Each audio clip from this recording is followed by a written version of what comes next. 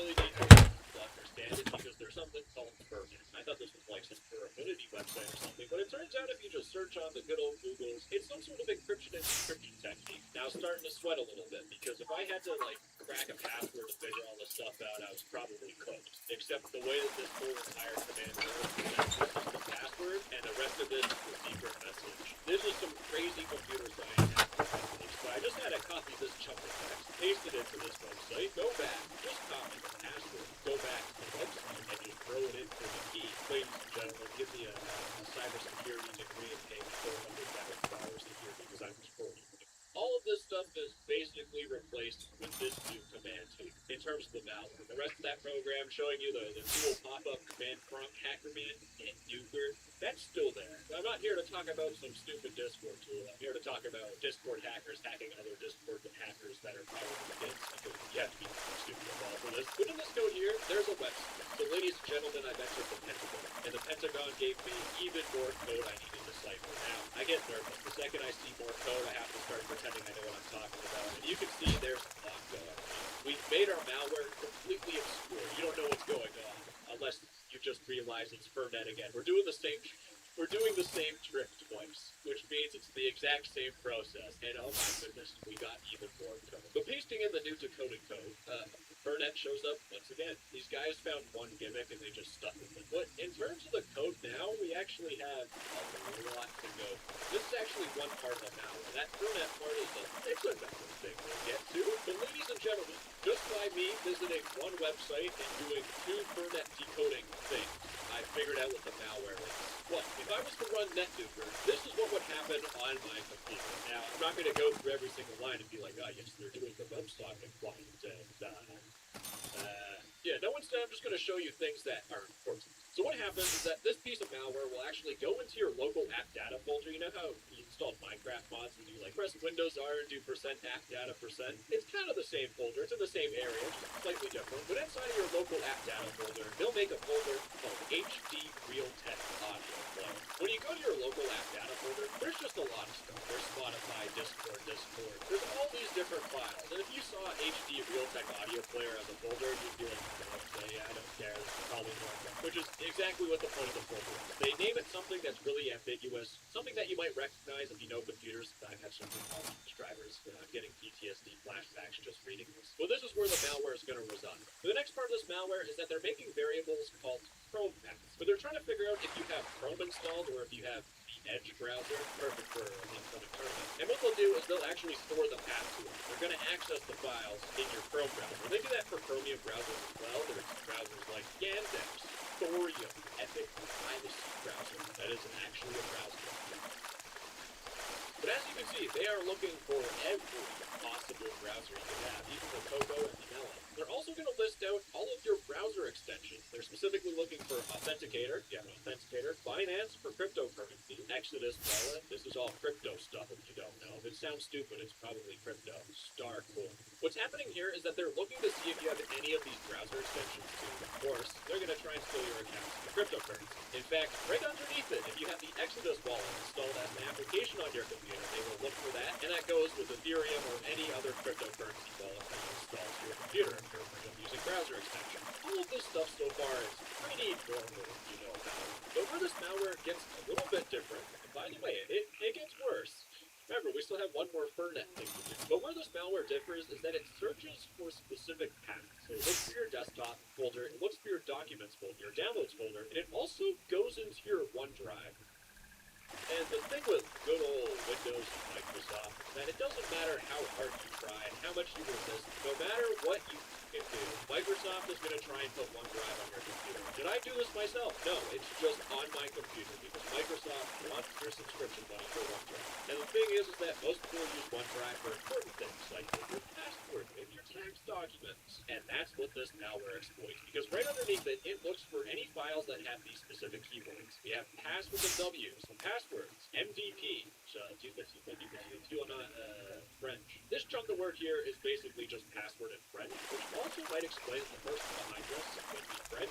But they also look for file names like login, or secret, or account, or PayPal, or bank, because you just bank in French, MetaMask, wallet, crypto, Exodus, Discord even, two-factor authentication, code, memo, I don't know what that is in French, token, backup, secret, is that just French spelling, or these people can't spell, and password. So if you have a random file on your computer called password in your desktop documents downloads, or in your OneDrive, which you probably do, this malware will look for it. In fact, it'll look for txt files, .log files, .doc files, .docx, XLX, the whole Microsoft suite in this bad boy, PDF, JSON files, CSV, database, JPEGs, PNGs, GIF, WebP, MP4.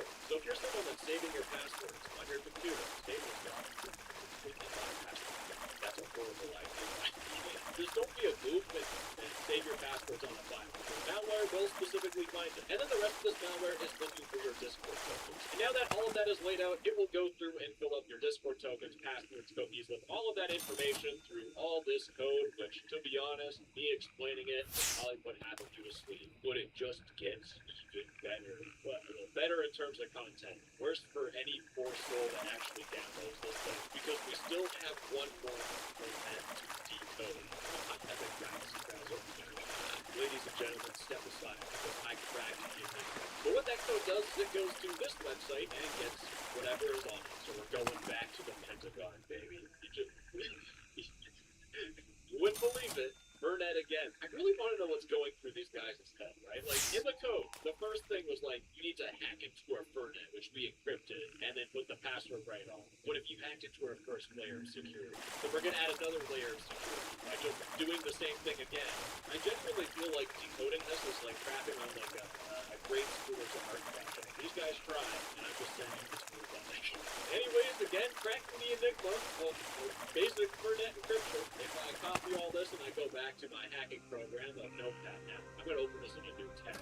Just get serious when I have to do that. And I paste in the code, we have our final bit of malware. And the best part is I think there's another Burnett in here where I have to run something in a virtual machine. But actually, this malware is really easy to go through because they commented it for us. What they do is they check for permissions. So they check whether or not you have admin, and if you don't have admin, then it'll just request administrator permissions by prompting that user account control that will pop up that says yes or no. But after it has admin, it goes through your PowerShell and it downloads this file here by the most reputable website I've seen. What are you? This is downloading a file. But with this file, we're going to good old Triage, which is the virtual machine software thing I use. So anyways, I'm going to submit this file and analyze it in the virtual machine, which, actually do one of those sick, like, cube transitions, or like one of those old-fashioned star lines. Those things slap. I'm in the virtual machine.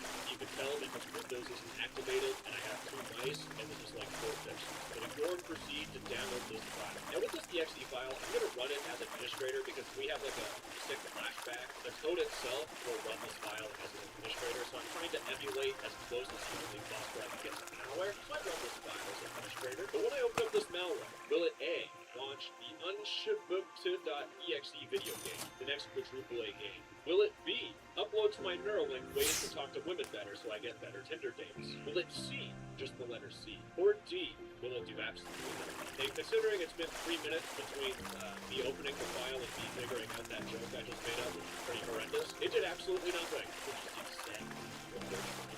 Because remember, when you download this file and you watch the YouTube video, you just look like you're hacking into a Discord server and like nuking them, or I don't even know what the thing was about it.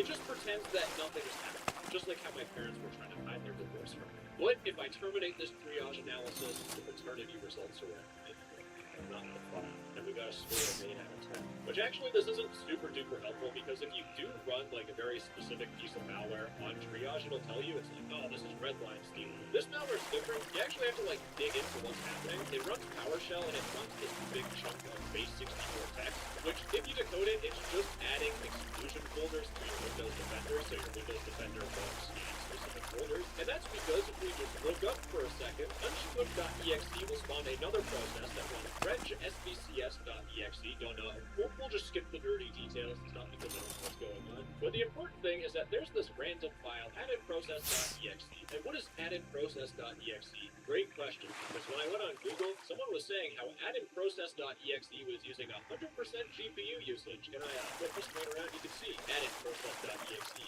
100% GPU. Now, why would addinprocess be using all your GPU power? That's because if we go back to triage, we can see that in this process, in the syntax of the command, there's xmr.cryptex.network. And if we copy that and we paste it into the googly Google, we lead to a crypto miner.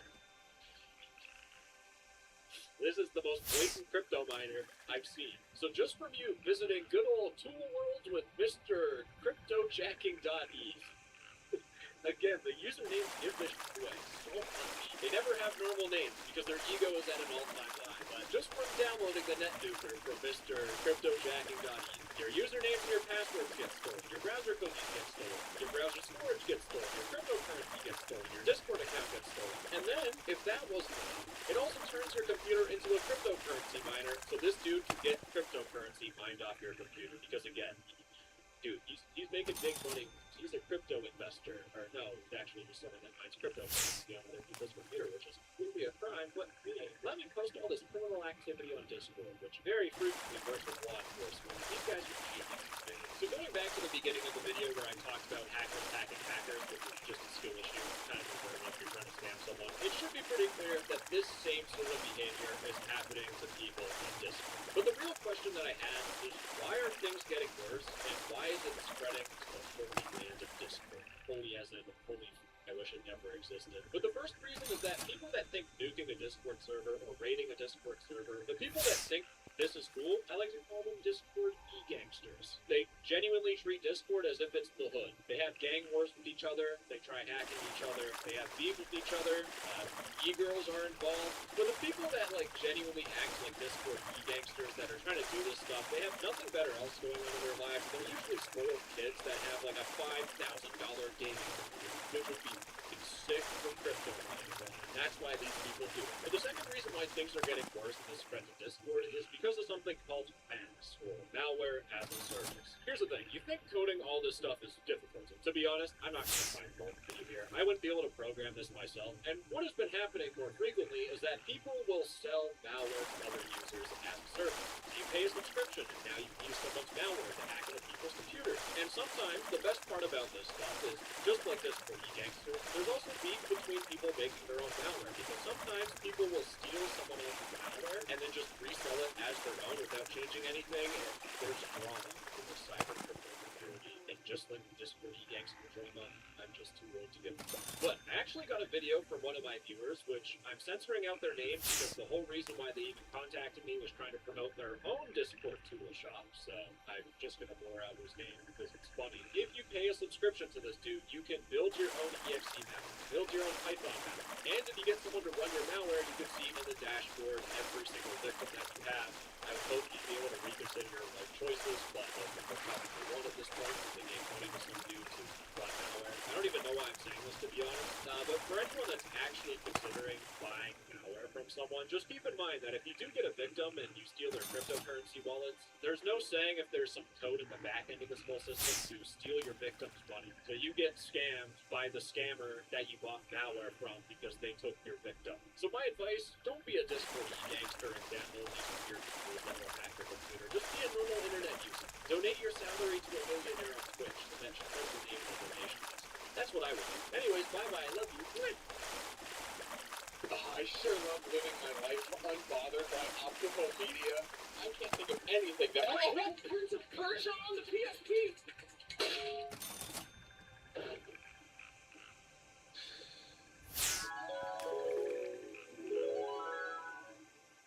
The year is 2006. The Xbox 360 has been the hot new thing for about a year at this point. People are ditching their original Xboxes in droves in favor of the 360. If I had a baby, I'd trade my baby in this thing.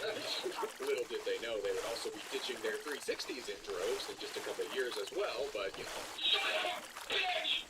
What the? Oh my god! And luckily all this mass upgrading had made it make sense for my family to finally pick up an original Xbox at an affordable price. 6-year-old me couldn't care less about the fact that it was technically last gen. Within my little world, which had been dominated by nothing but a SNES up to that point, the Xbox was advanced alien future technology as far as I was concerned. And who could even blame me for thinking that? Have you seen the boot animation on this thing? Nightmares about the green blob getting me aside, just navigating through these cryptic-looking menus and hearing this mysterious background ambience was so incredibly captivating to me. Up until now, it had never even occurred to me that a game console could have a menu, let alone have one that I could just be content sitting down and exploring. The big menacing stature of the console itself really tied everything together. Both the hardware and the software seemed like they were built specifically to appeal to every gamer's, as dumb as it sounds, darker bad guy side. And to me, the Xbox represented an outstretched arm, beckoning me to leave the warm and fuzzy cocoon of Nintendo games. It was time to put down the SNES pad, pick up a Duke, and see what Microsoft's new world had to offer. Fast forward to now, and the original Xbox is still remembered as one of the greats, although it is an aging one. This thing's pretty much a 22-year-old Pentium 3 PC at heart, and they're all kind of starting to have 22-year-old Pentium 3 PC issues now. Most notable being this clock capacitor leakage, which can spill this yummy capacitor fluid all over the motherboard and turn your Xbox into an Xbox. And if the clock capacitor blowing up doesn't get it, that spinning rust of a mechanical IDE hard drive probably will. And you know those controllers that you've been wrapping up the wrong way for 22 years? Yeah, well, that leads to the wires inside cracking and breaking apart, and next thing you know, you're either soldering together a cable to fix it, or you're playing Twister to get the connection stable every time you want to use it. Hey! How about that belt in the DVD drive drying out and falling off? That's kind of an important component to break, considering not only do you have to open up the Xbox to fix it, but then you'd also have to go and open up the DVD drive too.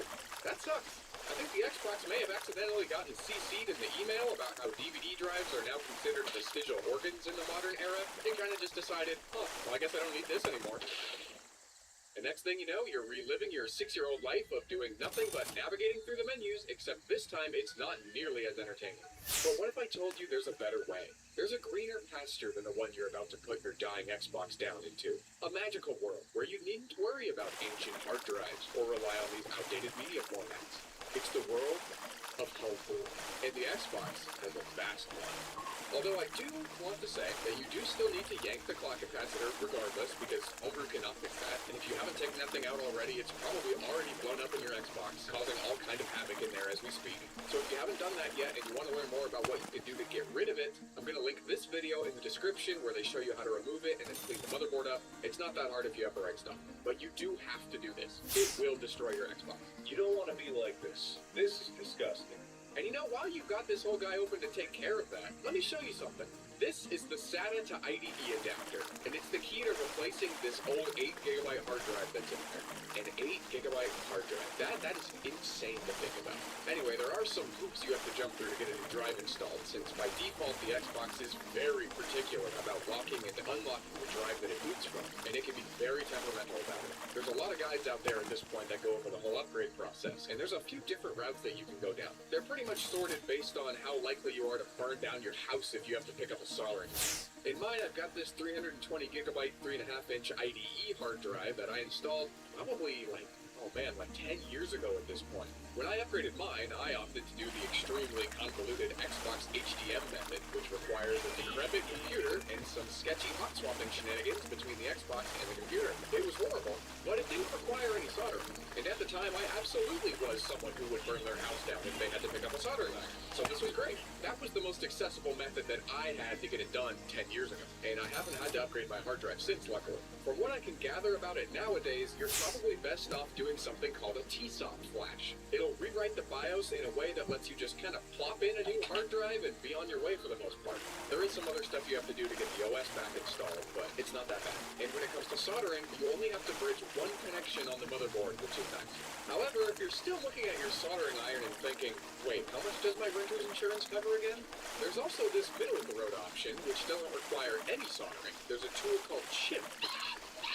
It does still require a Molex power cable splitter and It's more hot swapping. But no computers needed, just a soft-modded Xbox. And I do want to note that by far the best option if you want to upgrade the hard drive is the T-Soft flash. If you're truly that scared of soldering, then either A, use this as a character building exercise and do it anyway, or B, some people have had success using something called conductive glue to bridge those solder points. I have never used this, but I do see it recommended sometimes. There's also all kinds of dedicated mod chips out there that do all kinds of crazy stuff, including the functionality that a T-Soft flash would effectively give you. But I really have no experience in that field at all. I've never messed with them, so instead of regurgitating some stuff of dubious accuracy that I read on some forum to you guys, I'm gonna leave the coverage of those to the people that actually know what they're talking about. Okay, so you've got your Xbox open, you've got your clock capacitor removed, you've got your shiny new hard drive installed, but what about that pesky broken DVD drive? Here's a super easy way to deal with it. Don't worry, I didn't actually throw it in the garbage, it's just a joke. Don't get mad at me in the comments, I swear to God. When you have a modded Xbox, you can finally let go of that horrible, flawed media format. Say it with me, everybody. Optical media bad. But wait, there's a plot hole in this story. If the DVD drive is broken, then how did this Xbox get soft modded in the first place? Because you need an exploitable game like Splinter Cell, and you can only boot that game from the DVD drive. But it doesn't have to be this particular DVD drive. If you have a mod chip, for the most part, you can toss in any old IDE optical drive and farm a copy of Splinter Cell with your PC and then boot it that way, which is another pretty cool use case for mod chips. But the main character of this story can't solder in a mod chip. Not anymore. So what can he do? Well, his best bet is probably to try to repair the one that he's already got. If he's lucky, it's just the belt in here that needs replacing. If he's unlucky and it's the laser or one of the motors or the controller board, he might just be better off buying a used drive on eBay and hoping that works well enough for one last use. After all you need to do is boot one stupid game, and then the drive can go in the garbage. Because with his newly modded Xbox, he's going to be playing games off his hard drive, baby. That's the reason I upgraded my hard drive and even soft modded my Xbox to begin with. Even a small 320 gigabyte drive like this one will hold around 60 or so Xbox games, which is way more than enough for me. But I didn't fill my hard drive with Xbox games. I couldn't even think of 60 games I would want to play on the original Xbox anyway. Honestly, all I really need is Madagascar up to the point here where you can play the mini golf game, then I'm pretty much set. That's all I need. But either way, once you mod your Xbox, you can play a hell of a lot more than just Xbox games. NES? We got those. Super Nintendo? We got those too. With the original Xbox, it becomes more of a question of what can't you emulate? The Xbox has been a titan of game emulation for a really long time now. It's pretty common to see them used in both home and real arcade setups. Thanks to the nearly off-the-shelf Pentium 3 CPU that's in the Xbox, homebrew developers had a fantastic starting point to port over most existing emulators that were already running on PC. From what I've gathered, listening to videos from the likes of MVG, some of the hardest parts of doing this were implementing virtual RAM management trickery to get around having 64 megabytes of RAM to work with.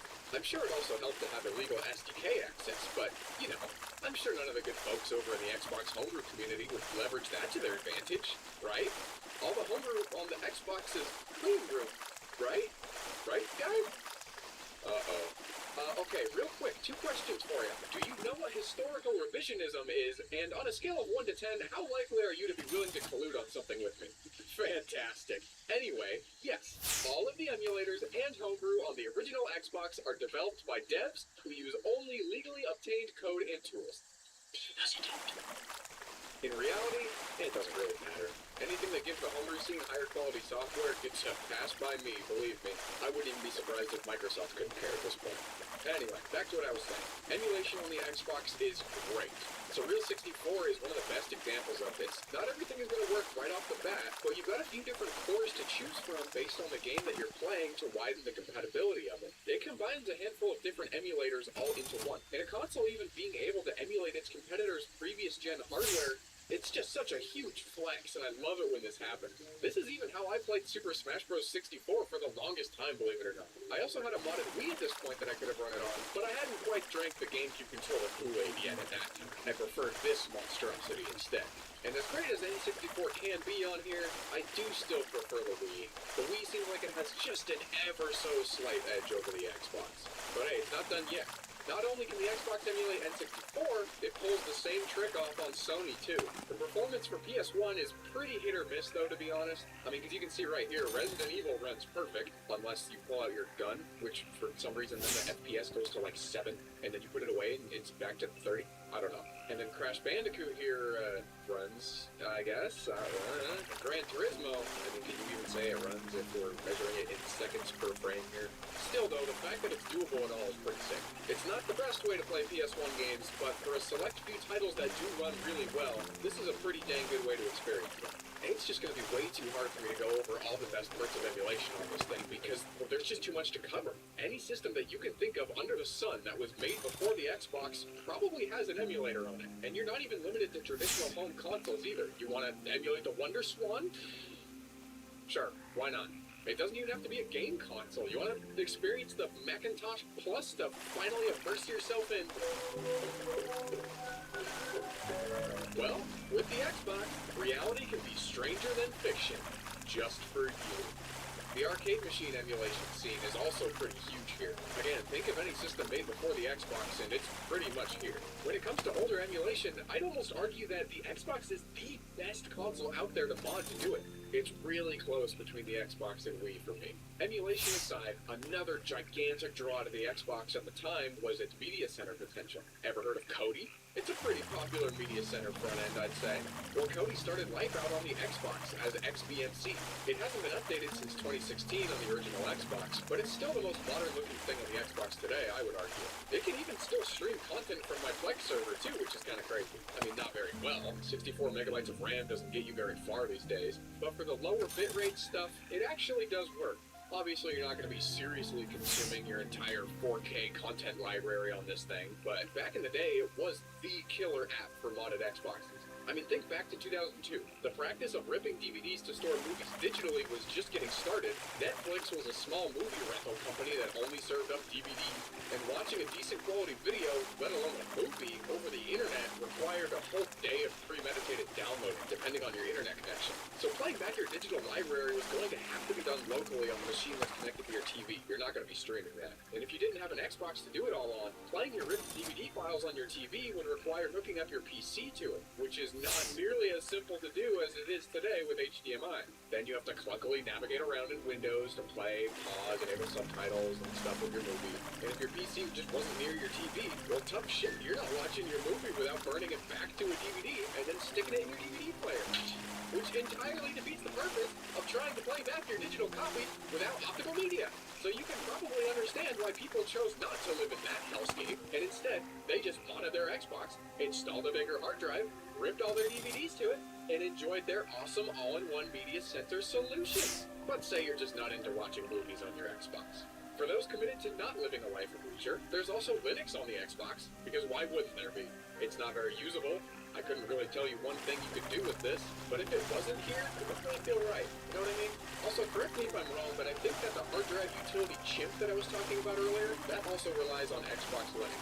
So let's see, we've gone over the hardware, emulation, homebrew media center apps, and what would a homebrew console be without ports? There's a handful of pretty cool games that were ported over to the Xbox, and we'll get this one out of the way. Yes, it runs Doom, very good. Yes, Doom, okay, moving on. Something way cooler, in my opinion, is Half-Life. And it's working, actually, don't get distracted by the missing textures on the NPCs and weapons. This runs really good. And it's not my install here that's messed up. This is just a known limitation with the port. The dev just barely couldn't get everything working here with only 64 megabytes of RAM, and textures on the NPCs and weapons had to be sacrificed to get it to run. There is a build for Xboxes with upgraded RAM, which does work better, but I've heard that it's also slightly unfinished. Anyway, other than these guys repping Tyler McVicker's merch store, this port runs pretty good. It's locked to 60 FPS the entire time. It plays like it was just made for this thing. And after all, the Xbox did have an official release for Counter-Strike, which from what I can see also runs pretty well, so I'm not all that surprised. Man, it runs a lot better than Half-Life 2 does on the Xbox, that's for sure. And another game that I'm really enjoying checking out every time I make one of these homebrew videos is Super Mario 64. Not under emulation, but running natively. Super Mario 64 has been reverse engineered for a few years now, and it can be natively ported to just about anything. It's like the next generation version of Can It Run Doom at this point. And the Xbox here runs Mario 64 pretty dang good. I was able to get it running in 720p as well, which is great. It does cause a bit of a slowdown in some areas, but overall it was fine. And I had checked out the Wii port of Mario 64 previously, and this is how that went. And I've been told that the Wii port has had some work done since I last looked at it though, so a lot of these issues have been fixed. Like the Wii version though, I did have to also compile this version myself, but the dev for the Xbox version, just like the Wii, also has a Docker that takes care of pretty much everything for you. All you gotta do is provide a ROM for the assets, and you'll be playing your favorite plumber on the Xbox. The Xbox really just is one of the greatest consoles for modding of all time, I think. It's super cool how devs are able to utilize this outdated PC hardware. I mean, 64 megabytes of RAM, like, come on, dude, that's insane. Anyway, sorry if this video is a little bit shorter than you might have expected. I usually like to look at original community-made games when I make these homebrew videos, but for the Xbox, I couldn't really find any that was worth sharing. Plus, it's been pretty busy with all these sticker packs that you guys have been buying. Thanks again for that. Oh, that reminds me, I just launched a Spring store that you can find in the description. There's all kinds of stuff in there, from Bringus hoodies to Grandma on the PSP and to whatever this is. It'd mean a lot to me if you check it out. Plus, LTX is coming soon and I gotta get ready. But I hope you guys enjoyed the video nonetheless. Thanks to all my patrons for the support. Join the Discord and keep on trucking, gamers. The Sega Dreamcast, also known as the original Xbox, we have at home. Or maybe the best, worst console of all time. Can you tell I don't think very highly of the Dreamcast? I didn't have a Dreamcast growing up. And statistically, you probably didn't either. I was growing up during the twilight of the Xbox, PS2, GameCube generation of video game consoles. And the whole time, I had never even heard of the Dreamcast. Most of the kids that I knew had a GameCube or a PS2. And if you had a cool uncle, you had an Xbox. Later on, as I got more interested in video games, I would browse around on Wikipedia to learn more about the game consoles of the past. And eventually, I landed on the Dreamcast. Finding this thing for the first time was like a fever dream. Like, wait a second, you're telling me that Sonic Adventure 2 wasn't just a GameCube game? Sega kept making game consoles after the Genesis? And who could even blame me for not knowing? The Dreamcast had completely come and gone in the time span that it took me to learn to stop shitting in a diaper. Yet Sega over here was just celebrating 20 years of Dreamcast. 20 years? It wasn't even on sale for 2! So that's where I come from. The Dreamcast has always just kind of been a footnote to me. Just a little side quest that you could go on when you want to get into retro gaming. I always figured that if I chose not to bother with the Dreamcast, I wouldn't be missing much. But at the same time, the way I enjoy things is a little different. I'm all about the hacking, modding, and homebrew stuff. And let me tell you, I'm in pretty deep. And luckily for me, whether a console succeeded or failed commercially doesn't generally factor into what you can do with it homebrew-wise. On this channel, I've shown you guys what you can do with a lot of my favorite consoles. But the Dreamcast, it's uncharted territory for me. Does homebrew on this thing suck as much as the sales figures for it did? Maybe, but there's only one way to find out. So the Dreamcast, it loads its games exclusively through an optical drive, optical media bad, which in this case is a GD-ROM drive made by Yamaha. A GD-ROM drive is different from a CD-ROM drive because it uses GD media, which holds 1.2 gigabytes of data, compared to CDs, which only hold 700 megabytes of data. So, like, way to go, Sega, right? GD-ROMs were a 71% improvement over CDs. That's just amazing. Why didn't everybody else start using these? Oh, yeah. Yeah, the PS2 and the Xbox, and to some extent the GameCube, all avoided CD storage limitations by just using DVDs. With the way that games were getting bigger at the time, with higher quality graphics and textures, 1.2 gigabytes was not going to cut it this generation. Hey, no sweat for Yamaha, though. GD-ROM sucks? No big deal. We still got our drum kit, motorcycle, piano, guitar, jet ski, robotics, snowmobile, boat, semiconductor manufacturing equipment, and crop dusting RC helicopter businesses to keep us afloat. Funny enough, the best part about the drive that they threw in here has nothing to do with the GD-ROM format at all. No, this drive has the ability to read regular CDs for compatibility with mil-CD discs. What's mil-CD? Honestly, nobody really cares. All you really need to know is that it massively backfired, because it's why the Dreamcast can read games burned to CDs right out of the box.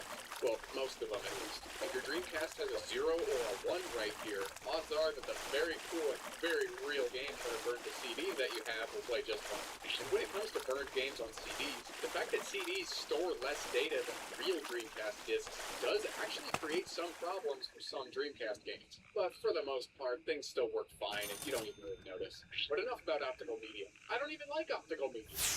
How about the CPU?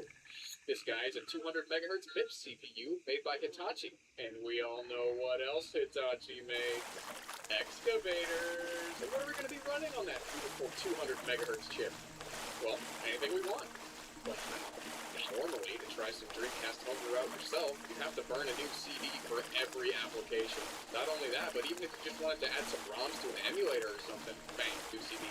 That sucks. Unlike consoles like the Wii, which have an SD card slot on the front and USB ports on the back, there's no real standard format of storage on the Dreamcast other than the optical drive. There is a cheap SD card adapter for the serial port, but I've heard it's very slow and the compatibility is hit and miss. All of this makes exploring the world of homebrew not only kind of a pain here, but just wasteful too. Not everybody has the skills to make CD art out of their old burns, so usually they're going right in the trash. If you just want to check out a few things, then I guess a 10-pack of CDs and a USB writer will do you just fine. But if you want to get into it, I'd recommend a GDMU. I installed one in this Dreamcast, and if you want to see me flail around trying to figure that one out, I made a video about it a while ago that you can find on the channel. The GDMU pretends to be a GD-ROM drive, but it reads everything from an SD card. It even lets you use this nice front end right here to load everything from. There's also some other wacky ways to install storage in this thing. Like you can adapt a compact flash card or even a freaking IDE hard drive into it. And those methods are actually pretty cool because then you don't have to gut your optical drive. But for most people though, I still think that the GDMU is the best way to go since it's pretty much plug and play once you get the thing open. There's no soldering. You just have to be willing to sacrifice your optical drive. And I know I am. Let's put that GDMU to use and check out some ports, huh? The Dreamcast actually has a lot of games unofficially ported to it, including one of my favorites, Dota 2. Super Mario 64. While N64 emulation on the Dreamcast isn't much to write home about, and I'll talk more on that later, Super Mario 64 itself also is not great.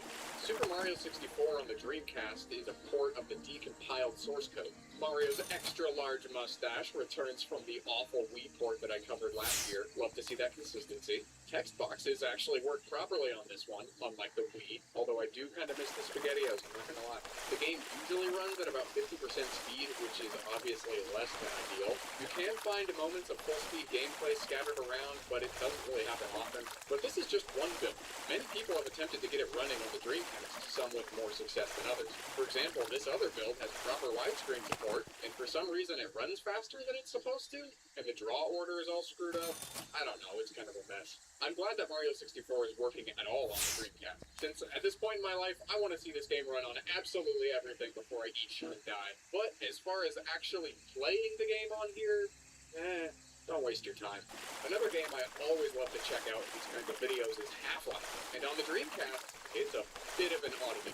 This version is not a community-made homebrew port. In fact, it's as close to the real deal as you can get. Despite Half-Life never being released on the Dreamcast, it was fully ported by Captivation Digital Laboratories. Gearbox Software also made additional brand new content for it called Half-Life Blue Shift. Blue Shift was originally created for the Dreamcast specifically. A second disc was even planned for release after the first, which would have contained extra goodies like Opposing Forces multiplayer, Team Fortress Classic, and Counter-Strike.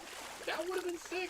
The intention was obviously to release the game officially on the Dreamcast, but all of this unfortunately fell through after Sierra, the publisher for the game, canned the whole thing after the project was delayed several times. Eventually, a build of the game was leaked in 2003. It has a build date of May 23rd, 2001, about a month before the whole thing was canceled. So this leaked build serves well enough as an example of what the finished game would have been like, and it's what you're seeing me play here today. The Dreamcast and PC versions of Half-Life are actually fairly different from each other. If you want to learn more about that, I'd recommend watching Ratlobber's video covering Half-Life's ports. I don't really want to get into the weeds of that in this video. What I will get into, though, is how the game plays on the Dreamcast, which is goofy and bad. Look at this thing. How do you play a first-person shooter on it? Who fucking knows? They opted to make the face button move you around, and the joystick moves the camera. As disgusting as this may seem in an era with modern shooters, it's probably still the best way to set the controls up. But it leaves you with just 6 buttons for everything else. Half-Life is not a 6-button game. To solve this, they made the left trigger a mode shift key that switches the functions of what all the buttons do. There are some other control schemes outside of the default one, and you are granted the freedom to set this atrocity up in any way that you can think of. But you know what? You could just choose not to use a controller at all. There's full Dreamcast keyboard and mouse support here. Also, yeah, those exist. I don't have the luxury of owning either of those, though, so I suffer. But it's only $70. Okay, so maybe I do own a Dreamcast keyboard. That's all you're getting out of me. I'm not spending $100 on a mouse. But I do have to say, Half-Life on the Dreamcast with a keyboard is kind of great. Even without the mouse, it's so much better. I played the game with my right index finger on the joystick and my thumb on the D-pad.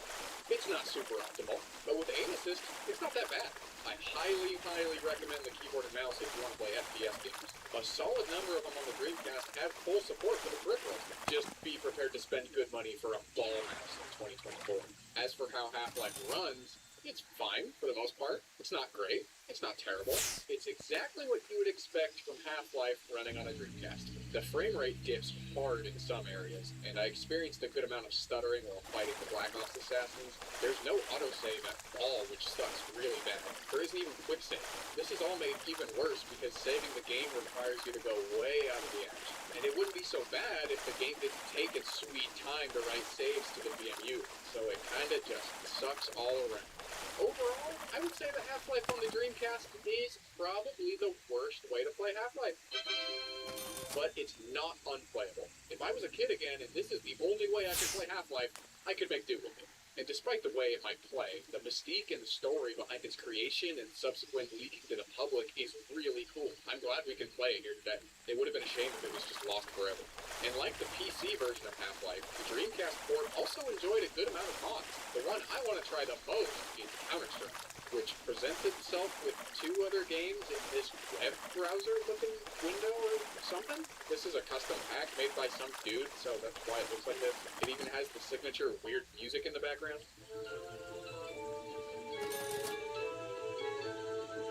As is the custom for bootleg game packs. Once you get in game, you enter this custom hub world of some kind where you can enter into these rooms in order to load different maps. Once you load into the map, you're given a mission to carry out, then you have to go and kill all of the NPCs that are in your way.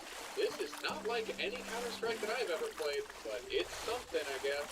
There's a whole lot more mods to try, but I think for now that's going to wrap up our Half-Life adventure. There is one more port that I want to look at though. So I never played the original Postal. I've only ever played Postal 2. So my first time experiencing the game at all is right here, right now, on the Dreamcast. It feels less unique and a lot less comedic than the second game.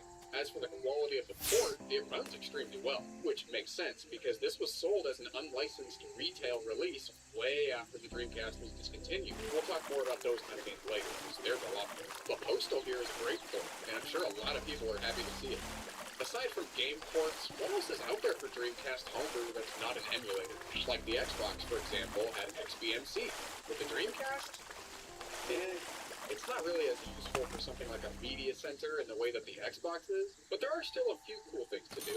Like nearly every other game console these days, the Dreamcast has its own homebrew port of Linux. I snagged a version of Red Hat to try, and it booted up just fine. I typed my login with my fancy new keyboard, and then I remembered that I didn't buy a mouse. Yeah, not much I can do from here. But there is a copy of Doom built into it, and oh no, that's terrible, never mind. Along the same lines as Linux was an operating system called NetBSD. I got the kernel booted up, but doing anything beyond that seems like a challenge that I'm not really up for, considering you need to get the Dreamcast hooked up to your local network and then run some NFS shares for the Dreamcast to pull stuff off of. No, not today. Remember how the Dreamcast has this little guy in the controllers, the VMU? Well, there's even homebrew for these things too. There's a utility called VMU tool that lets you do all kinds of exciting stuff to your VMU, like defragment. It's this. How exciting. You can dump your save files, change the image that's displayed on the VMU screen. You can even hex edit the storage on it directly. It's a really powerful tool. You can transfer minigames to the VMU without owning a copy of the game that minigame came with, which is cool. There's even a couple of homebrew games to play. There was a tiny version of Pokemon being worked on for the VMU, but sadly it looks like the project was abandoned. Alright, I know what you guys have been waiting for. What is a homebrew video without emulation? But before I talk about the capability of the Dreamcast as an emulation device, I want to tell you about an interesting footnote in Dreamcast history regarding a semi-official Genesis emulator. So back in the day, there was a game cracking group for the Dreamcast called Echelon. They would post ripped copies of tons of Dreamcast Dreamcast games illegally. There was also a game called the Sega Smash Pack. It was an official collection of older Genesis games that ran on an emulator created by Sega. The emulator itself was pretty crap. But what makes it interesting is that when you rip the game disc and browse the contents of it, you'll find a file on the root of the disc called echelon.txt. Turns out, this file was indeed referencing the cracking group Echelon. The file itself contains documentation on the emulator that was developed for the pack. There's instructions on how to boot your own Genesis ROMs. The developer that wrote it signed off on the end with, "Don't forget to pay your respects to Uncle Sonic." Sony just doesn't get it. I imagine this was in reference to the fact that Sega was going under as a console maker at the time, since that was announced to the public on the same day that this pack was released. Man, imagine being this developer, knowing that the Dreamcast was getting canned, and yet still having to work on this collection for it. And not only that, imagine being told to slap a Volume 1 on the front of a game, and then there was even a chance of a Volume 2. I guess the note that the dev left was pretty much him saying, "Oh, you want a Volume 2? Okay, sure, make it yourself, idiot. Here's the emulator. Good luck." Back in the Dreamcast homebrew world, a whole load of emulators have been created for it. This thing is a great way to experience older consoles like the Atari 2600, the Intellivision, the ColecoVision, all that weird old stuff. You know what? I don't really care. Let's just move on to the NES. And NES on the Dreamcast is exactly what it sounds like. I'm playing Mega Man 2 with a Dreamcast controller. Very cool. This is running on the Nestor DC SE emulator, and there's really nothing to note here except that NES works, and it works perfectly. Sega Master System games work just as well as NES ones, but this time you get a cool little picture on the VMU. This is the first time I've actually ever played a Master System game, so I don't really know if things are completely running correctly, but as far as I can tell they are. These transitions in Sonic Spinball look just fantastic, but I think that's how they're supposed to look. Spider-Man vs. the Kingpin ran well, even if I couldn't figure out what the heck I was supposed to be doing other than giving the cops a taste of their own medicine. Then I got my ass handed to me in some tennis game. Look at this, I practically handed the win to this asshole. But Master System on the Dreamcast works great. A console I am far more familiar with, though, is the Sega Genesis. The emulator Gens for Dreams brought me great joy as I played through some of the most renowned Genesis classics ever. Animaniacs, Bubsy, and Chester Cheetah. And you know what? The Dreamcast did fantastic while playing these games. Just like the other emulators, I have nothing bad to say about it. Super Nintendo, however, is where I imagined this thing was going to start to struggle a bit, and oh yeah, it did. Think of any hallmark of poor emulation and trust me, you'll find it here. Missing layers? We got those. Crusty audio? You betcha. Sub 100% speed? No problem. Nauseating frame skipping? Coming right up. But yeah, SNES emulation is not great. Also, 2024 is the year of SNES. SNES is canceled. This gameplay was in the emulator SNES for All, but that's not the only one I tried. I also downloaded Dream SNES, which was better sometimes, but also worse sometimes. In Dream SNES, I felt like there were more slowdowns and frame skipping, but generally it worked better and seemed more accurate. You can see in Pac-Man 2 in SNES for All, the black circle that surrounds the scene here is super low resolution and blocky, but in Dream SNES, it looks correct. Dream SNES actually booted Mr. Pac-Man 2, unlike SNES for All, which didn't. With all of that, plus the crappy D-pad on this thing anyway, SNES on the Dreamcast is just kind of more of a novelty. I wouldn't seriously try and play anything on here. GBA emulation, no, I'm just kidding. GBA emulation is a complete mess. This is the GPSP-DC emulator, and from what I can tell, it's the only GBA emulator on here worth giving a damn about. But despite that, no amount of frame skipping or marketing from LEGO could save Galador here. It just sucks. Then I tried Breakout, Centipede, Warlords, because I thought, hey, those are some basic old games. They'll probably run fine. But the ROM didn't even boot, so nope, never mind. Codename Kids Next Door was about as crap as Galador, and with that, my official diagnosis for GBA on the Dreamcast is done. There was apparently a Nintendo 64 emulator at one point that could boot games, but it couldn't do much more than that. This video from 16 years ago, published by Simpson474, shows it booting Mario 64 and then running really slow. But, I mean, it is running. I can't show it off myself because all the links to it are dead, but based on this footage, it doesn't look like we're missing out on much.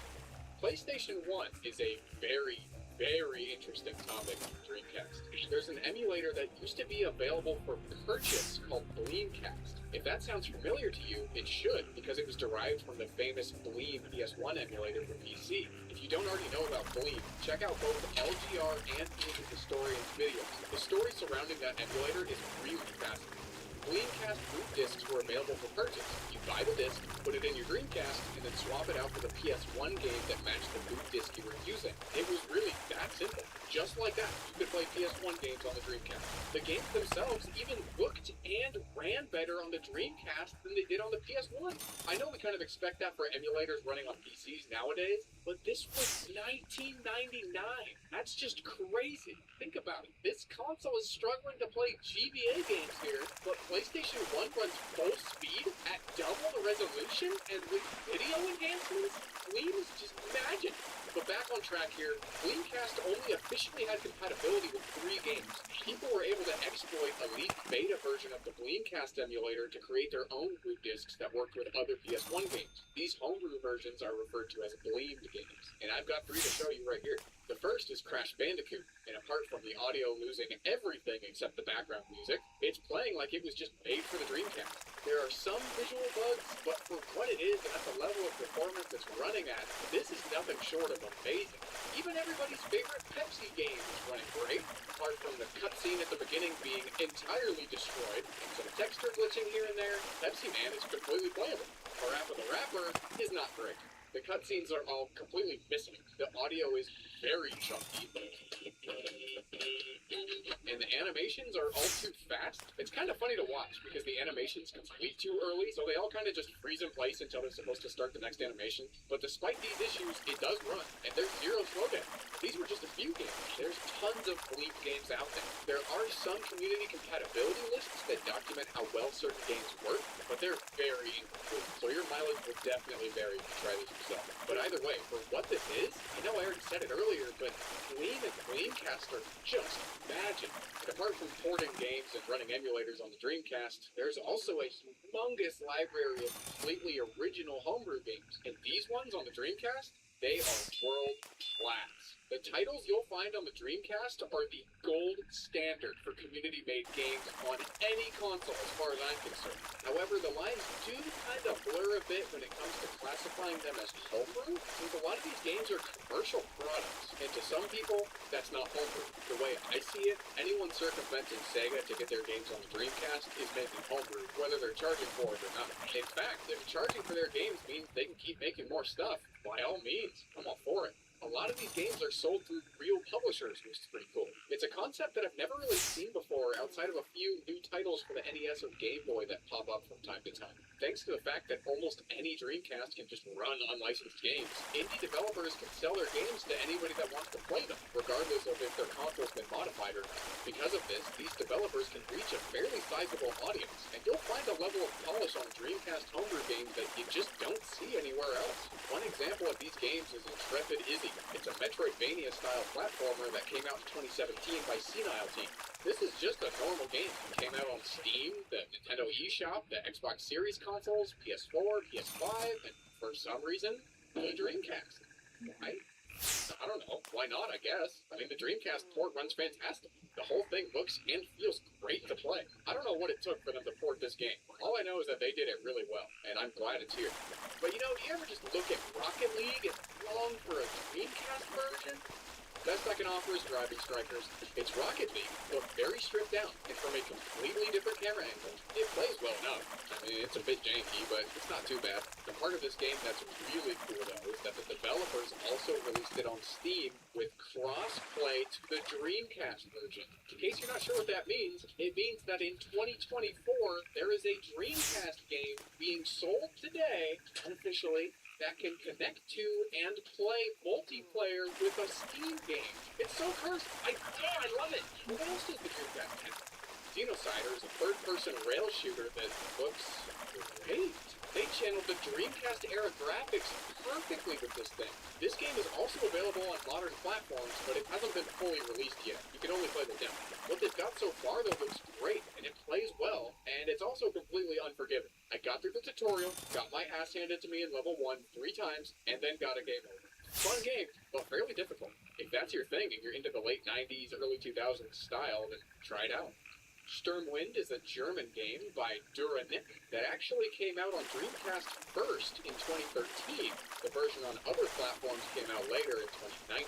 It's a 2D rail shooter that also recreates the aesthetics of these early 2000s, late 90s games pretty nicely. It's very polished and it plays well, so it definitely makes the list. This is Tunnels. It's Half-Life, but with a giant spider. Oh, wait, hold on. At one point, I paused the game and the whole thing crashed, so that was cool. This guy doesn't even want to fight me. What the heck? As far as I can tell, you're just supposed to walk into one of these tunnels, which eventually leads you back to the main chamber, and then at some point you gotta kill the spider by just smacking it a bunch. Then you get a screen saying you survived, and then the map reloads. It's obviously more of a tech demo than anything, but I wanted to include it because I thought it just looks cool, and it seems like it would serve as a really nice base if somebody wanted to build an FPS off of it. So, how do I feel about the Dreamcast homebrew scene now that I've experienced what it has to offer? I don't think it's the best, but I also don't think it's the worst. What I do think is that they've got something special. I was hesitant to make this video at first because I assumed that nobody was going to bother doing anything with a failed console with a terrible controller and a crippled storage format. But boy was I wrong. The Dreamcast community has really made the console their own, no doubt about that. And with indie developers choosing to make brand new games for the Dreamcast, they've truly given it a second lease on life. You know, I've had this image of a lost dog in my head while I've been making this video. One where the dog's original owner left them behind because they didn't live up to the owner's expectations. But after finding the right person, the dog was taken in with open arms, and it grew and it thrived. That's the story of the Dreamcast. The Dreamcast lives on today as something greater than it ever used to be. You know, at least to me, as someone who never really understood its appeal. It turns out that all it needed was some patience and love from the people that really cared about it. The Dreamcast is old, but it's been taught some new tricks. I'm glad I got to experience them myself. I think I'm finally starting to get it. The Dreamcast was not a successful console. It looked dated even for the time, and the average gamer probably thinks of it as nothing more than the thing that killed Sega home consoles for good, if they even remember it at all. But there is no doubt in my mind that after everything it's been through, and after both Sega and the general public moved on, the Dreamcast didn't just fade away. It found its place and its people, and in that place, and by those people, it's loved just the way it is. Long live the Dreamcast. Nah, I'm just kidding. I still fucking hate this thing. I hate it so much that I'm giving it to you! Want this Dreamcast? It's yours, my friend. As long as you enter the giveaway. You get this Dreamcast, which is the one that's modded with the GDMU. You get the SD card, which I'm not erasing, by the way. So everything you saw in the video is pretty much on here. You get a controller that's just as yellow as the console. A VMU with a fresh set of batteries. Plus some power and a video cable to actually use it. How do you enter this mighty fine giveaway of mine? Number 1, like the video. Number 2, subscribe. Number 3, leave a comment. Number 4, have a Discord account. When I draw the winner, I'm going to find the winner's comment on the video, and I'm going to reply to it. And to claim the prize, you then have to reply to me in your comment with your Discord username. So then I can find you on Discord, and we can hash out all the details like the address and all that. This giveaway is open to those in the main 48 states in the US and Canada. I have no confidence in the American postal system to get this thing overseas, so sorry everyone else. But yeah, that's all you gotta do. Check out all these cool social accounts that I made. It's the best way to keep up with whatever the heck it is I'm doing nowadays. And yeah, gaming.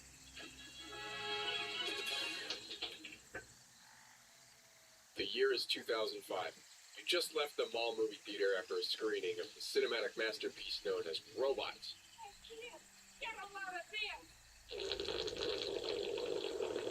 Eager to maximize the amount of fun that could be had on this outing, you scan the retail horizon for your next target. After locking eyes with a GameStop just a few stores down, you ask your dad if you can go inside. He says not to be gone any longer than 15 minutes, which was alright because that's all the time you needed. He wanders off into Circuit City to look for a new 5-disc CD changer, and you make a beeline for GameStop. You were here for the opportunity to command one of the most advanced pieces of portable technology that you had ever laid your eyes and hands on.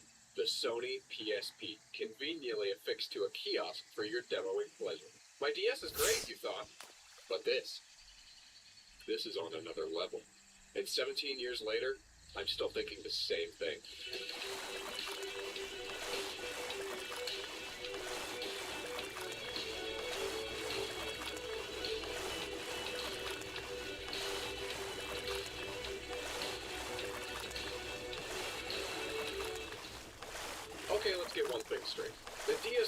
amazing for what it was. It took portable gaming to the next level and innovated in ways that only Nintendo could. But the Sony PSP had a much simpler goal in mind. Make this into that. Sony didn't set out to make a portable game console. They set out to make a game console portable, and they did a damn good job. The PSP was leagues above the DS, especially the original DS, when it came to, well, anything that was not playing Nintendo games. And, spoiler alert, this reason was very quickly invalidated. Graphics? We got them. Analog controls? We got those too. Removable storage? Hell yeah. Optical media? Weird flex, but okay. Friggin' TV out, dude? Hell yeah! I don't know, you wanna call grandma on the PSP, huh? You wanna call your grandma? Look at that, who's gonna stop you? PSP had some real wacky features too. You could even play your PS3 games with this thing remotely. That was a first-party feature. And a lot of these things left modders drooling over the potential of the PSP as a platform for homebrew emulation. And remember, this was 2005. You couldn't just hop onto AliExpress and pick up the first 401 video game console retro portable mini handheld game 3.0 inch color LCD kids color game player built-in 400 games that you saw. We had limited resources to work with here, and the PSP was looking incredibly appealing to fill that void. Unlike the DS, the PSP doesn't really have a digital cartridge slot to play games from, just a weird proprietary optical drive, so devices such as a flash cart were kind of completely out of the question. And I do hear you saying, wait, didn't you say earlier that there was removable storage? And yes, there was, but for the majority of PSPs out there, you couldn't just slap an emulator on the memory stick and call it a day. Programs that you run from the memory stick have to be digitally signed by Sony in order to run, and Sony had no interest in allowing emulators and such to run on their console. So that's it then, right? We just say GG to Sony, wrap up our controller, and go home? No, this is where the greatest thing in video game console modding history comes into play. The soft mod. There have been many of them over the years, and it's not exclusive to the PSP. On my PSP, I'm running the Pro C2 custom firmware. It's kind of the gold standard nowadays. Custom firmware is kind of like a hack system update that does all the heavy lifting for you. And after it's installed, that's it. You just load up your memory stick with homebrew. But what homebrew? Like the DS, you've got a few basic categories of things that you can do with a homebrew-enabled PSP. You've got community-made games and applications to check out, retro consoles you can emulate, and backups you can play, which is a very G-rated way to say that you're just gonna pirate the shit out of the entire PSP library. Okay, I'm actually gonna take one step back now to show off something that you actually don't need a modded PSP to do. Web portals were all the rage back in the day. Didn't have a Windows Vista computer? Well, look at that, now you do. Wished you bought the inferior game console? Well, gee, look, there it is, now you did. Web portals on the PSP are just little tiny self-contained websites that you can load up from the memory stick on the built-in PSP web browser. All it really was a little HTML, some JavaScript, a pinch of shockwave player, nothing the browser couldn't handle. It's just a fun little toy more than anything else, but it's something I completely forgot that I used to do until I started doing research for this video, and I wanted to show it off to anyone that never got a chance to check these out back in the day.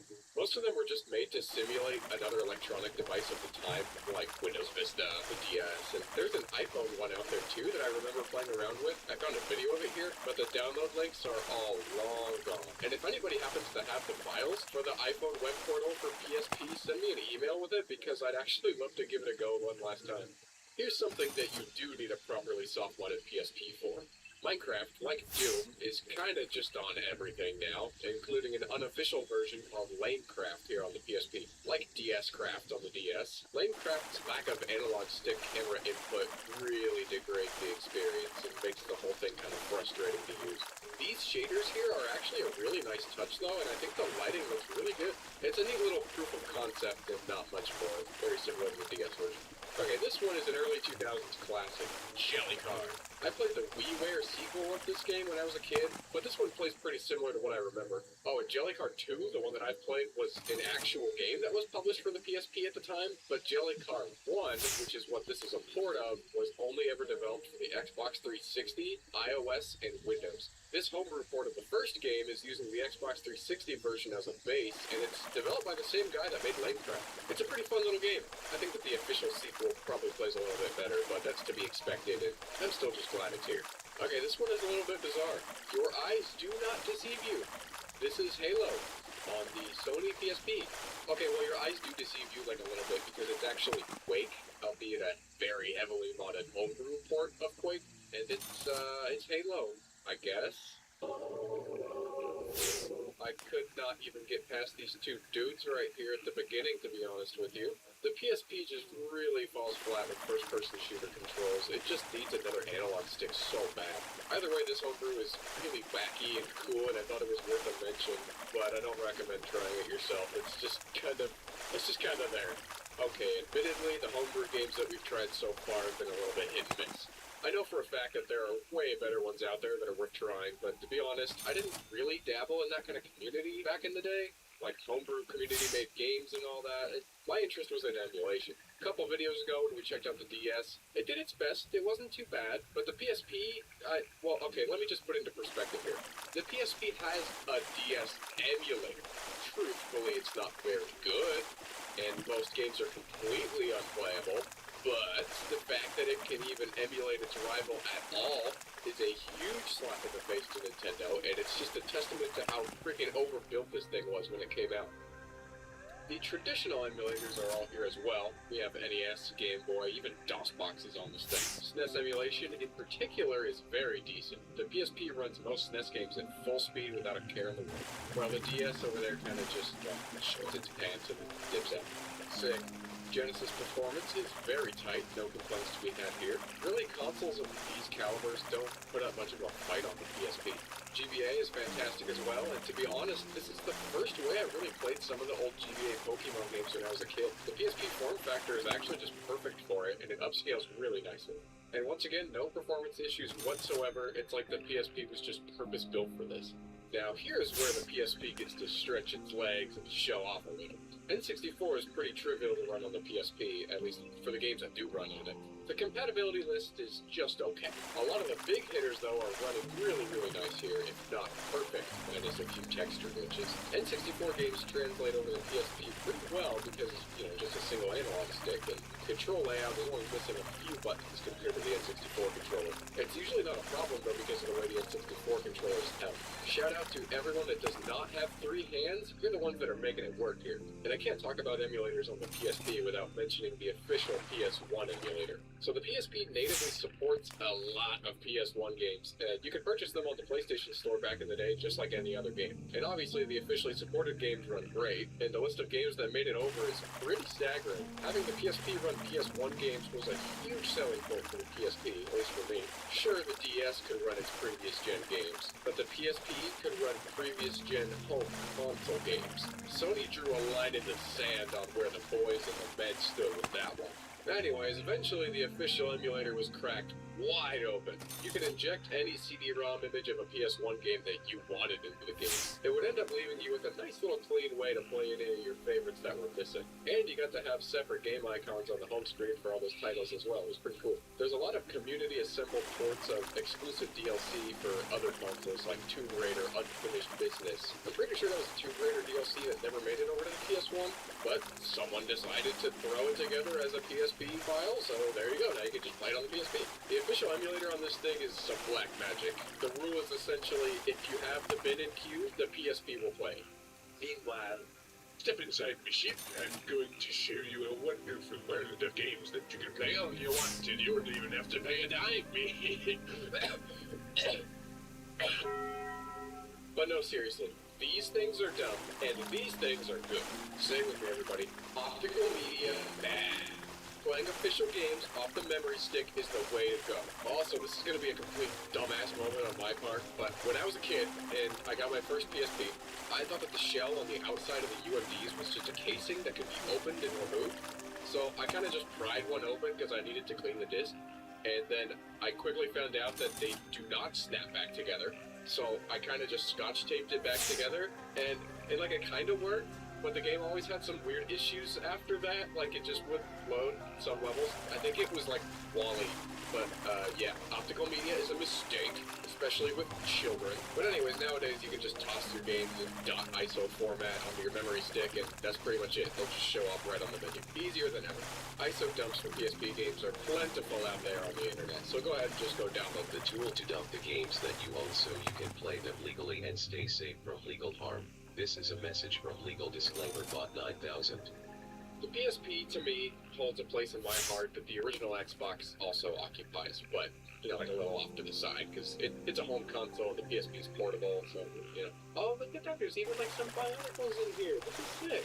Anyway, by that I mean that it's a platform with exceptional hardware for the time that got cracked wide open by modders, and it let you really realize the whole system potential. The PSP may not have won any sales awards for Sony, but it sure won a place in the hearts and minds of gamers like myself, who couldn't get what the PSP was offering anywhere else. I still think that to this day it's a fantastic platform for homebrew on the go, you know, like with emulation and all that, and with smartphones, Nintendo Switches, and Steam Decks being the size of what they are now, it's looking like a lot more viable of an option to just keep a PSP in your pocket with you know, whenever you get those gamer urges, if you know what I mean. Alright, I want to give my patrons a shout out for being the awesome people that they are. And you know what, screw it, while we're at it, I'm going to shout out the entire Bringish Studios community as a whole. You guys are actually the best YouTube community that I've seen in ages. I get like a really good laugh out of some of the comments I see that you guys are leaving on my videos. And I also see some really good suggestions and feedback of what I'm trying to do here. So, thanks everyone. You know, we actually have a lot of fun out here over on the studio main page. We vote on daily polls that are part of larger tournaments. We finished up one already that was for the best video game OST, which Super Mario Galaxy ultimately won, understandably. There have been some real spicy matchups, and I will admit I've shed a few tears myself. We've lost some good weapons. But anyway, it's a good time. That's it for this video. Let me know some of the best memories you have with the PSP scene back in the day in the comments, and I will see you in the next one. So you can see right here, I'm getting ready to serve. All I do is throw that ball up in the air, and when oh! Man, I miss those days. The Nintendo Wii, a console that has its feet firmly planted in the past, yet somehow feels more present than ever nowadays. When you think of games along the lines of Super Mario Galaxy, Skyward Sword, Super Mario, etc., you don't immediately think, oh yeah, those old games. Well, let's fall outside my target age range, I guess, on the younger end, but we do immediately think that. And to the rest of us, I extend an invitation to the We're Getting Old support group, because these games are 15, 11, and 16 years old, respectively. Those with glasses a little less rose-tinted than mine are probably thinking, yeah, no shit, that was a while ago. Sounds about right. And deep down, while I do realize that, it still feels like it was just the other day that I was hearing this sound for the first time. And while back then, hearing this sound meant that you were about to go on some incredible adventure or create some awesome memories, nowadays I just hear it and I think, wow, the DVD drive still works on this one. It sucks to hear, but just like us, this thing's getting old too. Oh, also the support group does have Smash Night on Tuesdays and Fridays, but it's BYOC. The sticks are getting a little too worn out on the community controllers, so yeah. The upside to the Wii being fairly prehistoric at this point is that I've had a long time to make a lot of good memories with it. The Wii is home to countless amazing games, the best of which is easily The one you played the most. Man, what a great game that was, huh? Truly the best. And like a fine wine, these games just kept getting better and better throughout the Wii's lifespan. Any decent console would have loved to have games like Skyward Sword, Xenoblade Chronicles, and Driver San Francisco released during their twilight years. And while the Wii was flourishing above ground, things were getting just as hot for everybody under them.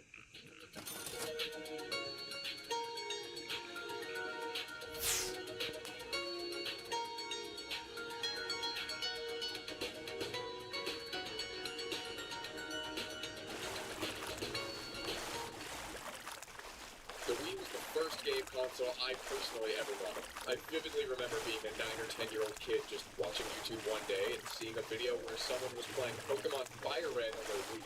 Man, let me tell you, my mind was blown. They used some weird channel called the Homebrew Channel and some app called Visual Boy Advance GX. I went and frantically booted up my Wii and then went to the Wii Shop channel and looked for both the Homebrew Channel and Visual Boy Advance GX. Oh, to be this naive again. Obviously, couldn't find them. And looking back, to me this whole experience was like finding the hidden laser suit in Super Mario World video and trying to jump right between these two blocks for hours on end to try and get the laser gun, even though there was absolutely no chance that was going to happen. And yes, I did do this for hours on end. I was a pretty gullible child. The point is that this video of Pokemon Fire Red that I had watched lit a fire in me that's still burning to this day.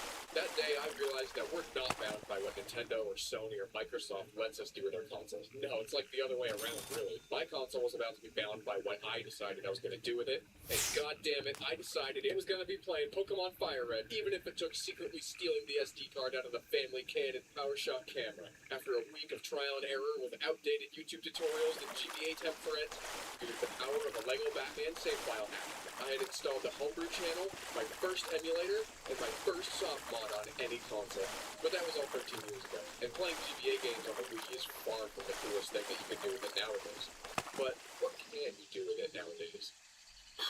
A shining example of what a homebrew game port should be is Quake on the Wii. It runs amazing. It's compatible with the PC version's assets as well. All you gotta do is drag and drop pack files along with the Wii binaries to your SD card, and the controls will already be set up and ready to play with the GameCube controller. This is a fantastic port, and I really have nothing bad to say about it at all. It's genuinely a great way to play Quake. There's also a control method for using the Wii remote to aim, which is pretty nifty. And after playing Quake, I naturally decided to go seek out Half-Life. There's a project out there called Dash 3D Wii, which aims to port Dash 3D, the open source version of Valve's gold source game engine, to the Wii. But unfortunately, this project's been left unfinished, which really surprises me because Dash 3D has been ported to all kinds of consoles like the 3DS and the Switch. I assumed that it already would have been done on the Wii. There is source code available for what they have done so far, but I couldn't figure out if the current code is going to be all that functional, and I don't really want to go down the rabbit hole of compiling it myself just for it to not work at all. I'll leave a link to the GitHub page for it in the description if you want to check it out yourself.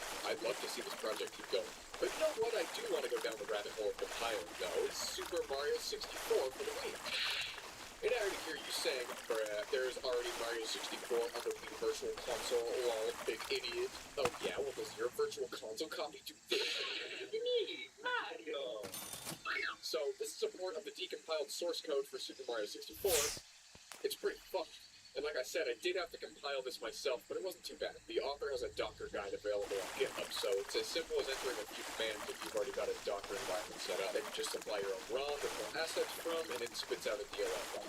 Obviously, the code doesn't do a very good job, but between the flying SpaghettiOs text boxes and Mario's extra large mustache, this port had me on my ass for a few minutes at the sheer absurdity of what's happening on the screen. It's some pretty good shit. It seems like the game itself is still really playable. It's just graphical glitches that you're seeing here. So if you already know what you're doing in Mario 64, this is still pretty playable. And I already know what I'm doing in Mario 64, so that kind of makes me want to stream a playthrough of this or something. I'm sure the deeper into this you get, the crazier it gets. Let me know if that's something you guys would watch. I'm down to do it. And you know, one game that I didn't even know had a decompilation project until now was a little game called Sonic Mania, and it's running great on the Wii. It feels like this could have just come out as regular old WiiWare or something. Obviously, the Wii wasn't still relevant when Mania came out, but, you know, I mean, that didn't stop Just Dance 2019, just saying, Sega. The only times that it runs less than stellar are during load screens, which take a relatively fat minute to load, and during the special stage, which nearly grinds the whole thing to a halt. The regular stages, from what I did play, though, feel great. This is easily one of my favorite games to get on the modern Wii.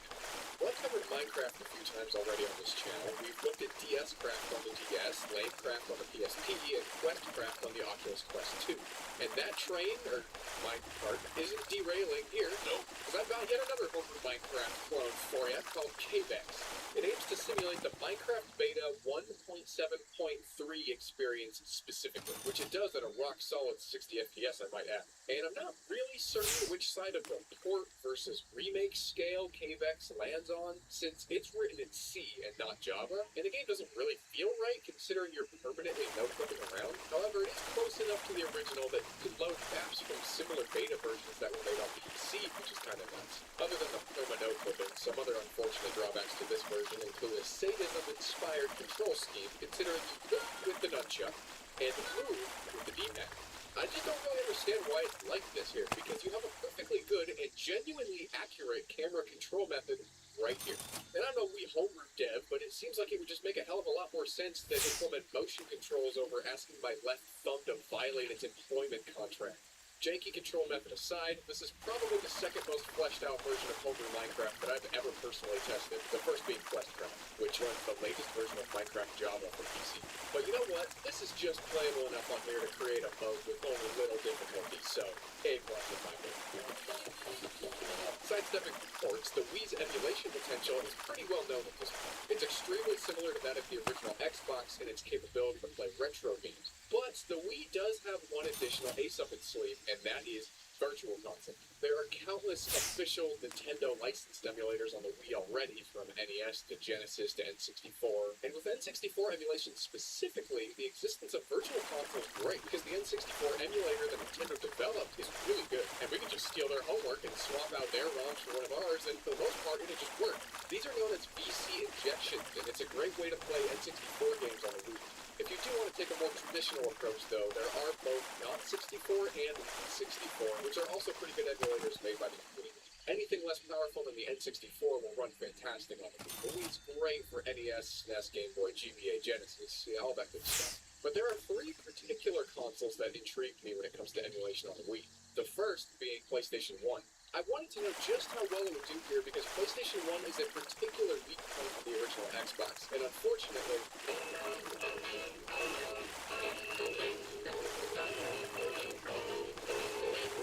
it is here too. This was using PCSXR for the Wii, and the performance was, well, I mean, it's hard to call it performance at all, really. So I turned to Wii SX, another PS1 emulator for the Wii, which almost worked. I tried both Spyro the Dragon and Parappa the Rapper, but neither of them would get more than a few seconds past their splash screens. According to this compatibility list, both of these games should work, so I don't really know. Maybe I have a shitty SD card or something, and I've ran these ROMs on other consoles and they've ran fine, so I don't know. I can't personally recommend PS1 on the Wii. To me, it's more trouble than just using a modded PS1 Classic or something, but supposedly this emulator is good when it works, I'll take that as it will. But the thought of emulating DS on the Wii is even more mind-blowing to me. These two systems were out at the same time, and I guess the DS was weak hardware, but something just feels so wrong about booting up a game that has a Wii connection feature on a Wii. But booting is as far as you're about to get, though, because it's lag city, baby. It technically works, which in emulation is the worst kind of works. Don't expect to seriously play any DS games here. Also, this compatibility chart for the emulator is very misleading. There's a whole rank here called Works Decently, which is implied to be worse than works because it's yellow, and error is red. Yet, the Pokemon games are all works and not works decently, despite running at a sub-10 FPS. And it's not even just me living in my own little world here with a fucked up install or anything, because even they specify that it runs very slow. Anyways, question for you. Have you ever played this? Not gonna lie, it kinda sucks, but it's worth playing once or twice in real life on the arcade machine it was made for. So I played it on my Wii. The Mario Kart Arcade GP series of arcade machines runs on a system called the Triforce, which was more or less just a repackaged GameCube made by Nintendo, Sega, and Namco. If you look at teardowns of this thing, they literally just have GameCube motherboards sandwiched in between other custom PCBs made by Sega and Namco. And come to think of it, you know what else is more or less a repackaged GameCube? You guessed it. Through the use of a custom BIOS, or BIOS, I don't know, which is kind of like custom firmware for specifically the GameCube part of the Wii, you can boot into some of these Triforce games on the Wii. I only tested Mario Kart Arcade GP2 here, and aside from some stuttering in the menus, the game itself runs really well. There's only a handful of games that were ever made for the Triforce system, and even less of them will really even run here. But it's a really cool oddity, and I'm glad that someone decided to make them playable on the Wii. It just adds to the already wacky nature of Wii homebrew. And you know, if you want to see another wacky repackaged GameCube, click the link at the top corner here where you can see my GameCube Mini version 2 that I built from scratch last year. It's less than half the size of a regular GameCube. This thing's sick. Okay, I'm going to quickly touch on the two big names in backup loading on the Wii. USB Loader GX and Nintendo. Between these two, they allow you to load up Wii and GameCube games right from the SD card or USB port on the Wii. There's a ton that you can do here in USB Loader GX. It might as well just be a replacement for the default Wii menu, to be honest with you. It can load your regular Wii channels as well as your backups and homebrew all from one app. Nintendo, on the other hand, it works super well to run GameCube ISOs, and it also supports memory card emulation. You don't even have to break out the old Mad Catz memory cube anymore. This is crazy. The best part about Nintendo, in my opinion, though, is that you can load USB HID drivers as well as some Bluetooth ones for all kinds of controllers, like the entire DualShock family works, Xbox 360 controllers work, and Xbox One, the Switch Pro controller, and most importantly, the official USB GameCube controller adapter. And why is that important? We've got these right here. Well, there's a good percentage of Wii's out there that don't have GameCube controller ports due to some brain-dead cost cutting from Nintendo, and no Wii U's have GameCube ports. So to play GameCube on the Wii U with a GameCube controller, this is far and away your best option. Oh yeah, did I mention that almost all homebrew is also compatible with the Wii U? Yeah, it's pretty neat. Something that I had never really got a chance to mess with much as a kid were mods for existing Wii games. Back in 2010, the closest thing I ever got to modifying Wii games was with ocarina codes, which are essentially the same thing as action replay if you ever used one of those on the DS or the GameCube. Ocarina codes are their own kind of fun, but what I really want to show off are some full-blown community-developed mods, one of which being newer Super Mario Bros. I think you could probably figure out what the premise of this one is. The newer team who worked on this spent 3 years developing this thing, and they cranked out 128 unique levels that feel right at home with the original ones. It's got new graphics, new music, new worlds, new bosses. It's basically the Super Mario Galaxy 2 moment for new Super Mario Bros. I can't recommend this game enough if you're like me and you've already decimated the original game like 3 times over. Keeping with the theme of adding more content to existing games, Mario Kart Wii CTGBR is an amazing mod that lets you play over 200 community-made tracks, many of which bring back retro tracks that Nintendo never ported over, like my personal series favorite here, Wario Coliseum, which, I might add, is a travesty because this course pops off super hard, and I really want to see Nintendo add it to a booster update very badly. Anyway, it kind of pops off a little too hard here. CTGPR also backports 200cc mode, which as you can see kind of breaks shit.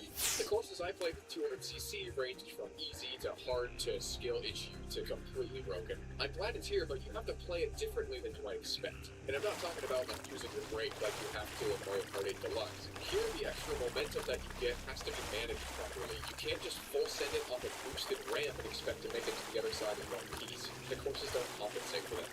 But anyway, this mod also brings back online play, something never in a million years I would have thought was possible. I didn't personally try it, but from what I've been able to see, it looks no different than what I remember Mario Kart Wii Online being like back when I used to play it and it was still supported by Nintendo years ago. Between stuff like this and excellent Kai, it makes me really happy to see that online play is coming back to some older games that I never ever would have thought we'd ever be able to play online again. And there's a whole lot more to CTGPR than I'm going to even cover here, so I seriously recommend you check it out if you're a big fan of Among Us. Bet you thought I was going to say Mario Kart Wii here, get pranked, son, Satsuo Manga. Next up is Project M. This is a mod I am personally super familiar with. This single mod created loads of friendships with people that I still hang out with to this day. So many memories of hooking this thing up at my high school with a portable LCD, click GameCube sticks with some buddies for hours until the activity bus would arrive at like 5 p.m. Oh man, good times. As for the mod itself, it's a mod for Super Smash Bros. Brawl that makes it more Melee-like and encourages competitive play a lot more than stock Brawl does. And take it from me, your local Melee hater, this mod is great. It reintroduces high-speed gameplay and more advanced tech, and it leaves all the silliness out. You know, like tripping over yourself for no goddamn reason. God, I hate stock Brawl. Just about every single character's moves and movements have been changed as well, so it may not play exactly like Brawl if that's what you're used to, but they're all pretty close, and they're worthy changes in the name of better balancing. I'm not as good as I was back in the day. A lot of my muscle memory from Project M has evolved for Smash 4 and for Ultimate, but it's still a really enjoyable Smash game, and if you're picking from the 3 options that still have an active community on the Wii between Melee, Brawl, and Project M, I'm picking Project M. And like CTGPR, you can play online, but I'm not really as familiar with this process, or if you can even do it on real Wii hardware. I've only seen it done in Dolphin, and I've only ever played couch multiplayer myself. Also, a little footnote, all the mods that I've touched on here have their own installation processes, but for a lot of other mods, you are going to probably end up using Revolution. It's like the bog standard mod loader on Wii. But have you ever wanted to play Guitar Hero on your Wii but didn't have this game? No. No, you didn't? Okay, well, have you ever wanted to make a sick beat on the menu screen?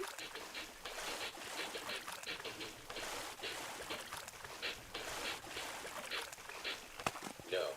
No to that too. Alright then, well, have you ever wanted to play Guitar Hero with a GameCube controller? No. Yes, I hear the people saying, yes we do! And we're just gonna mute these guys real quick. Okay, yes, let's do it! Alright, well, I have the game just for you. It's Guitars on Fire, I struggle to say original homebrew game for the Wii, more likely inspired by the PC Guitar Hero clone Friends on Fire. And while this is a fine game, I don't have a Wii Guitar Hero controller, so I'm left to fumble around with a GameCube controller instead. The buttons are mapped R being green, A being blue, X being red, Y being yellow, and B being orange, intuitively. Also, you get insulted when you lose. It's a nice touch. You've just found a new way to suck. And that brings me to X-axis.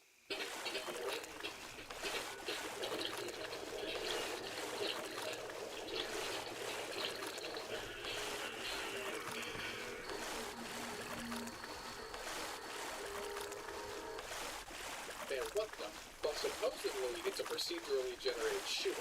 In reality, God help me, I couldn't figure out how to move from this pivot point, or even if you're supposed to at all. And there's only 2 guns, neither of which have an ammo counter and have similar cooldown times. But there's one that shoots rockets, and it's so much better than this other one. I don't even know why you use this tennis ball gun looking ass one. The rockets that the other one fires seems like they have a way better AoE, and they also home to their targets. This gun is just way better in every way. I got past level 1, but for the life of me, I cannot beat level 2. Snakes and eldritch horrors I can handle, but when you break out the, I don't even know, man. I can't even think of a joke for this one. What is this supposed to be? I don't understand what I'm looking at. And then there's dinosaurs or something, and oh yeah, also the bow rock from Bionicle are here. I do want to see what other nightmare creatures await you in this game, but I genuinely can't get past level 2, so unfortunately we're going to be living in mystery for the rest of our lives. This right here is another original Hunger game called Nuo? Yeah, I'm gonna go Nuo Shooter, which I imagine was inspired by early Star Fox games. It's pretty technically impressive, according to my never made a Wii game before ass. It controls pretty jankily. You're supposed to use the pointer to shoot and then the D-pad to move, but this kind of hurt my brain, so I enabled waggling controls. But this was a mistake because I underestimated how awful it would be to try to point at a particular spot on the screen, but also rotate the Wii remote around at the same time. You have to move like one of these robotic arm things and keep the pointer in exactly the same spot while you shimmy around. But in general, Hunger games like this are good fun. But whenever I play them, there's always this primal caveman voice in the back of my head. It's the same one that gets excited by bright and beautiful graphics and grand cinematic experiences, and when Hunger games don't live up to the expectations that I subconsciously have for what a video game should be, it almost makes them feel pointless. I mean, you can argue that they're the ultimate expression of not only persistence, but also creativity and freedom in the gaming world. But something in me will always wonder if Hunger games really have value. Despite being this result of passionate hobbyists who reject the idea that you have to be a real game dev in order to create a game, does it matter? Does any of that matter? It doesn't really change anything, even though people made something without publishers or without dev kits and without budgets. At the end of the day, the only thing that comes from that is a worse product comparatively. Sure, they make do with only a fraction of what Nintendo's got, but again, at the end of the day, all that results in is a worse experience.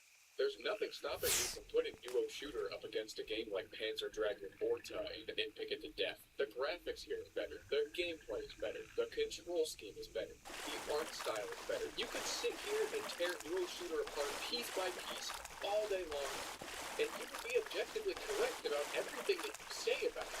And it's not even the devs' fault. All the effort in the world isn't enough for a single guy to hold their own against multi-billion-dollar companies that make games like these. So then, does Nuo Shooter have any value? The developer probably went through hell and back developing it. I mean, I'm sure all they had to work with was unofficial tools and documentation, which is bound to be a hindrance. But as admirable as that whole struggle is, the struggle itself can't give Nuo Shooter any intrinsic value. And let me define what I mean by intrinsic value. If something has intrinsic value, it means it has value by itself because of what it is. For example, true happiness may be the most pure form of intrinsic value because, well, being happy feels good and feeling good is valuable. Happiness doesn't depend on anything else to be valuable to you. It just is. And then as the opposite of that, you could think of money. And I'm not trying to say here, oh, money can't buy you happiness, because that's some false boomer bullshit. What I'm saying is that money is valuable because it buys you happiness. When you win a $100 bill, you don't value it for being what it is, because what it is a green piece of paper. You value that green piece of paper for what it represents. The physical $100 bill is merely a vessel to lead you to what is actually valuable. This is called extrinsic value. In order for these kinds of things to be valuable, they depend on something with intrinsic value to back them up. Extrinsic value can also be taken away if what it depends on is taken away. So if money didn't let you buy the things that you want or the things that you need, they would no longer have any value at all. And with Hunger games, they have a value beyond what you can see and beyond what you experience while playing. And I realize it's a gross generalization to say that no Hunger game is good or no Hunger game has any intrinsic value. But at least for some of the things you'll find on game consoles like the DS and Wii, some of these Hunger games' value comes from something more than just the game that they are. These games matter so much because of what they represent. They represent the persistence of people who refuse to stay inside of the walled garden that a Nintendo or a Sony will set up for us to play safely in. And probably most important of all, they represent the idea, fuck you, I want to do this, so I'm going to do it. Homebrew games are not just games. They're what drive people to keep the homebrew and hacking community alive. They inspire people to push the limits of what's possible with their own video game technology. Statements that can do that have incredible value, and for that reason, so do the games that represent them. And as long as people value being able to make whatever they want with their own hardware, nobody can take that value away. Congratulations, you made it to the end! I also want to note that I'm not dogging on Duo Shooter for any particular reason here. It's just an example. You can swap it out with any other homebrew game. I have nothing but respect for people that dev homebrew stuff. I want to make that clear. They're way more skilled at programming than I will ever be. And the same dev that made Duo Shooter actually made like 10 different games for the Wii, and he's still active in development for the Wii to this day. He's goddamn legend, but I'll even drop his Twitter in the description. And if you want to see more homebrew overviews like this, I've got videos out for the DS, the PSP, the 3DS, and the Quest 2 all on my channel right now. And there's always more coming, so get subscribed and let me know which console you want to see me cover next in the comments. And if you want to see me, the Pringle Man himself, I am going to be at LTX this year in Vancouver, Canada. And the first person that approaches me there will get a, you know, like the meaty part of your hand, like right under your thumb. I'll sign that. And if you're looking for more Wii videos, I just published one where I created my own Wii XL. It's over 12 times the volume of the original, so if you're into thick Wii's, I got you. Check out my Patreon if you want to support the creation of new videos, and with that, I'll see you in the next one. I am a VR person, currently. Well, not like this. The day Google released the Google Cardboard, you bet I shoved my phone in that stupid little box, and I had a grand old time. After that, I had the original Oculus Rift. That's the thing that truly opened my mind to what an immersive gaming experience can be. Wow! Motion controls and the 3D environments that you could be in, it was just such a massive jump ahead in technology compared to anything else at the time. The closest I'd ever got to any other immersive gaming experience before this was probably the 3DS, which is just about as immersive as, you know, staring at a 3-inch screen, I guess. What, you expect a joke here or something? Huh? What do you think, I'm some funny internet man or something, huh? I'll show you a funny internet man. Look at this guy right here. Everybody knows this guy. He made this thing right here. The Meta Quest. Why did you do that? Take it back. Take what back? Call it by its name, damn it. The Oculus Quest 2. We do not say Meta in this household.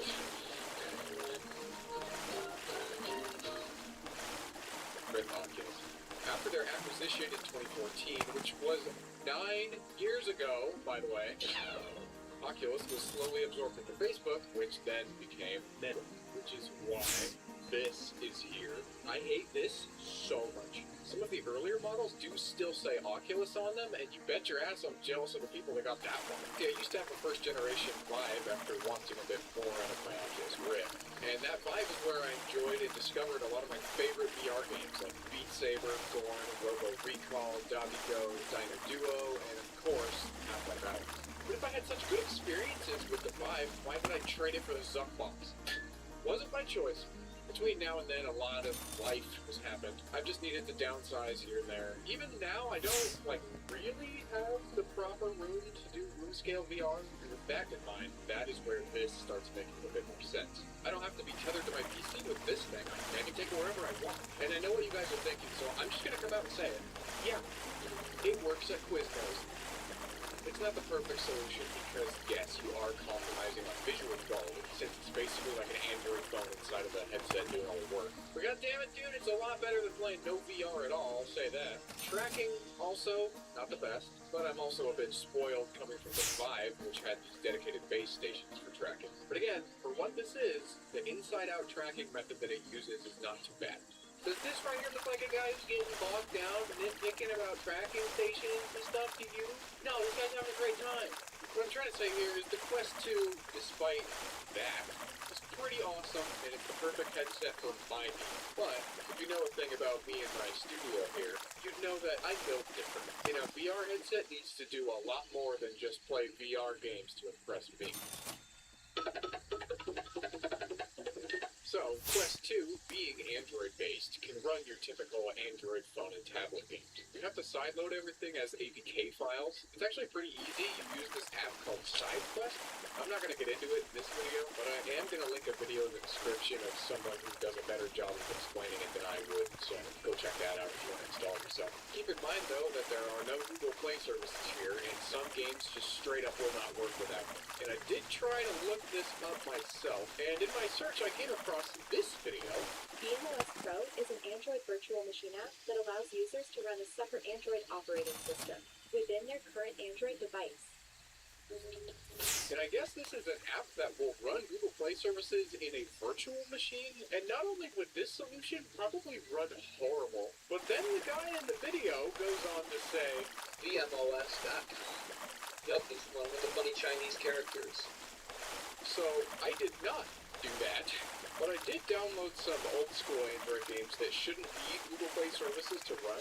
And while Angry Birds here didn't work at all because it's just broken, Jet Car Stunts didn't work here because the game uses gyro controls for steering. And I tried everything I could think of, and I looked around in all the settings here, but for the life of me, I could not find a way to make the game think that I was tilting the device. So I would suspect that any games that use motion control for their control scheme are going to be a no-go. Kind of crazy that we have all of this motion control sensors and gyro sensors and everything in these controllers. Yet Mark Facebook himself could not be bothered to implement any of them in a way that could play regular Android games, despite every other Android device pretty much ever having the hardware and the support for motion controls in games. Just want to shake his stupid little reptilian neck. Or maybe it is actually doable and really simple, and I'm just a stupid asshole. Could be either. Piano Tiles worked pretty well though. And after that, I went to go try Piano Tiles VR, which is a thing, and then it told me that I needed to set up hand tracking, which I had no idea about at the time. So I got all that set up, and then I just kind of had to stop for a second because my mind was blown. I had no idea you could do this. What's even cooler is that it actually works pretty well. I mean, at least it seemed to when I was playing Piano Tiles VR specifically. Also, I'm sure this game has the proper licenses from Disney to use these Stormtrooper and Yoda models. This game is pretty janky and unresponsive, and eventually I just adopted the strategy that the Stormtroopers were demonstrating, and then after doing that, the game was much easier. Also, at some point, my VR space station house thing disappeared, so now I'm kind of just, like, floating in space. Anyway, after the riveting experience that was Piano Tiles VR, I wondered if there were any other Android titles that had, like, a proper VR counterpart, and that had caused me to stumble upon Angry Birds VR. This is way more polished since it's an officially licensed game. And to be honest, this is a really decent take on Angry Birds in like a 3D space. I had a lot of fun launching these dudes around. This guy doesn't get a chance though. Screw this guy. There's some other games I found for the Quest 2 that will take traditionally PC games and then kind of just shoehorn in VR support like Questcraft. I was instantly amazed when I got into the menu here and saw just how huge the scale of a Minecraft block really is. You just don't realize until they're right in front of your face like this. In Questcraft, as far as I can tell, it's not only a port of Minecraft to the Quest 2, but also just a port of Minecraft Java in general to Android, which is crazy. This isn't like a modified version of the typical Android Bedrock edition. This is the full, latest version of Minecraft Java for PC. God, Minecraft Java. well, the You can chop down trees with your fist, make a crafting table, fall into an underground pool of water without knowing how to swim, you know, as you do. The list goes on and on. It runs horrible, which you would expect from running the full PC version of the game here, but the fact that it's here at all is really cool. It's a shame that Microsoft never gave Bedrock Pocket Edition official VR support, because if this was more polished, I feel like it would be really fun. Lambda 1 VR is a mod along the same lines as Questcraft, but with Half-Life 1. This runs significantly better than Questcraft, which I would hope from a game from 1998.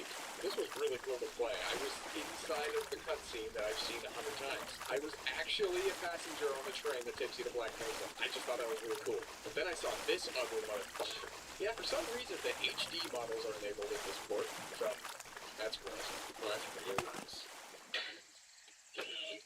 Anyway, I got into the Black Mesa building, got my HEV suit, and then really I only made it down the elevator before I started feeling like I was gonna blow chunks. So just to be safe, I called it quits. It's a great experience, don't get me wrong. It's totally worth trying. I just don't really have a stomach for games that have you smoothly walking most of the time, and don't even get me started on characters jumping in VR. There's also Half-Life 2 VR mods out there, but those don't run natively on the Quest 2 like this does. You have to use Quest Link for that. And speaking of Quest Link, the Quest 2 obviously is a purpose-built standalone VR headset, but that doesn't stop it from working like a tethered one too. And what's even better is that you're not tethered at all. At least that's the theory. So there's a feature on this thing called AirLink that lets you play your PC, Oculus Rift, and Steam VR games like you had a Valve Index or Vive or a Rift. Now, I know what you're thinking. You can hardly get TV shows to stream reliably over your Wi-Fi. Streaming VR must be an awful time with how sensitive people are to frame drops and lag. Yeah, no, I'm just gonna get motion sickness if I try that. But as it turns out, that might be what you get.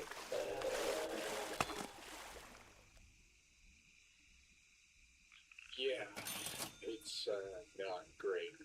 Here, my girlfriend and I are both playing the Diner Duo. It's a pretty cool asymmetric VR game where one of you is manning the grill and making orders, and the other one is taking and serving the orders. I used an Oculus AirLink to play this, since it's a Steam VR game. And you can see on the capture here that my VR gameplay actually looks really smooth, but in reality, it was not great. Here, it only managed to capture what Steam VR was sending to the Quest, not what I was receiving. And trust me, what I was receiving is far worse than what you see here. If I had to describe it, I'd say that 75% of the time, it was fine. But then it would freeze for like a whole second or drop the FPS down to like 10, and then I'd suddenly get very, very aware of my stomach. But luckily, you also do get the option of connecting a Type-C cable and sending the video feed that way. I'd even call it a okay experience, really. And you know what? Quality aside, I'm just really glad I actually got to boot up Half-Life Alyx again after over a year and a half without being able to have a way to play it. But initially, it was pretty rocky. Things were stuttering and lagging, and I had to go change some settings, and after that, it's moved on. When OBS is recording, it needs me to bump things down a notch in order to keep the frame rate consistent. Well, is it better than the Vive? No, not really. The screen on here is a little nicer. I remember the screen door effect being much more of an issue on the Vive than it is here on the Quest 2. Despite being directly connected to the PC, there's a really noticeable amount of latency and video compression, and the tracking felt like it had absolutely no idea what was going on sometimes. It was pretty noticeable every time I had to reach behind myself to grab ammo, and it could get screwy enough to actually give me trouble throwing these grenades around, and I ended up blowing myself up. Twice. But I'll give this thing the benefit of the doubt. I'll try something a little lighter. Among Us VR is... I witnessed that. Something. I have never felt like I did not belong somewhere more than I did while inside of this game. Anyway, it seems like it ran a lot better than Half-Life Alyx did, but at the same time, you're doing a lot less precise movement in Among Us compared to Half-Life Alyx, so kind of up in the air how I feel about Quest Link. It just seems like it should be a lot better. I mean, I'm directly connected to my PC. Why shouldn't it work as good as a Rift S, you know? I've also had some friends tell me that it works no problem for them, so it's just kind of one of those things that might work differently for everybody, I guess. So if it works great for you, then great. But for me, it was finicky at best and pretty broken at the worst. Hey guys, if you want me, you guys are racist. Don't laugh. Oh, one thing that Android does best is running emulators. I picked newer consoles to emulate this time around compared to my other videos, because we all know that this thing is going to be able to run NES, Genesis, GBA, Atari, all that light stuff. It's not going to be a problem here. So I decided to start off my emulation adventure with the DS and Drastic. This is a paid app that emulates the Nintendo DS, and it's easily the best performing DS emulator for Android. I bought it years ago on Google Play, and obviously the Quest 2 doesn't have Google Play services, so I had to sideload the APK manually like everything else on it. Either way though, it absolutely refused to open up anything in my internal storage, and no amount of messing with the permissions or reinstalling the app or force close encrypted data, nothing would get this thing to work. So unfortunately, I have no idea how DS runs on here. This dude right here got it to work on the Quest 1, and it looks pretty good for him, so I assume it would run fine on the Quest 2. But how about some good news? PlayStation 1 games run great on the Quest 2. It's got enough power to handle PS1, no problem. no slowdowns or horrible frame times. It's just great. Dreamcast via Raycast runs really well here. This is my first experience with Dreamcast emulation, actually, and I'd say that the Quest 2 is handling it just fine. It's pretty cool to be able to play on such a relatively big screen in my field of vision, and everything looks really sharp. It's great. GameCube is pretty much more of the same. From what I can tell, there's no slowdowns, and everything seems to be working all right. I wish I had more to say about the PS1, the Dreamcast, and the GameCube, but to be honest, when it comes to emulation, the less I have to say, the better. After a while, you forget you're playing games in an emulator, and you just play the games. That's how it should be. Anyway, the good news is now over. He's up next, and it's running. Not at 100% speed, I can tell you that. I played around with the settings to see if I could get any more performance out of it, and I even tried a fork of Dolphin called the MMJR, which is supposed to run better, but yes, I couldn't get this working either. Wii emulation seems like it might be just a bit past what the Quest 2 is comfortable with running, in my experience at least. But if you can make it run well on yours, then you get a Bringus Studios seal of a good job, gamer. N64 is super perfectly not bad. I don't know. Guess it's good. GoldenEye chugged a little bit, but Mario 64 was spot on. Also, on the subject of Mario 64, there is a source port of Mario 64 to the Quest 2 that lets you look around and see everything in first person from Mario's point of view, which is pretty cool. And that leads me into the Sony PSP, which is easily the best emulator here. And the reason I say that is because it does this. You can look around in the game world of the game that you're emulating. Dude, I don't know what kind of unholy black magic foolery the PPSSPP VR devs had to summon to get this thing working, but it is crazy to experience. It's so cool. I love this so much that I went back to add more PSP ISOs to my Quest 2. I just want to see what other stuff I can look at in some of my favorite games. This game right here is Mercury, a physics-based puzzle platformer, and you are definitely not supposed to be able to look behind yourself like this, but look it, we're playing on the Quest 2, so I don't care.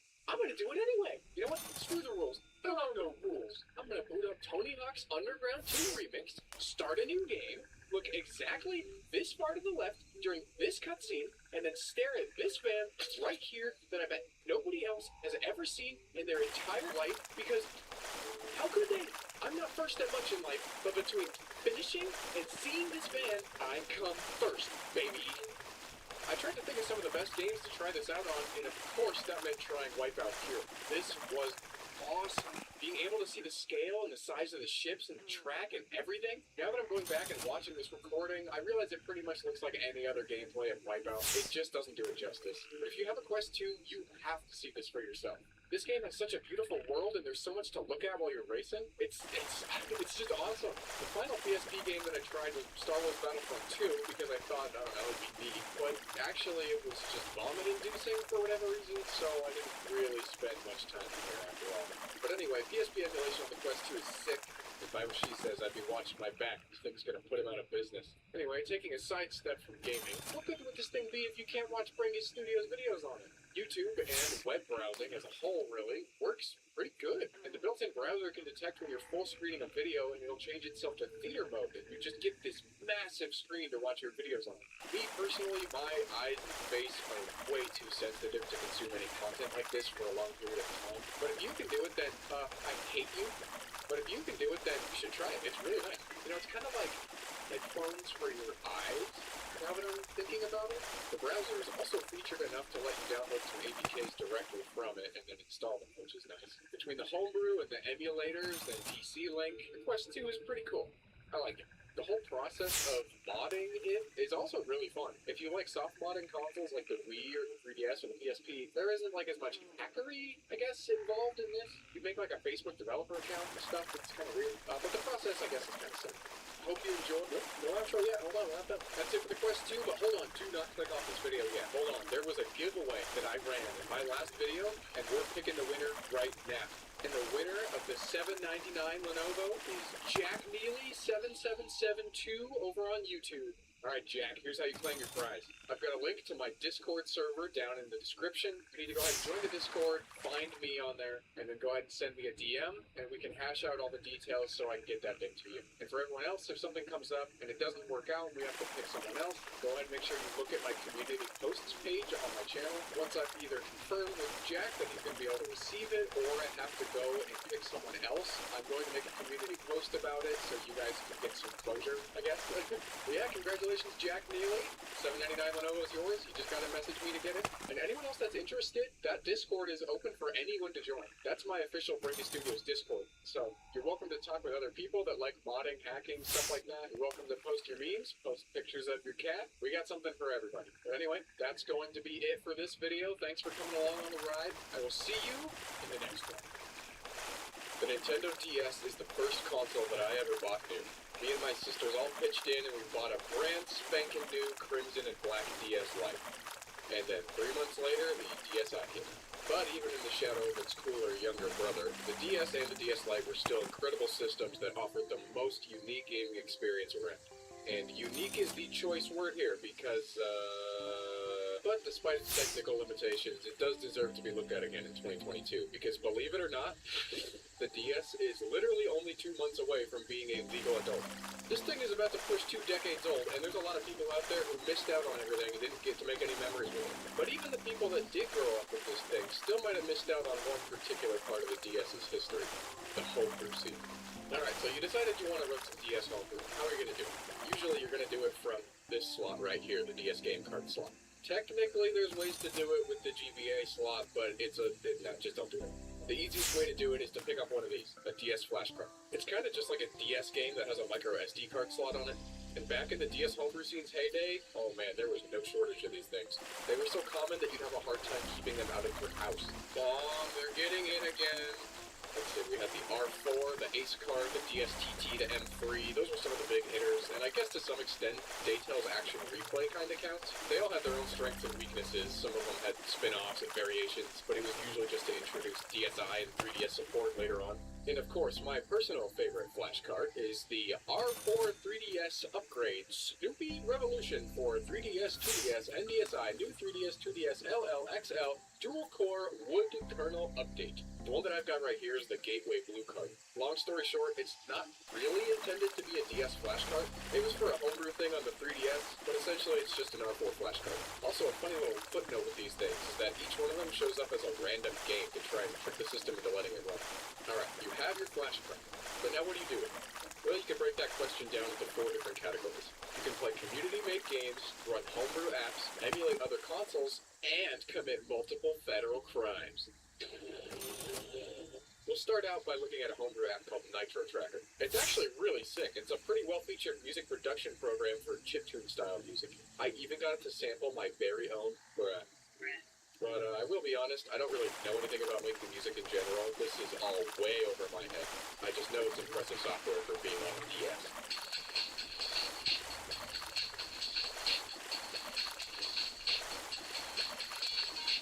Anyway, one smooth transition later, we'll check out some homebrew games made by community members. A really impressive one is DS Craft, a Minecraft clone that Microsoft does not want you to know about. It's really bare bones, and it resembles Minecraft Alpha more than anything that's out today. It does have an okay selection of blocks to pick from, and it mostly just suffers from the DS's lack of good controls for any 3D games at all. However, it does get an A+ from me, since despite these limitations, I was able to make a minimalist rendition of Old Spice deodorant. It's definitely more of a cool showcase of what programmers can do with the DS homebrew stuff than an actual game. But even then, it is still crazy that they managed to get a game like this, even in its current state, on the DS, with just community-made tools. And how could I possibly talk about homebrew without the homebrew community's version of Frank's Red Hot? I put that on everything. Doom is here, because of course it is, and it plays really well. Once again, it does suffer from the DS's controls, but not as much, since Doom is less reliant on needing to look up and down than Minecraft is. It's a fitting addition to the DS's homebrew scene, and a pretty good way to play Doom on the go, to be honest. This one is actually pretty notorious. Still Alive DS is a port of Portal, the Flash version, which itself is a 2D side-scrolling puzzle game that's inspired by Portal's mechanics. It's actually a really great game, and it complements the original Portal really nicely. It's a lot of fun. I played the pants off this game when I was a kid, and I was really excited to go and download it again. But sometime between then and now, someone made another Portal-inspired game for the DS called Portal DS, which I thought was still alive DS, but no, it's a fucking fully 3D Portal game on the DS. Yeah, needless to say, I am blown away by this. I've never seen this before until just now. Like, this was not an actual team of people professionally making games that made this. This was just DS homebrew community members. The stuff that they were able to do near the end of the DS's lifespan with homebrew was crazy. Anyway, about the actual game itself, I would have loved to play more of it, but it was just really difficult to get the DS to do what I was trying to get it to do, once again because of the limited controls. Overall though, you can absolutely color me impressed with this one. Alright, what goes better together than homebrew and emulation? The DS has no shortage of emulation options. You're pretty well covered when it comes to any system from the Sega Genesis and older. And I say Sega Genesis specifically and not Super Nintendo because the DS has some, issues with it. Sick. But I had a great time playing Sega Genesis games, Game Boy games, and NES games. You know what really surprised me though is that GBA emulation is now really trivial. People used to spend a lot of money on a flash card called the Super Card DS2 because it had its own SoC on the cartridge, specifically there to emulate GBA games. And if you didn't have this specific flash card, you were kinda out of luck. Man, imagine invalidating thousands of people's purchasing decisions with a 260 kilobyte file. But yeah, coming back to the present, GBA runs great on any flash card now. I didn't experience any slowdowns or glitches, other than maybe like 1 second of stuttering on a loading screen. There's also a handful of retro PC emulators out there for the DS, but I don't really have the funds to hire an archaeologist for this video, so I won't be checking any of those out. Overall though, the DS is a really good emulation device for older titles, and the control scheme is just perfect for it. Now though, we get into the legal gray area part of flash cards. You probably already assumed that these things can boot up and play regular retail DS ROMs of the actual cartridges, and you'd be right, they play them flawlessly. Well, I guess you might lose out on a couple more advanced features on some cartridges, like on Pokemon Heart Gold and Soul Silver. They had an IR sensor inside of the cartridge to communicate with something called the Pokewalker.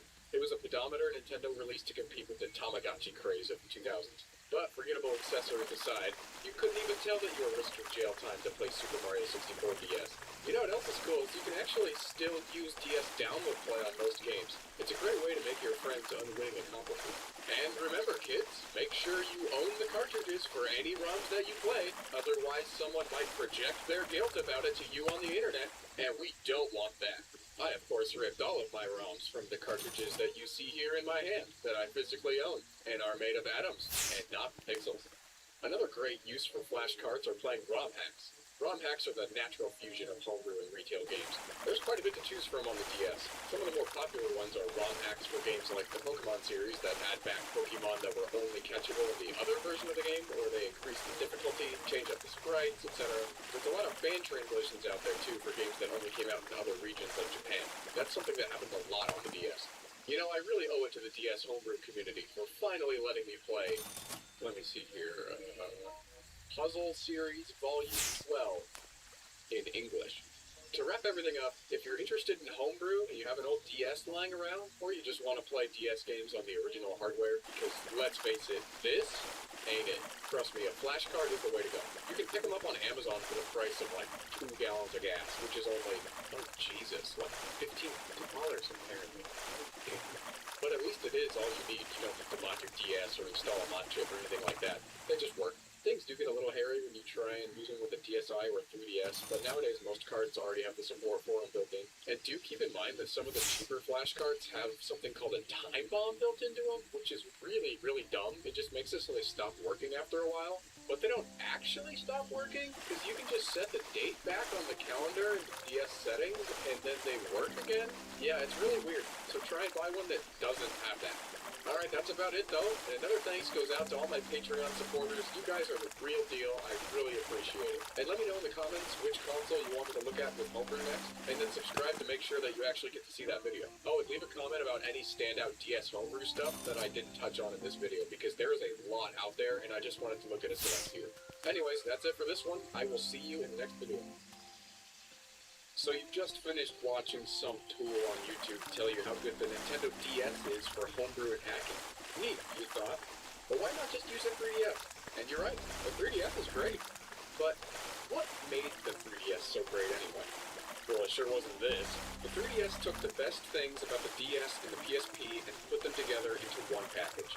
Well, I say one package, but really there's a unique 3DS for just about anyone. If you need something more compact, the original 3DS has a similar footprint to the DS Lite and the DSi middle child that came before it. If you want a smaller console but you need more power, there's the new 3DS, which pioneered putting pencil erasers on Nintendo consoles, as well as throwing naming conventions out the window.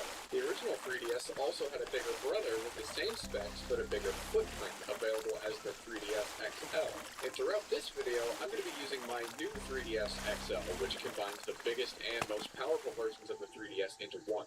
I'd say it's tied for being the best version of the 3DS alongside the new 2DS XL, with whom it shares its size and specs with. You know, as long as they don't care about having a 3D screen. Additionally available in doorstop form factor, or DFF for short. So let's take a head count here real quick.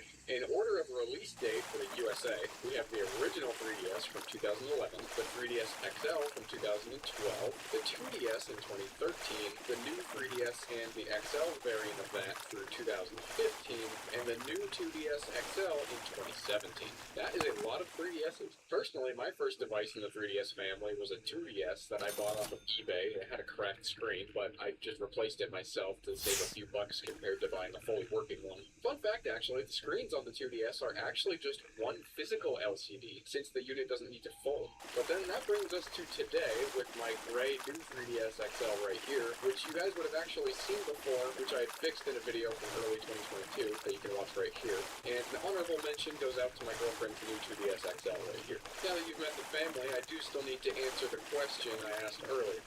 What made the 3DS so great?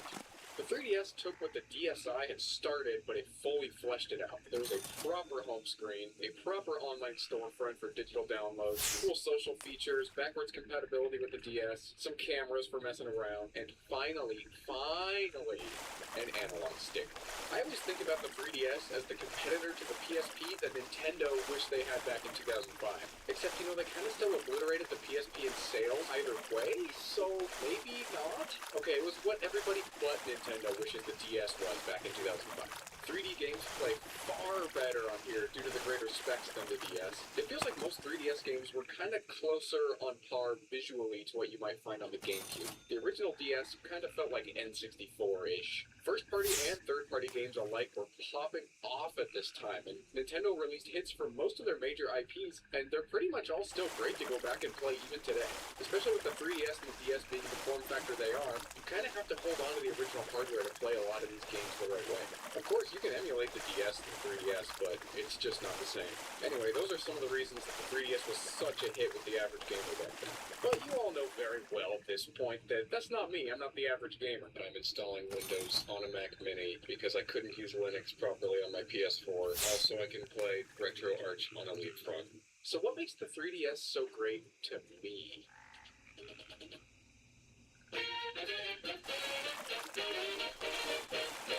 Okay, let's get this one out of the way. Of course, a modded 3DS can play 3DS games for free. Despite that may cause you some moral turmoil, it's still the best way to experience all the different 3DS-specific titles that the 3DS has to offer, given you have a fairly stout SD card to hold everything. One of the more interesting reasons that you're going to want to mod your 3DS, though, is emulation. After all, Nintendo themselves pushed emulation on this thing right off the bat with the Ambassador program. Early adopters who paid the launch price for the 3DS back in 2011 were referred to by Nintendo as 3DS ambassadors, which I suppose is a better name than sucker. These people got to pick out some NES and GBA titles to download for free onto their 3DS, and it was Nintendo's way to say sorry for pump and dumping the price of the 3DS from $250 at launch to $170 shortly after. While all of the NES titles were emulated, I guess the GBA titles weren't. See, the 3DS has a GBA port right here, just go work on it. Okay, but if it's not emulation, then it's running natively, right? Well, actually it is, despite not having a cartridge port. Let me introduce you to the magic of keeping the same CPU architecture for a long-ass time. Lucky for Nintendo, the GBA shares a very similar CPU architecture to that of the DS and the 3DS. So, with a little behind-the-scenes battery, the GBA Ambassador games ran natively on the 3DS, which is pretty cool. Let's get back on track though. Emulation on the 3DS, specifically custom firmware-enabled emulation. We'll kick things off with the Sega Genesis. Just like the DS before it, the 3DS runs Sega Genesis just fine. It's a complete breeze for this thing. Everything is running great. Get it? Because Knuckles is running. Here, he's running. Knuckles is loading up some Super Nintendo games, though. Things take a bit of a weird turn. So you can see here that most of these emulators are running in RetroArch. That should actually look pretty familiar to you. You've seen my previous video where I installed RetroArch on a Leapfrog. If you haven't seen that video yet, though, actually, go watch that. That Leapfrog can do some amazing stuff. Anyway, booting up SNES games using the RetroArch Core version of SNES 9X results in pretty crappy results, to be honest. It felt like I was only running the games at half speed on both Super Mario World and F-Zero here. And initially, I was really disappointed in this showing. But I did a little bit of research, and I guess the standalone application CIA version of SNES 9X runs much better. And the CIA on the 3DS, if you don't already know, it's like a standalone app or game that you can install directly to your home screen instead of running in RetroArch. So I installed that, and not only do the games run better, but they also look a lot more crisp by default. I can confidently say here that SNES emulation on the 3DS is pretty good. Next up is Game Boy Advance. Just like I talked about earlier, GBA on the 3DS is really interesting because it can run the games natively. However, it gets a little less interesting when I tell you that it doesn't really matter. Maybe it's because I get the benefit from the higher performance on the new 3DS, but the whole time I was testing Game Boy Advance games, I used GPSP, which is a traditional emulator. And you know what? I'm about to say it. I don't care that you can run GBA games natively. Because the games that I wanted to play worked fine, looked fine, played fine, and didn't leave me wanting anything more. That being said, I didn't test every single game in the GBA library, so your mileage may vary. But goddammit, if you need to run more than Danny Phantom Attack of the Killer Garage Sale on Nicktoons Collection Volume 3, to be honest, I don't know if this relationship is going to work out. I went into this intending to try out OpenAGB Firm, which is how you would run GBA ROMs natively on the 3DS, but I just don't see a reason to. I'm more than satisfied with how the GPSP RetroArch core works. But you know what I'm really not satisfied with? PS1 emulation. Because look at this shit.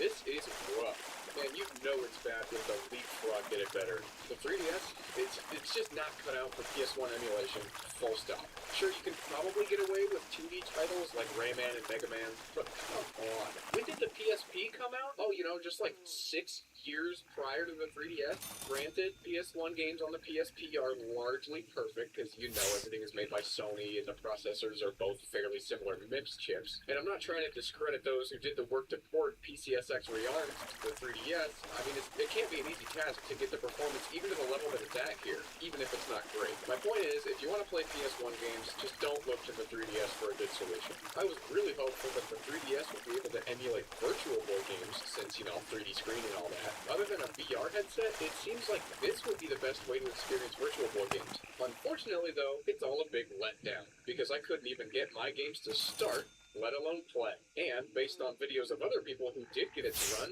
it does not look like I'm missing out on much, so I'll be sticking to the original hardware for that. One console that you cannot emulate on the 3DS period is the original DS, but you wouldn't want to anyway because, once again, those games can run natively on the 3DS. For a long time in the 3DS and DSi hacking scene, the general consensus was that running DS ROMs from the SD card slot just wasn't possible for one reason or another. But it also really wasn't that big of a deal for most people because DS flash cards up to that point had all been updated to work on the latest firmware on the 3DS, and they were cheap enough anyway to just buy one of those and play all the DS games you want on that, rather than wait and hope that someone would just miraculously figure out how to run DS games from the SD card.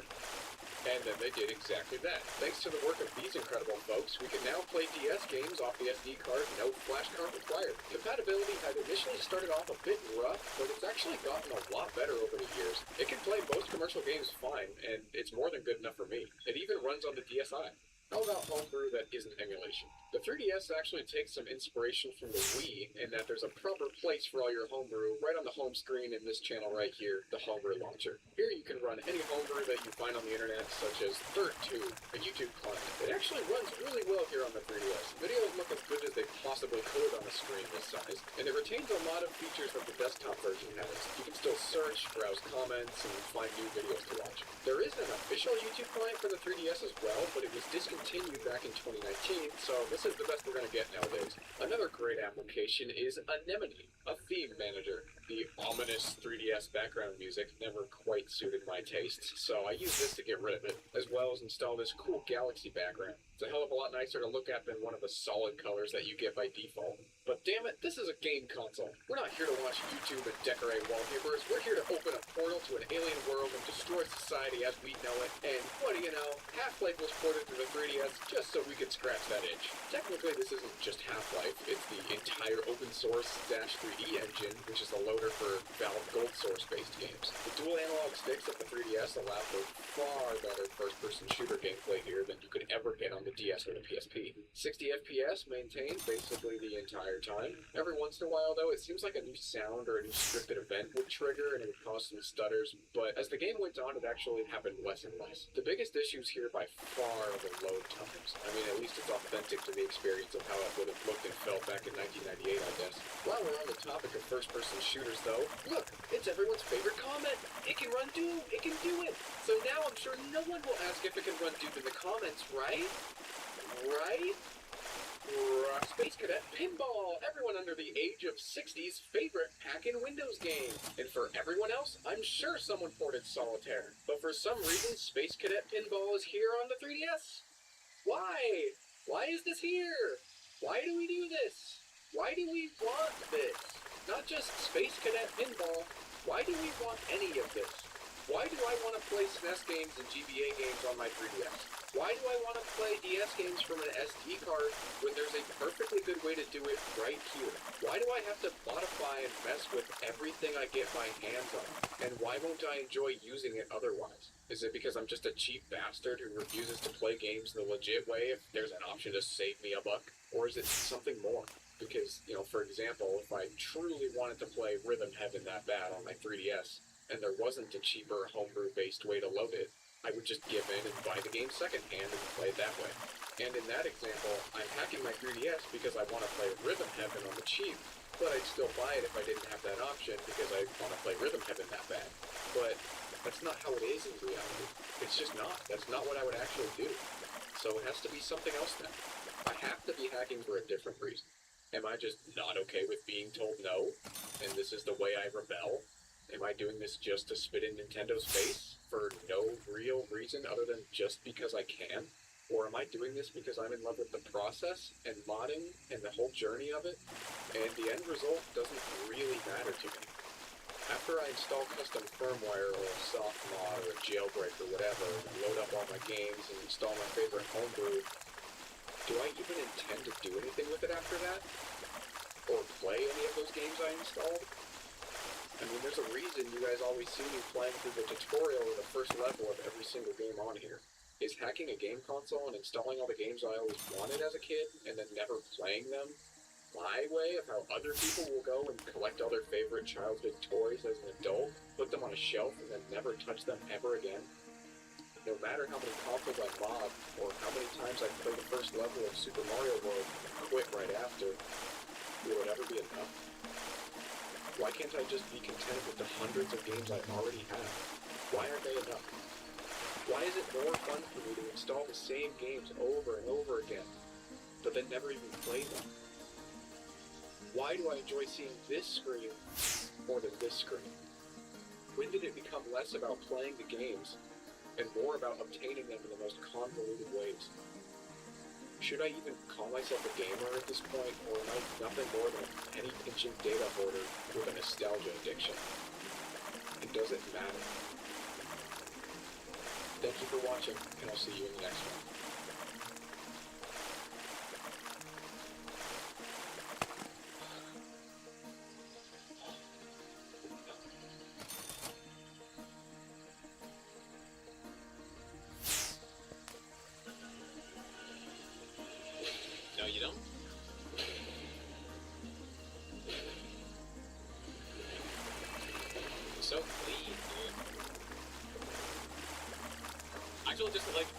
smallest weapons in the game, next to this monstrosity that clips halfway through the ground. Yeah, yeah, you versus the guys who tells you not to worry about, dude. This is you. This is the guys who tells you not to worry about. Right here. Alright, well, we can go upgrade now. Let's go do that. Right, there we go. Plus 25 on that one.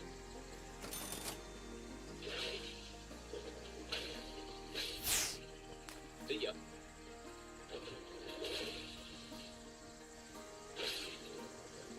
Oh! Oh, you only have to do that crossbow thing once, or what? Now my... now my game just... Wait, what the hell? Interesting. Classic FromSoft, by the way. Classic FromSoft. Alright, first stop is... visit our buddy Alexander. This is probably the only weapon, only run so far that I've actually got this talisman. I think it was worth waiting this long, probably.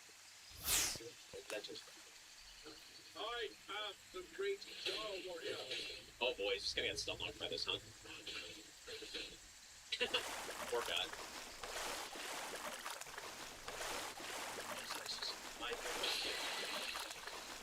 There we go. He didn't even have a chance. So really, if I just do this, if I don't roll, and even if I don't roll, it still works. What the hell, dude? How did that miss? I guess the only question now is, how much poison damage does that do?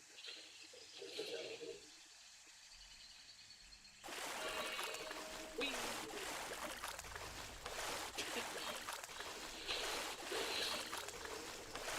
I don't think it's that much.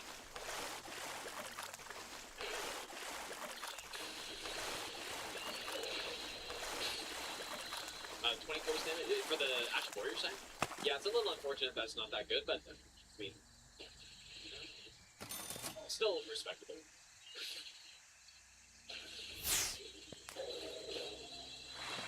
I hope you like my gigantic finger.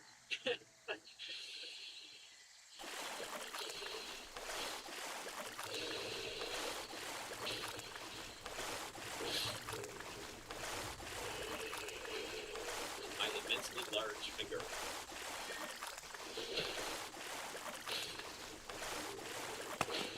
Dude, that's insane.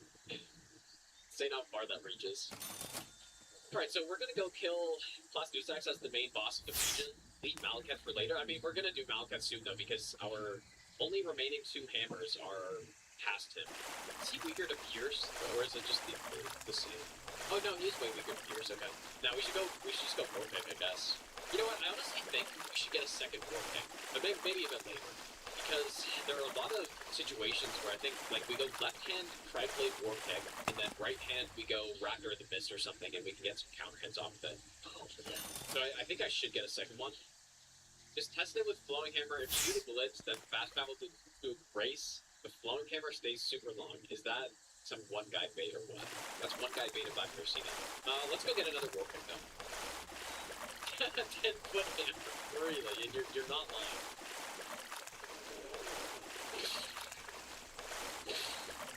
Oh man, look at that luck! Another Warpick on the first try. How am I so lucky, dude? So what did you say you did? I know there's a 99% chance it's fake, but you do the glitch, then fast travel to a race. That doesn't really make sense, but sure. I'll try it like this. So lucky. Doesn't really make sense. Like fast travel while it's doing it? Oh shit! Oh my god! Oh my god! You are kidding me, dude! Oh my goodness. Okay, well, that is, Wait, does it actually have the range? Wait, I was overestimating it a little. I don't know if it has the range. Oh, it sort of does, I guess.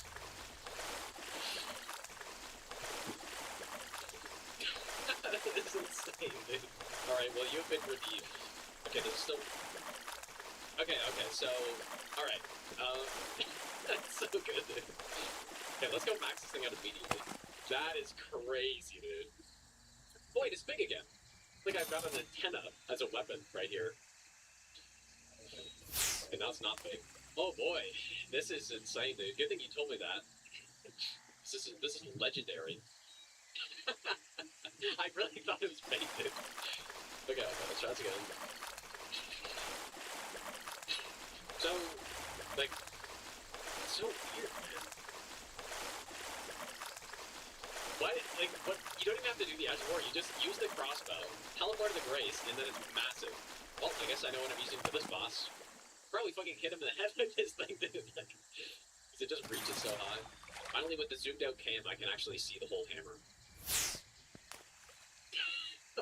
Like, this thing one-handed so funny too.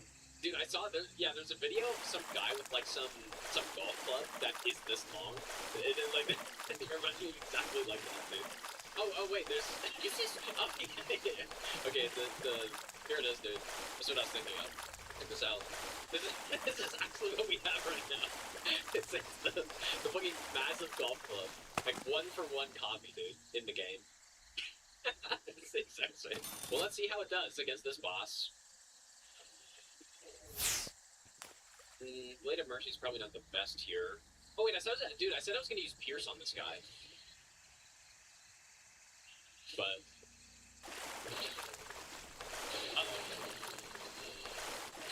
no.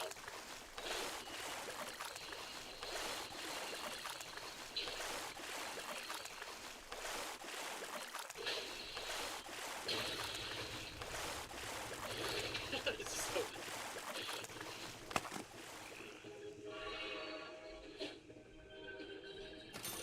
uh-oh.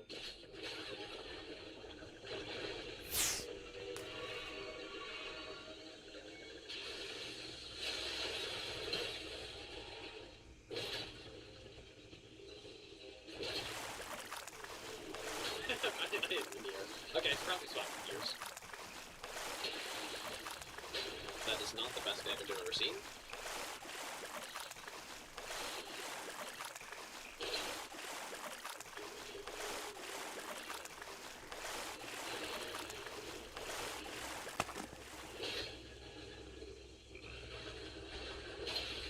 Ooh. That's pretty nice right there. Look at the poise damage, dude.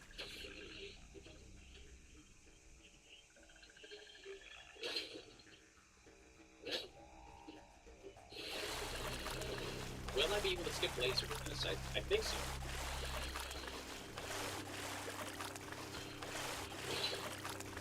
Damage is really good. Oh!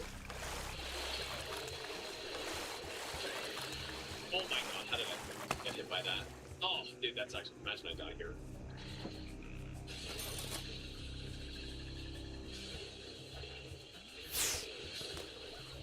That's so dumb. I don't know how I got hit by that. Like, maybe just my back foot got caught or something. Probably the first time I've ever died to this boss. I know the real problem. But we didn't have a big finger. Okay, let's do this properly this time. Not mess around too much. Try to go for the hand.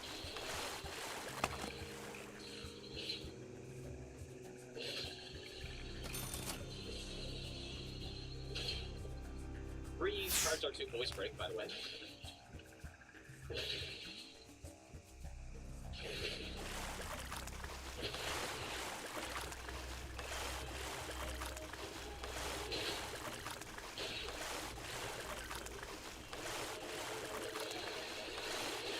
Oh, I did actually hit him with it.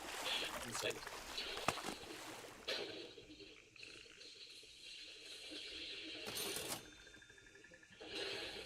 Give me a good attack. Just want to keep that poise damage up. Just don't do that.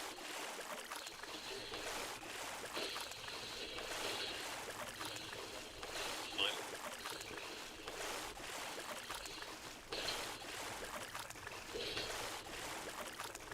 Aha!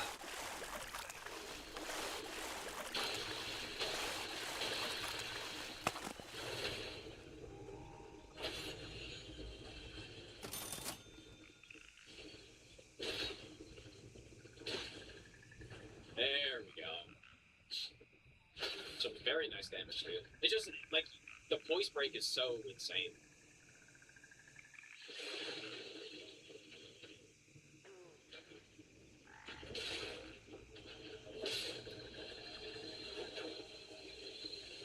There we go. That's how I should have went the first time. Alright, so now Farm Missoula's done, except for Malachi, of course, but we're doing Plastidusax as the main boss for Farm Missoula. I mean, I should probably just go get the last weapons, right? We have 3 weapons left. We have to go kill Bale, and then just killing Elden Beast. Get the last 2, Gideon and the Elden Beast. So which one should I do first? I'm kind of looking forward to using Marcus Hammer, so I think I should go do that. So, I think I'm gonna go with the Flowing Hammer. Having good range on this boss is very useful. Alright, let's see it.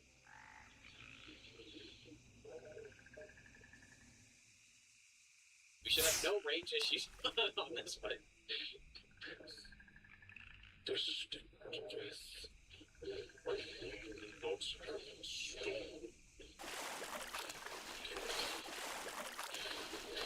That's fucked up. I say no range issues and then he does that to me. I really thought I was gonna get him still.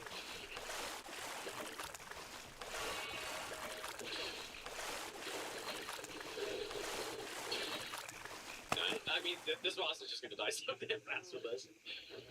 Bonk.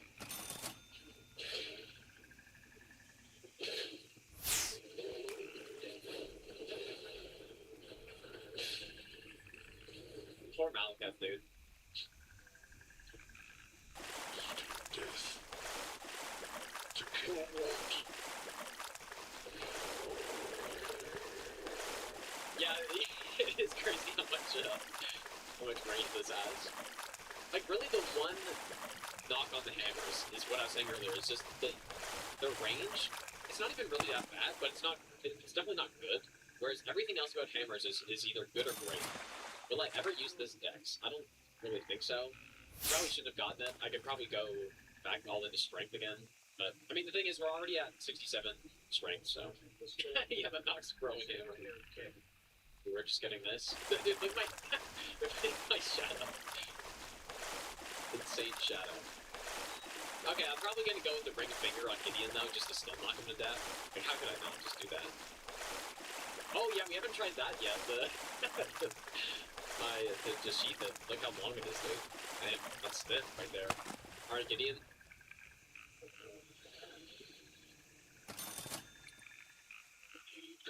I'm gonna get flicked. To become helping Lord, what a sad state of affairs. Commend your spirit, but alas. Oh, that took him right out of it, huh? Okay, wait, why is this? I mean, this is what I did on the no hit run. Why is it kind of not working that well?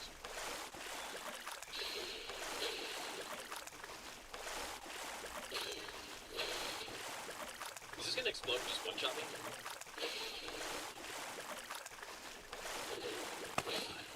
Okay, that worked pretty well. I should have done like 2 charge R2s at the start or something.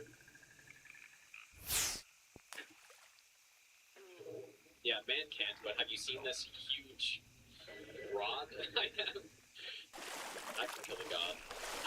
This could be a good time for the war pick build, dude. Double war pick. I'm gonna do that. So, Frag Blade on one, and then Raptors of the Mist on the other. I don't think I'm gonna plus 25 it though. I probably won't use it now.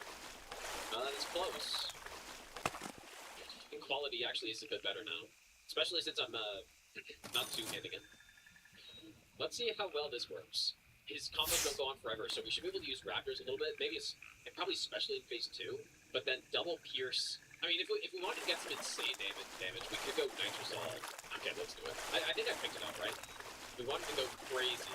Oh, I guess I never picked it up. Probably because I didn't feel like doing that big run through to go get it. But yeah, this will give us some pretty insane damage. Yeah, well, I have the Raptor Feathers. I kind of just don't really like wearing them that much, but I guess I will for this fight if I'm mostly jumping.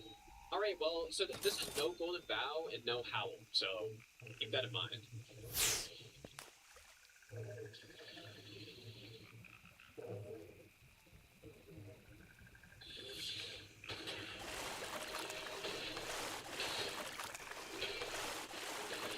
where I'm interested, right here. I mean, it's not that big. I didn't mean to do that. Oh, I meant to. I was trying to block and then go oppose them. Oh, there we go, dude. Like, this is pretty good damage for no buffs like the gold howl and stuff. This is like no hit level damage right here. Like basically, oh, I might jump to it. Basically, just like a scripted fight. Pretty respectable. If you throw on gold howl, that would have been like totally stupid. So that's pretty good. Didn't really get to do anything. Radagon, definitely we're going to want to go fire. But then what do we use for Elden Beast, though? Some lightning slash weapon, maybe? Maybe on the monk's flame base with lightning? Sounds pretty good. Let's go max it out then. Yeah, exactly, yeah. Jumping to avoid hits is insanely powerful. Like, when you do dodges, you don't have a way to deal damage at the same time. Jumping, you can. So I think jumping's really fun in this game, and the fact that you can get jump attacks is really cool, and it encourages you to use it. But I think where it got a little overboard is with fast weapons having such an insane, or big weapons having such an insanely fast jump attack. I think maybe that's where things get a little too insane. And then due to how the damage scaling works when you're using two weapons, like two upgraded weapons, the damage is just so high, and it's not a huge commitment attack, I guess. To be fair, there is a huge downside of using two weapons, and it's the fact that you have to upgrade both of them, and that's expensive. I feel like I should max out this one. Okay, what should I put that lightning on? Hammer seems pretty good. Alright, hammer it is. It's the basic ass hammer. I actually do quite like how that weapon looks though. Pretty cool. But I save Stone Barb for phase 2. I'm gonna save for phase 2.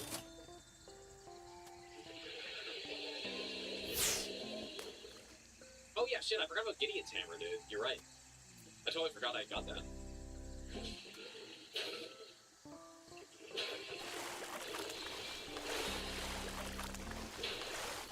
Well.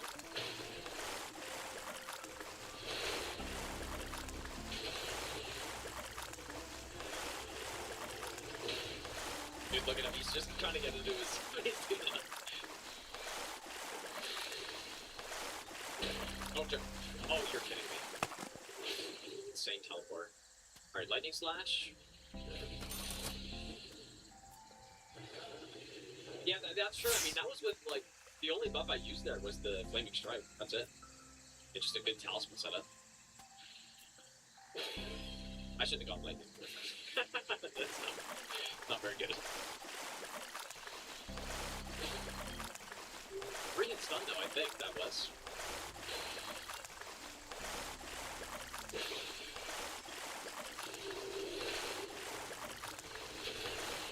Hard to argue with that.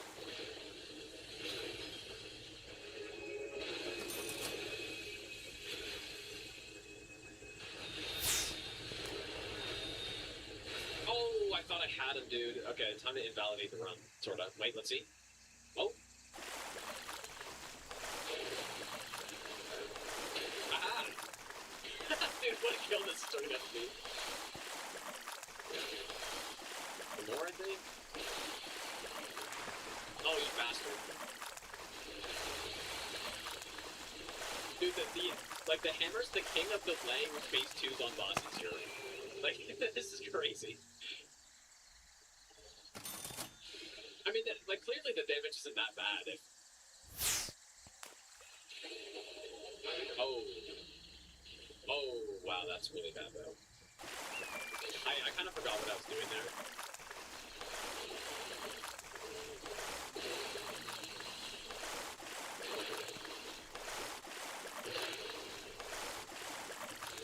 Kind of messed that one up a little bit.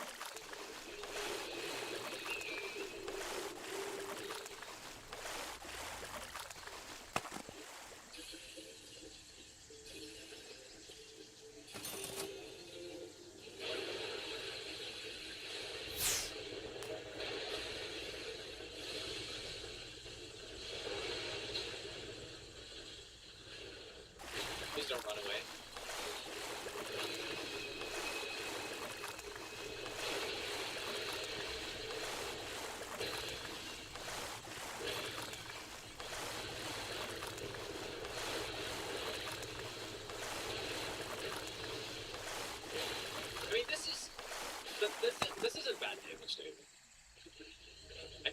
pretty normal for just like a normal build with only the physic buff, basically. Okay, do not pop that. Alright, well there goes Elder Beast. So now we only have one hammer left to get. Alright, Bark is hammer. We do actually need some intelligence though. Like, I wonder if this thing's any good. I've only used this as a debuff. Never actually used the weapon part, so we will see. Oh yeah, and I want to upgrade this thing too, because I want to fill that ghost flame. I want to see if I can one-shot him with the Envoy's Horn. Okay. I'm only going to use the Howl once. It's just to try to one-shot a ghost flame with this tiny horn. Alright, there we go. Where am I going? I don't know if it's going to be enough, dude. Sacred Order. I do have the Holy here, and I do not have Sacred Scorpion Charm, which I should probably get. When I play a game, how much do I care about lore? You 100%? It totally depends on the game, dude.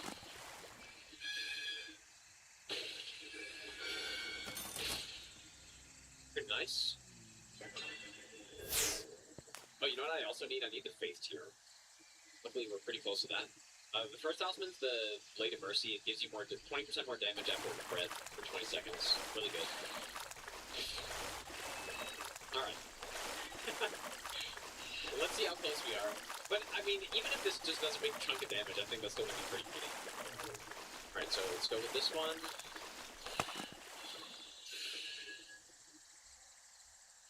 Will this reach from you?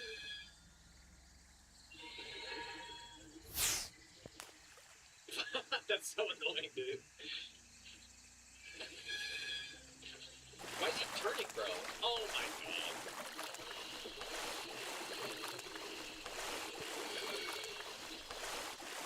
I should kill him. I need to get an actual hit. I really should have not triggered the boss yet. Well, actually, is there... Okay, wait, I have an idea. There may be something I can do. Oh shit, oh boy. What did I just do? I may have revived all of the bosses in the game. Is that true? No way, right? It's a little awkward. Okay, let's see if this will actually work. Come on. Oh my god, you're kidding me, dude.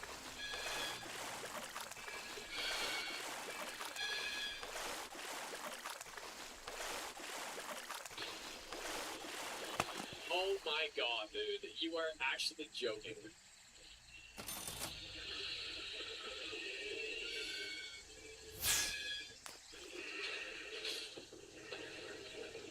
I mean, it's pretty good damage, though. But, try this again. Okay, let's try from over here. You can get a little bit closer, I think. But yeah, we probably need a pretty insane buff setup to kill this guy in one hit with this. It just doesn't do a lot of damage, when I could just use Sacred Blade.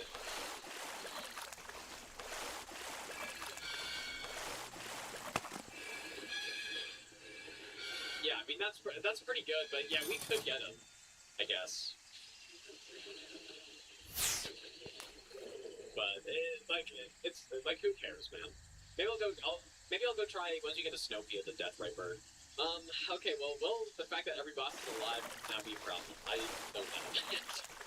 Where should we go next? I think we should go to Bale next, probably.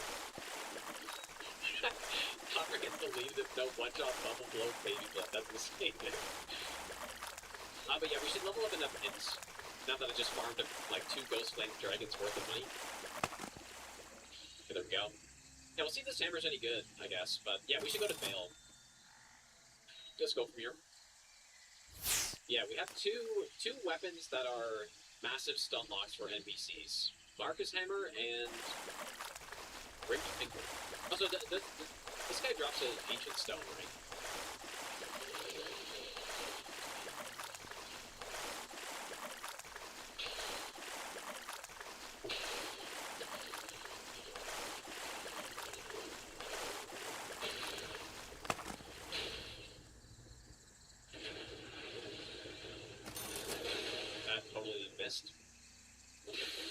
Still pretty good damage, though.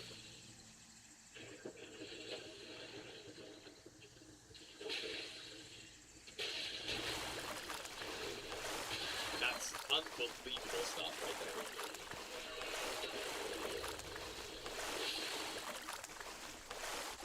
That is unreal. attack, man.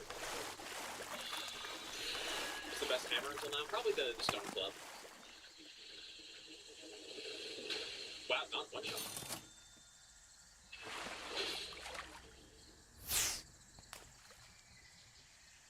Okay. It maybe would actually be good to have the filigree talisman here, because I'm most likely about to run out of FP. We got the holy build.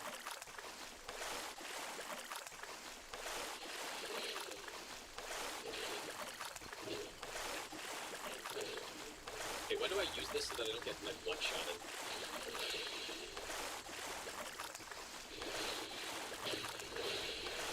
Ow. Very good damage though.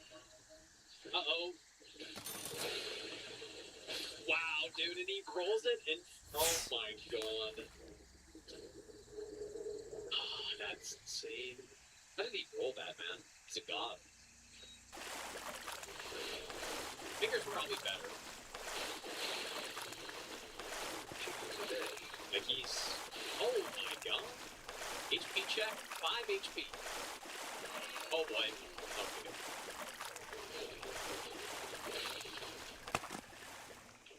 Yeah, the Vigor's better. It's way less damage though, but it's at least like, kind of consistent.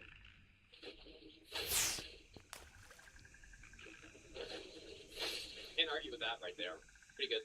Okay, thanks for the 500 bits again, dude. But yeah, next region is Jagged Peak. Yes. Because we only have one more hammer to get, and it is from Killing Bay.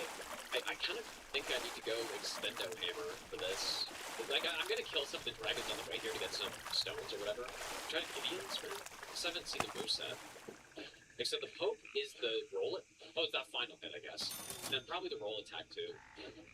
Nice. That's pretty good, actually. I'm gonna change my talismans also, or my physic. Spiked and Stone Barb.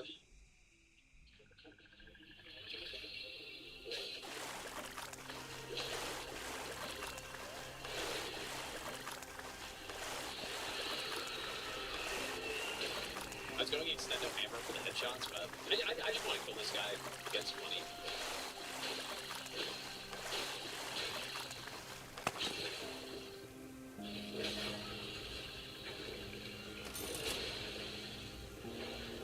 Clearly not a mistake.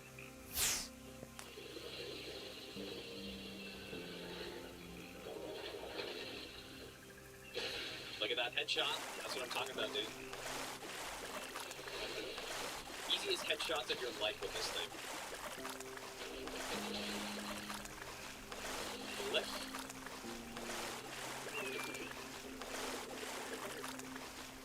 So, I think for, like, I kind of wanted to go Warp Pick on Veil again because it's Pierce, but I don't know. Is that the setup I should go with, or should I just go Extendo Hammer, dude? Or should I use something more honest against him? We haven't done a lot of spiked clubs, so maybe I should just go single spiked club. I kind of like the sound of that.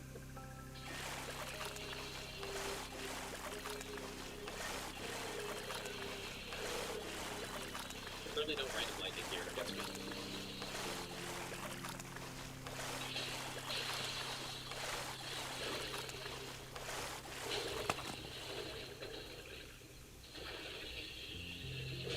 Nice. First voice break.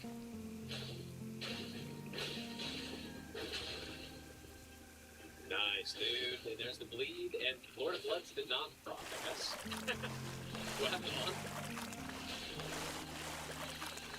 Nice job, Jimmy and Trump's off right there.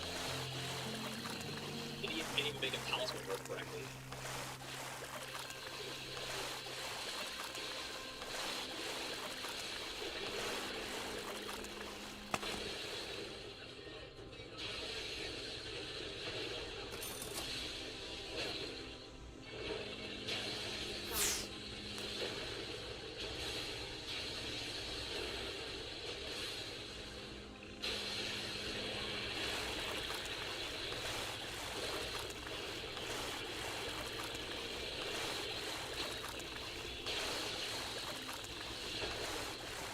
Good stun, I think.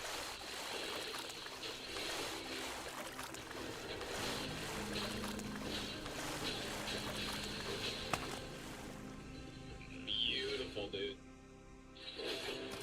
We're only level 12 blessing, by the way. Like, that was such a big fight. He didn't even get to do basically any of his moves in phase 2 at all. What a great weapon this thing is, man. But that's what I'm saying. Like, I think these two are the best. This one's the big raw damage. This one, if you want, bleed as well, I guess. Like, just totally decimate him, man. Only level 12 blessing. Oh, yes. Okay, so hopefully I didn't mess anything up for this, this other hammer. Oh, dude, I actually just forgot about the two-handed attacks. Yeah, we should go get that. Hammer's still pretty good even without any blessings. No, that's just not. What does level 12 blessing increase your damage by? What's the number? Is it like 60%? Or is it more than that? I really hope I didn't mess anything up for this. I may have. I maybe had to go talk to her first. Or is that the hammer right there? Yeah, I agree. Yeah. There it is, okay. I'm definitely not a fan of the blessings. I will agree with you on that. Yeah, so this is the other Pierce hammer. So now we don't need to only go with the Warpeg. And Warpeg is decent, but it doesn't have great base damage, I guess. Kind of the problem is small. It's nice that it's light, but... Alright, well, let's go upgrade this thing. The last hammer. So now, we now have every hammer in the game. So the Ashmore on this thing, it debuffs lightning resist on the enemies, right? I could maybe combine that with something. I guess max out Gideon's. But I think that's all the somber weapons maxed out, right? Oh, well, except for Mars. Okay.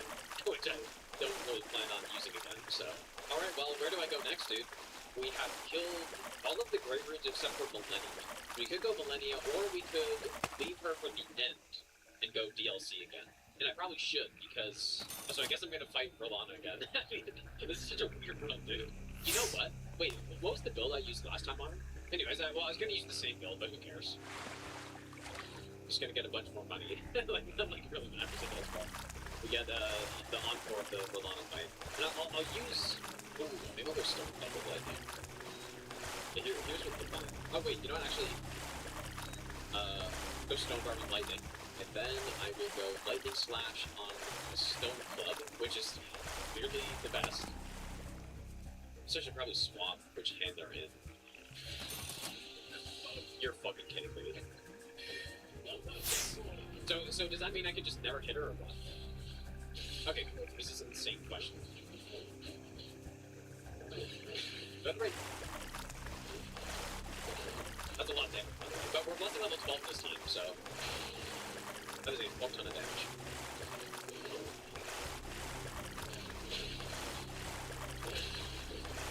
Yeah, look at her damage. Like, it's such an insane difference.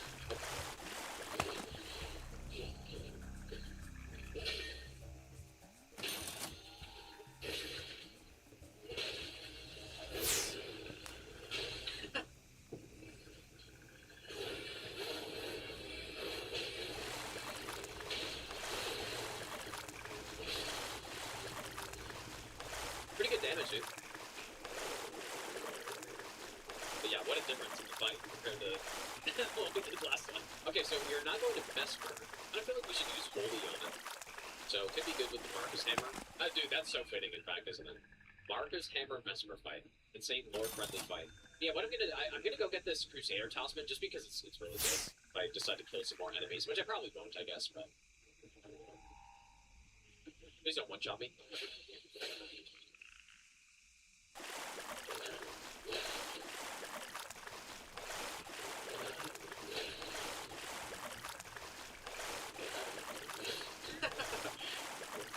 It's so good. Alright, back this way. I was honestly thinking for a second of going through Hippo, but what? Like, I'm just gonna not do that. But you know what, though? The Gavel Ashigor actually did some pretty solid damage on Rolana there. It's not just a debuff, it actually does a good amount of damage. Interesting night win. Anyways, what was that question I saw? Rather have Elden Ring removed from existence or some like Pat, or have Hockey removed from existence. Oh my god, what even is this? Or go blind permanently. Well, it's obviously not go blind permanently. I don't know what happened. Yeah, I mean, Hockey being removed from existence, I don't think would be too bad for me. So, I'm gonna go ahead and say probably that one. Game Over Sports, crazy take. It is, dude, it is not a crazy take in any way. Here's the thing, if Elden Ring didn't exist,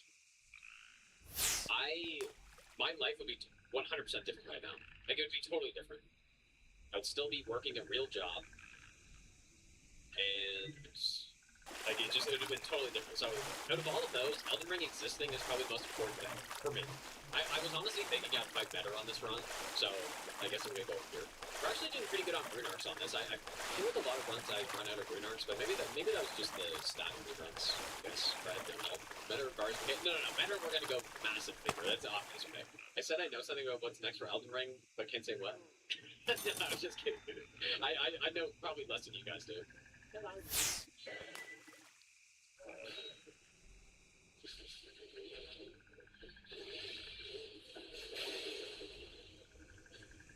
You definitely have to be prepared to tank when you're using Marcus Hammer. There we go. Okay, do we have anything with fire that could be cool, other than Flaming Strike? Not really, dude. There's no innate fire damage anywhere. Let's just, don't even overthink it. Just go Flame Mace because it's fitting.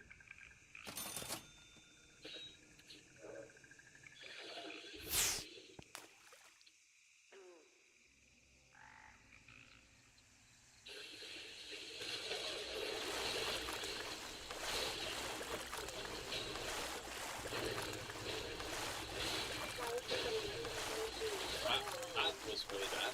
Why do I just forget how to fight the boss? Like, I just totally forgot what was happening there, dude. First death to this guy ever. Sure. Like, I actually just don't even know what I was doing there. No idea.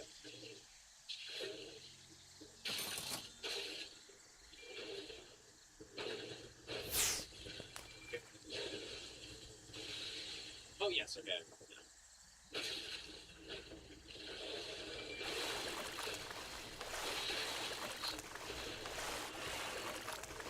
Pretty good damage, though. But yeah, just anytime you use fire on this guy.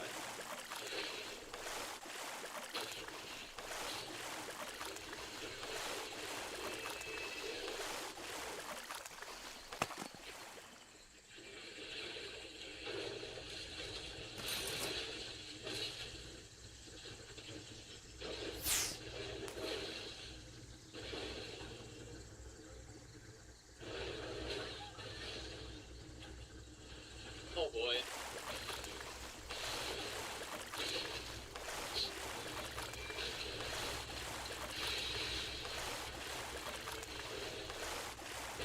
When was the last time I fought this boss, dude?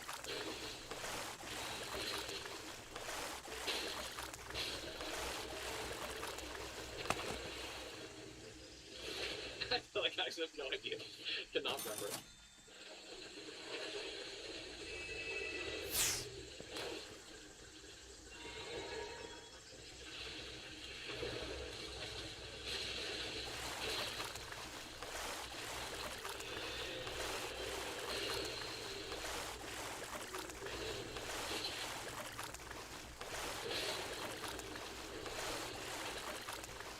I was so scuffed, dude.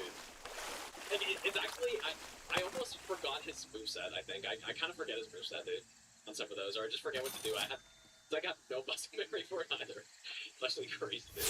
Anyways, our damage was insane. So that was weird, actually.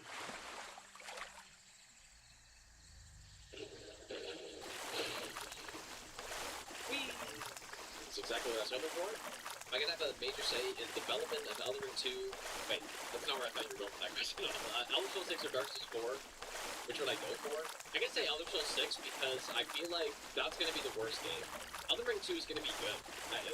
There's no way it's going to be bad. Whereas Elder Scrolls 6, though, Skyrim's a really good game, but I think it was a downgrade over the, at least the prior 2 installments of Elder Scrolls.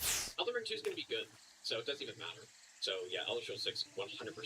I mean, I've actually thought a lot about if I made a game, what it would look like, and it would be an RPG, like the Elder Scrolls open world RPG, and thought about the systems that would be in it. And it's pretty much just like what I'm hoping for Elder Scrolls 6, which is it's never gonna happen. Anyways, this is going to be pretty satisfying. It's so good, dude.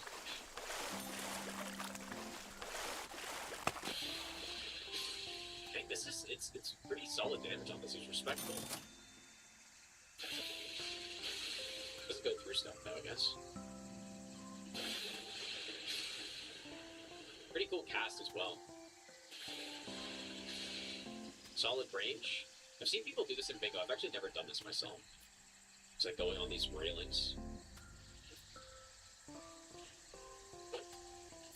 get some pretty good arcade skill. What the hell?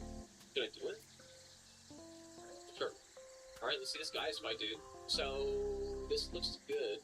It's kind of weird that this thing doesn't have lightning on it, but it probably does make it a better weapon, honestly. Oh, skill scales purely off arcane. Wow, and you know what? That was hitting pretty hard, even with very low arcane. Interesting. I should get rid of that. Oh, dude, charging the...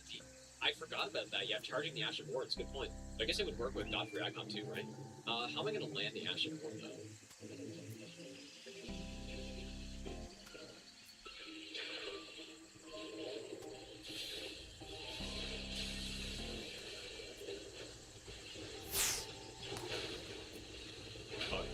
Ouch.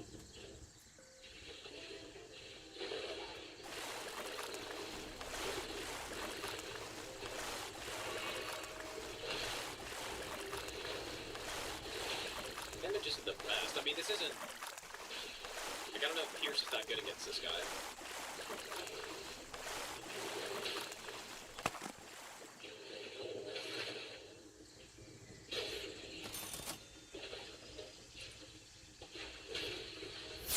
Definitely not bad damage. Ah.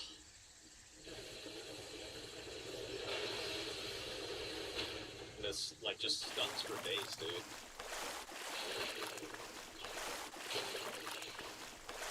Oh.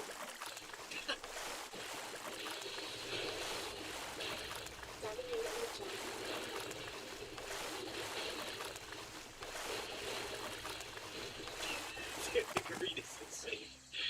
Oh my god. I was like, oh yeah, I could just kill him when he's doing his attack with a counter hit.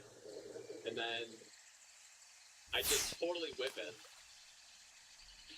And then I go for another one, and I miss, like, I'm 180 degrees away from the boss. Alright, well, time for the Marika build on Mesmer. Very lore accurate. Is it a mistake to try to kill this guy? I'm probably gonna get fucking decimated, though.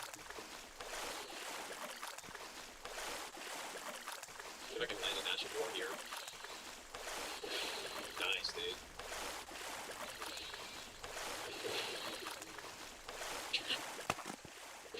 Beautiful. Alright, wait, Elden Ring upgrade system, but Elder Scrolls? I don't think I'd like the sound of that, dude, to be honest. What's the like, what? Surely I can buff here? Well, it's just a sprint, isn't it?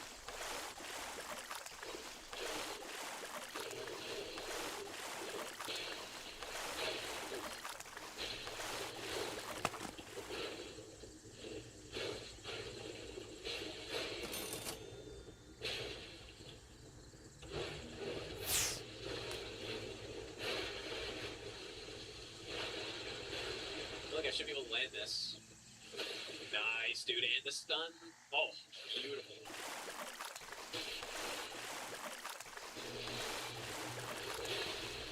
Good. It's getting Marika right now.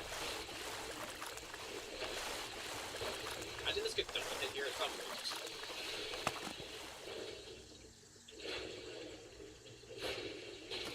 I'm surprised that was in time here.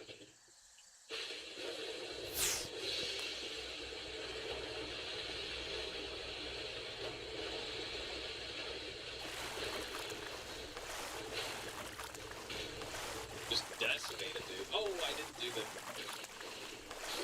I guess... That's right. That's who just killed you. I'm basically Marika. Sort of. Well, I guess we're fighting for sense. It's fine, dude. Who cares? I'm gonna try this skip. Surely I get it. That's the more fun way for me to do it. Is to be methodical. Which we use on Roman, dude. You know what? Let's just go stone. Like just stone club. We haven't done this enough. I'm gonna go frag blade and then put Raptor's Mist on something else, maybe. Go stone bar. And probably just jump attack, I guess. Or Blade of Mercy because we're gonna get a bunch of stuns. So. Yeah, I mean, if I get a few more levels of Dex, then quality's gonna be better.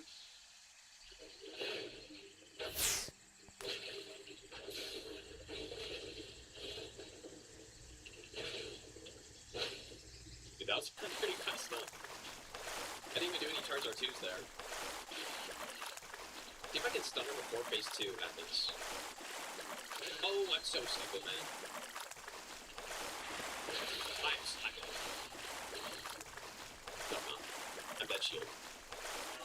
Oh, that was so dumb, though. Holy lag on that time, though.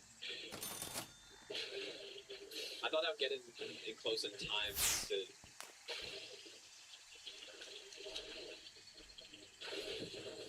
Yeah, that did not work at all. They're pretty well there, though.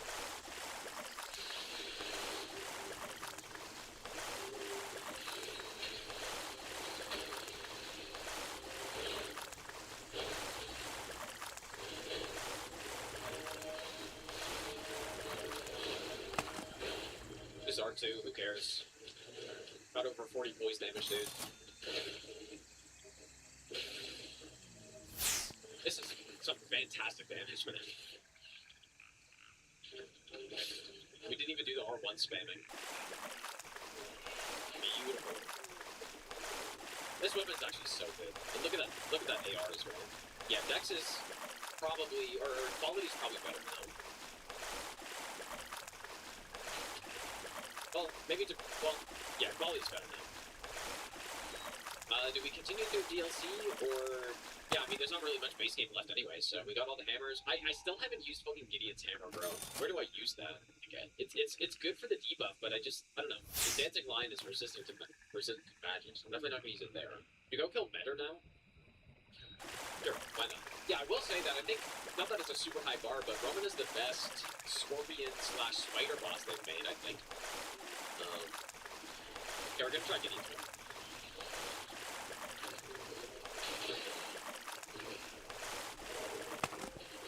Too bad it doesn't have a poking run attack, or maybe the R2. Oops. Is the poking... Oh. That must be impressive, actually.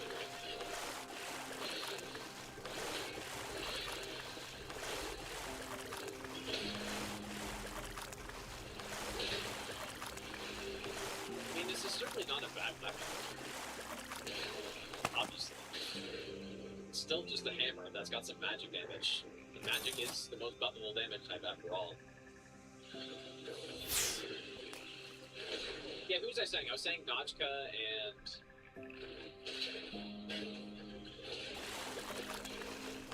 Quaylag and... I don't know, Freya. Like, all of those bosses are pretty much shit. So...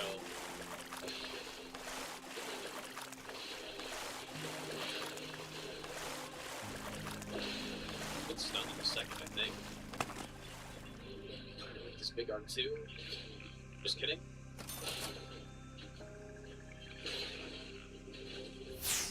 Pretty good.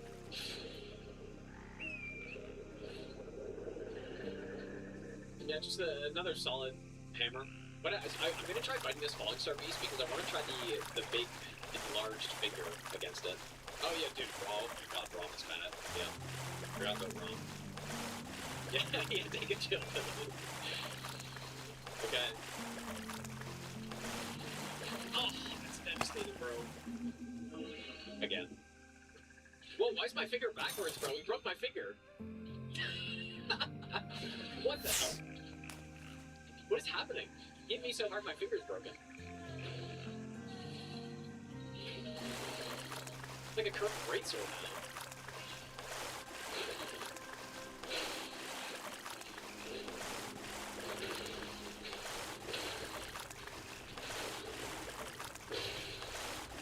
That's so funny, actually. Broke my goddamn finger, you asshole. Yeah, just like I was hoping for, though, this is insanely good on Falling. Like, look at how easy it is to hit the head with this. Why is my finger backwards, though?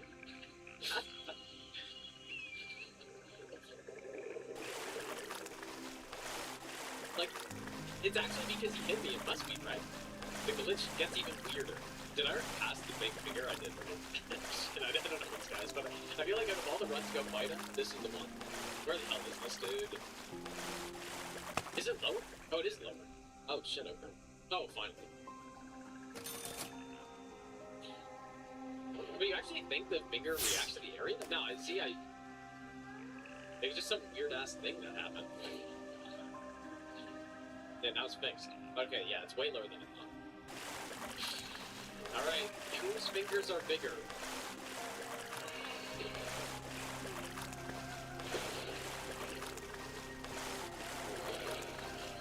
I mean, I guess yours. But it's close, sorta. Like, my finger on his hand wouldn't be that crazy. Like his pinky or something.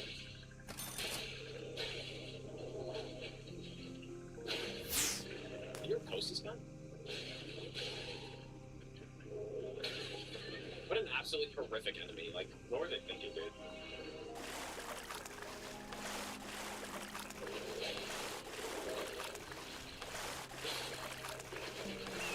What on earth were they thinking here? Surely we'll need to know this for when we do all achievements plus DLC November. At least I think I missed that one. Right? This was the second finger ruin I got to, and I just, after spending like an hour and a half looking around the first one and finding absolutely zero, I just didn't bother. I was like, oh, it's another finger ruin that probably has nothing in it, so. You know what, I guess we're gonna go to Putrescent Night next. There you go, if all of you ask you to do Putrescent Night, you're finally getting your wish. You know, it's not worth it is this, run around too fast that we can switch shit boss. Well, the reason I'm doing it is because we gotta play better with the big finger, dude. It's fitting, so. Tree Sentinel is 10 times more complex and has more moves than Putrescent Night. Yeah. Tree Sentinel is way better than Putrescent Night, yes. I agree, sacrifice. This might be finally the time that we use the base, Saber Blade base, against Putrescent Night. Okay, am I just gunning this? I guess I am.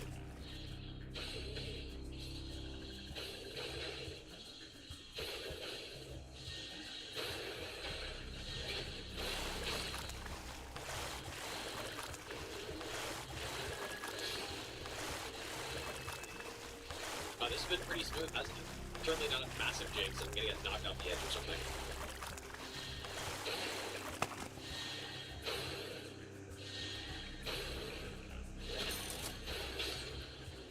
Damn.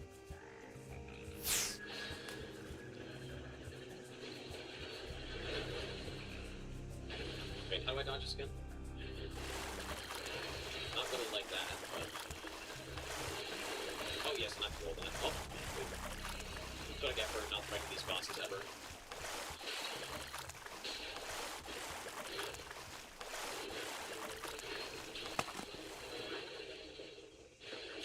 It's stun, I think. Nice, dude. Big stun.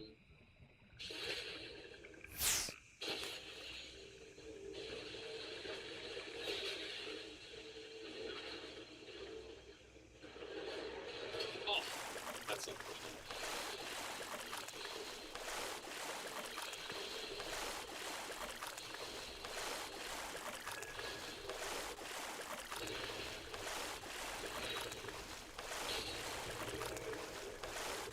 Yeah, see, like, this is why I don't normally come back here. Maybe our build was too good, but it wasn't, though. Like, that's just how this boss goes. He's an earlier DLC boss, I guess, so level 12 blessing is pretty high. Yeah, wait to strike and bully, yeah, that's true. There you go, the mace can finally shine. Literally. So what do we have left on this run? I guess better, we can go do better now. What should I use on the NPC, though? I guess Big Finger as well. If there's an Elemental 6 that's gonna come out, just as an example. Like it, what? Wow, that was crazy, actually. Oh my god. I'm getting massively fucking outplayed here.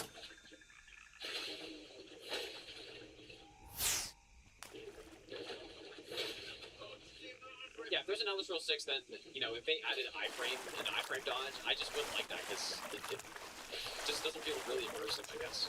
But if there's some, like, spell. If there's a spell that, you know, Theory of Vanishing is a good example. I think that's super cool. If there's a spell that did that, that's really sick, I think. Okay, this looks good to me.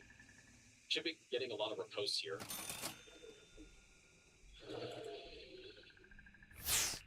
Alright, finger versus finger.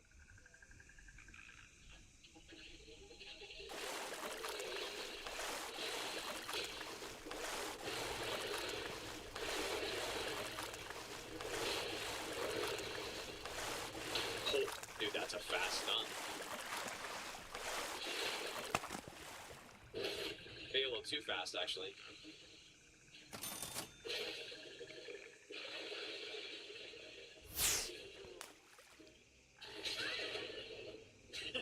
I knew I was gonna get hit by that move.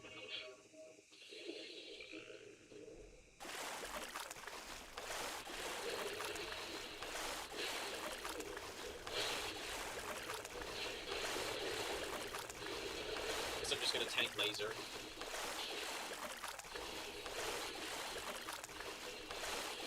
Bastard.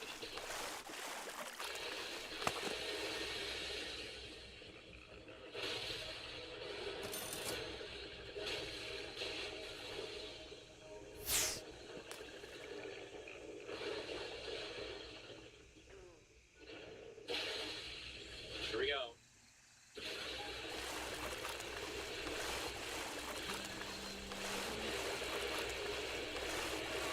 Look at like I just cannot believe this attack still, dude.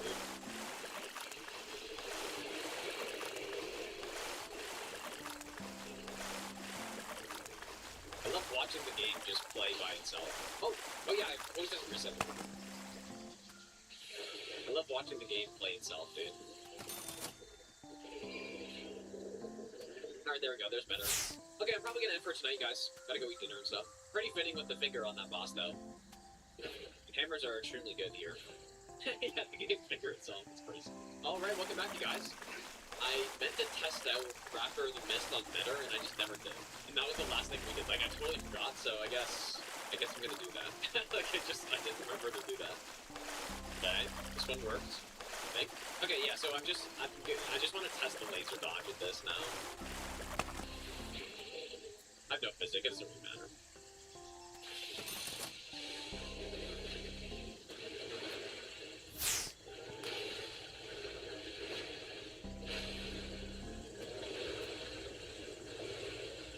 Like good stuff here. Oops.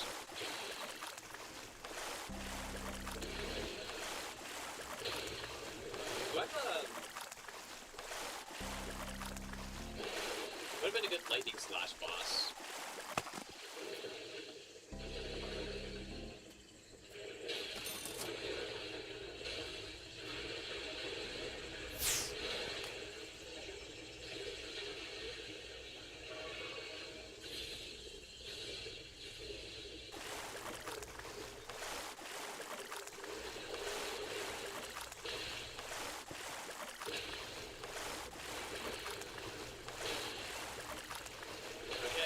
Happen soon.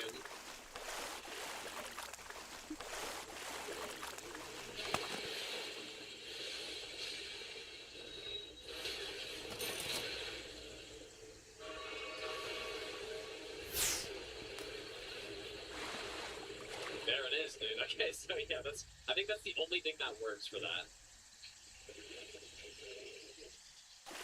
This garbage attack. Pretty cool, but not really, though. Oh. Oh, well, that was kind of cool.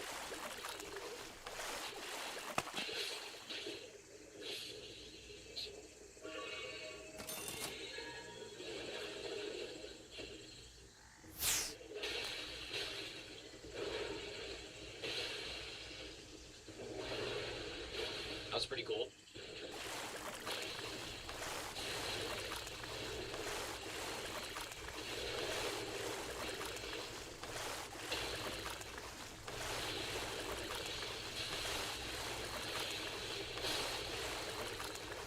There we go. Easy money farm.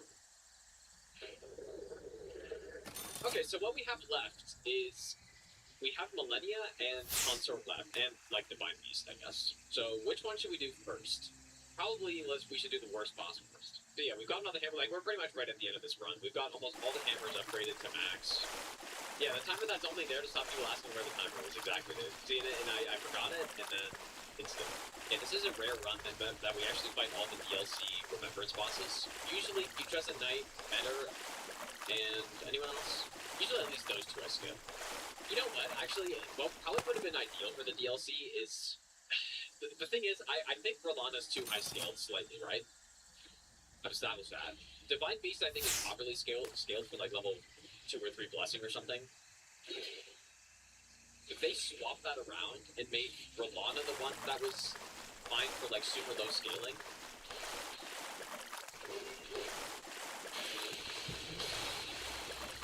and Divine Beast the tougher one that you're kind of supposed to fight later as you go through the DLC so that you take the staircase. I think that would have made a lot of sense.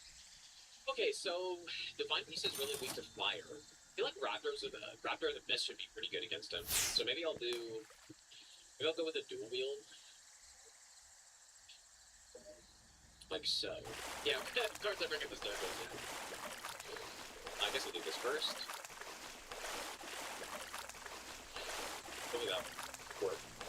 Nice.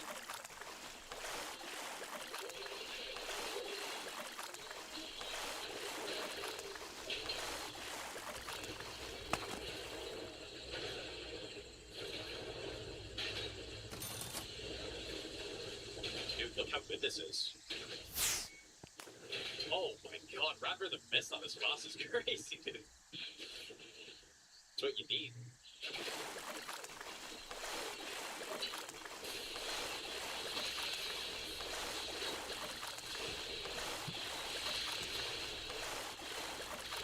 Now, I don't think it'd be as effective in this phase, but what is? I mean, he's still really good at dodging the,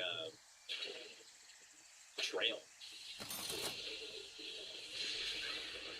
Oh my god. Classic Divine Beast lightning phase. Oh my god, I'm so dumb.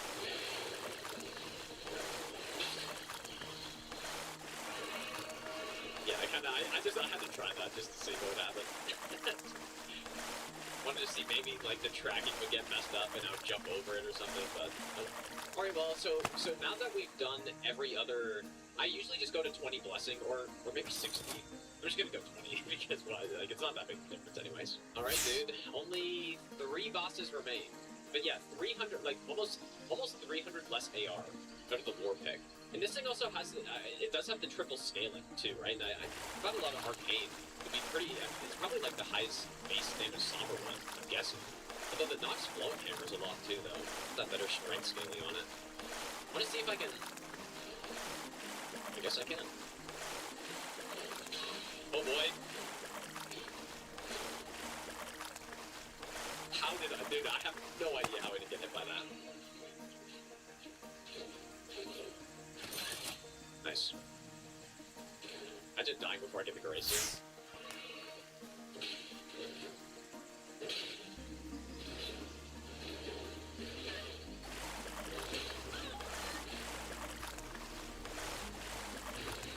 I should go get the grace, dude. I'm totally gonna, like, I do not have a lot of health.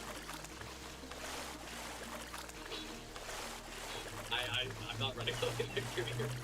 As you can tell, I don't really check this out very often.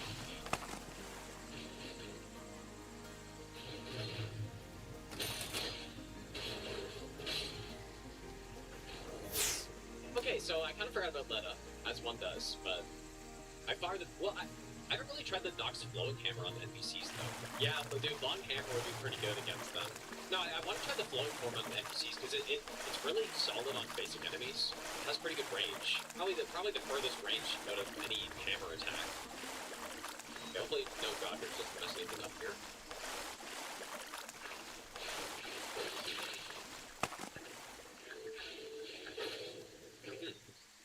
I mean, he wasn't trying to roll it. Lord of the Archery. I bet. Yep. You know, the funniest part of that is when you try to use that, it does like 10 damage, dude. And then he uses it, oh, instantly killed. Sorry.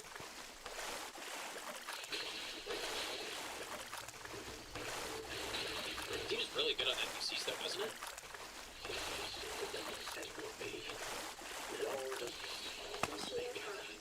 Dang, it's pretty good. Uh-oh.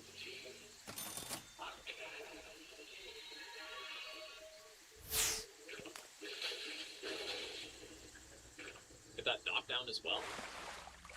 It actually it seems better than the finger.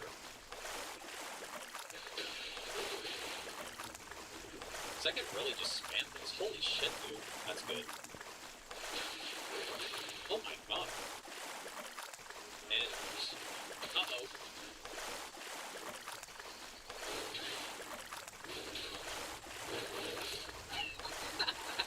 That's insane. Actually unreal, dude. Yep, this is the PvP life right here. Just two guys just coming in. They're like 15,000 HP healed. Even, dude, it's funny, even with a really good NPC killer, I still get destroyed, but I also try to read that, I guess. Yeah, this is really good on NPCs, though, despite what you're seeing, I guess.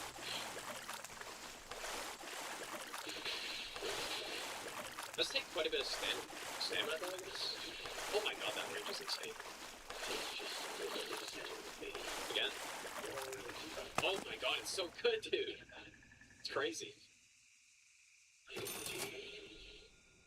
Do not redeem. Okay, please fuck off for a second.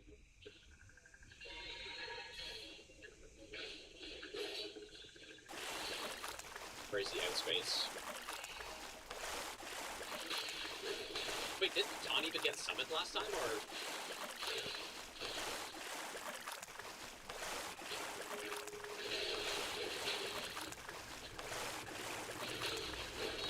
Like, why did he just not show up last time?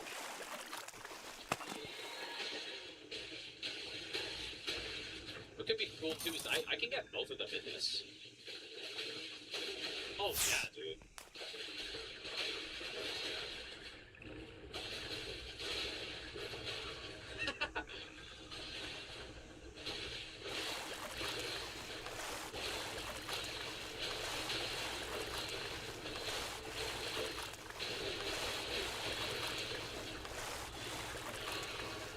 Oh, I should have got more blue. Oh, boy.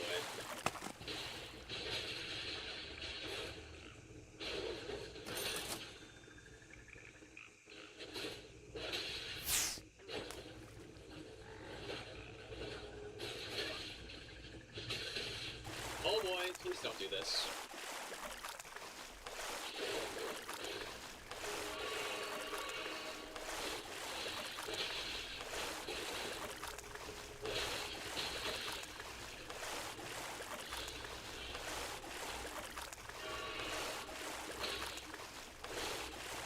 What's happening with the health?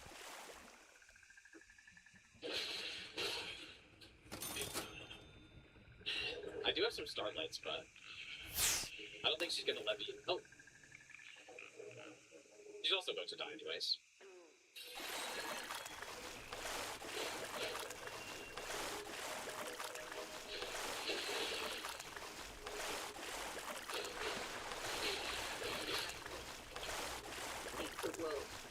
This fight really never gets better, doesn't it? Like, the only time it's good is when you just simply raw Tachi's them. It's the only time it's good. Who's worse, them or Gideon? What do you think? What would you say? Easily, they are like 10 times worse, man. Yeah, that's so miserable, dude. I guess I don't really have a lot of health either. That did not help that, but... Let's see, 1 point of arcane. Alright, let's see if, I mean, is Raptor's gonna be any good here? I'd see it being pretty good, actually, I guess. I could maybe try Roth, but... How about 5? Wait, how to beat 5 in that level 1? Dude, that's great, man. I don't know, man. Just, you gotta Roth Punchies, but you can't, though, if it's that many, right?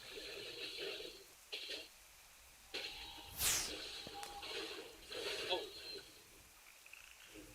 Guess... that didn't work.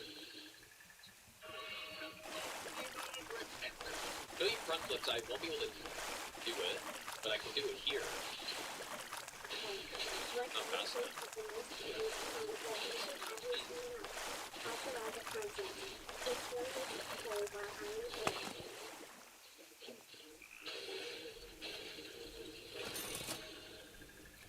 The damage is not looking great, to be honest. Considering this is what he's by far the weakest to, but... or not by far, but...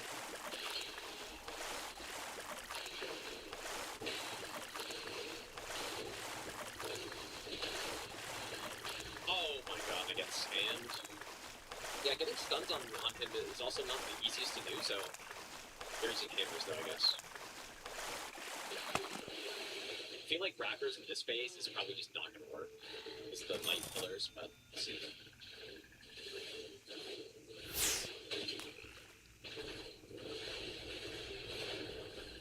Okay.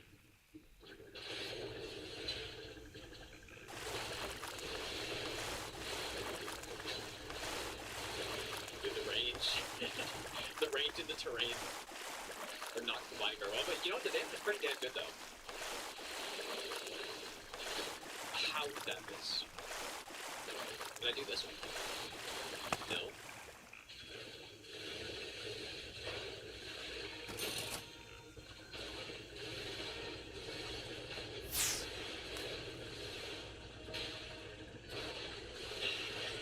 This boss is insane, dude.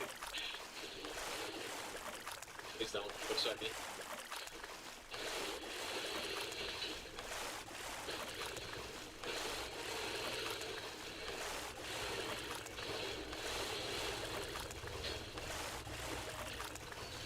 You know, I guess maybe one of the problems is that Raptors just puts you straight up. When you're using something with this low range, it's like... Look at Raptors now.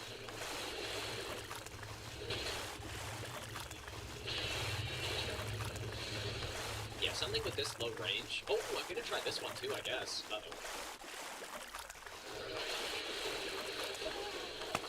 Yeah, I get it as soon as I did that, dude.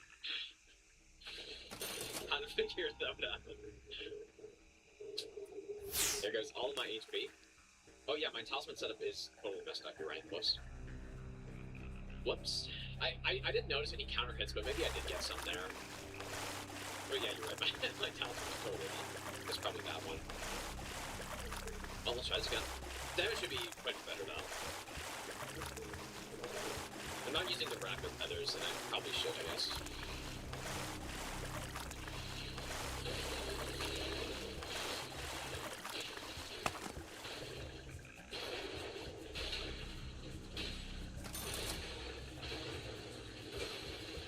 Oops.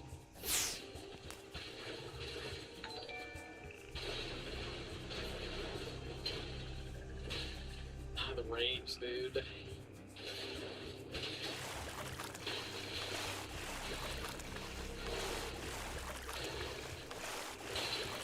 That dice was not bad. I heard some like noise and I didn't know what it was. Classic stun. Gets eaten again. Yeah, it's not for golf. No, I mean this is pretty good though. And with the build actually correct. I forget how I dodged that. Oh.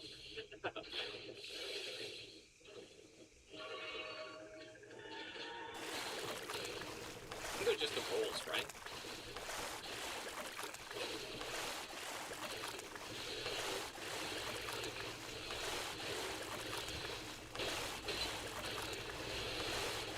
Oh yeah, dude, I keep meaning to try to wrap it up.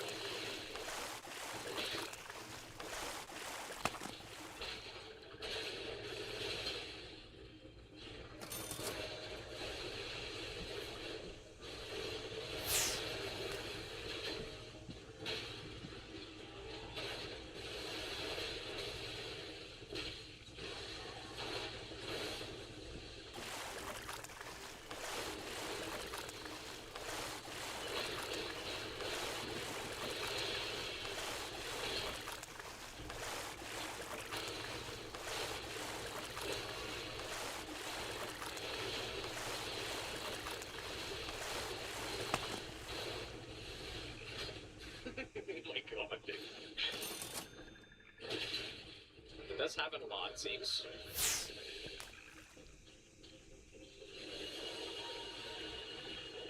He had the insane name.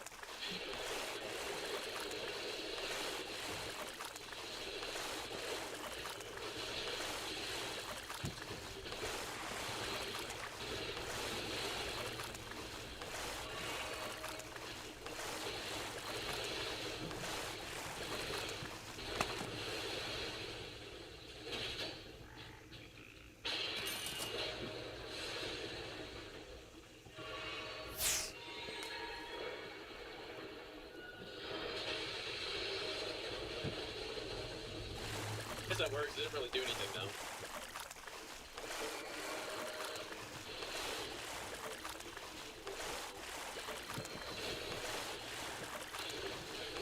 I don't think you can use raptors on grabs,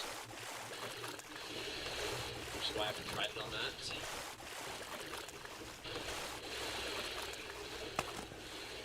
I guess that just didn't work. It's funny how often that happens, dude. Like, you just use it, then you end up crouching underneath the attack.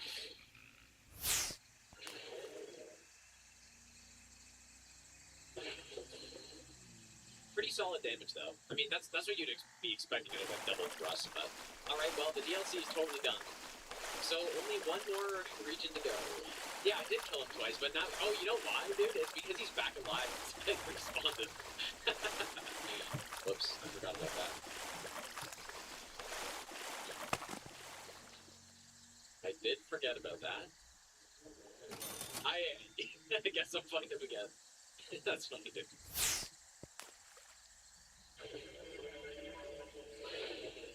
It's okay, fighting him with raptors was actually pretty sick, so...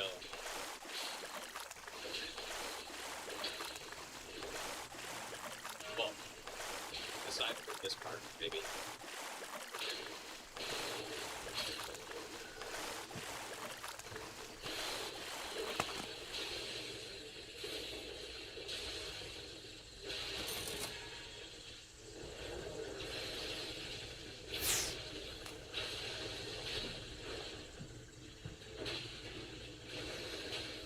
I wonder what happened. Uh-oh.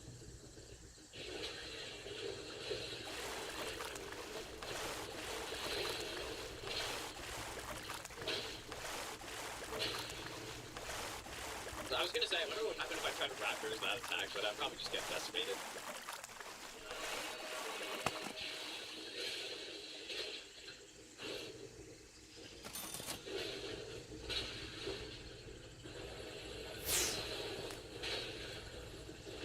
See, look how sick it is fighting him like this, man.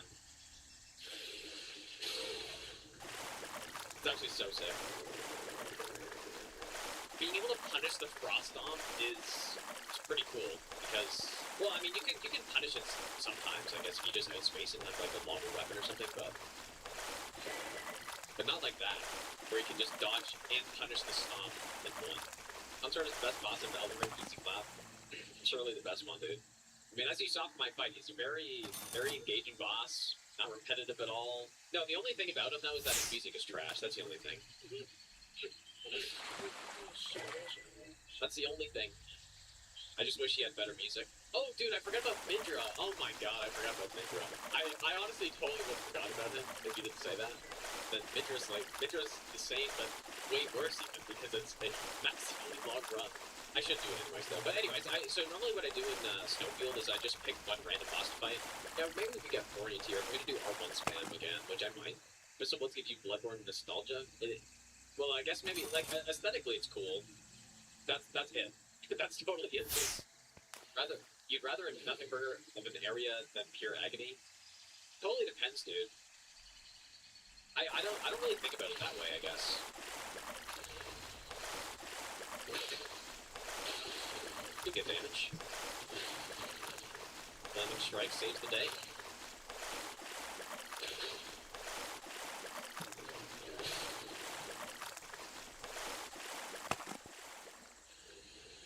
It's like, would you, like, because what you're saying is, would you rather, not that I think you're wrong necessarily, but would you rather Frigid Outskirts or, I mean, Frigid Outskirts is, like, I'm not going to pretend it's a, like, top-tier area or anything, but I honestly think they're very comparable areas, and Frigid Outskirts is way fucking scarier than Abyssal Woods is. Like, it's not even close, because the enemies in Abyssal Woods aren't even, like, they hype it up to be some, like, terrifying enemy that you just cannot escape from, but you can literally just run away from them. But then, Frigid Outskirts, you hear, like, it's the periodic storm, which is kind of cool. So you traverse, you know, you can see what's happening, but then the storm comes up and then you can't see anything, and then you hear the footsteps of the horses coming at you. And it does the scare thing way better, dude. It's not even close. I mean, I probably need Red Feather as well, but I'm gonna actually make a save, and let's see how close we are. And again, I'm not trying to say that Frigid Outskirts is like the best area ever or anything. But I'm just saying, I'd much rather go through an area like Frigid Outskirts that requires me to actually play the game than,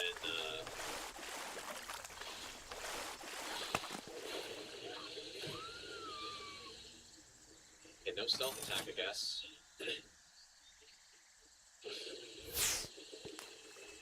Please get him in the face.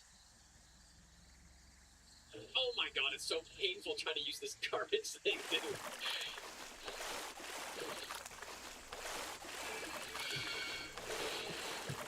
I mean, it wouldn't even be close to killing him anyways. I'm gonna need 500 buffs to kill this guy in one hit with this. Did I make sense? I intended to. I thought I did. No, like, I'm not setting this up, man. There's no way. What I would like to do, though, is bash him in the head with Marcus Hammer. Yeah, it's just the base damage of the bubbles are just so low. Well, I mean, it would happen if I stack 100 buffs, but no one wants to see me step that up. Now, this, on the other hand, this might be enough. Let's see. Smash his head in with the Marcus Hammer hit. Might be very tough to land it, though, too.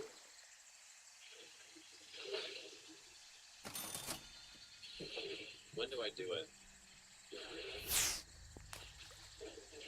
He gives me the text, maybe I can. Should have maybe done it there. Oh, boy, okay. Not even a headshot. See what real damage looks like? Man, isn't that nice? I missed... I didn't even hit him with the hammer part, which I think might have a hitbox. But see, now that's the damage I'm talking about, dude. Who cares about a little bubble doing a lot of damage when you can just do that? But anyways, we kill the boss here, so I guess I'm gonna kill Vigora. Go here. Snowfield is I just count it as a free area because there's not actually a main boss, or some, like, obvious main boss. This time I killed Avatar, plus, I guess, the Death Bird. So, I never realized how Mid-Abyssal Woods is until you saw it in Randomizer 3. Like, I just think, I mean, you can just go watch my first playthrough, but what I remember is reading all the messages, and like, oh, this is supposed to be kind of scary. I just remember, only a few minutes after that, when I started trying to look around the area, there's just nothing there, dude. I also was considering using the deflection tier on this run, and Midra with deflect here could be pretty cool too. Should we do it? Yeah, we haven't tried Dark Hunter, so I think we should do it. We're blessing level 20 now, so this guy shouldn't be too much of an issue. We're gonna go Extendo Hammer.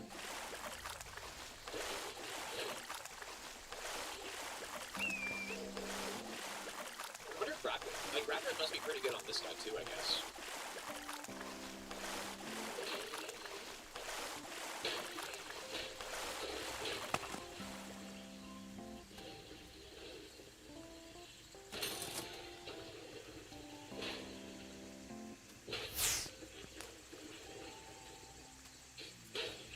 This is so good, dude.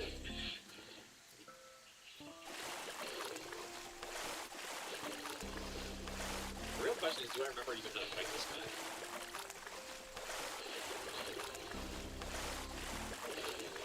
I think the last time I fought this guy was on the guard counter run. Where I was, dude, oh my god, I forgot about that. I just remember me fighting this guy on guard counter.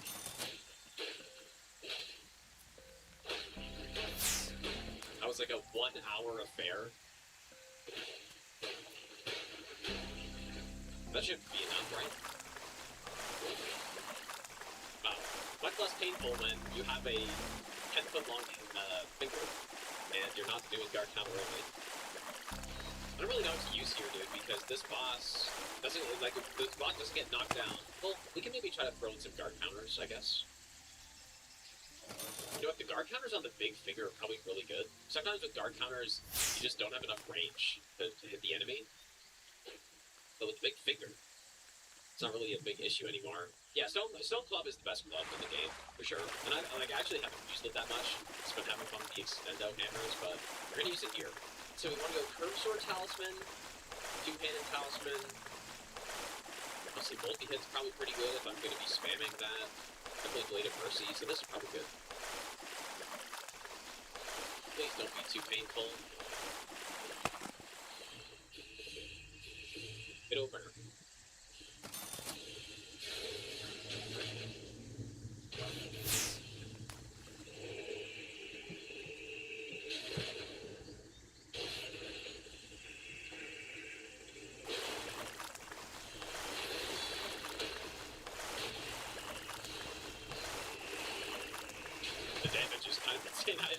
down at the health bar.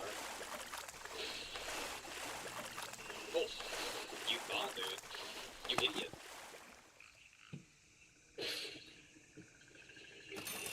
You absolute clown.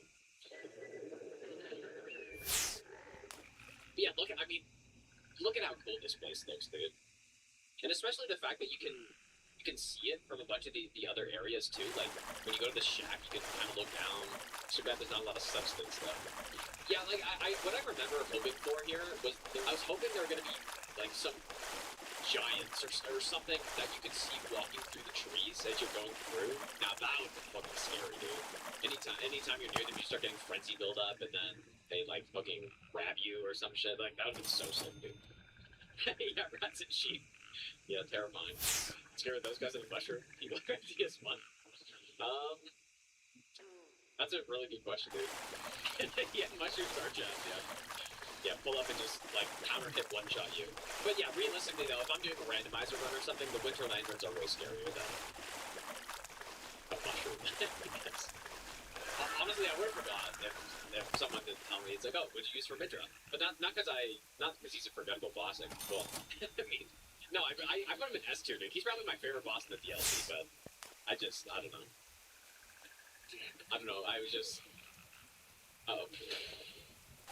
I should have reposted it, probably. Nice.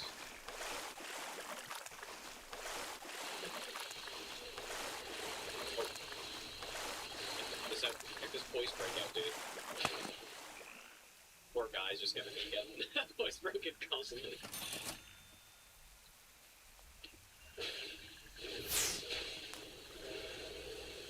Dude, the damage is kind of crazy.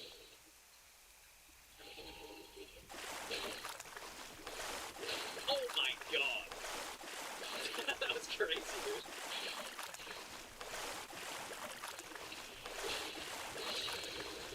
Look at this fight, man. Look at this game. Look at this weapon.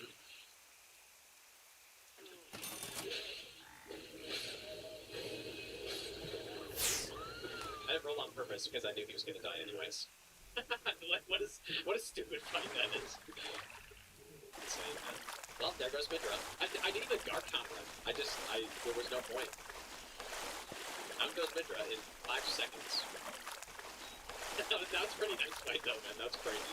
Yeah, that's what happens when using a club with Craig Blade on it, is that you get over 40 poise, and that boss only has 80 poise, so I think the Journey to Nameless King is worth it too.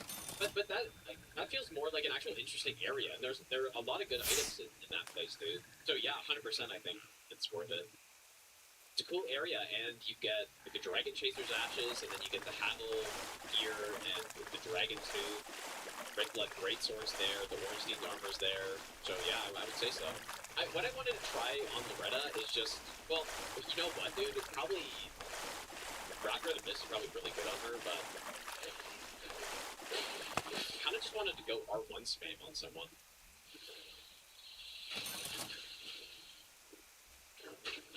Oh boy, I thought for sure I was gonna die there.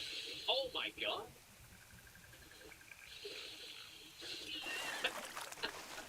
That's insane. You know what? Panic rolling is good. Sometimes. And I say this as someone who I don't panic roll often. I think a lot of people think that panic rolling is just like automatically really bad, but if you're for example, the thing that made me realize that panic rolling was actually really good is doing Zero Hit League in Dark Souls 3. It depends on the game as well, because Dark Souls 2 panic rolling is kind of not so good.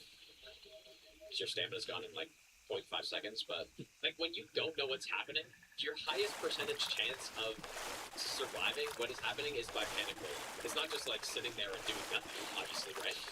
And so in Zero Hit League, if I'm running through an area and there's like a bunch of shit happening, I'm not like, unless there's an attack, like a single attack coming and I know what's happening, like panic rolling is the best strategy. Unironically, it's good. They let you roll so much, right? It'll increase your chances of surviving. So I was gonna go Stone Club, but maybe I should just try Raptor as well. Because yeah, jump attacks are really good on Loretta, so we'll try it.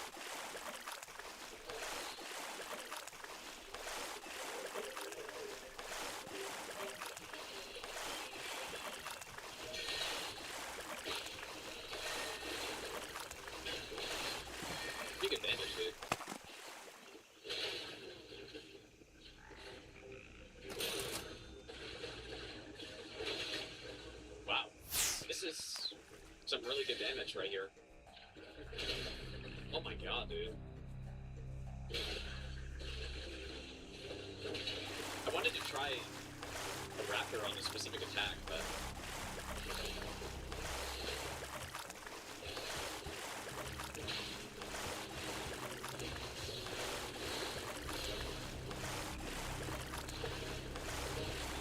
She's not doing it.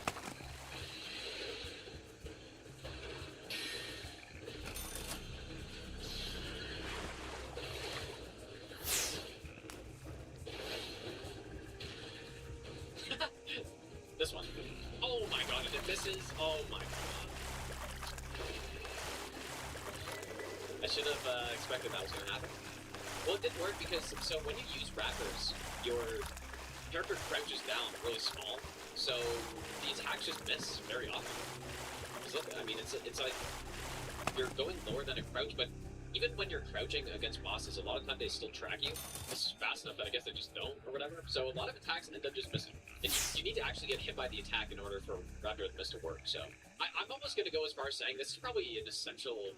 Well, it's obviously not essential, you can beat the game without it, but I think your experience of the game will be way better if you have Raptor Miss. Because any move that you see that's like, man, how do I dodge that? It just doesn't work. Raptor will probably help you dodge it. I'm still learning parry. It's insanely generous timing. I'm not sure how many frames it has, but it's a lot. Okay, Millennia, it is your lucky day. This is gonna be crazy, dude. It is your lucky day.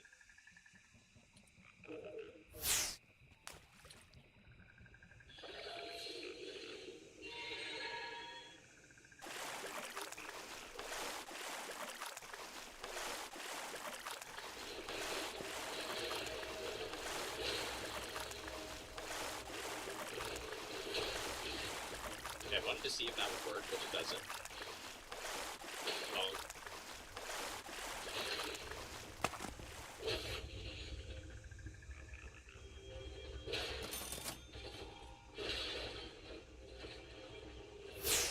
Dude, that range is so insane.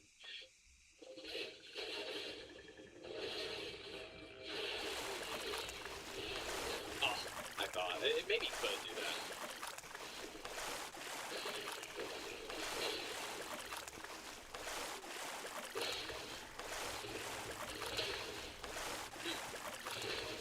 What about Stone Barbed here if that'd be a stun lock?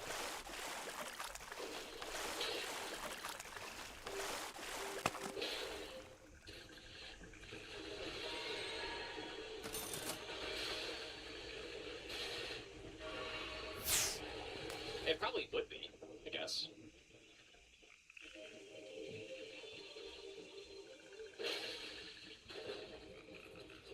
Yeah, hammers are really good on this boss, though.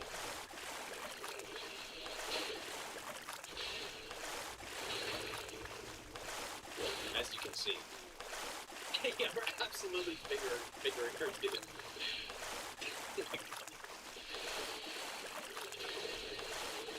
Yeah.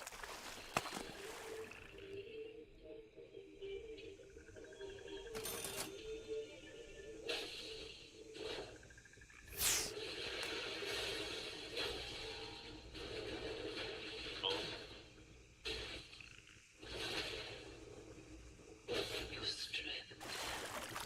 Extraordinary. Do you like it, dude? God fingered. Alright, well, I'm gonna fight her again because I wanted to see if there's a stun lock there. Which I'm sure there is, there must be. So I'm gonna go Stone Barbed here. And I'm gonna make it big again.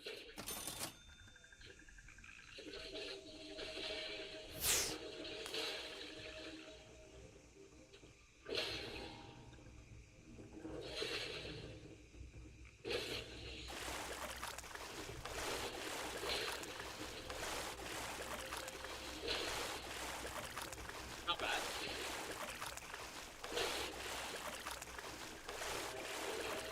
Yeah, you're so good, just get stun locked by it, dude.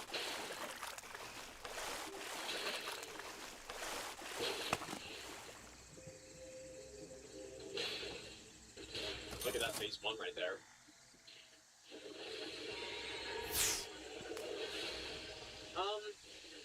Guess I should also try Marcus, maybe.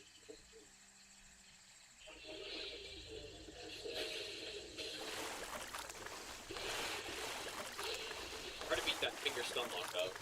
Uh-oh. Oh, it does smoke her in the air, but then she's just gonna kick. I wonder if that can stun lock her in phase 1 also.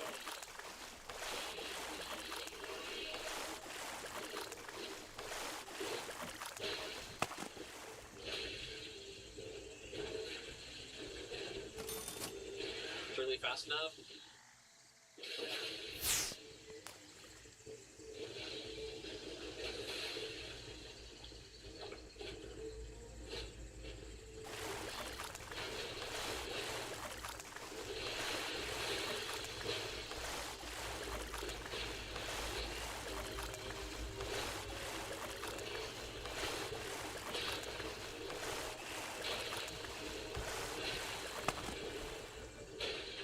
Uh-oh.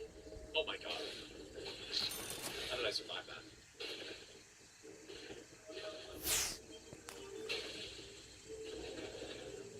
One HP in a dream.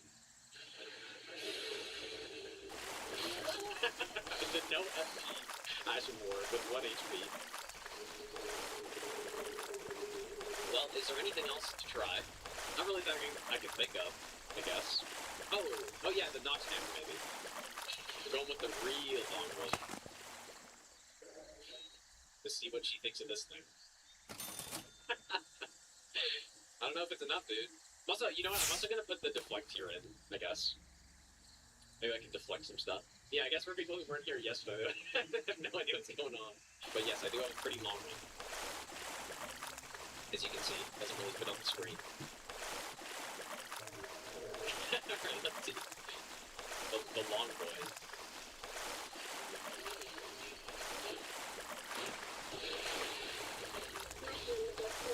Oh.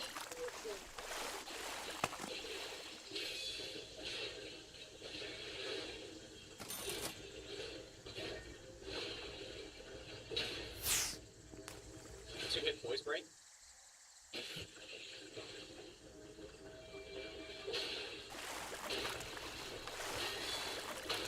Oh, dude. Here I am saying dart counters. I don't like using them here, but I'm gonna stun every 2 seconds with it.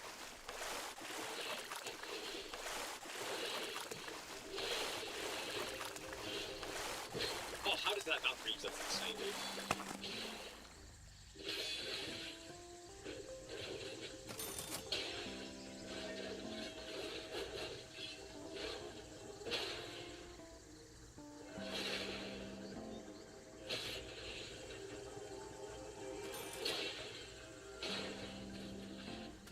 I think I need to use more R1 spam with this, because it's so funny, dude. I probably should have Blade of Mercy, but...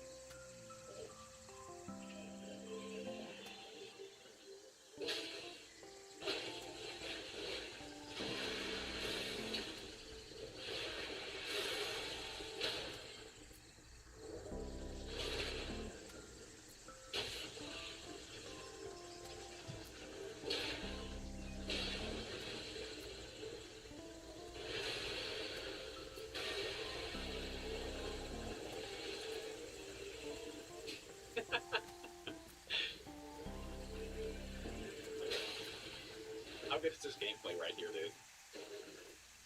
dude? This would sell someone on Elden Ring instantly.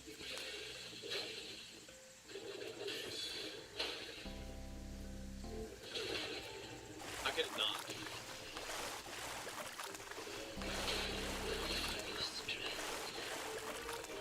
There we go. The length lasted just long enough. Just in time. Alright, well, there we go. Hammers, we didn't do all references because I didn't do Fortissax or Stealth, but can you blame me? So going in the intro, what, did you do the kill? What happened? What the hell is this? Hey, it's your boy. Skinny penis. That's good, dude. That's funny. I don't think I forgot any bosses. Yeah, we did Rykard pretty early, actually, and it was pretty good. I used the bouquet on him, and it was actually pretty solid, bro. What is up, everybody? In this video, we're going to be beating Elden Ring and all of its main bosses while only using colossal swords. Yeah, there it is, dude. On this run, we're going to be using every single one of the 16 colossal swords in the game and smoke them to figure out exactly how strong each of them are. I'm addicted, dude. And spoiler warning, they are god tier. Oh my god, dude. 3 hits, 3 bleed procs. Colossal swords are easily an S tier weapon class. They're the kings of being good at literally everything. Insane damage, poison rates, stun lock potential, range, basically everything that you could ever want out of a weapon. Despite all of that, the most fun part of this run for me was using some weird off-meta setups that ended up being disgustingly good. Stun. Good job. Oh yeah, I mean he's so done, dude. Oh, what the hell? Oh my god, the easiest one cycle. I hope you guys enjoyed this video, and make sure to subscribe so you don't miss the other weapon class runs that are coming up soon. Alright, what is the name of this character? Cole Ossel. That's pretty good. Okay, that's pretty good. Cole Ossel. Good old Cole Ossel, dude. Cole Ossel, dude. Yeah, this one we can like actually do colossal only as well, which is nice because we don't need to. We can go get one right away. Go get it. Well, yeah, I mean, yeah, we can just go buy the one-hander immediately. There's usually never a good reason to come this way to this race. This is one of the 3, I believe, 3 races you can get torrent at, and I just kind of felt like doing something a little different on this one. Okay, so on the list of colossal swords to pick up first, of course, this one-hander, which they generously give us right away, and Grafted Blade Greatsword. So 2 like top-tier weapons immediately. Okay, do I have enough money for this? I do, but I need. Maybe I should have looked at the stats more carefully. We have enough strength. I just need 2 more decks. Where should I get that from? I don't know if I want to kill a boss without being able to wield this thing. Yeah. Sure, we can just go graveyard. Wait, where did I just get that money? Am I stupid? Did I not just have way less money than that? Okay, well, I'm solved. Like, am I insane? How'd that happen, dude?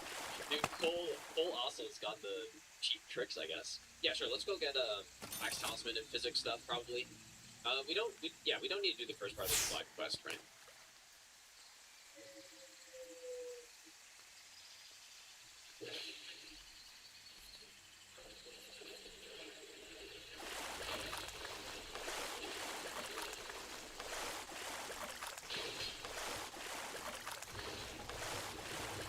He's got like a song or 2 or something.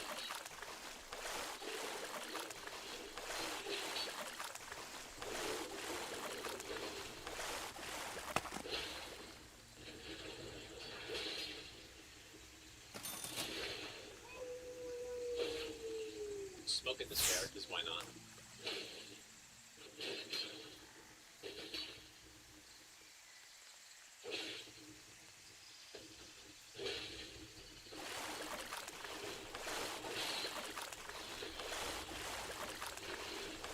To make up for the free 5,000 I got.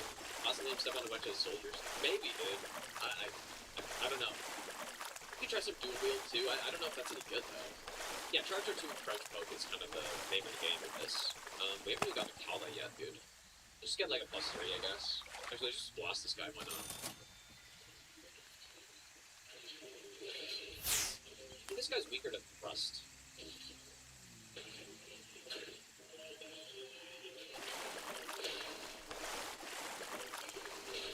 Pretty solid, +0.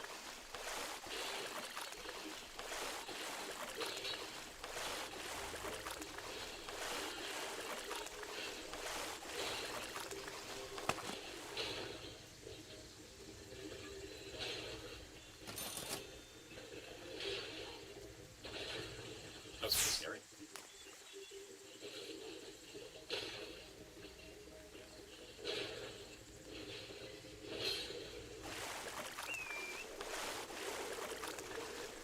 Smoke on it? Yeah, I just want to go up and get some spinning stones up here, and then we'll get +3. And I do wonder how soon can we actually use the Grafted Blade, because we're at. I mean, we could probably use it fairly soon. Yeah, high strength class OP, dude. Hit the strength physic, and you pretty much immediately can get to 40 strength 2-handed.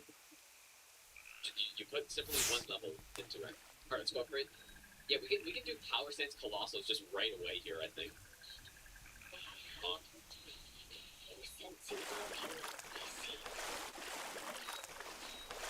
Wait, why did I think 10 was enough? Whoops. What was it? I don't know, we'll see.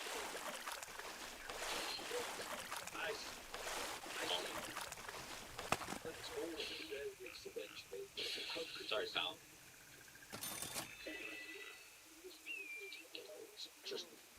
Sure, we'll use that eventually. That's all we need. Well, I want to kill a Geel, but maybe I'll get once I get determination. We're just going absolutely all over the place here, dude. I don't really ask for it.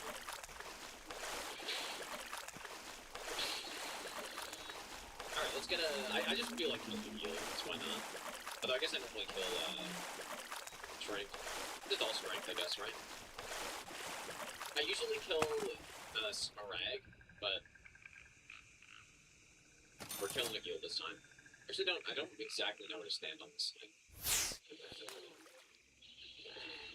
Oh boy.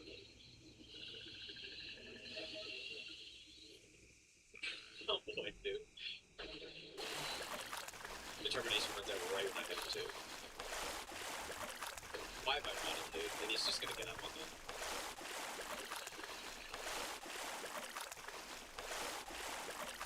This is why I fight Smarag. It's all coming back to me, dude.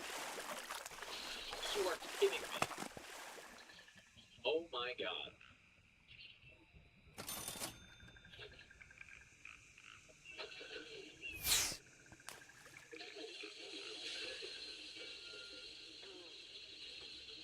Legitimately gonna die to smoking a Geel because of his fire deflect, dude. It's just like, there we go.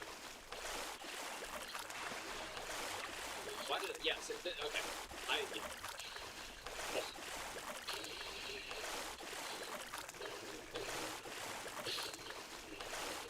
I should not have done this though. It's absolutely horrendous boss. Actually, you know what? I do want to get the roar, whatever it's called from him. And nearly died. The fire deflection twice there. Because he was just breathing right into a rock. Or yeah, the warp run. Could be nice to use, like, offhanded, maybe. What does it make the moveset on this thing, too?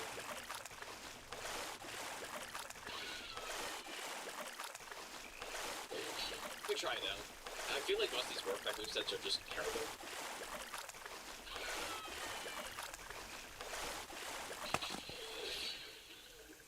Smoke food. We're here for the gravity blade. But yeah, not only is it the insane stat boost, but it's also like a better version of Endure, basically. Alright, let's see what happens here. I kind of want to just try to charge R2 him, see what happens. Like, he gets stunned by it.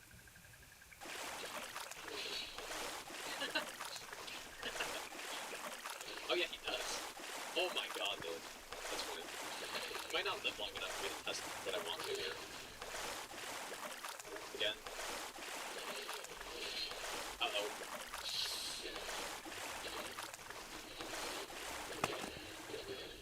Oh, see you later. Yeah, surely no hit strat. Hey. Our second Colossal Sword. Alright, let's go here. It's very, what is the follow-up on this, though?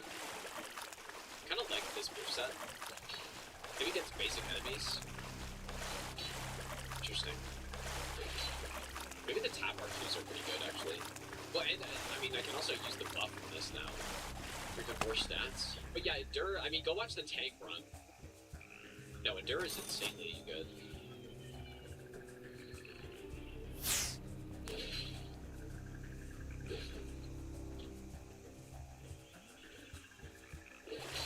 Dude, that's so awful. What is the boss doing?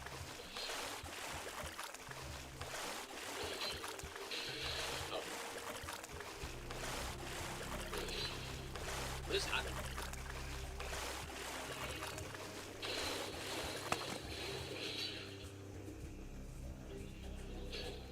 Dude, you're kidding me.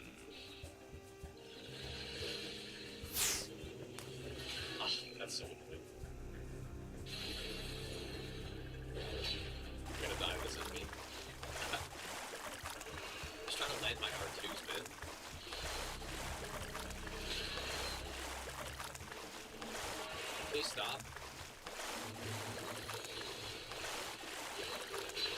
Oh my god, dude, I'm getting absolutely styled on.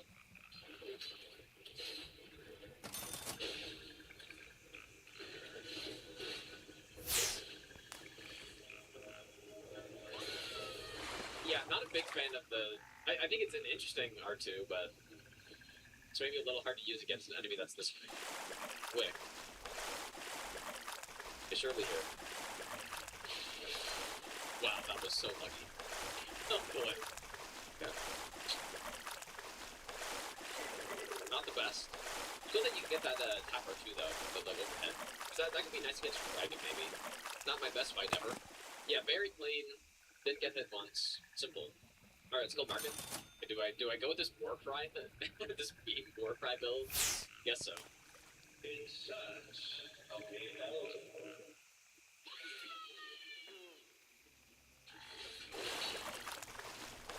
Good damage, but you would hope if it's gonna take 6 business days to charge up your attack. Shit's done. Oh, just straight.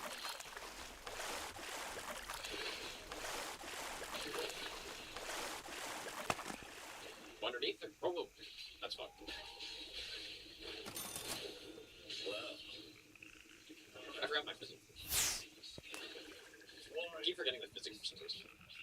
Too much Dark Souls.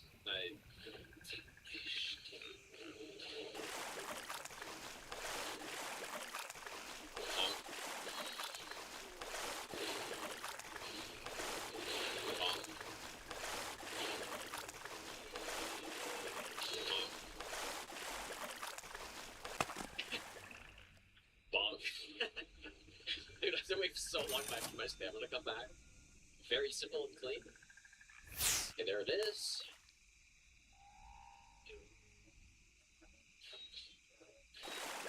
Wait, should I get the 30 strength? For 2027, with the scarcity around 30, then maybe I should start getting good at endurance.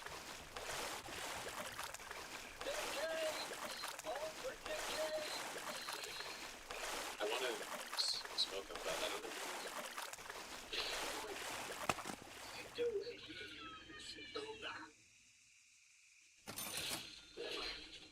What's it to you? You men cheat tarnished. You know what? I wonder if that builds up multi-hit.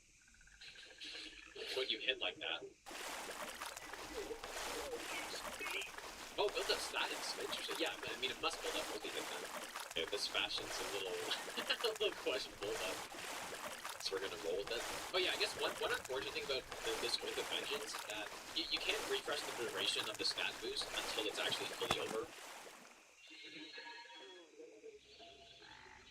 Which does decrease the strength a little. Oh boy. Just kidding. No, maybe we're gonna do some guard counters on this. I'm just gonna... It could be fun. Let's pick this up. We have a lot of buffs going already. Realizing Oath of Vengeance with God versus like 80 levels. I mean, it's not like 80 levels it typically is, yeah. Okay, now we can officially do wield. It's kind of like, it feels like a Night Rain build at this point. Definitely gonna want the jump attack talisman.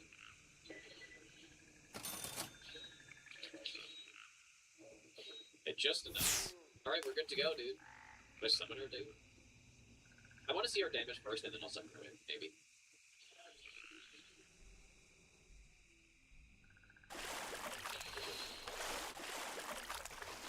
Okay, let's see this. Can I do this? Yes. Oh, that is... Oh god, not really. Fine. That is... That's a huge amount of damage, dude. For this early in the game,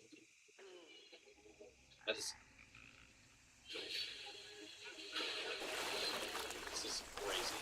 Uh-oh, I'm gonna get smoked by this. So...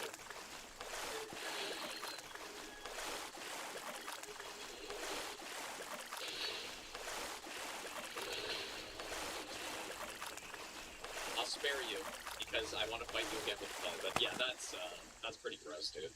Anyone fighting with the Pelly? we're twins on this run. Yeah, Cole. Yeah, Cole, Ossel, and that Ellie. The sword should have done pierce damage. That's like the main thing. The sword should have been all pierce, because I think only the poke attack, like the rolling attack, is pierce. Every attack on this should have been pierce, I think. Just because, like, look at it. I mean, you tell me you're not getting pierced by that thing? You get smoked in the head by it? I'll just think about you. The thing is, can't travel up. I miss what you're talking about.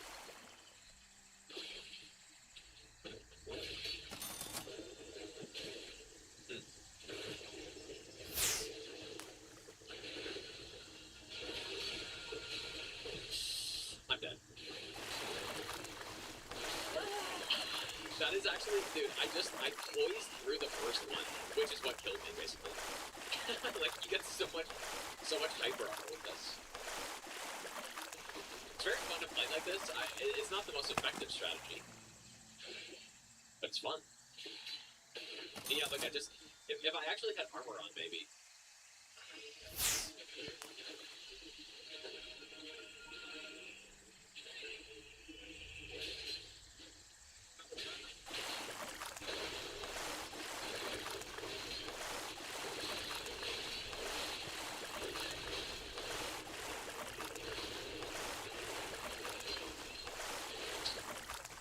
Go for it. You should stun. Good thing the Felly missed all that. Oh, that sucks.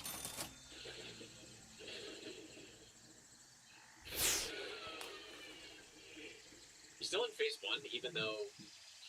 There we go.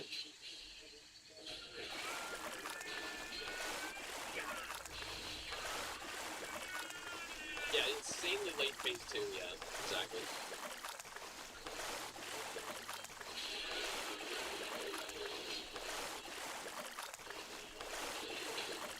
Oh shit, here we go. Oh, right in the face, dude. Nice.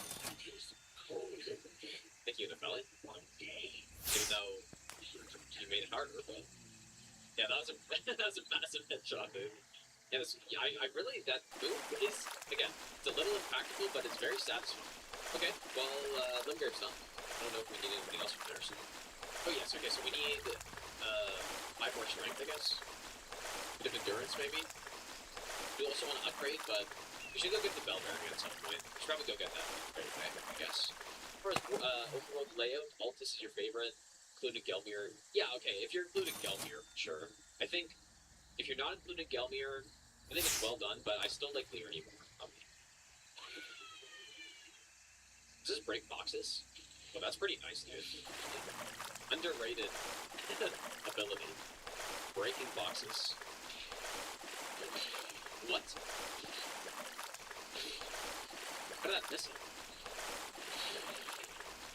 But you know what? That actually is kind of handy, though, there. The more I'm using this warp pipe, or 2 of the more I like it. I guess there's another roar Ash of War down here that I could grab. But yeah, Altus is definitely really solid. I think these 3 areas are just the best in terms of open world. Everything else drops off a little bit. Let me go get this other warp pipe that's down here. But even if that's true, I don't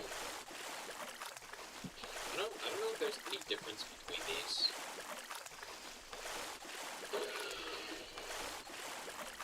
Oh yes, okay. I don't think I've ever tried this on a fossil sword before. My god, that is so slow. Okay, we'll try them.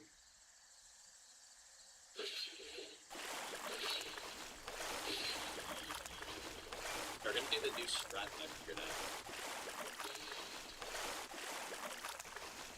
Brand new strat.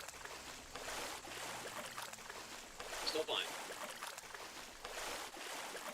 Simple. Yeah, I didn't know there was a way to not trigger these bats without stealth, but that's how you do it. Oliver, thanks for the donation, dude. That was funny. Oh boy. That was really sick. Here we go. I'm not gonna have enough money, dude. Like, I am making a huge mistake trying this moveset on the... I'm just gonna go Raider mode, I think.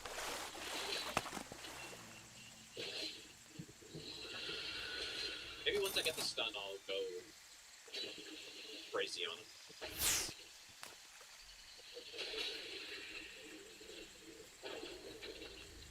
Round. Okay, let's see it. This has to be. Oh, that was actually so censored. I was... the follow-up actually landed, dude. That's crazy. Again? Dude, how did it miss? It makes no sense. That's insane, dude. How could that have possibly missed?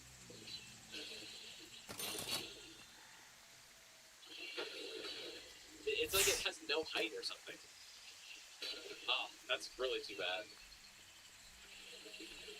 Yeah, I like fighting. Out of all the dragons in the game, this is definitely the one to fight. Blue fire's cool, but then... Look, he's flying around, but we're still on the same good terrain. Yeah, I gotta finish him off with the... Assuming that voice that. Need to finish him off with that follow-up. Okay, here it is. Must be here.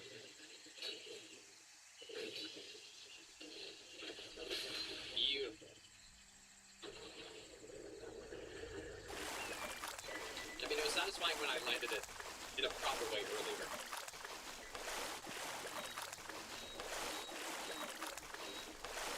Oh, I never went back for that swing climb, I guess. Whoops. From here? Alright, plus 13, plus 4.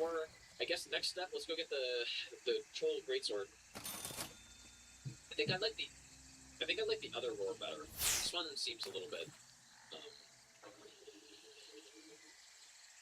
I'm gonna try again. Well, you know what? I do want to see if it'll knock Loretta over if I'm using this one. Okay, so it is a guaranteed drop from the troll that's here. And I don't know if you can farm more from him after.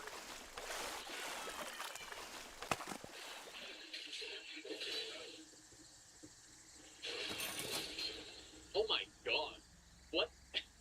Dude, that was like a full-blown backflip right there. I kind of haven't seen that again. What was that, dude? I'm quick enough, I should be able to see that on YouTube. It was a full-blown, like, double backflip or something. Oh my god, it actually did a full backflip. I've never seen that. Look at this. Dude, that's so funny. Oh my god, that's great. That is so good. That has to be an emote or something, dude. That's crazy. It did a full backflip. Oh my god. Oh, that's so good. Okay. That's really good, dude. Yeah, that is what Colossus is all about right there, dude. I'm liking this war cry. I'm coming around to it. I've said that like 5 times now, but I think it's kind of more meant for small enemies, where I can do this. Just like interrupt their stuff. Big enemies maybe not so great. Oh, I'm getting Night Rain flashbacks here, dude.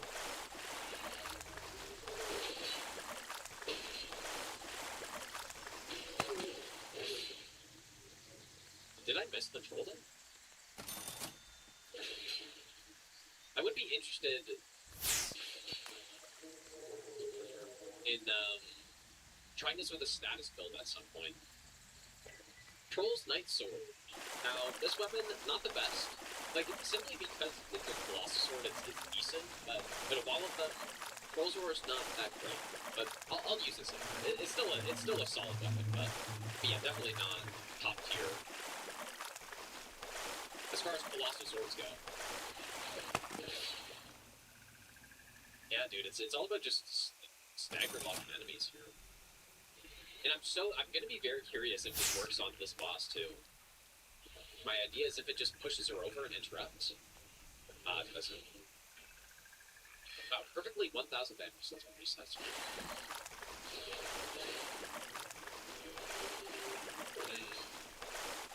Too bad. Oh, just go right underneath it. Oh. It's actually too bad that I body checked him.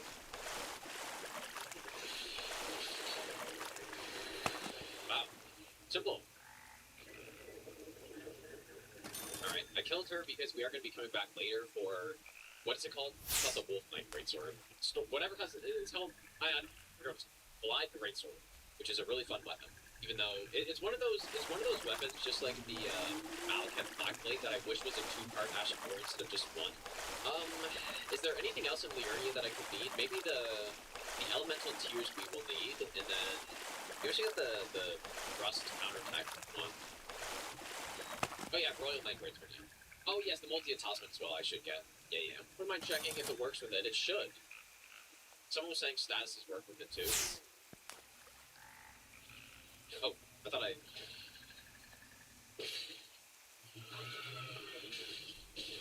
Ah, the rare Bloodstained Dagger drop. We've gotten a pickaxe on this, we've gotten Bloodstained Dagger, we've got, like, random 5k runes. Exactly when I needed it. It's the fastest way to get to Gregard's for here. Alright, buddy. Give me that necklace and your balls. Oh my god. I guess it launches people as well. Thanks, buddy. That's smoke. So, this is just a better version.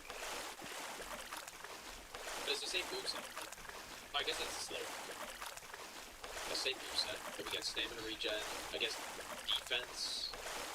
Or no, yeah, okay, I'm remembering now. It's like, it doesn't increase your damage negation, but it does give you just like a defense multiplier or something, right? Be able to get some more endurance so I can actually start putting on some clothes. There we go.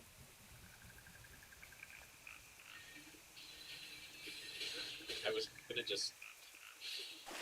Or just do that, I guess.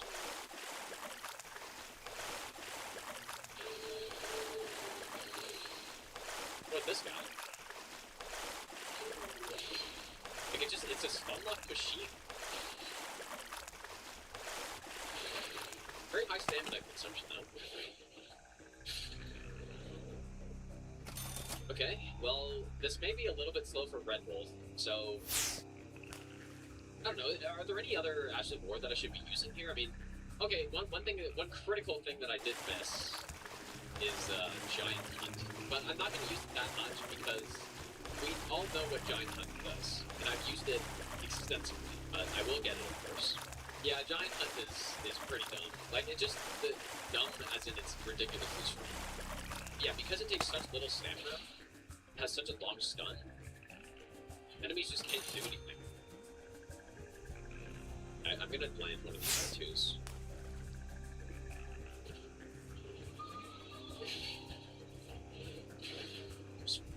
Tank it, dude. Oh my god. Oh.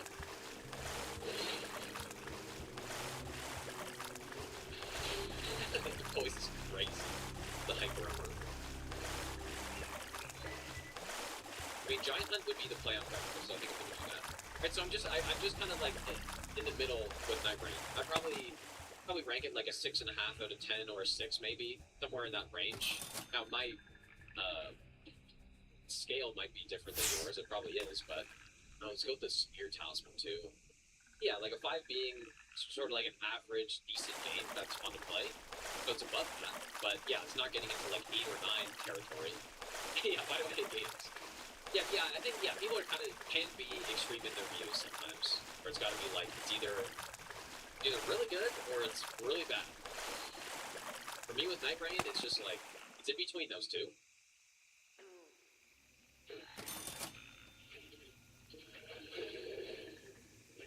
Yeah, I was gonna say this is perfect Ash War here, and I do something like that.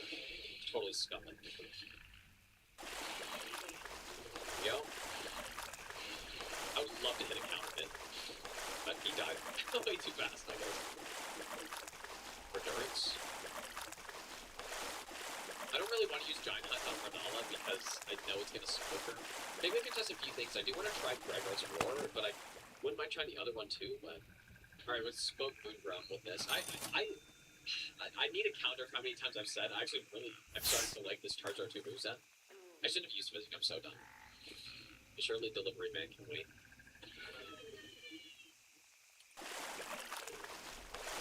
What is he going to be able to do against this?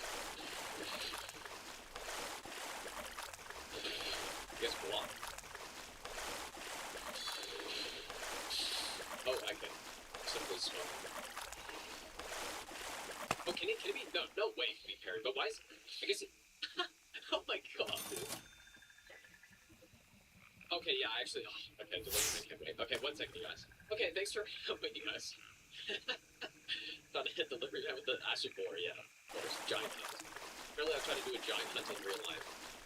My sword, my wilder sword. Okay, here we go.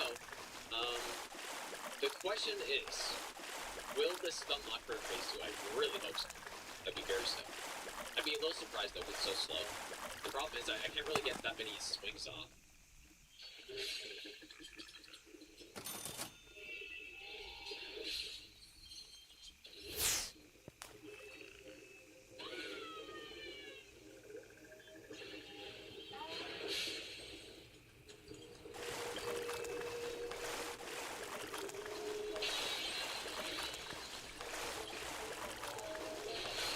Oh my god, that's 3 shot.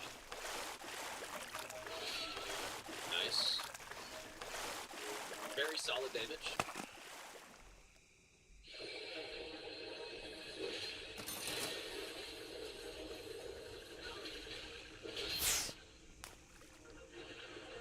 Oh wait, it landed. Oh, she's just so dead. Oh no, she's not. Oh, the Bloodhound sent dude. You are kidding me. Well, see you later. I guess. Oh, that's a good point. Yeah, we should get the Roar Talisman too. I actually just totally forgot about that. I cannot believe the damage, dude. Well, I guess I can, but plus 13, no other buffs, and it just reshot. I kind of see that's almost one of the problems with doing so much damage, though, is that you just like you have this big build up to the fight, and then they just die so damn fast. Yeah, let's look at the Roar Medallion. Yeah, I can pick up Highland Axe. I actually wasn't really planning on using these roars that much on this, but here we are. Yeah, this is just what happens when you optimize a build, know the upgrade path, and are using a Colossal Sword, which is, as I said, I think it's probably maybe not even probably, I think it's the most versatile weapon class in the game.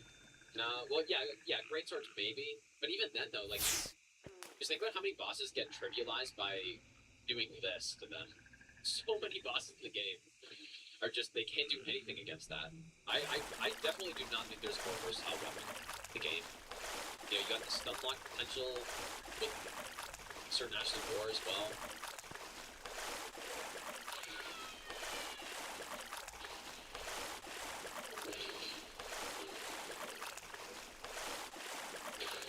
Yeah, that's what I got, I guess.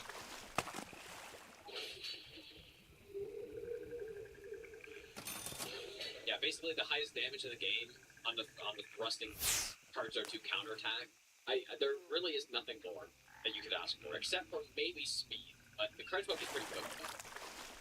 We're just getting the multiple plus. When you look at Twin Blades, when you look at Curved Swords, basically all of those weapons, pretty much all they do is just, I think for the most part, I mean not in every case, but pretty much it's just about multi-hit stats builds. Oh, this poor guy's gonna get smoked. This is just the basic enemy. This is really the easy mode of the game, dude. Okay, well, Liurnia is done. We should probably go get the Elemental. Just said I was gonna do. If you fought Millennia on your first playthrough with, like, paired Colossal Swords or something, that will make the fight harder. But they are versatile enough with, you know, bringing the right Ashen War, or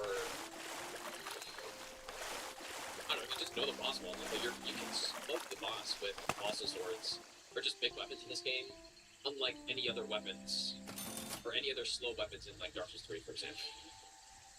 Okay, maybe I should have brought some fire here, but we're just... I'm assuming we're gonna want some status tiers, so... Ow, that actually really hurt. I surely stunned.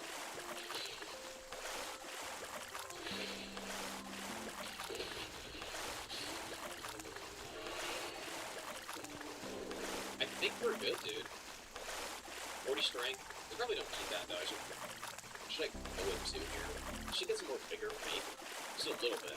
I think for Troll Knight, I'm gonna just use the in tier. I don't think it's... What is the moon... Wait, it's not moon... Moon refill.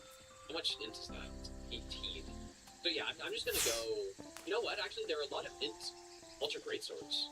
So maybe I should get a little bit. Like 22 on the Royal Greatsword. I should just... it doesn't matter, dude. Like, we're gonna get to like level 180 on this run at least, so... But yeah, like I said, I will use it somewhere. I think moon refills is definitely, better pick.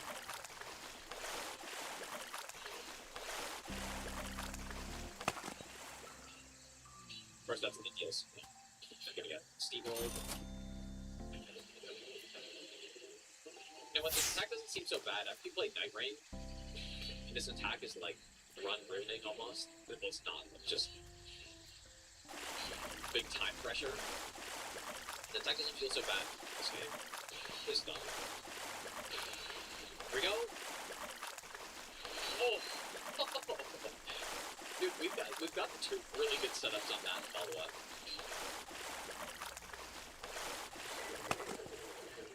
Beautiful. Alright, well, the journey's fully done. In Alphys, we have the Troll's Golden Sword. That's it, right? You know what? Let's go with the Troll's Knight Sword here. Okay, dude. Let's just do it. Go upgrade this thing.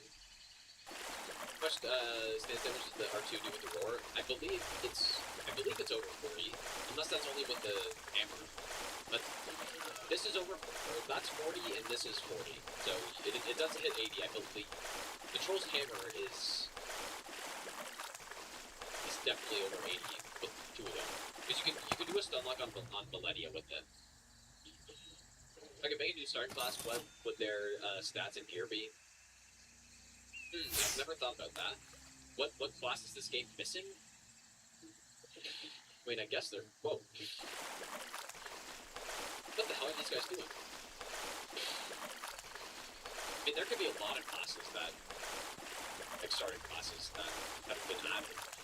But I can't think of any in particular that I would add. Yeah, we could go double troll swords. It'd be expensive to upgrade this thing now. Gotta go kill some bosses. Oh yeah, we should go get the talisman coach as well. Are there any other Ashes of War I should be using on this run? You tried vacuum? I've never really tried vacuum slice. Let's see if that's any good. Equal depths apparently. Oh yes, lightning slash is another thing. That's very good on a colossal sword. Like it's kind of insane it can be put on it. Here's go pick up a lightning slash too. But yeah, I kind of want to go with the double troll sword. I do need crafted blade to use this, or I can go get the int tier. But I'm planning on leveling up a bit of int because there are quite a few intelligence-based, or at least intelligence-requiring ultra greatswords in the game. It's kind of interesting. And I also kind of want to go upgrade them. I think this is good enough. We can get a plus 17, or sorry, a plus 16. It's gonna be very expensive because it's the heavier the weapon, the more it costs to upgrade. Did I catch the cardi drop? Yeah, I did. It's excellent. I don't even know what we're talking about. I probably should go with one of these, with maybe Bragarts on it. Especially if I'm using this offhand, I can just grab them up. We upgrade it first. Can we get a plus 6? This one plus 6 also. Yeah, like look at the price to upgrade this. I mean, this one's only plus 13 and it costs 3,000 upgrade. Just gonna go plus 12 for now. I don't really know the difference between the Troll's sword and the Zweihander. Like what the advantages of each one are. I mean, this one's lighter. Probably has more range as well, I'm guessing, but I don't know, like numbers wise, they're much different. Troll's golden sword that's for the quality. Really? Okay, interesting. Or plus 16. Oh, it's the vertical arc too. Okay, interesting. I see. They follow R2, unfortunately. Does this have the exact same moveset though? Probably, right? Yeah, okay.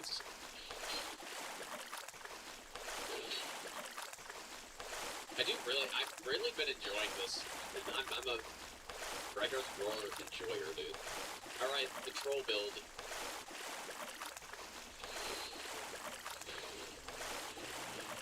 Oh, I should put this first.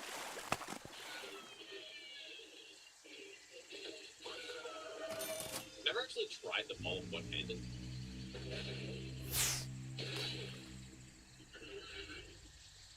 Really awesome.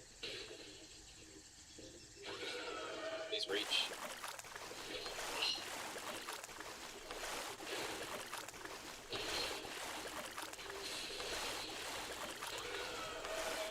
Oh man, but dude, I need to stun him on that hit. I can follow up on.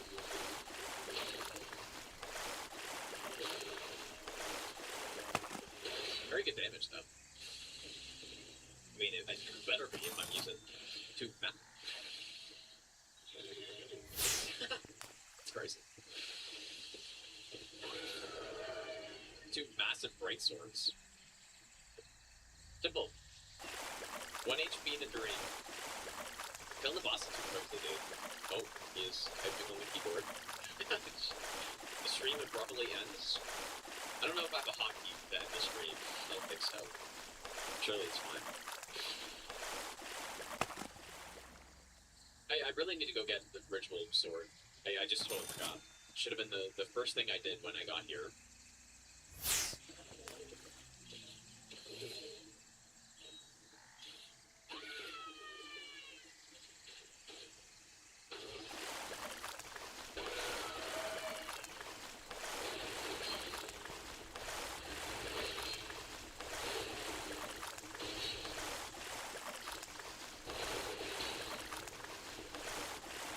Determined to use this follow-up. Please die. You're kidding me? Okay.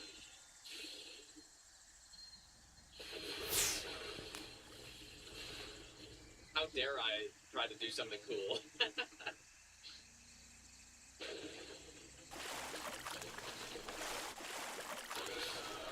The I'm dead protection. Once you're inside the Landell, you can get a lot of 6s here. You can get enough 6s to it's plus 18, and then there are a bunch of 7s in the sewer. Get to, I think, 20. Should I do that, though? Guess we could, maybe. I don't think this knocks these guys down. Oh, this...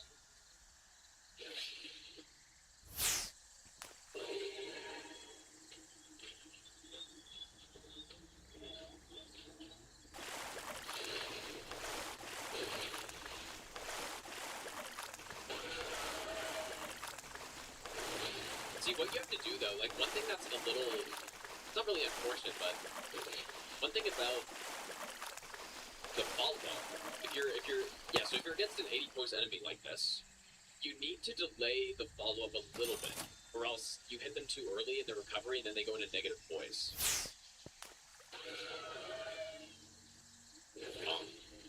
Yeah, I mean, this Astral War is definitely fun to use, especially when you're playing casual like this. Oh, boy.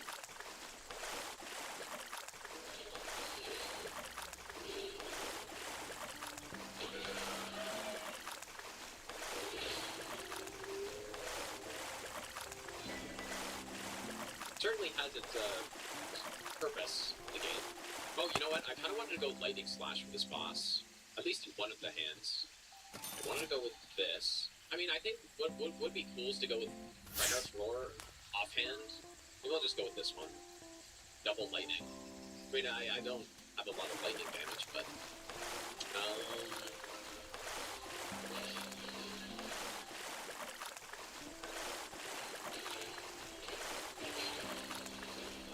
really fast enough. I'm just...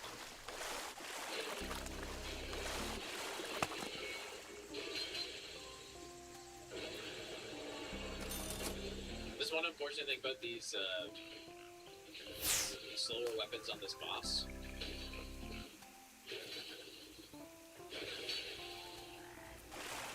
Kind of funny, when I power dancing ultras like this, I've never really just used the normal moveset. Maybe there's a good reason for that.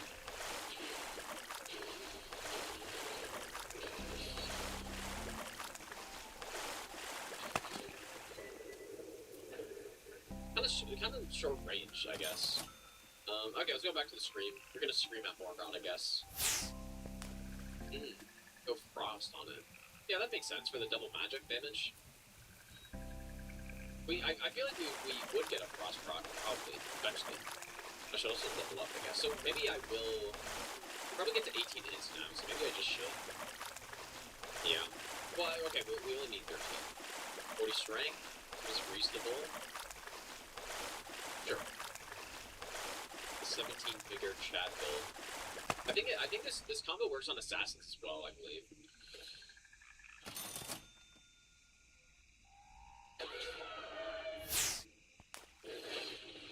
Oh, maybe not.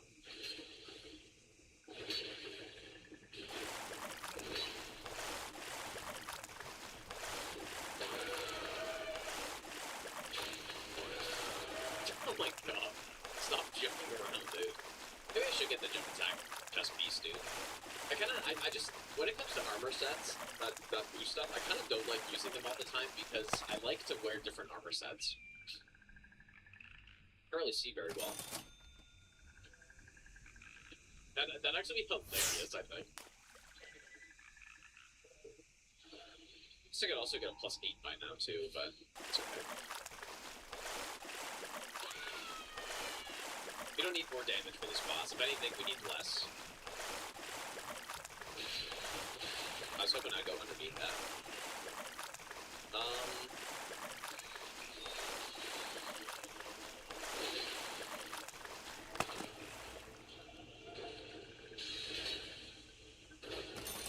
It's not the best rolling attack I've ever seen.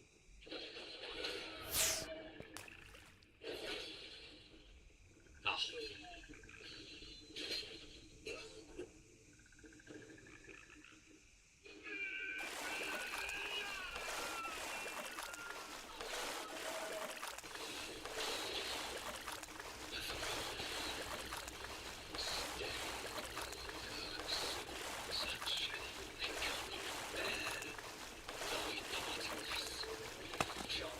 What's this guy doing, dude?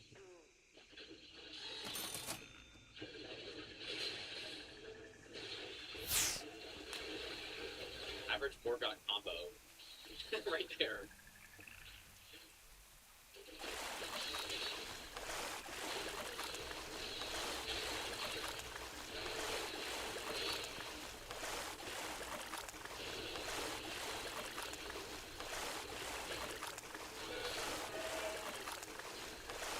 See, like, even +6, no gold bow, no flame bearer strength, like, he still dies so fast, dude. It doesn't really do a lot of damage either. It's kind of a shame. Okay, so all this is done. So now we have a choice. And I think we simply just go Caleb. I guess the Block Dog Greatsword is in Mount Top, but, like, there are just too many here to not go. So we go Caleb next. You tried square off on Broadsword for the first time today, is simply not fair for the enemies. Yeah, that's pretty much how it works with that. With square off. I will say it's not, I wouldn't say it's as easy mode as something like Colossal Sword Pokes, Dredge Pokes, because, like, you still have to find an opening with square off at least, but yeah, 40 poison damage on something pretty quick like that, make things pretty easy. Okay, beautiful Caleb. What is the most amount of intelligence I need for one of these? There's an 18 with Moonradill, 22 Royal Greatswords the highest. Okay, so we need to hit 17. So yeah, we'll get there. Holy crap, it's butts from Pure Sword. Yes, of course. Still very good. Oh, good. Oh. Thank you. Make me work for this.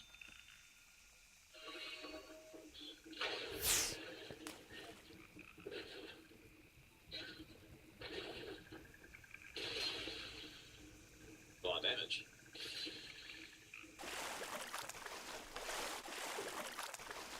There it is, the Greatsword. Never really liked that R2, but is it unique to this weapon in this game? R2 is actually not that bad. I honestly haven't really used it in this game. I think when I think of this R2, I think of Dark Souls 3. In this game, it's kind of the same. The poke just feels so much better. Oh, I don't have closer enough money for this. Okay, well, we're gonna have to roll with something else for a bit. Also heavy as hell. 23 weight. I don't know if should I go to the apostle immediately? I mean, if I was gonna get +9 for anybody, it would be this guy. Oh shit! Oh my god! Like you see how expensive this shit is to upgrade? Okay, we're gonna do a grafted blade build on some of these bosses, I guess. I guess we'll get 17. There's probably saves in this money just for upgrading because we're gonna get a bunch of other swords here. All right, let's go do apostle first. Maybe, you know what, maybe I should have done the God Slayer +9. Like, I'm very much looking forward to using this thing again.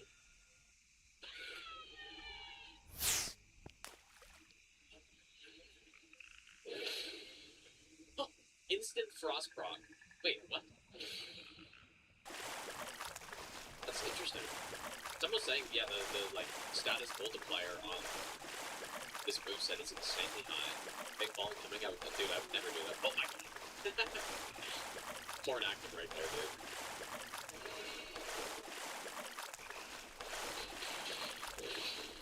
Instant frost proc again on this guy. Dude, that's crazy. We'll have to see on this boss here. I was saying I do really want to try this out with the status build. I wasn't putting frost on it thinking I was gonna do this, but we are.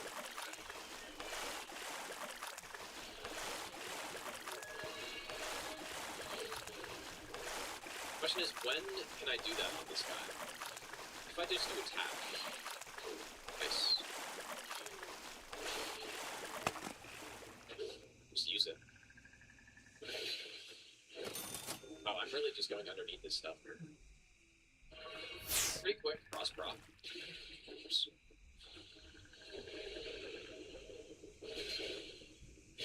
And I couldn't roll out of that.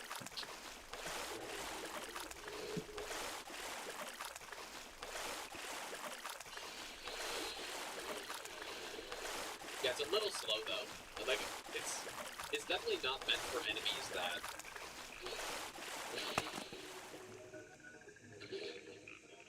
don't get hit stunned by it, you know?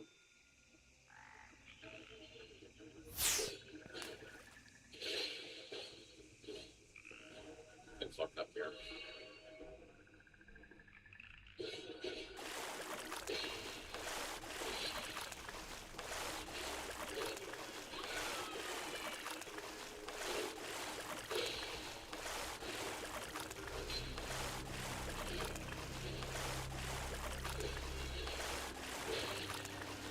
Just need a stun or something.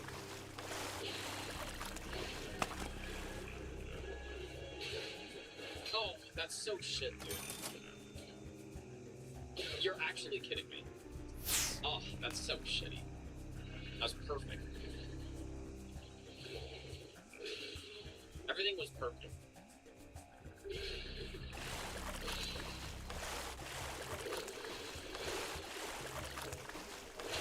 Nice. Yeah, that was pretty good. Good damage.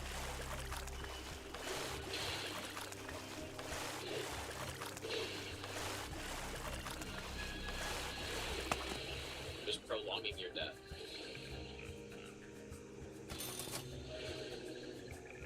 Gotta finish him off on a charge up too, man.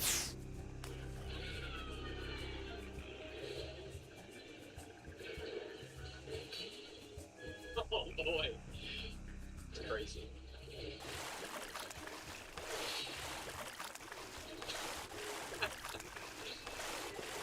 Yeah, I was saying that earlier. I'm gonna get myself just to level 12 immediately, and then, yeah, that's the plan. Because, yeah, last time I remember doing it, and there it is, dude. Godslayer Greatsword, and yeah, you spent a good hour setting it up.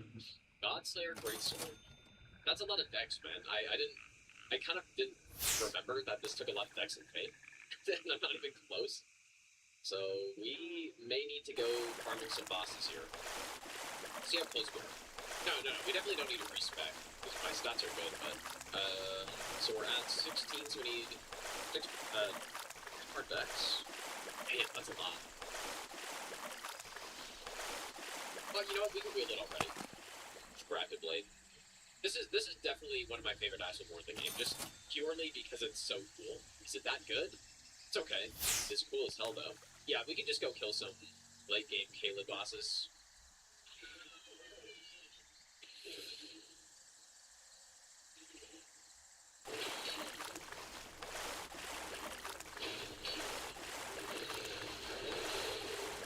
That scares me a lot.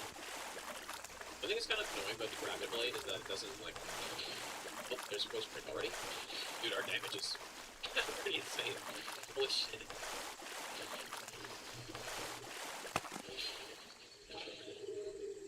What is happening?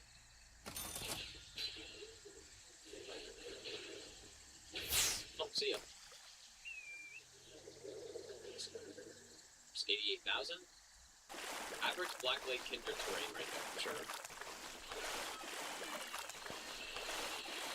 Okay, let's see. You know what? I still got Virtual Sword. I just totally forgot of it. Let's see if this good stuff on this boss. Oh.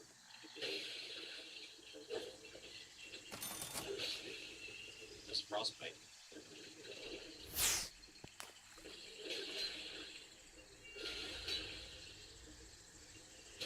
Oh yeah, Boomer those. That's the last one.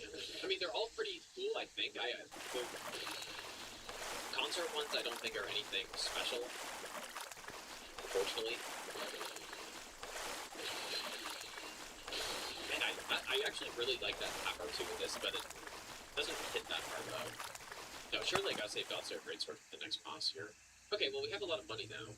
I could collect some more somber stones around here, like.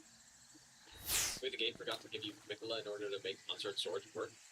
But they work. It's just I don't know how good they are. They're super cool. And same with when we get Verdan swords, they just don't hit very hard. Simply. I'll just get 15 now. And then we'll go to gear to get 8. This will just blast this guy. Oops.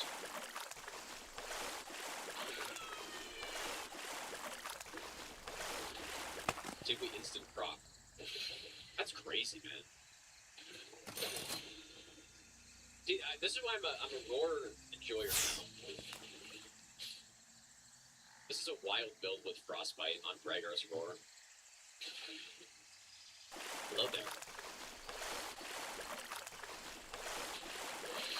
Like, just instant frost is just ridiculous. Instant frost proc.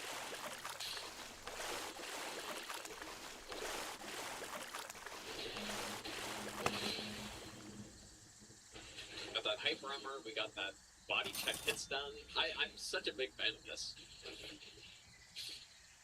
Yeah, we should try bleed as well. As soon as I get... Are there any bleed Ashen Wars that can go on this thing? I don't know, as soon as I get blood infuse, if that's Black Butt Blade or something else. Oh my god, 4,000, dude. 7,000 to get plus 10, or 4,000. The look of the sword is... it's not my favorite, but it is pretty cool. Like, I think it's just... it's not my favorite because it is so... not practical. Like, well, I mean, it's not like a bunch of blades on another sword is practical to use, but at least it kind of makes sense that hitting someone that's gonna fuck them up. But design's really cool, but like something about it is off to me, you know. All right, let's go kill this Avatar. Surely this will be. Well, actually, wait a second. We should kill the little one first. You know which way is actually faster down? Maybe this way is faster.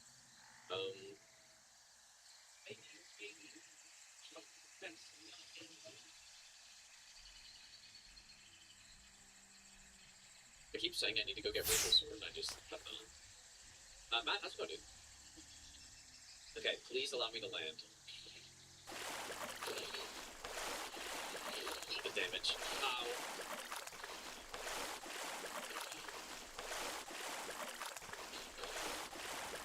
Don't stomp. Beautiful.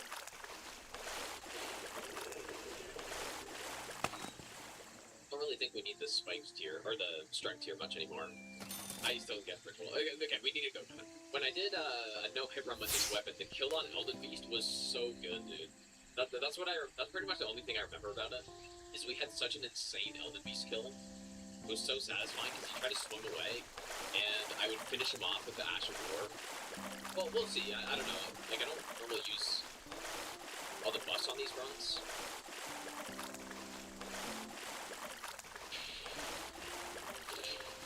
Get back up from this. So yeah, I probably won't be able to do the same kill, but we'll see. Because I would have been probably with red feather and like every strength and all that stuff. Okay, will I be able to land this? I'll just maybe start with trying to get a stun or something. Not sure how much poison damage it does. It also does, wow, just have the faster R1s. But surely poison right there.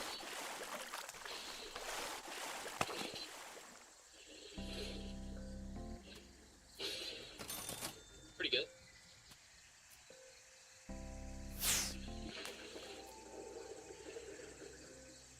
Not too bad. Okay, so we have collected the Greatsword and Godsoul's Greatsword. There is still Starscourge Greatsword and Ruin's Greatsword. So I think that's it. A lot of bosses in Halo. Gotta get Frag Blade too.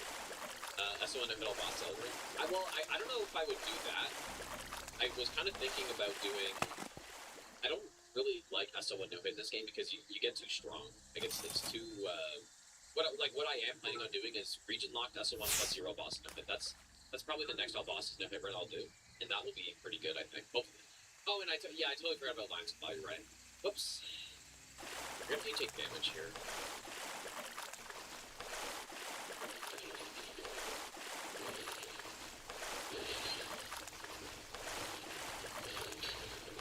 Spacing on this guy's insane.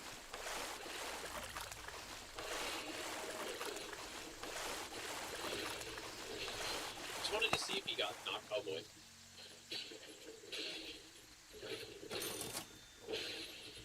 Wanted to see if he gets knocked over by it. Or like the body checks stagger him a little bit. Guess not. Makes sense. There we go. What's that use here, man? I should try this status build again. I should go blind spawn this thing, but I don't have. Well, maybe I could upgrade it now, I guess. Let's upgrade it.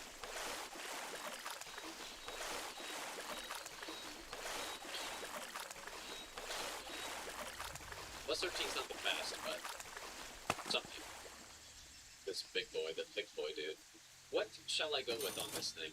It'd be cool to go with a Frag Blade Greatsword plus Ruin's Greatsword at some point. That's pretty cool. Just go long spot, I guess. I'm guessing it'll still be pretty solid.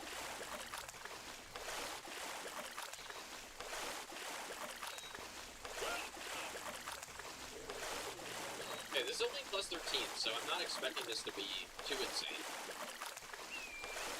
Like, will it be able to kill him before he flies when I don't have Flame Grand Strike or Golden Vow? There's no way. Let's see.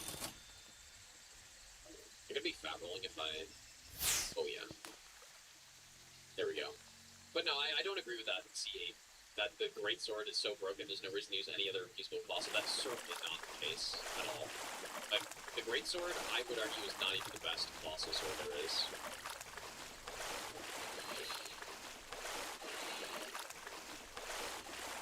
Why did I do this?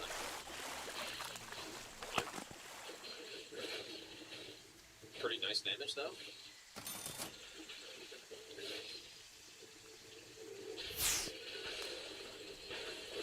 Okay, I think we tank this. Oh, that's not what I meant to do. It's fine.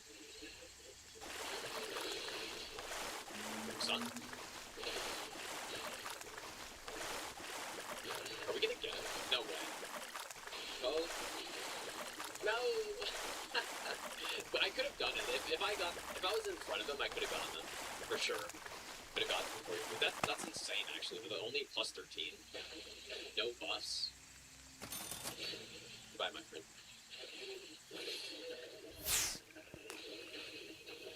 With the Colgate Greatsword. I am, dude. Yeah, Colossasaur gameplay. But yeah, again, it does depend on, like, I would pretty much have almost every Colossal Sword, at least the ones that are useful. Like, these three are all, like, 8+ weapons at least. They're just so good, so versatile. The Ashes of War that can go on it are so strong that they're all top tier. So you can't really go wrong just depends what you want out of it. If you want, I like this Y-hander because it's light and the pokes. The pokes are so good, dude. This one, like, I'm not going to use it for the R2s, but yeah, if you want to go Lion's Claw or something on it, or Giant Hunt or something, and you just smoke with this thing, this one, I don't know as much, I guess. Alright, let's go get the weapon, dude. So when the worst one, at least, again, so far, is actually still really good, then pick a low, dude. But yes, this is going to be the worst one that I have, at least at this point. I'm probably not going to use these for a little bit, but just because I just don't have the money to upgrade them. They do look so sick, though. Like, I would use them just because they look cool. Sash of War's cool as hell, too. I look like stale bananas. Wait a second, dude. I'm not seeing it. Well, I mean, maybe I'm seeing it a little bit. It's like the stem is the handle and stuff. Okay, I'm definitely seeing it now. That's crazy, actually. Naked the woman with Fullgate Greatsword. Guts Greatsword. Of course. Welcome to Elden Ring. Oh. And the, like, Lion's Claw is just, it's so insane how fast it is. Recovery on it. Oh. Bonk. Bonk. Bonk.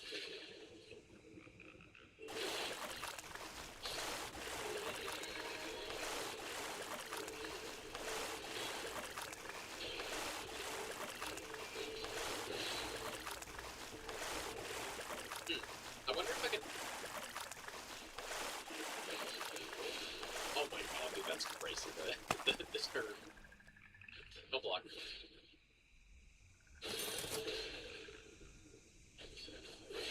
Oh.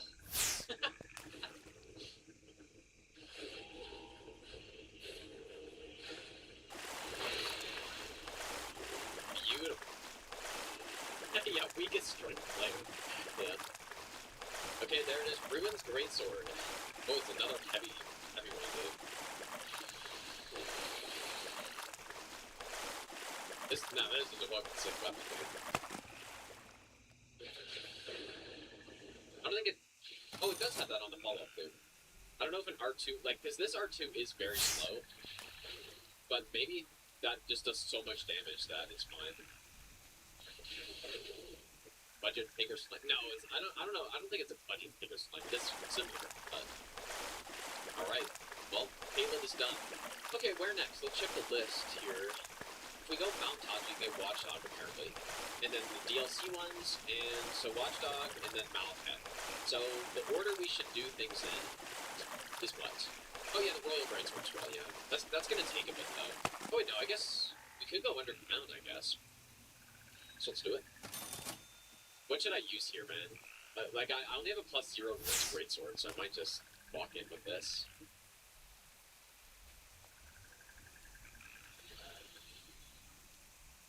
You know what else is extremely long and has a poke R2? What is that? Really your middle finger.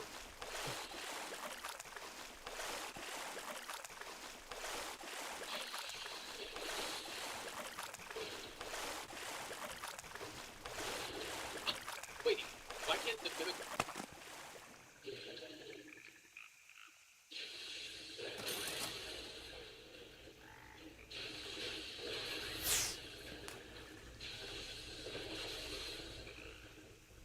I guess because no God tricks or something?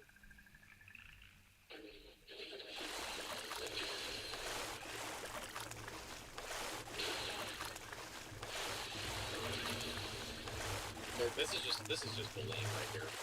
Oh my god. That's funny.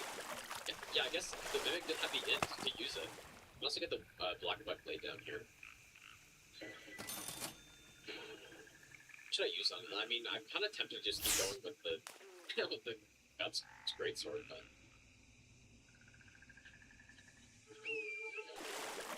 I think I'll go Slayer. It worked well here. Alright, Moose. I don't have to fire tier in. Close.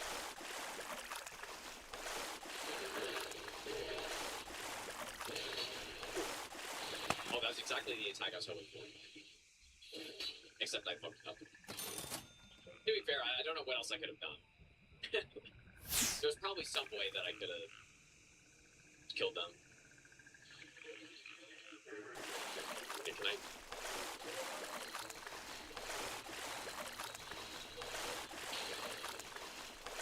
Holy shit, my 59 is lagging on this attack.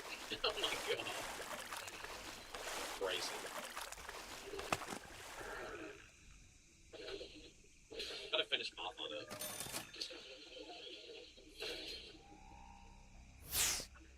Oh, that's crazy, actually. Another thing I don't think I've ever seen. The black flame damage killed him after the teleport. That's interesting. Alright, let's just keep going, I guess. What should I use here, though? I feel like this would be a good place for the Troll Knight, or... Actually, this would be really good for Ruins if I had an upgrade it. And I could get a +5. We could try a +5.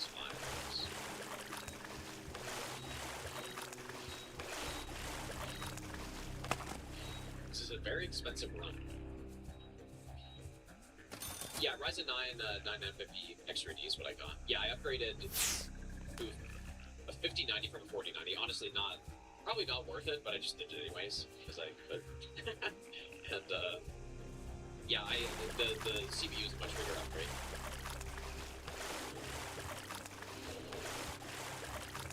And part of the reason was for the Bloodborne emulator too, because I'm going to be playing a lot more Bloodborne. So not the entire reason. Because probably just time to upgrade, but I was thinking I'd be able to use it here. Uh-oh.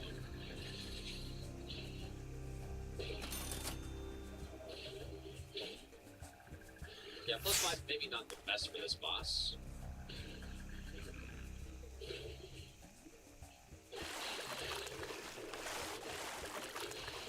Is it just me, or is that like rock explosion a little pathetic? The range on it is...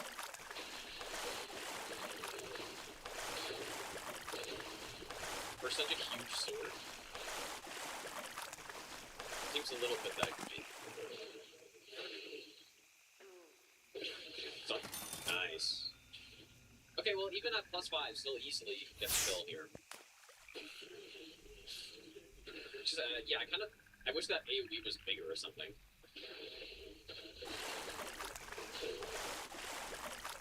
It does. Oh no. You're kidding me. Yeah, this is certainly no fume, dude. It's got this, like, galactic R2 range on it.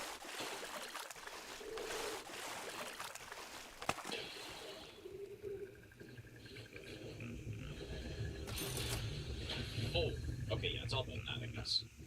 Screw the R2.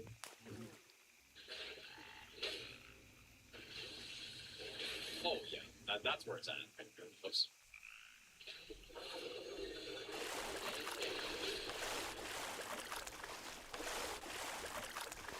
Yeah, simply don't worry about the weapon itself, just use the afterglow. Well, okay, so where actually is Vacuum Slice, dude? Does anyone know? I have never picked it up. The church, lower level? Oh, it's like on the other side? Oh, you know what? Maybe I do know that. Okay, it must be around here somewhere. I hear Scarab. Honestly, don't even, like, I don't know if I've ever come in here, dude.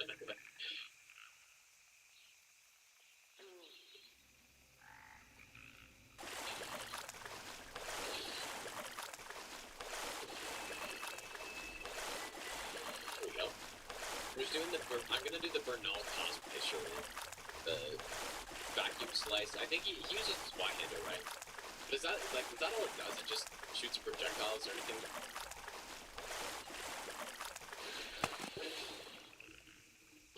A follow-up.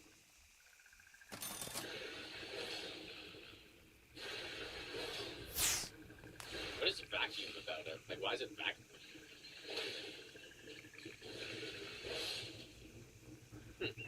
We can try it out. Maybe on a better... I only have this at +13, so...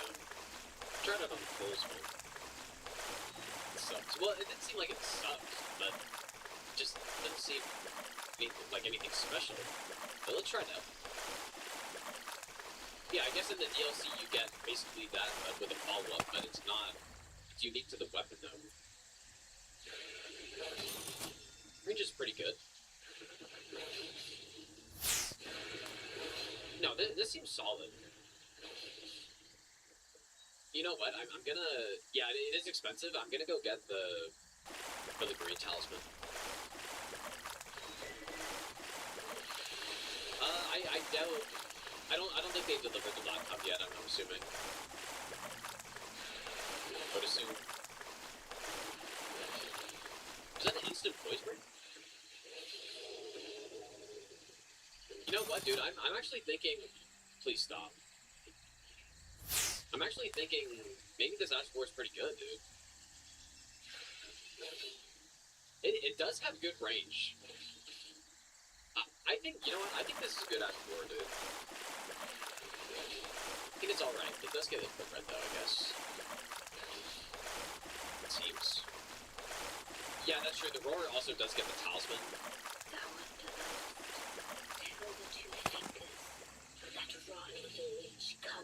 Yeah, but the input rate too. That sucks.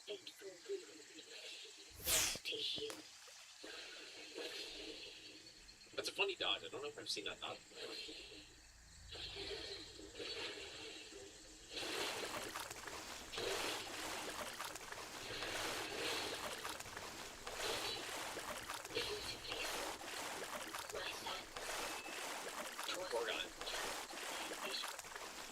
I don't know, like, is this enough to go fight Glide at the tower now, or do I need to actually go finish up the quest? Keep going through this incredible area.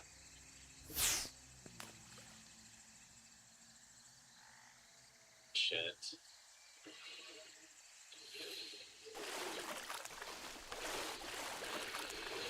Actual size saved me. So I guess it'll take, what, 4 hits for this guy to stun?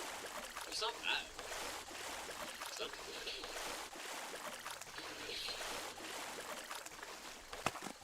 It's not bad. Okay, well, we made it through. But yeah, kind of, like, hard-hitting weapons are just the way to go when you're doing all boss and runs, I would say. That's why, yeah, the Swihunter is a very good pick. And yeah, it's also pretty much a requirement that it's a spinning stone weapon that you can swap the Ash of War on. That's another requirement because, sure, the Grafted Blade is a great weapon. You can, again, take advantage of Knight's Resolve for one-shot enemies with stealth. Just the whole thing. That's pretty much the whole idea of those reds.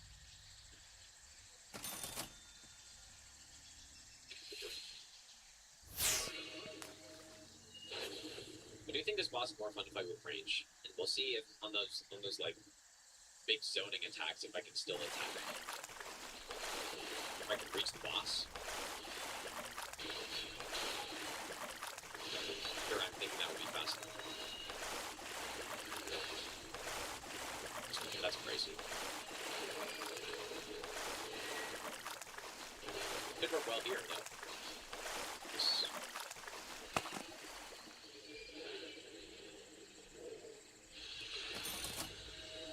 Could have gone with a Colgate here. Yeah, I really like having range on this boss. Which makes it so much less annoying. This Poise Break.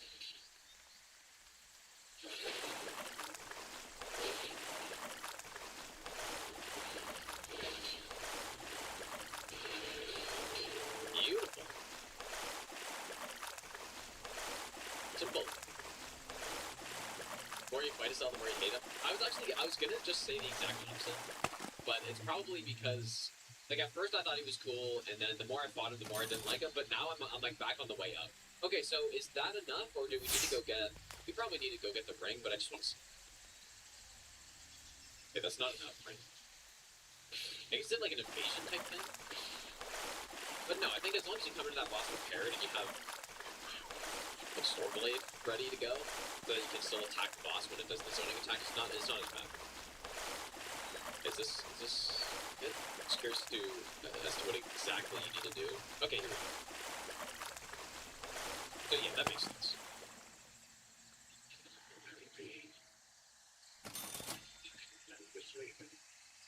Sim.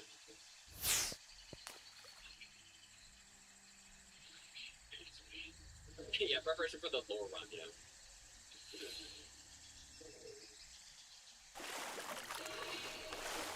We'll never suspect the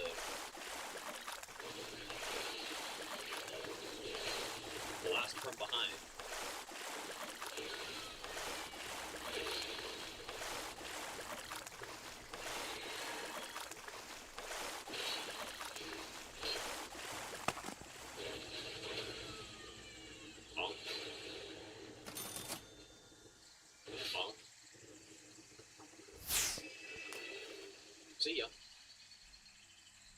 Alright, there it is. Royal Greatsword.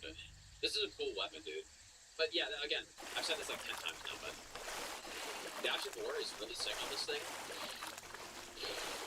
But that AoE that comes after, I wish you could do that with a separate input instead, you know? Because then this would kind of be like a Lion's Claw type thing.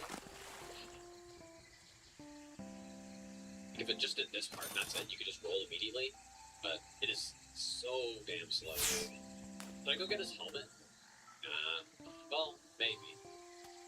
So pretty much, it's very hard to use this thing without tanking a bit. How am I looking right now? I look like a loser, dude. Not going with that. Okay, anyways, we should probably go mountaintops next. Get the bell bearings. Get the Watchdog Greatsword is next. Is this a Somber 5 here? Oh, is this 6? Man, that range is crazy, dude. Huh. Yeah, this is what's good about this weapon, though. That's what it's all about. And it does it pretty damn well, actually. Like, I'm kind of liking it. Oh. Oh my god, dude.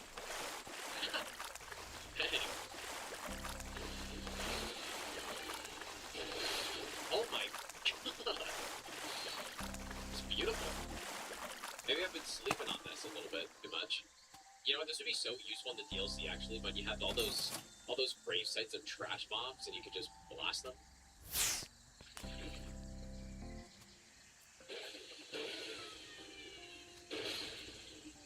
Also so satisfying. Okay. We can get the bell bearing. Kill Nile. Which I use on Fire Giant. Maybe vacuum slice to the eye. That sounds painful. Oh yes, we also want to get the Watchdog Greatsword somewhere. Now I guess that would be at the mountaintop here, right?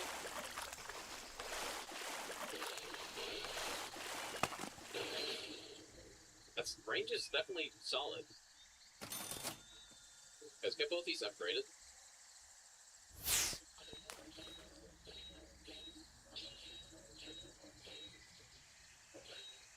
Anything else? I don't think so. I probably should start getting some bigger now. I haven't done this in a while. See, it's here.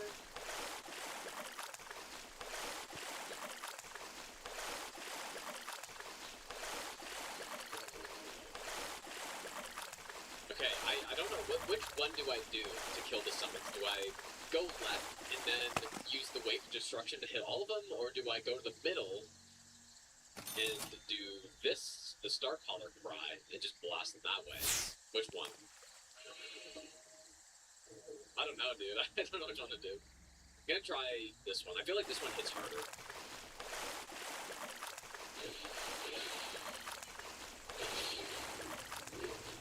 Oh yeah, that just straight up killed him, but kill this guy. Oh, that would.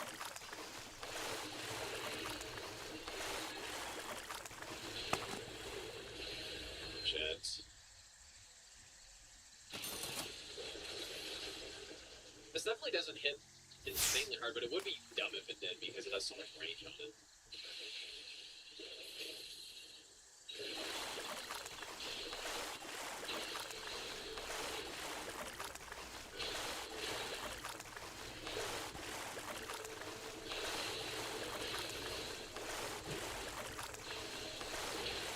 It's pretty hard close though.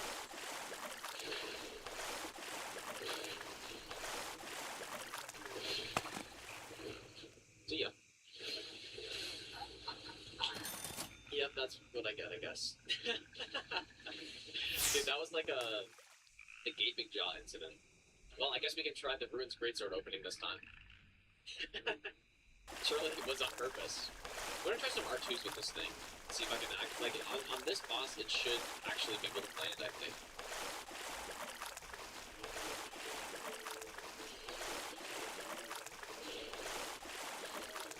Oh yeah, they're not even lined up, I guess.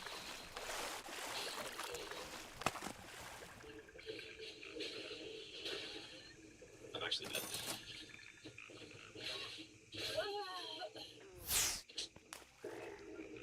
That's really unfortunate. Hey, this time, I'm not messing around. I'm beating them. Because this is stupid.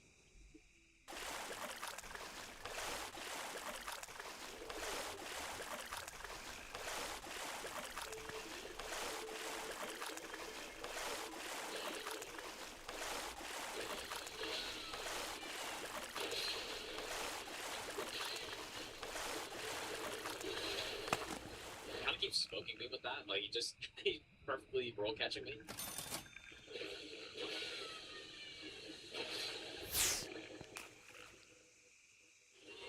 Oh.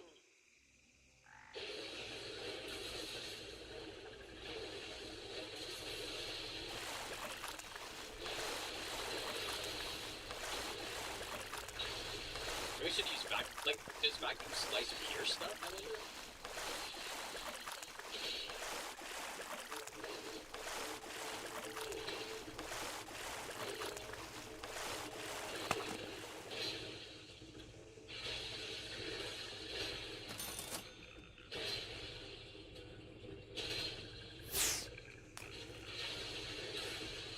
I'm not messing around as much this time. You are dying.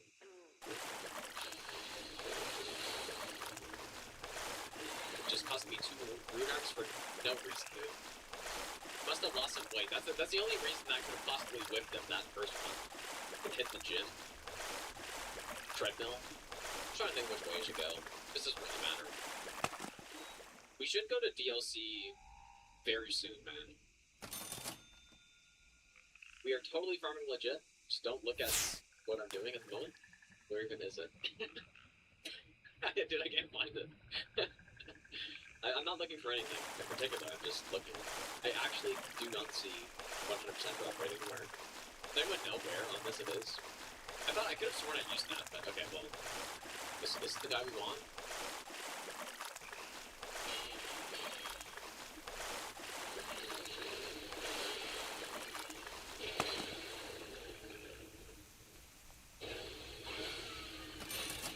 Ow.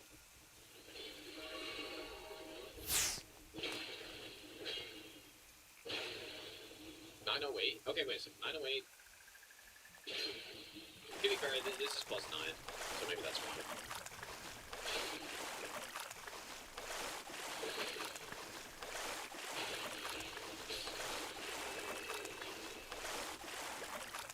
Dang, dude, first try is crazy, actually. Okay, so what is going on with this one? It's pretty heavy. Got the overhand. Looks a little short to me. Is there anything special about this? Highest damage when you have the stats?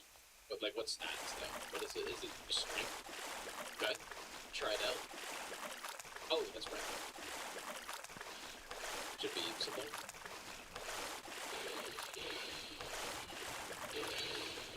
Oh boy. The smoke, dude.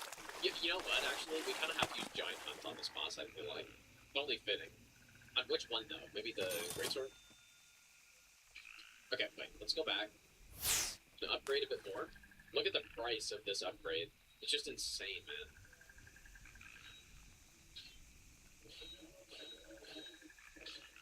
And yeah, I'll use Vacuum Slice in phase 2, probably. Alright, dude. Go hunting some giants. And then phase 2, I think I want to try Vacuum Slice. See if I can hit him in the eye. Colgate. Toothpaste. Greatsword. Not the best. I don't... I guess this is what this looks like the left side. I think they may have missed him. Okay, yeah, they just missed him.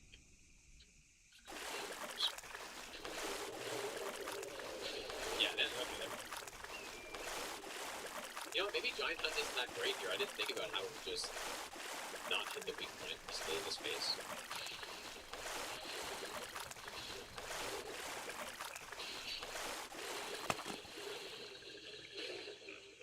Dude, the stun machine here. Ah, I missed again.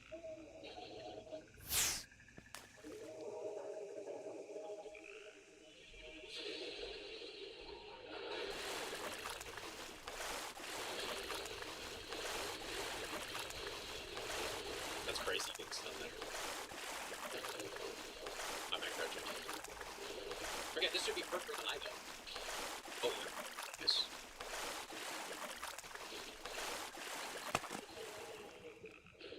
Poking him in the eye. Nice. Missed. Here. Beautiful. We've hunted the giant. Yeah, Jonathan is pretty good. Although, yeah, that phase 1, I mean, it's a little trickier than some other things to hit the weak spot. Yeah, it is really a good way to hit the eye, isn't it? Yeah, that was really nice. It's too bad I ran out of FP there, because I probably could have just killed him with my heads. Actually, I do wonder if you're right, though, like, lore-wise. Because why else would it be called Giant Hunt? Like, what is the... I never thought about that. They hit their MI, dude. Surely. Get a little bit more health. Body tier cope? Well, it may be. I mean, there must be some reason why they called it Giant Hunt. Like, what, you hit them in the taint or something? Like, and that's why they call it Giant Hunt? Because you just smoke them where it hurts or something? Probably not. No, it's gotta be for hitting the eyes, surely. But this would be pretty satisfying, I think.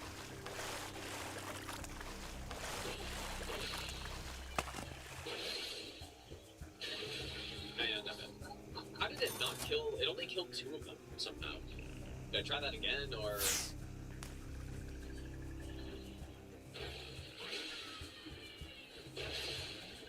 There we go. Well, I still missed... a couple of them. But yeah, if you had actual health, then this would work better. Why should I use on God's Gift away, man? Maybe Royal Greatsword. Maybe it's time. Oh, yeah, I was talking about World Try with Frost here. But yeah, we could try Bleed too, I guess. Realistically, I feel like Frost is probably better. We could try Bleed. Which one, Bleed or Frost? It's just Bleed on this boss isn't the most effective thing. Like, it's really good, but it doesn't... It's like the overall boss's health that you need to take down, not just the individual enemies. Sure, both. So. Okay, and then I'll go Wave of Destruction here. Like this. The 2 heaviest swords.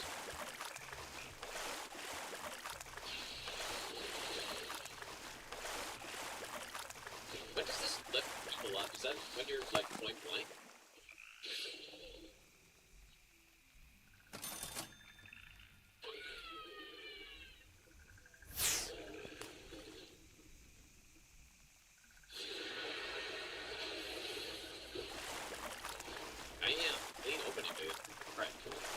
See if I can land some R2s here.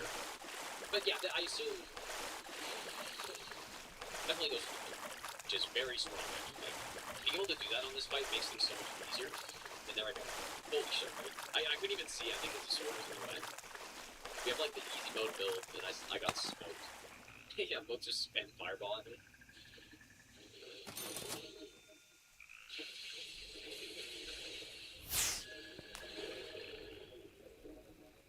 When can I possibly do what I want to do?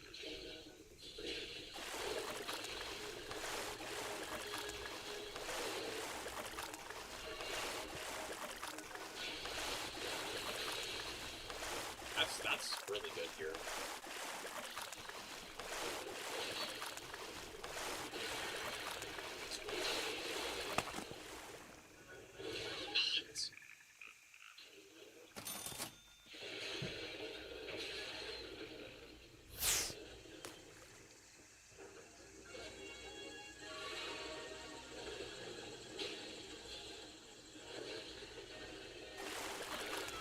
Want to use a damn charge dart too, man, but they're both going absolute like wacko mode on me.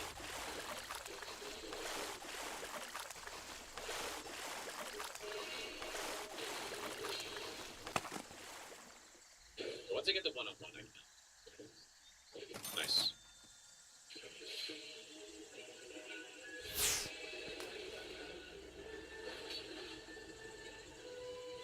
It was such a big weapon, it's sometimes hard to hit enemies.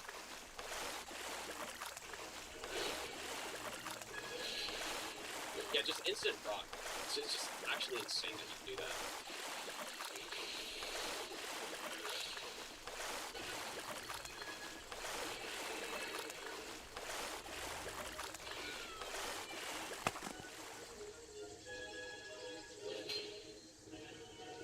Slightly missed time.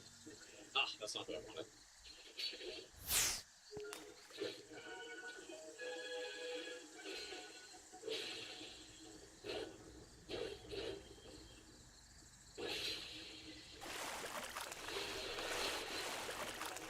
Dude, it's just ridiculous how much frost buildup that is. Okay, let's see if it's an instant prime here too. Just-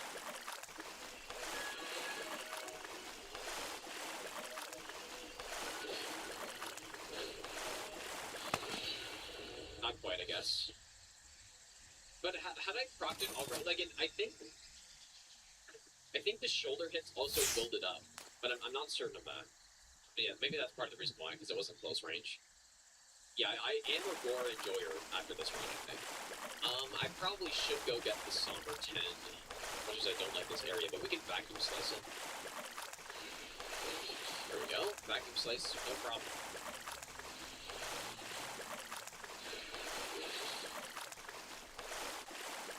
The bird killer. Actually, the bird killer, dude.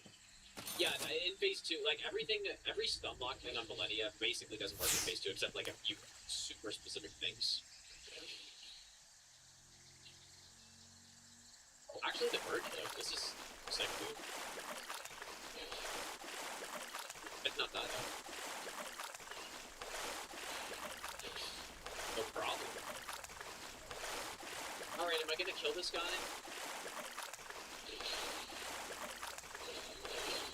I mean, if I killed the other one, I should kill this guy, probably.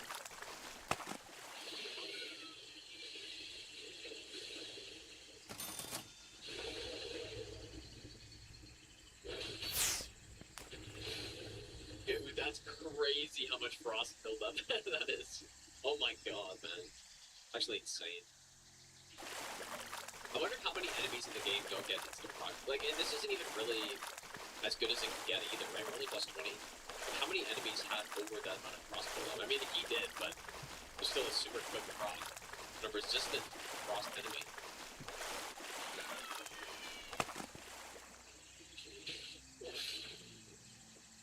That's what I'm saying, dude. I'm a fan of the roars now. And it's just very satisfying. Ow.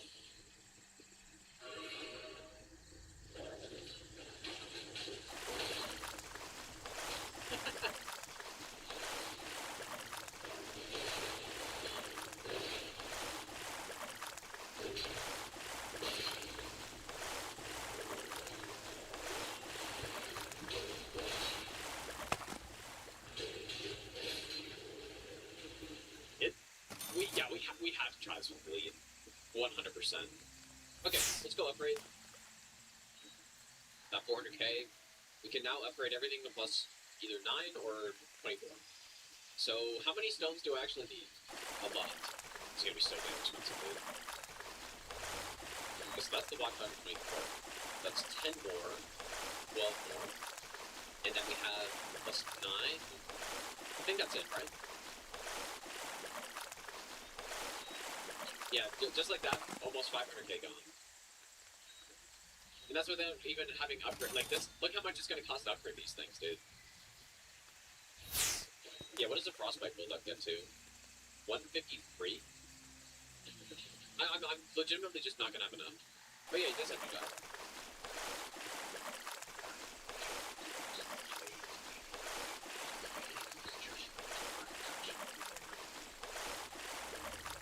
Brilliant. Oh, I forgot about the SWAT hitter. Maybe I shouldn't be upgrading this one, but I'm just curious about the numbers. But yeah, it seems like Watch Dogs, there isn't much of a point to it. Yep, and like I only got one weapon to plus 23 and then 125. That's all I can do. He dropped his helmet now, right? Dude, if this isn't the most, like, average Souls quest of all time, like, you rest, and then next thing you know, this guy's got smoked, and then there's an assassin here, and that was it. I've actually never seen this stuff. Does he just sit here forever now? Is that actually how it is? Interesting. What are we going to use on Malekith and Like, we should probably go Pasta News next. You know what? Should we try a frost build? Because I don't have any fire, I guess, but... Oh, you know what? I forgot the red hot red blade. Definitely need that. Crack blade's good. We haven't really used crack blade on this. Not gonna use stand sweep either. But I'm gonna go fire crack blade. Alright, let's see this. Yeah, Ruin should have been strike. I mean, there's no question about that. I do want to go with the, like, rock swords at some point. Frag blade with Ruin's greatsword power stance, but... How about if the build-up is much worse? Oh, yeah. Those, I don't know. Yeah, not the most amount of damage I've seen.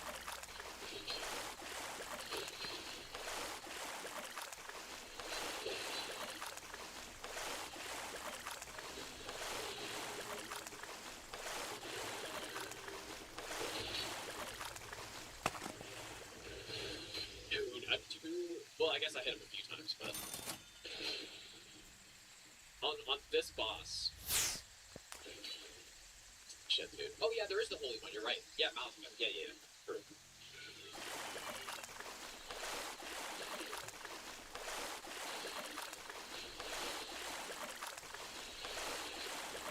I get it.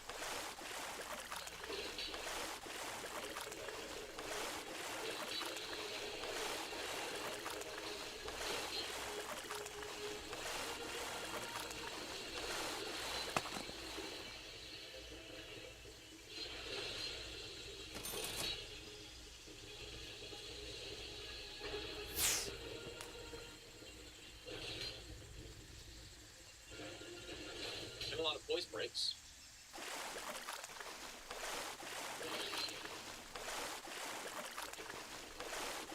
Oh my god, he hasn't even flown away yet. That's crazy.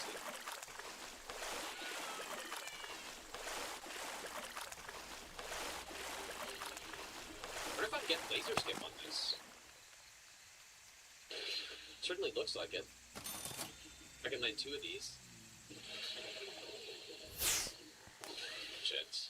Oh, god damn it, dude. I should have been able to do it if I was timing my stunts correctly. I should have been able to just, like, hit him in the head and it would have just skipped over.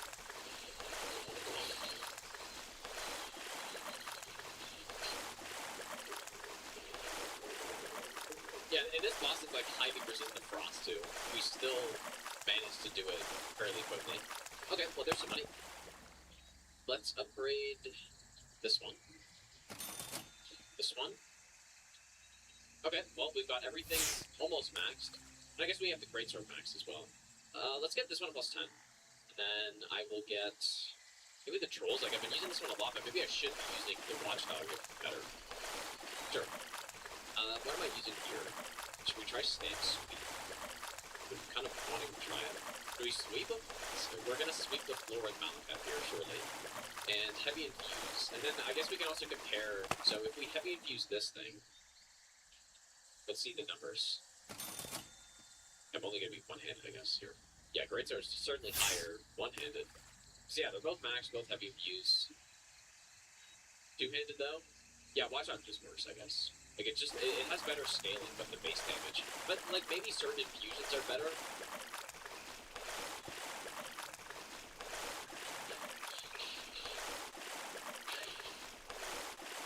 Really? That's not fast enough? Interesting that it knocks him out of that, though.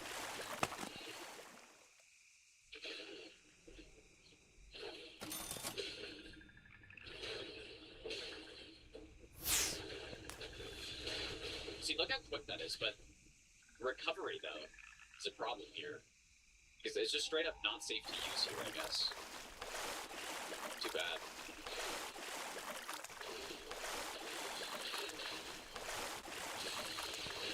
Interesting, yeah, like it hits fast, but the recovery's slow.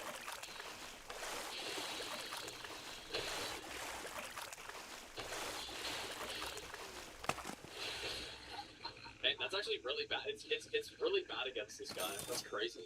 It's actually like horrible because it just sets me up to die here. I think it's to differentiate the damage from like axes and greatswords from a katana and a cursor. Yeah, but that's why you have slash and pierce and strike, right? So one. Oh, let's get some.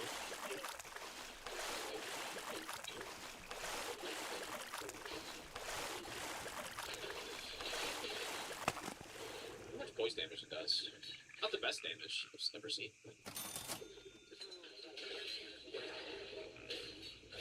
Yeah, saw that coming.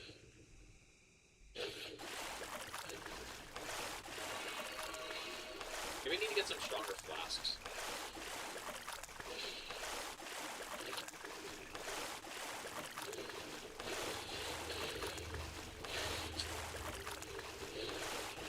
I was gonna get a store roll there.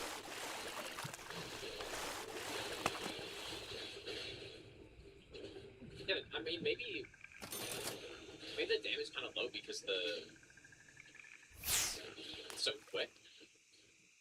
And I'm actually quite surprised at how low damage it is.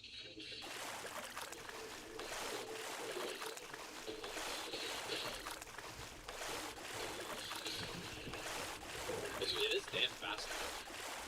But yeah, I don't know if these stamp actually were really that great. I mean, so you can tank. Yeah, you do get a lot of points, but do you get like big damage reduction too? Okay, yeah, you do. Okay, so I guess that's the point. I'll have to try it on a boss that doesn't do a shit ton of damage where I can trade with them. More health. Yeah, we can go roll a greatsword here. Sure. Style on Gideon. I don't know if it's gonna be any good on it, but to go plus 10 on this thing? I don't know what to go plus 10 on yet. I guess I can. If I do the madness strat, I will. Just like before the old Pretty sure I just did that way too late. just upstairs and fellas. I commend your spirit, but alas, shall take the throne. Queen Margaret helps with us. The queen continues to struggle. I bet I was way too late. I can't really. Well, it worked pretty well, I guess.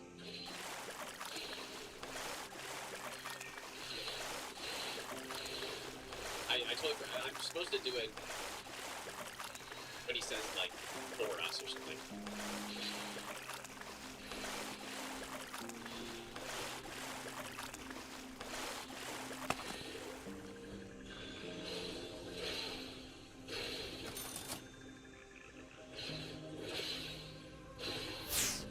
Man, I smoked him.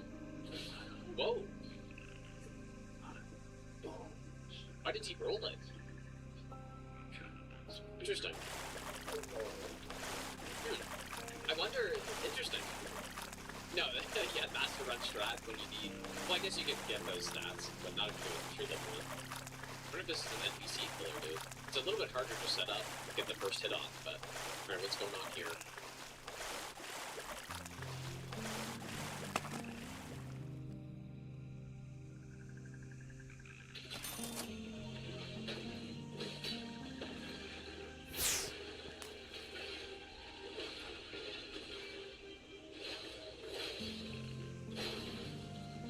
Whoa. That was crazy.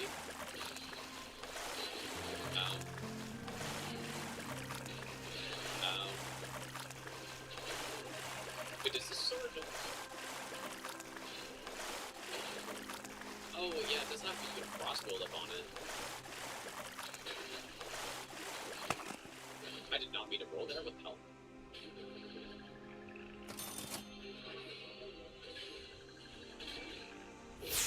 Man, not even frost build up, dude. It's crazy.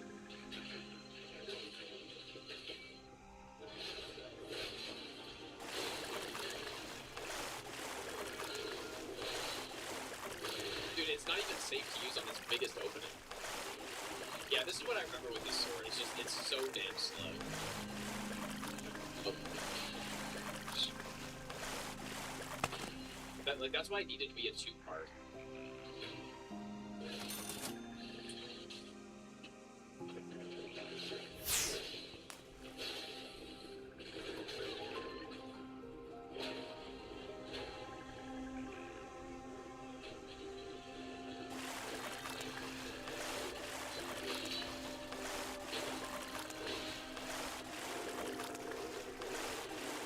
try to jump it, I guess.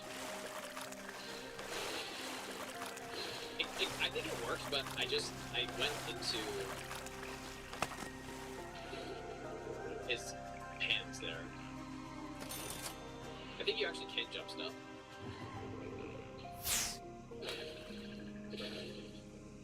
I have to try to get somewhere. I don't really know where, though.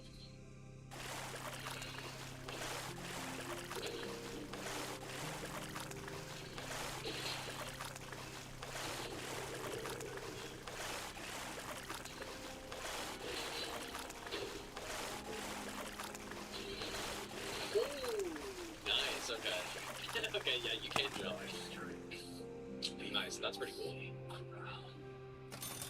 But even though you can jump it, like, I guess it would make the transition safe to go for, but it's just so damn so. It is exactly what I remember with the sword, but it does a lot of damage though. It's a lot of magic. I should have gone with the tier. Anyways, let's go fire. And yeah, I'm gonna go upgrade the Malika blade now. This sword is so damn cool, dude. Very sick. Okay.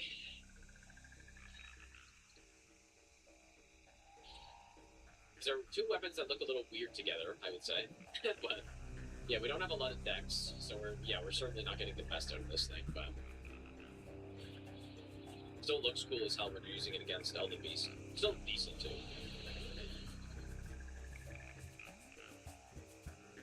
Fairly safe on the opening here. Ah, too bad.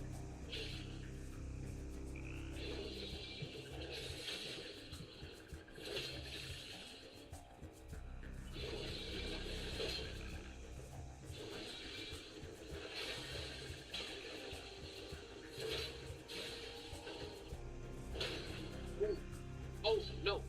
Oh, simple. Totally calculated, in fact.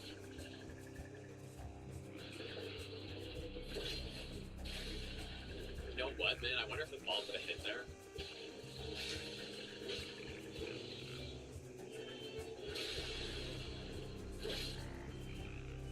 Very clean.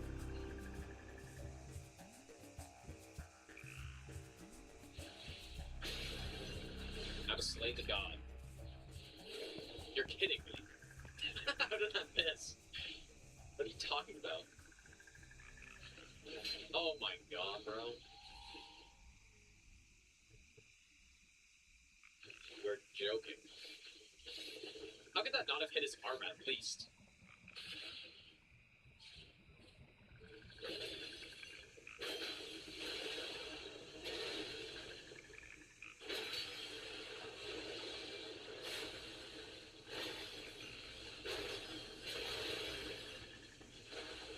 Not bad.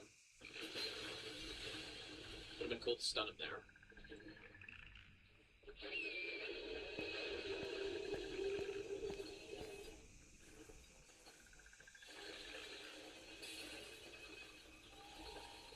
Oh boy.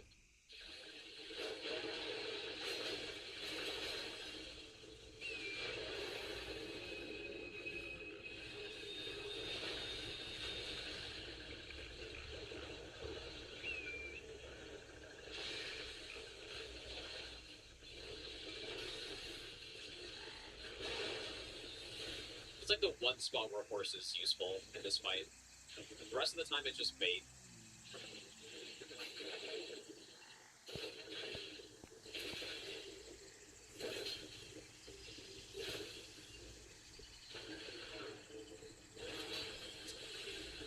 Stop running, you coward.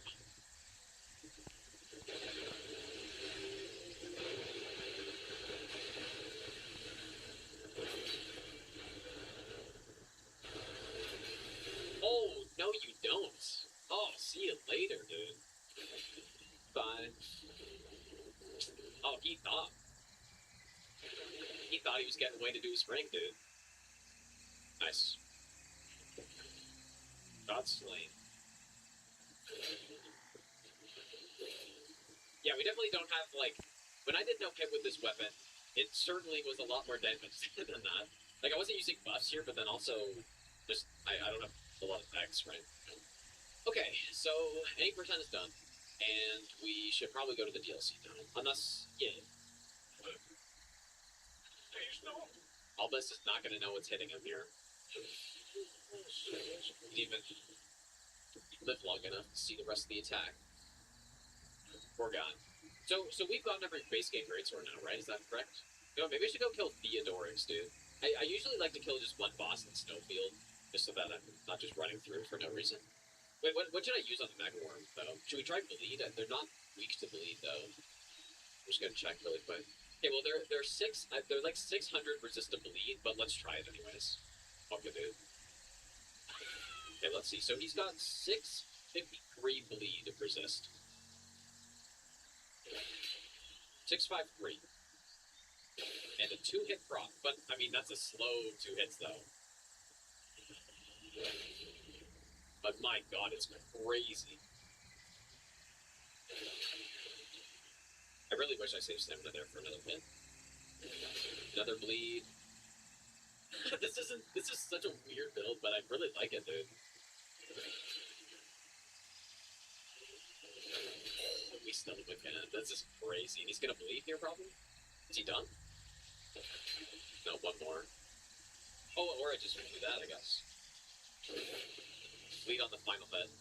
What a weird fucking build, but it's cool though. Insane. Okay, let's go to Moog. If you try this build on Moog, it'll be a 1-hit proc. You know, if we're going with the bleed build, man, I didn't think I'd go bleed build, but we can go get Lord of Blood's Exaltation and we can get the Blood Mask. White Mask here.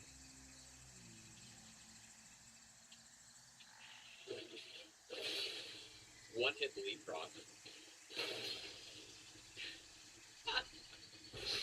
So funny, dude. We haven't tried Knight's Resolve once yet. Like, I haven't even gotten it. But I don't really want to because it's just not...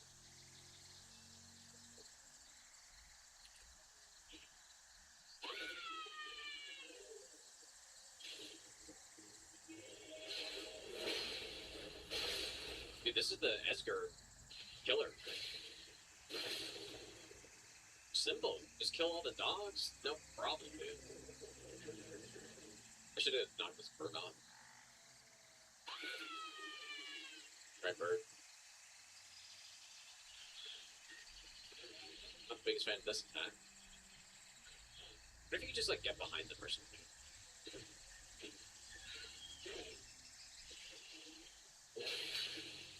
Oh.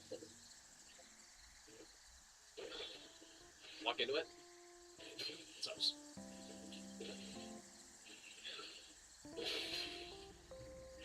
Dude, I'm the real Lord of Blood. Oh boy. It's my fucking greatsword. That's one hit proccing bleed on everybody on a non-arcade build.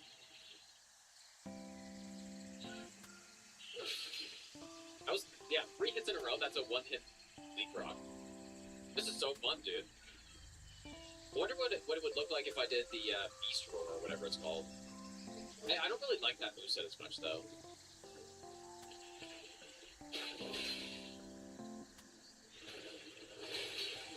Oh my god, dude. Oh my god, that's so funny. Just absolutely blasted. This is why this game is so great, right there. Just... the stuff you can do in this game. I'm so curious what Moog is going to look like with this. We do have the Shackle as well.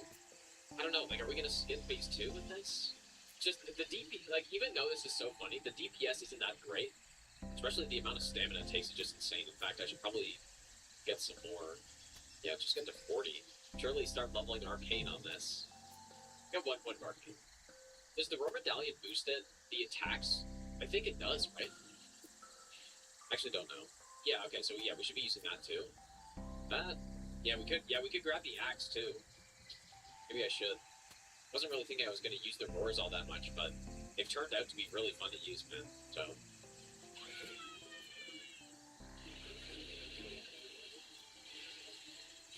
That sucks. Surely you can't parry this.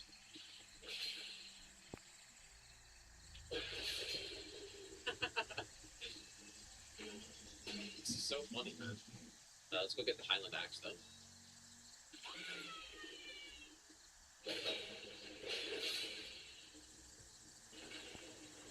has got to be one of the most fun ways to play the game right here. Like, this is insane. Yeah, if I got some more poise too, and I'm just, you almost don't even need more poise, but, oh, here we go, dude. This is, this is getting fucked up. I do need more I need stamina regen though, so maybe I should go with the stamina tier. And fat rolling though. Might have to go a bit lighter on the pants. Oh boy, look at this setup, dude. Yeah, look at Cole right here. Cole also.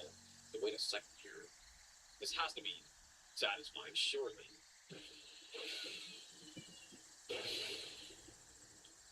What the block? Get faster. But pretty good. Don't think, just R2.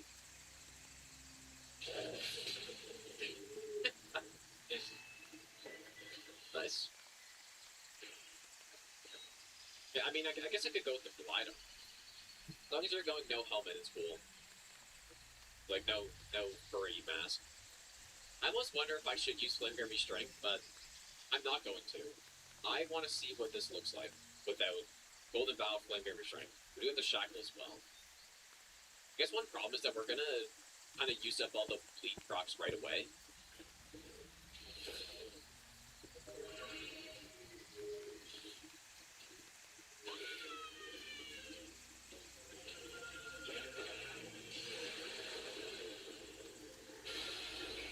Alright, let's see it. Bleed proc. Bleed proc.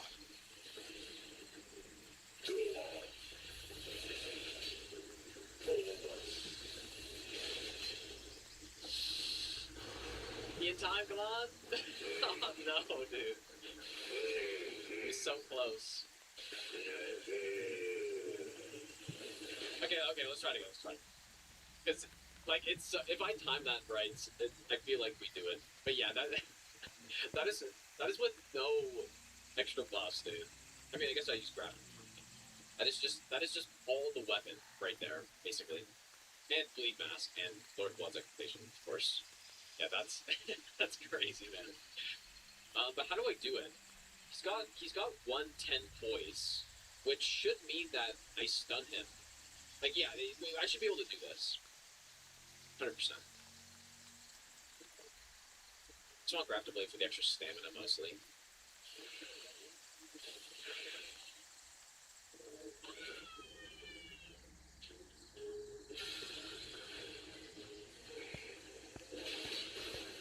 Okay, so I do that. Do this.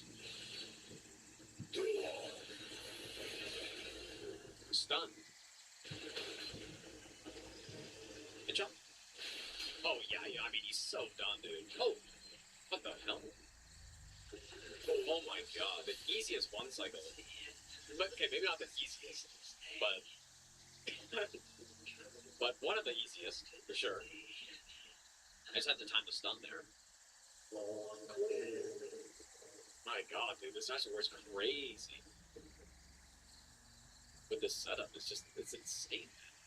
The raw damage it does isn't bad either, but yeah, but when you get bleed procs on, like, every hit, yeah, it looks a little dumb. Kind of funny he had that queued up attack there. Okay, into the DLC. So, simply, we're at level 12 blessing already. I did some mining off stream, and we are level 12. I mean, maybe I should go 11. I guess 11's more. 11's maybe a little bit more reasonable, because 11 is what you get if you just run around and collect, then you get to a level 11. Level 12 requires you to actually kill stuff, so we go Geno GT though. I feel like I've done enough DLC runs collecting the fragments where I've earned it. Yeah, I did some off-camera mining and got 6 stacks of diamond blocks. I was also thinking about getting the parry tier because I want to do some deflectables maybe. I think that could be pretty fun. More vigor or what? More arcane?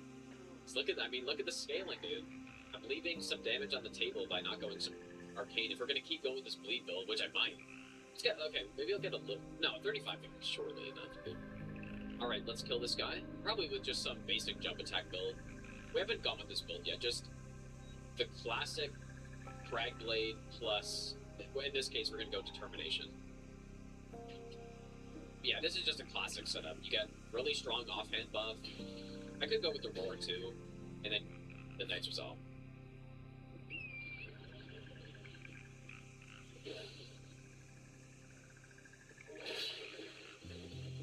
Although in this case it's Determination because I don't actually have Knight's Resolve.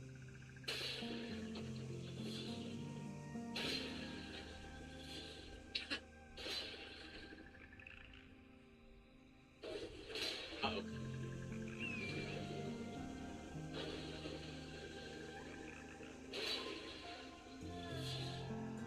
Should have used my physic then.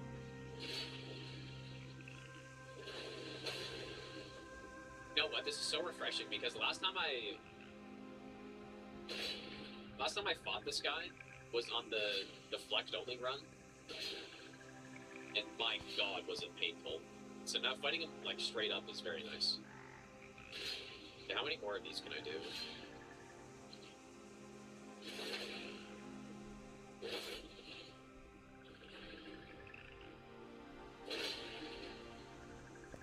Guess I could have probably killed him there, but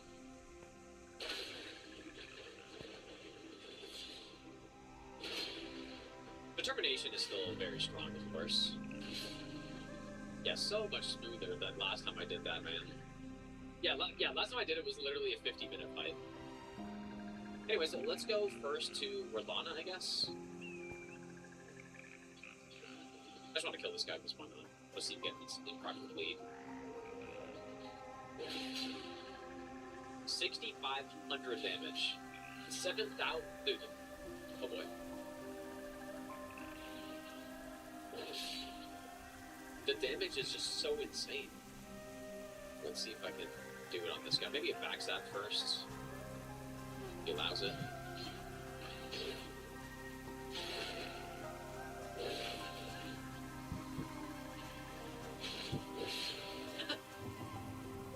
Beautiful. At 154 frost. Oh yeah, no, the frost buildup is excellent, but the numbers are just insane, dude. This idiot's gonna learn his lesson.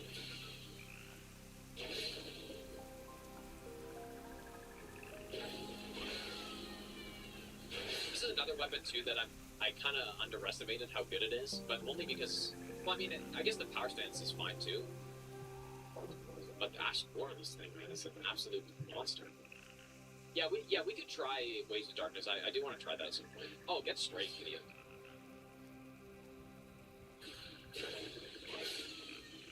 Oh my god. How satisfying is this, man? Okay. Ooh, that's a lot of damage.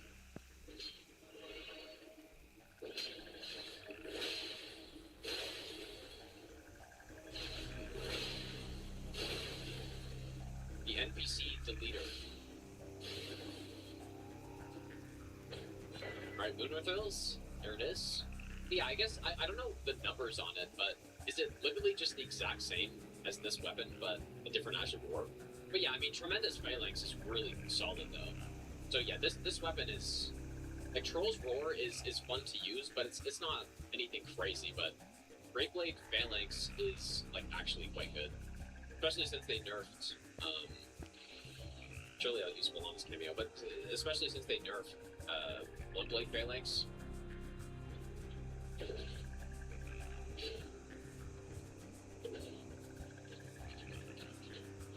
Why did I do that?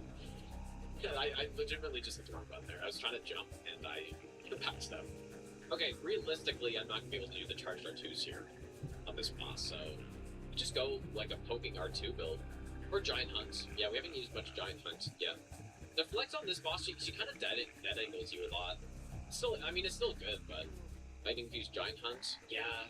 Okay, yeah, let's do that. Lightning Fuse Giant Hunt, and then I'll go Deflect tier as well. Do we go Greatsword again, or do I switch it up? I mean, this has the poke R2. Let's go with the Zweihander, just to use it. I was wondering why I was taking so much damage, just because wait, it's also go like this? Because I took off Ritual Shield earlier, get more damage.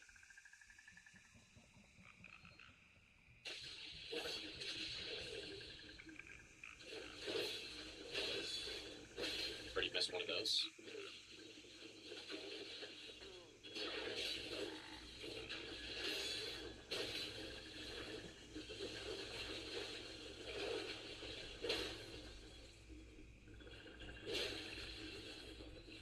That's stamina, that's fast enough. No stamina roll there.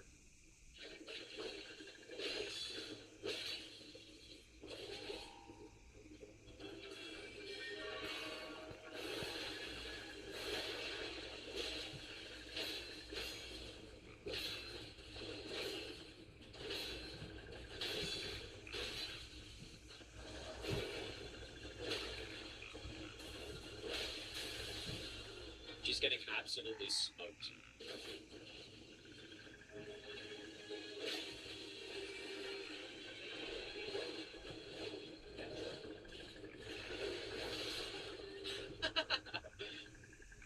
Insane kill. Simple. But see, so like we're at level 11 blessing right now, and see like it's a very reasonable length of fight in my opinion. Like our damage was good, but it wasn't. You know, it's not like we're level 20 coming here. It feels like the right balancing for the fight when I'm level 11 coming here.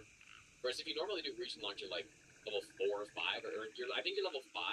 It's fine if you're using a bunch of buffs, but then if you're not, you're level 5 here, then she feels like she's just an absolute behemoth of a boss compared to everything else you've fought. So yeah, definitely coming in at level 11 is good. So let's go get Ancient Meteor now. It is this one that Meteor was in, right? I think so. No, Earthshaker is the one that doesn't have a follow-up, right? You just, like, slam the ground. Alright, there's the Meteor Borg Greatsword. Cool-ass weapon. Soul Calibur weapon.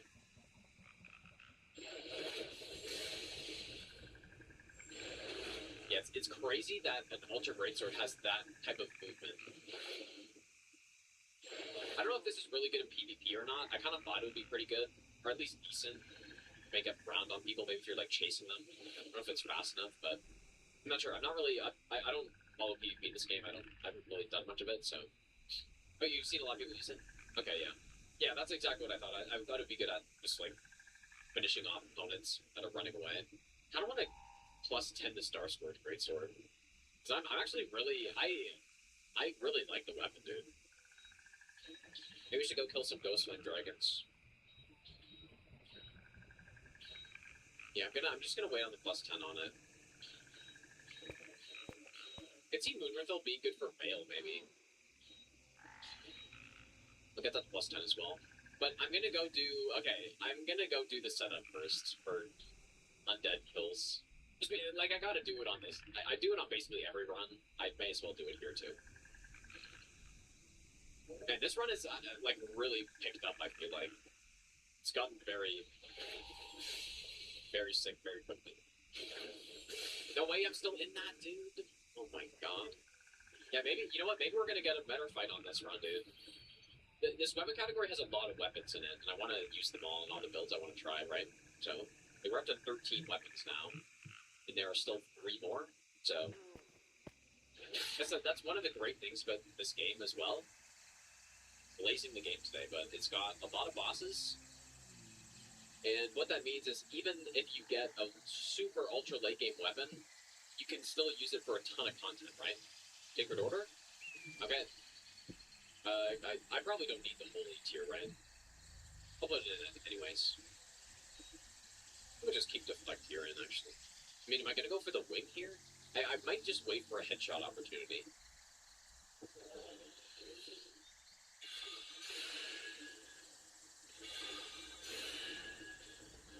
Let's see, well, unless, I don't know. Maybe this will just kill anyways. He gets big damage resist here.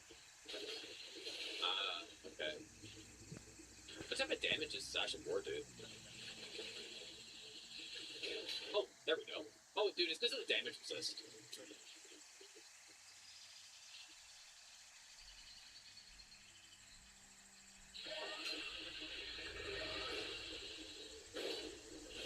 Yeah, there's the proper damage.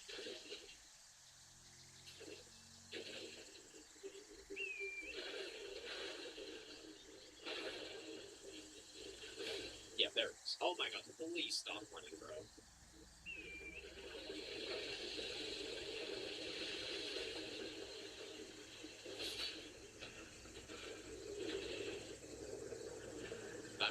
well, it's only when they're waking up, I believe, that they get the damage resist.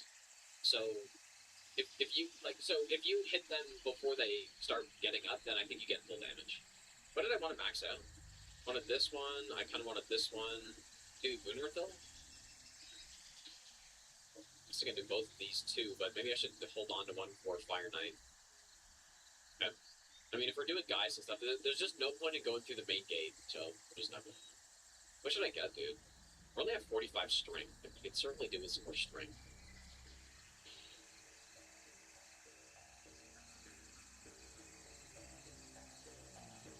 Alright, this is the first Fire Knight Greatsword guy. But yeah, I guess... Alright, surely we get lucky, right? Alright, please get lucky. Pray in the chat. Rage in the chat, dude. Please don't fall. Do not fall. I forbid you from falling.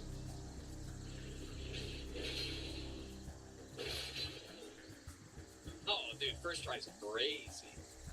Simple. Yeah, first try again. It's actually so funny. There's one comment I got. I was like, you guys, I think he's cheating getting the items because he didn't even get the item. He got the item like 10 seconds after the enemy died. And they were totally being genuine. Why did it delay, dude? I don't think it was legit. Sherlock Holmes over here figured it out. Okay, we should probably go upgrade that. But yeah, basically, just it's like a Twyhander with these R1s and innate fire damage. Turns out to be pretty good. I have a bit of money. Yeah, we're not gonna have enough, unfortunately.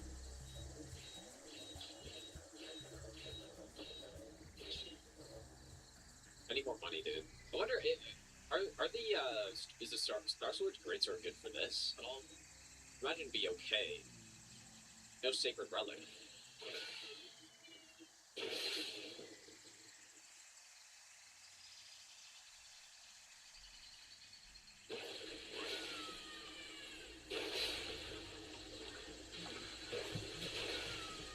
That's awkward. Yeah, not bad. Pretty quick, 20k. Oh my god, it's still not enough. Could just go kill a DLC boss, maybe. Maybe Dragon Man, but probably faster to go to Dragon Man from here, actually. Okay, you know, we could go into Meteoric now, since we've got a good idea of how the Royal Greatsword works.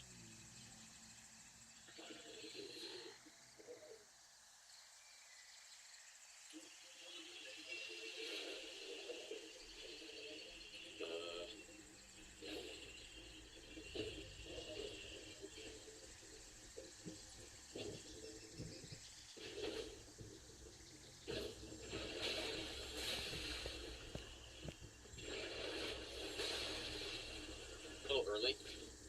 And also just like time pressure from this guy.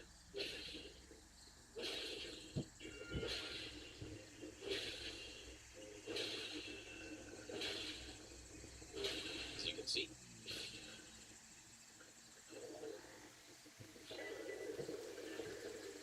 Yeah, you kind of, I kind of forgot about that part with this. You kind of have to time the white light charge better. Yeah, I wonder if those were counter hits or not, actually. I don't know if they were. We 25 it? I guess so. Alright, so let's go Fire Infusion, but with what? What do I want to use on the Avatar? Oh shit, dude, I forgot about Flame Spear, that's right. Okay, yeah. We go Flame Spear. I totally forgot about it. Good point. We could go Flame Skewer. You know what, yeah, let's do that. That's here, right? I think I'm gonna try this again. Region lock. Yeah, this is still region lock. This is still legit.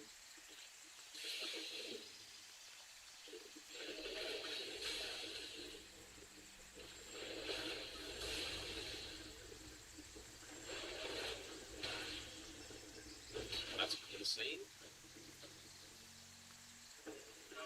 You know what? Maybe I don't like the white light charge all that much for NPCs. I think I like the Greatsword more.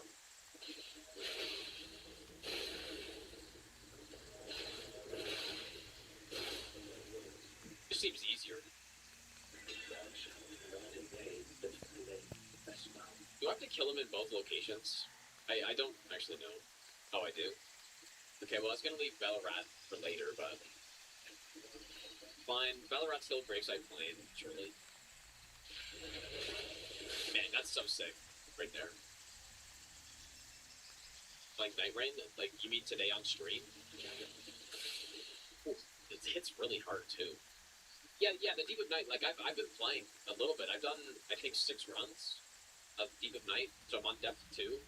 I just don't have the desire to. I don't know. It's not different enough. There are no different maps or anything. So what if these guys have a good bleed resist? Or...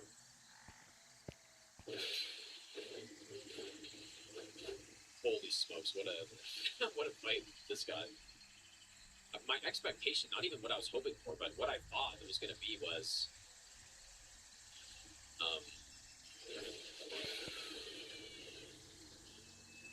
I thought it was going to be like a survival mode, like in Warframe, where you keep going until you lose, basically. Thou shalt not evade the doom of Espa. Okay, loser. Best person.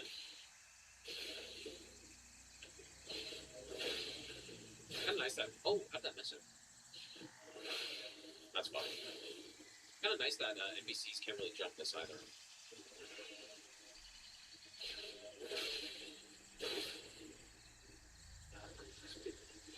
Here we go. Really, we'll use this at some point as well. Alright, we got Flame Skewer. Quellen trying to aura farm while having that devious bull cut. Yeah, you're not wrong, dude. A fire should be better. Our stats, I think. They nerfed this Ash of War pretty quickly for PvP too, right? Is that true? It used to be a true combo. I'd be interested in trying it on NPCs just to see. But after Night 3, they would randomize map structure and scaling up. I just thought you would essentially restart an expedition with all the same gear you have, and you can just continually scale, like just keep leveling up, and keep, all the weapons would keep getting stronger too, or something. I was very curious how they were going to do the scaling in that. How would the character be able to scale up?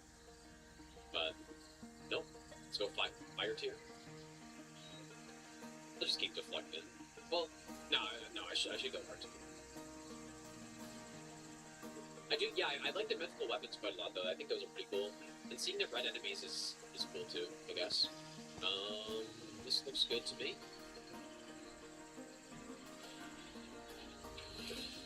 Okay. Will this one shot? I mean, I don't have buffs, I'm only +9. Oh, I literally hit the wrong button. Oops. Did the wrong attack. Ah, that's too bad.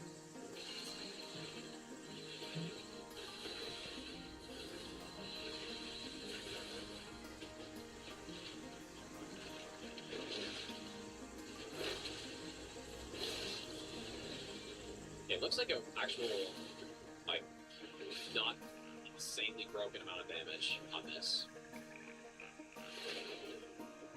Which it shouldn't be. We don't have a crazy build.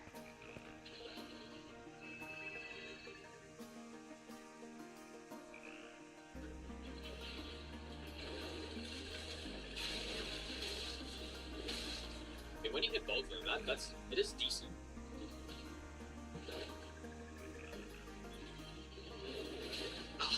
That's fucked up.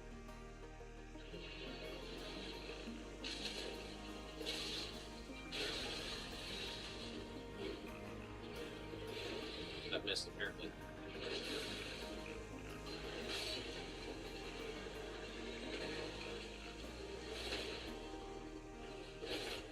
I mean, is this faster than Giant Hunt? It kind of feels like it.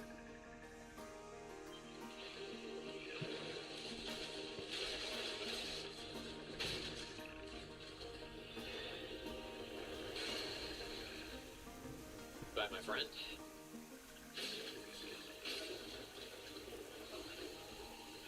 Pretty good.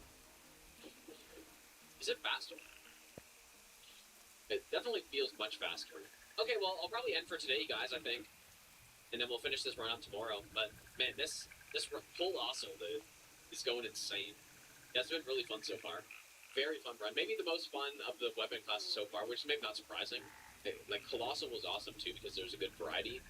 But, man, so some of the... I don't know. The Warcry build is just so funny, dude. One hit bleed procking on basically everything with the slowest attack in the game, probably. And just an insanely slow attack. Alright, welcome back, you guys. Another day of Colossal Swords, dude. Colossal. A legend. So let's do it, dude. I guess we should probably go Gaius now. I think by far my favorite build so far has been the bleed build somehow. You might be like, how does that even make sense? But you will see. Okay, so what setup shall we go with here? This boss is pretty quick, so probably nothing too crazy in terms of speed. We haven't really used Malka's Blackblade all that much. This boss is weak to Holy. Sure, why not? Jump attack. Ash War. Charger 2, probably not so much. Dude, I don't know, like, Malka's Blackblade is kind of... I think it's a really cool weapon, but I've never really seen it as a super strong weapon.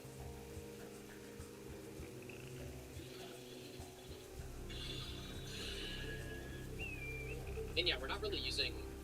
Maybe notice on this run, I'm not really using a ton of buffs. Why is he doing this?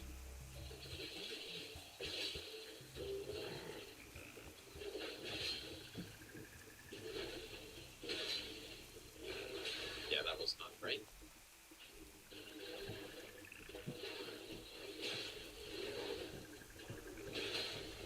I was thinking on the stun, we can do this.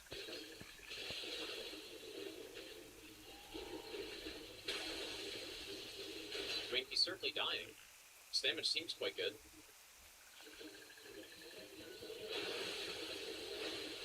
Very stylish. Man, it's crazy how that's not even fast enough for that punish. Surely stun here. Has to.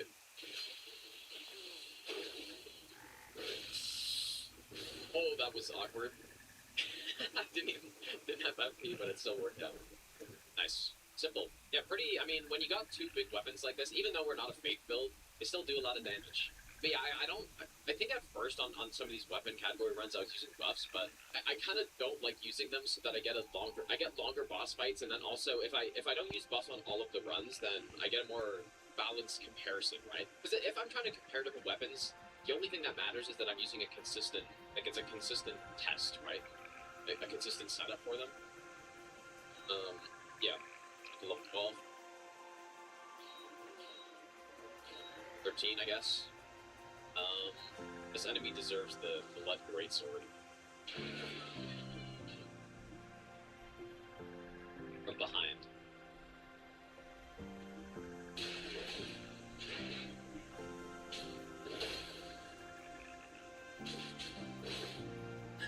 Dude, it's so funny. The disrespect is insane.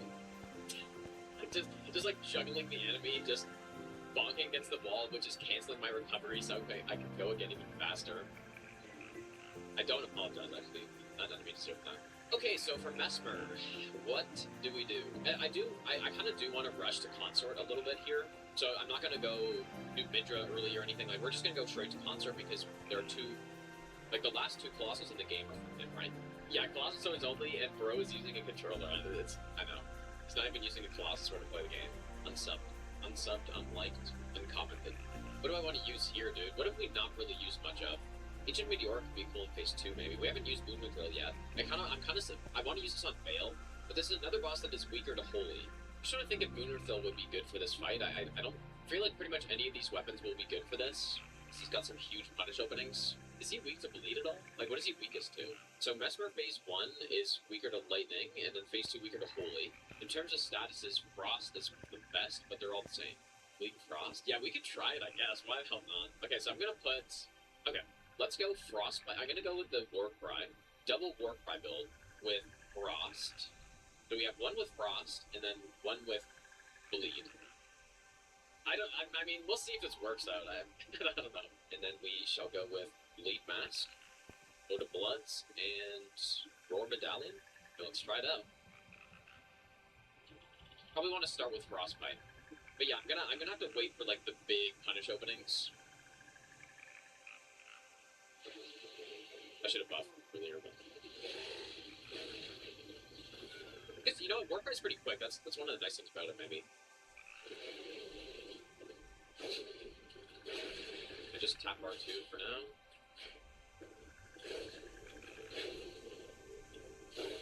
What am I doing?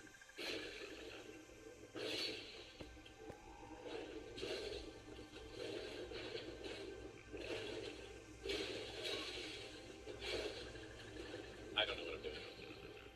But here's the opening. So, basically immediate frost. Ow.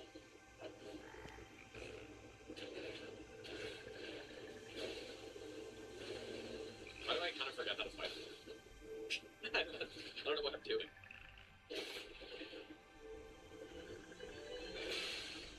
Oh, there's a bleed.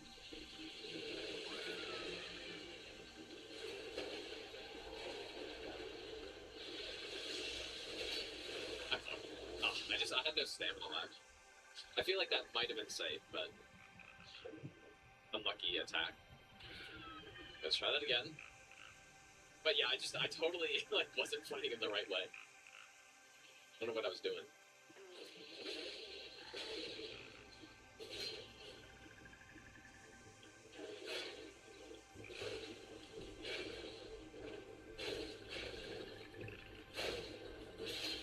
Yeah, just instant cross proc, dude. It's crazy.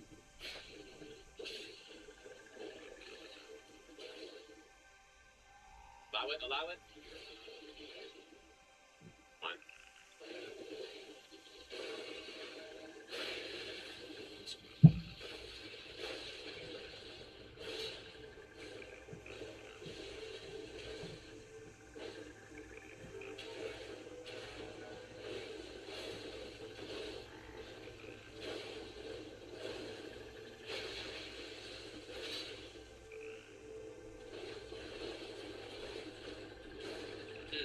Not giving me the opening I'm looking for.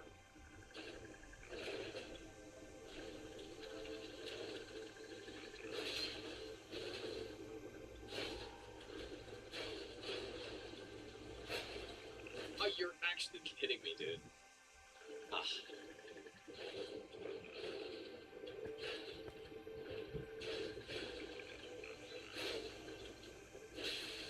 There it is.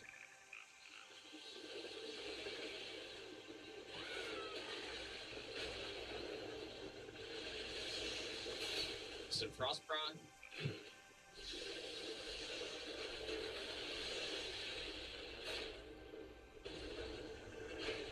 Yeah, I need to rebuff somehow.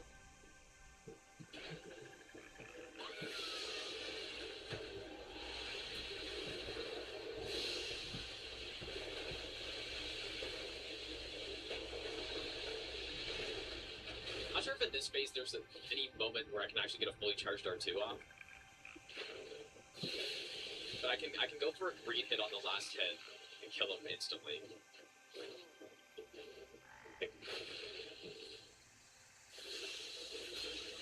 That sucks much. Okay, I guess right there was it. That's the moment.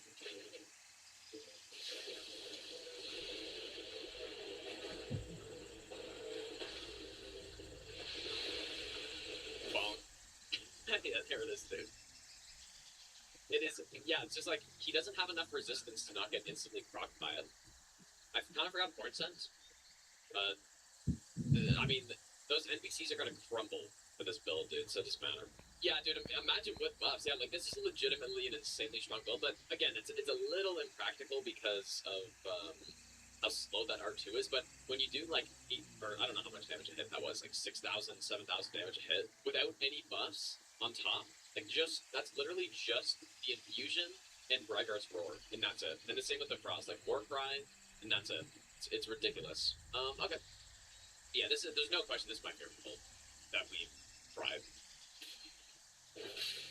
Like, 4,000, just 4K hit, no problem. I kind of like the setup I have here, so I might swap this one to Giant Hunt, just because we haven't really used it all that much. More strength or what? Yeah, more arcane means more bleed, and more damage on that bleed infusion. I do, like, we're not gonna have that many bosses to test the consort weapons on, but it's fine. I'm not really expecting them to be that great anyways. So maybe using Moonradil on this boss would be a good idea too. Very low poise boss. Try Cold Fire Knight. Ah, yeah, that's a good point, actually. Like, our blessing level's a little high for this point, but we're only getting a couple percent, like, after 12 anyways. Mega split damage, though, but... yeah, that's a good idea. So that's our build on this guy.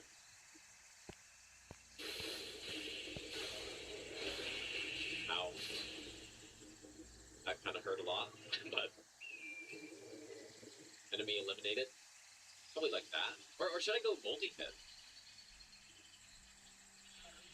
Yeah, the holy tier isn't doing anything for us, but...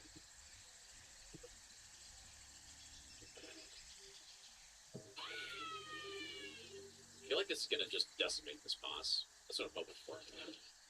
They have lots of poise breaks. What? Okay.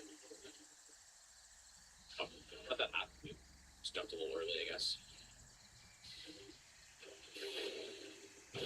Say as all my hits miss.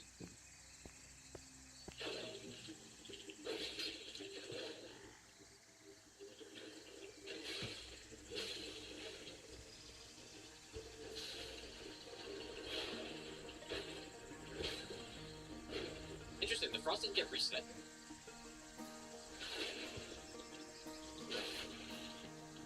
Oh, that's weird.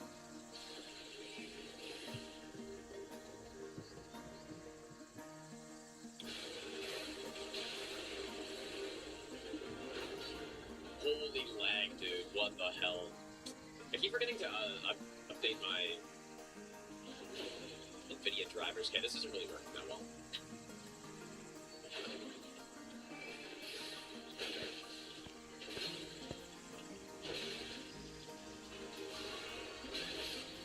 Yeah, this is, I need to free the R2 for sure, because that did not work so well. But yeah, somehow, I was thinking it was gonna reset the proc, but it didn't. Kind of disappointed, dude. Yeah, so I'd be better off just going with something else then.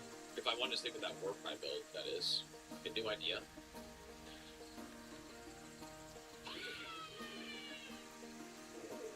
Okay, so the idea is we're gonna frost and then reset.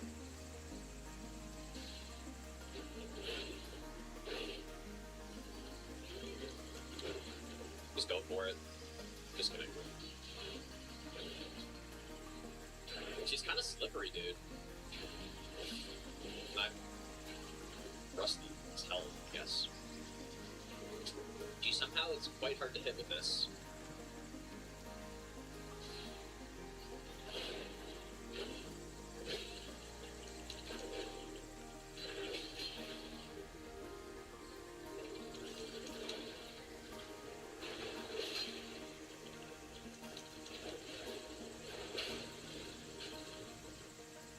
Nice. That was pretty clean.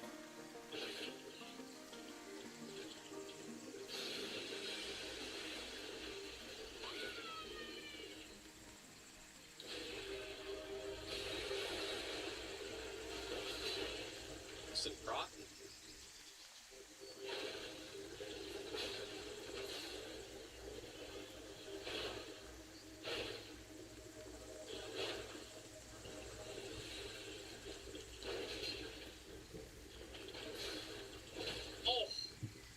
Oh my god, it was beautiful.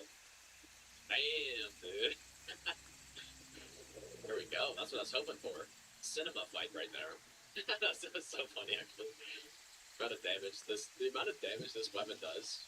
It's just insane. Right now, we burned the tree, and as I always do on casual runs, I wish I could just not take the warp at all. But it forces me to. You actually have to full long rest here, but we just cut this part out. And normally, like, I wouldn't normally have gone into Belrat by now, but I did go get the Flame Skewer Ash 4, so. Yeah, the big staircase, yeah. Someone commented, they were like, I hope when Gino has kids, he loves his kids as much as he loves the Belrat staircase. Someone said that was pretty funny.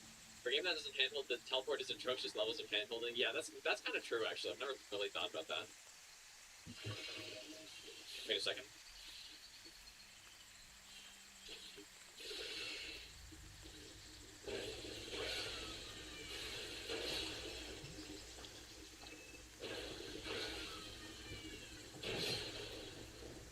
It's kind of, I was saying earlier, this DLC is the perfect time to use the Star Scourge Greatsword just to AoE clear everybody.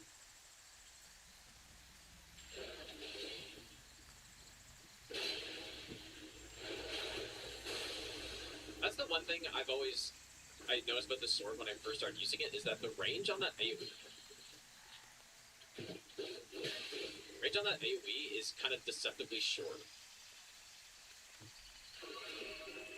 But maybe it makes sense because it'd be too busted if it wasn't. But okay, we haven't done Flame Spear yet, so we can do Flame Spear. You know what? I still forgot to put on the helmet last time. But wait, Flame Art Fire is surely better, right? I don't know exactly when Flame Art becomes better on weapons, but 22 is not enough. We got Fire in. I'm gonna wear the helmet.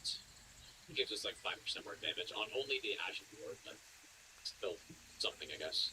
Retro 2 for sure. I wonder how resistant to Frost he is. So we could go with the Frost build too. Yeah, I probably should put some clothes on.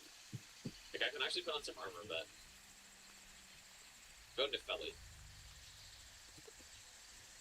Wait, did I do the...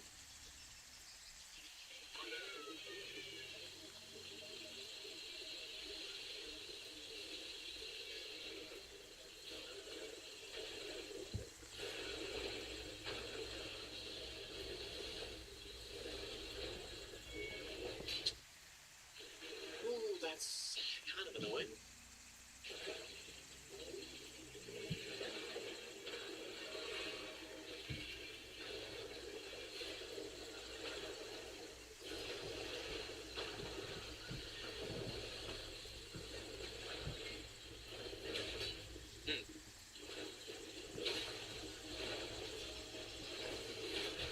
Oh my god. Did a lot of damage. Oh, I'm stupid.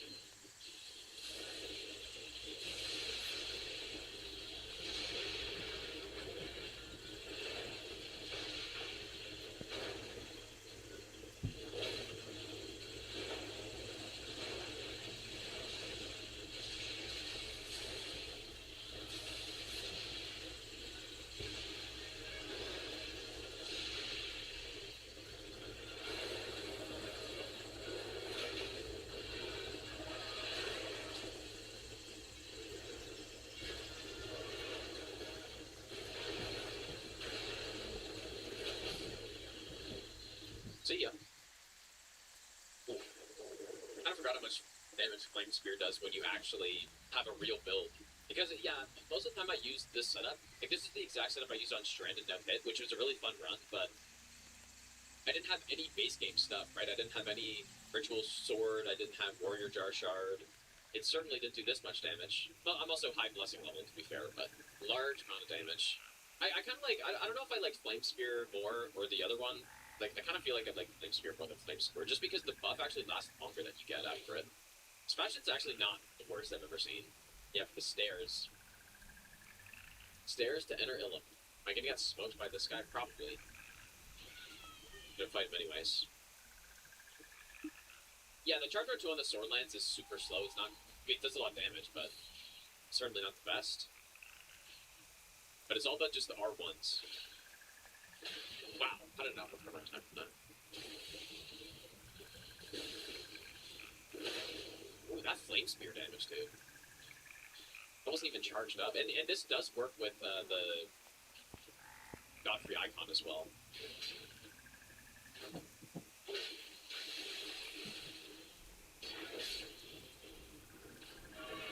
Another nice thing. The skip.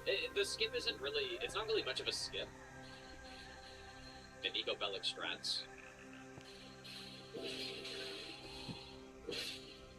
Not really much of a skip, but it just prevents having to run past all these annoying ass enemies.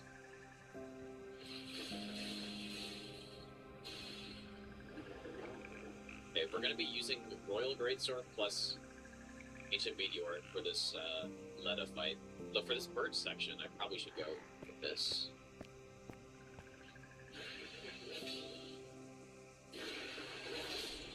I really like vacuum slice, dude. It's been very handy. It's just nice when you're doing a colossal sword run like this. What the hell? When you're doing a run like this, it's nice to have some actual decently strong range. Okay, yeah, we can drive Waves of Darkness too. Yeah. Forgot about that.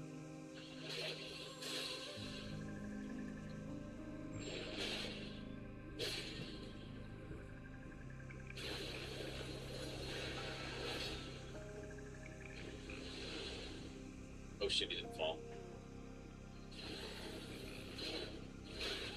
Oh boy. What I get for trying to vacuum slice him. That frost guy is just straight up not fair, dude. When he puts his frost cloak on and he starts gunning it towards you, there's just simply nothing you can do. Really. Simply nothing you can do.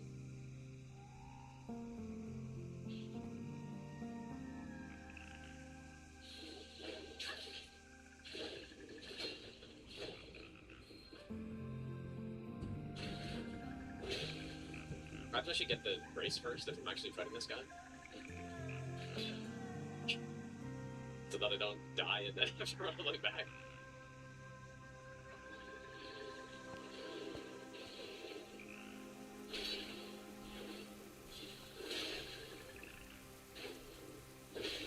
Yeah, this guy's quite a bit tankier than the other one, it seems.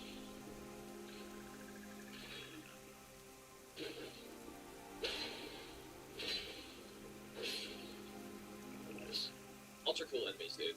Would like these guys, except for the frost guy. The frost guy sucks because that cloak is just so dumb. But okay, let's go get Waves of Darkness. So just go to this one. Okay, we got Waves of Darkness. So I guess I should probably put on the great sword or something. Maybe the watchdog though. With the cold, or yeah, I guess it's cold, right? Or do I just stick heavy?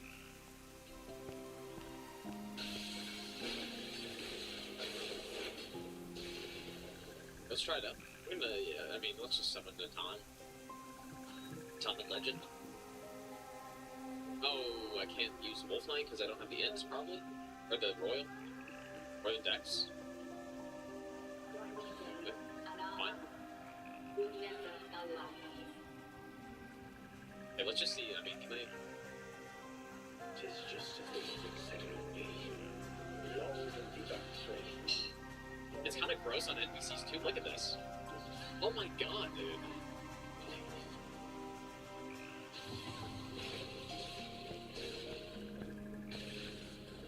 Holy, that did not do a lot of damage.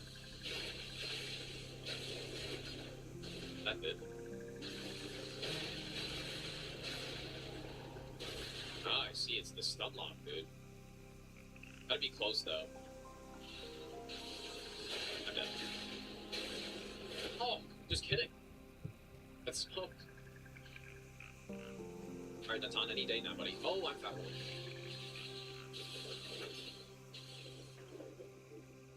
Yeah, that was fun. Natan just decides, yeah, I'm just not gonna show up. That's fine. That's cool. Yeah, he's on his lunch break. His smoke break, dude. So don't lose Rune Arm for that. Yeah, Wave of Darkness seems decent, but I mean, it's certainly no Rhaegar's Roar. At least in terms of on like NPCs. But yeah, I shouldn't be fat really, man. Don't you dare approach me with the cunt. Maybe we should go try a bleed. And our ally. Tis just as the music said it would be. Lord of the Bounty. Lord of America. He can't do anything. Like, he tries to jump, he can't.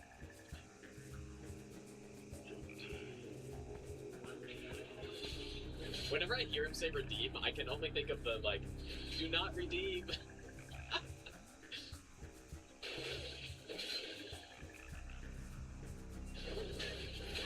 Ow.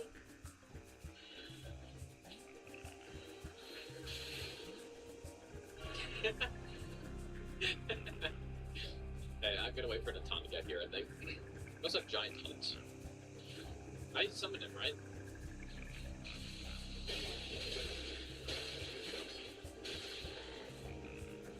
probably the play is you just keep doing it, I guess. I think I did summon him.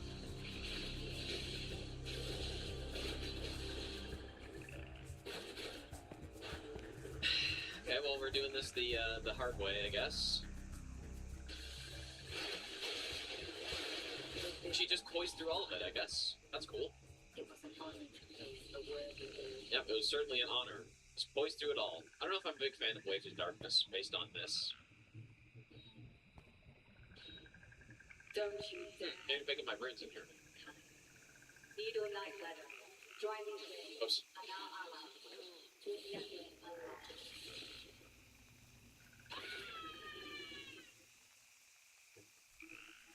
Tis just as the woman said it would be.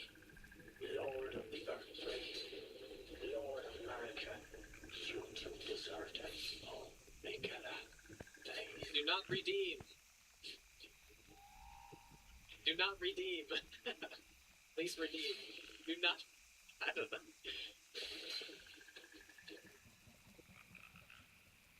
Okay, the taunt?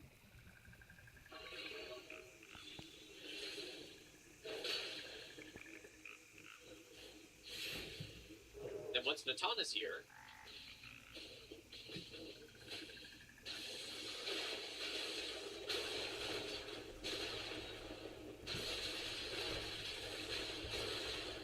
oh.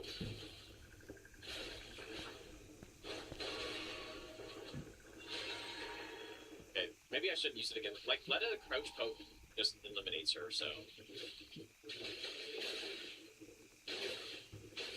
This is the stranded no-hit strategy.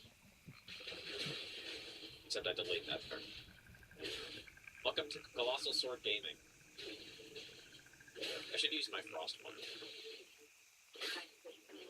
But, oh. I actually hate Natan because he abandoned me. The bull.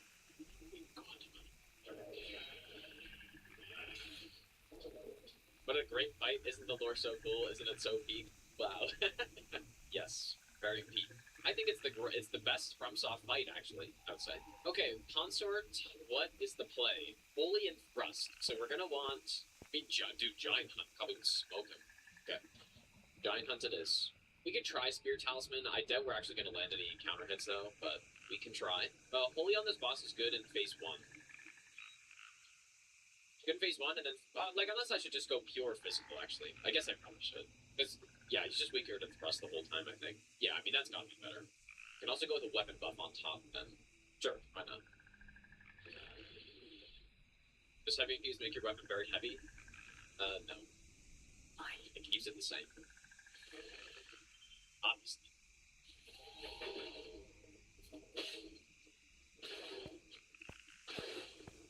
Wow. That's actually, I mean, considering no buffs, that's quite a lot of damage, dude. Decent.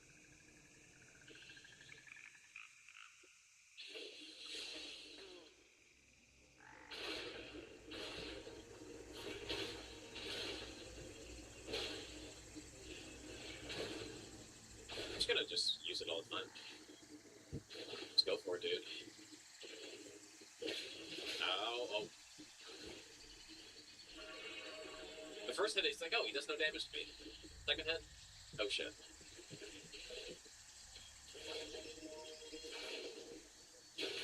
Forgot.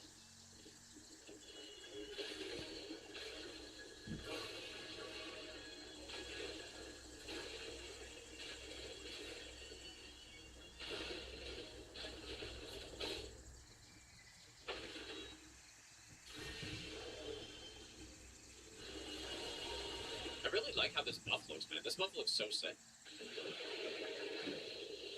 Man.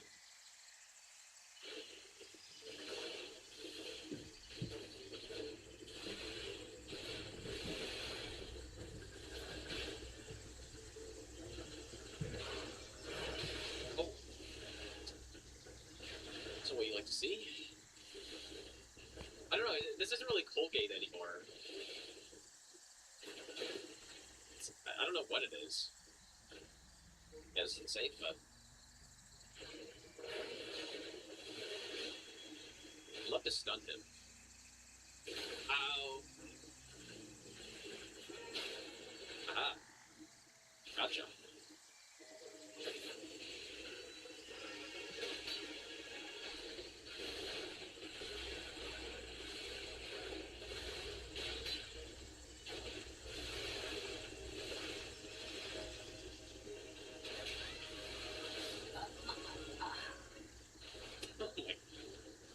Definitely like a little rusty on some of these fights, dude. I don't think the Spirit Talisman's doing anything. I don't know if we're landing any counter hits, so instead I will go with this one. I'm gonna see if I can land a Frost proc on him.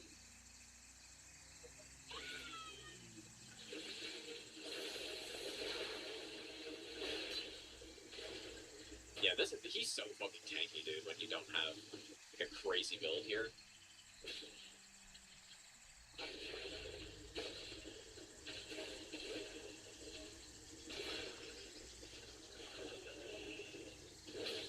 Oh, not instant proc, and I went underneath.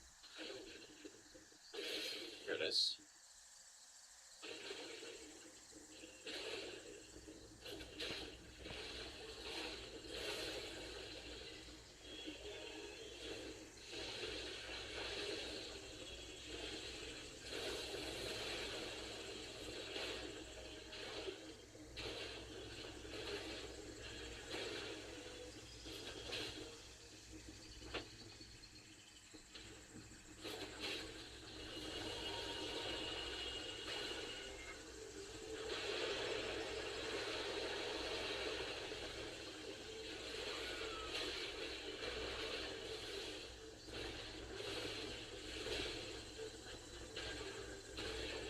So tempted to just go for one, but it does too much damage.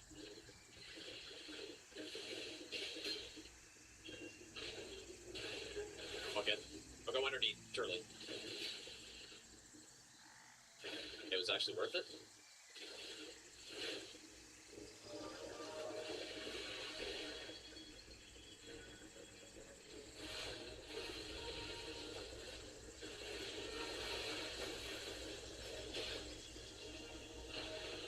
Nice.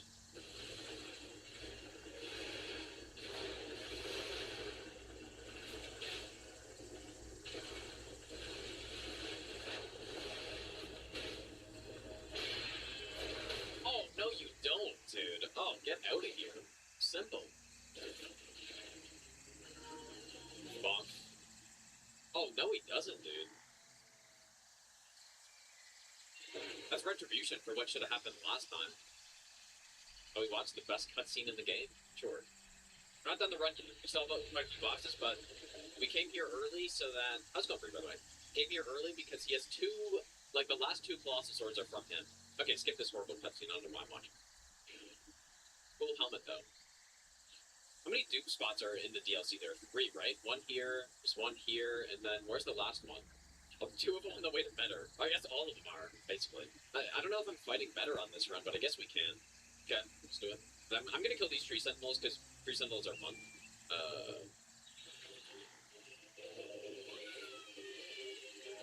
I'm not sure how prosperous these guys are. Just at least a little bit. Oh, you're toasted. Look at this build, dude. Insane.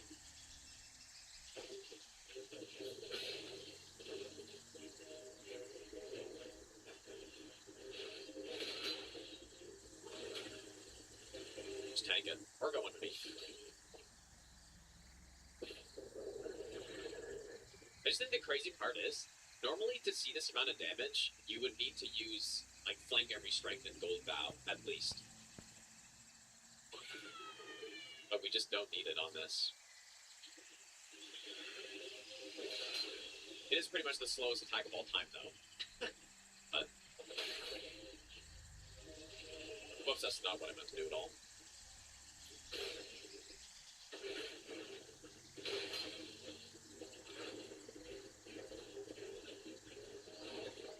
I should have done it there. Go here, though.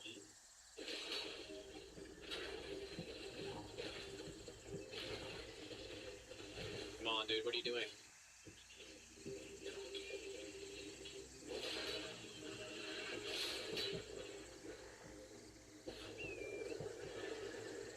So clean. Okay, now the real question is, do I remember where this duping thing is? The answer is no, I actually just don't. I'm gonna go get the whistle first.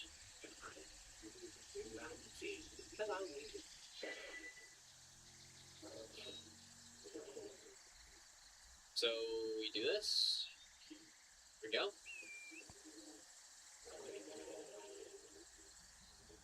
So, pretty sure that's what happened. Okay, let's go back. The final Colossal Swords. And I'm very curious about these ones. So there's the... What was it? Lord and Light? 24 decks. Wow. Okay. I don't think I'm gonna have enough money for this.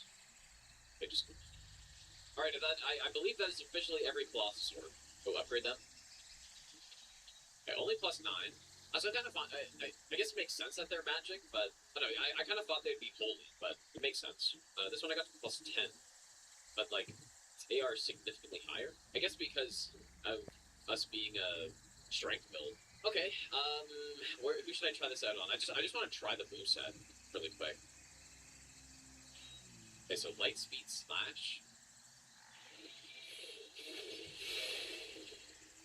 It's definitely cool. This is good though.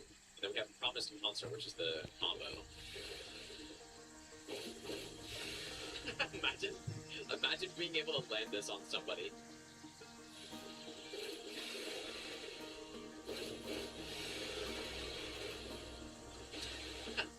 It's cool though. It kind of reminds me of the Millennia. It's like waterfowl. Like, where are you ever gonna use this? Let's see. Destroy NPCs? You think so? Maybe. Yeah, maybe they just can't do anything. Oh, and it's got the casting animation when you can't use it. It's so funny when you have a sword that does that. Oh, this one doesn't though. We can go fight Metter now, but I don't know if I want to use these on her. We can try it. Metter's not really a boss that works the best with slow weapons. I hope these weapons are good because they do look sick. The Ashley War do look cool, but I don't know, what should I go with here? I can use Rune's Greatsword all that much, but I don't know if we want magic. Okay, let's try Lightspeed slash first.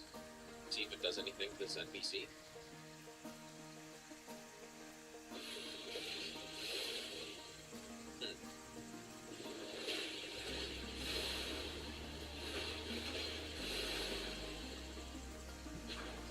Start casting, trying to cast a spell. Okay.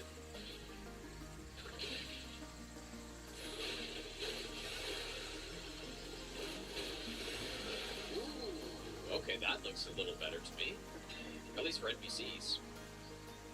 That was nice. Until I go to Rakshasa, and Rakshasa just simply R1s through it, and I get smoked. Yeah, definitely, it looks like this one's better. But you know what, let's just try the build here, why not? How bad is Holy on this boss? I don't think it's bad. Oh, I guess she's the same to everything. In that case, we'll go jump attack plus this one, and maybe ultimate, I guess, but probably just keep defense on. I just don't think we're going to be able to use it here, really, or use it properly, but let's try it.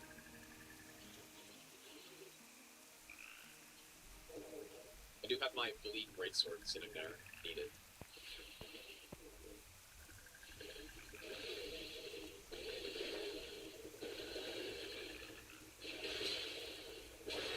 Not terrible, although somehow wasn't fast enough to get out of that. No! Ah.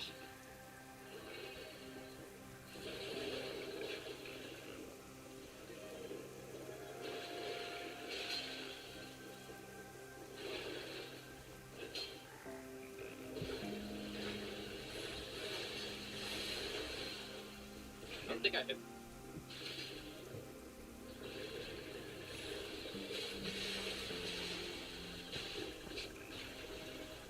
Dude, that's crazy. Ugh.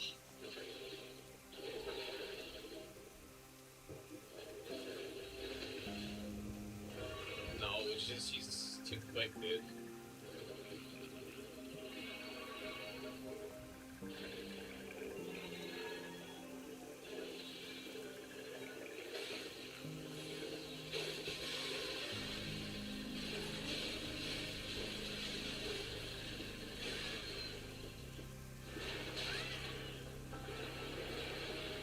guess I'm using this.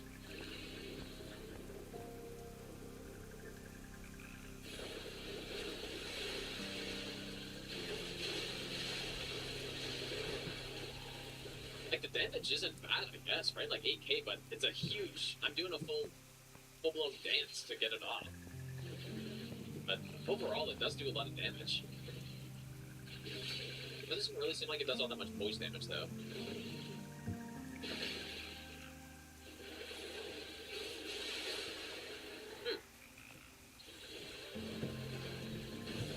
That wasn't bad. Somehow. There's no question. I mean, this one, I like this one so much more. It just looks so much cooler.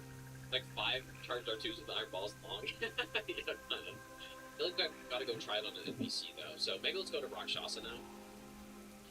Go do Midra. Try Lord again here.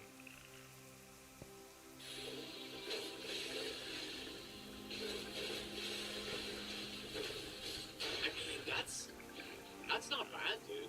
That's pretty good. Of course, it's good that Moon pretty much destroyed most of us. Yeah, but that's not how it works in these games, dude. Usually the boss uses something and it's crazy, and then you get it and it's terrible. So, like Waterfowl, right? Like Waterfowl is pretty bad to try to use. I mean, I'm not gonna say this is good, but it's at least usable. I just also realized, I guess these, and part of the reason why I feel like these Redan swords are bad compared to all of the other ones is that, like, those are the only ones that don't get crouch pokes. I'm just realizing. Like, every other Colossal sword has crouch pokes, which are so strong, right? I think every single other one does. But these ones don't. Oh, yes, they do. But, okay, well, maybe not. Are the one-handed as good? I'll have to try that, because I don't know if they're as good. I mean, if this works on Rakshasa, then I'm sold on at least the light one being pretty good. Or the Lord one. I really like deflecting Rakshasa. I feel like it's a very good strategy. Well, let's try these out. I do think the light speed, like, that'll have to be able to jump over stuff, right? So that could be pretty cool. You know, the few cases in the game where you can jump over something like that. You might already killed Horlu, though, because that's kind of the main spot to do that. But you can also do it on Beatrice and Knight, sorta.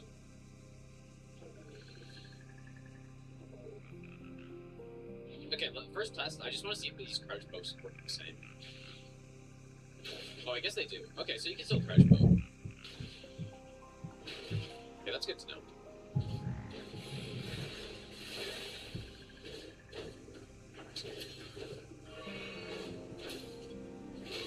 Oh, I thought I had deflect here, but I'm two-handing. So I tried to do an L1. Okay, here we go.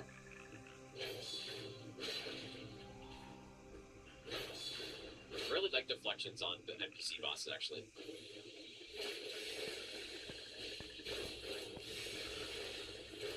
Okay, I don't know if it was just way too much poise or what happened there, but something happened where I stopped hitting the enemy, basically. It didn't really work, fortunately. I'm gonna try it again, I guess. My last rune arc, though.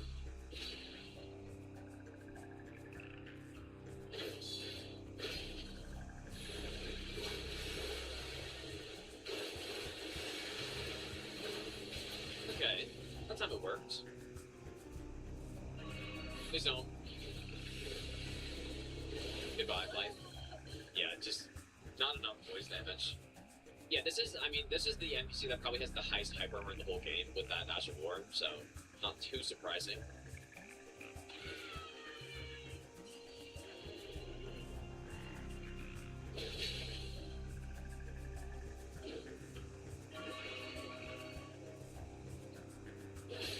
That's crazy, dude. That's insane. Just the full counter hit, just smoke me, dude. Yeah, that setup doesn't really work so great here either, so... Because you kind of need the enemy to be able to get hit stunned by it, for it to work. Try Flame Skewer, maybe, but I mean, Crouch Poke is obviously the way to do this. But I'm just trying different stuff, just to see. This is probably the trickiest NPC. Yeah, parrying is so good here, dude. Very good strategy. You probably just don't want to... The only thing you don't want to parry are the R1s.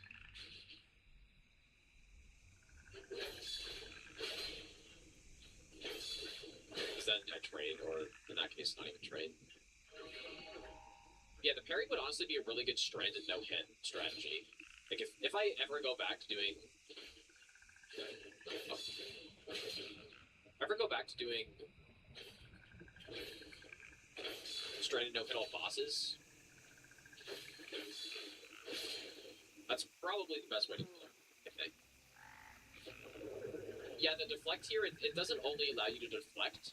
Every parry, you're building up poise damage on your next hit and damage. So, like, the deflect here is so insane, actually. So strong.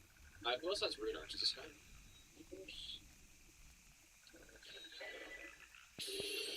Alright, let's keep going to Midra, I guess. But yeah, the swords, the consort swords, I'm not... I think my opinion on them before I tried them out was kind of correct. I just don't think there's a good... I don't think there's a good reason to use them. But I also don't think they're bad, though. Like, at worst, they're probably like a B-tier weapon. I'm gonna keep leveling up all these stats equally.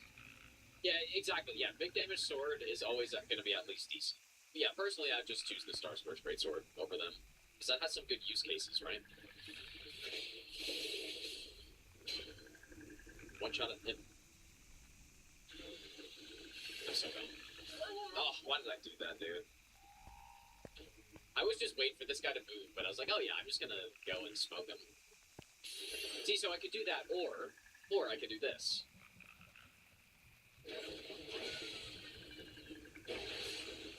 See, I look at that. I smoked the guy down there with this. That is so good to have, dude. Now he's just gone. So I would easily take this. It's actually, like, it has good use cases, right? And then the swords themselves are, look, I can do it again. The swords themselves are probably weaker than other paired colossals, but it's really nice to be able to do that. So it's, maybe the play is to go with Star Scourge and then some of just other offhand colossal, and then you can dual wield it. You can go Braggart's Roar, the damage buff, stamina buff, defense buff. And then you're just using them like these, or like this.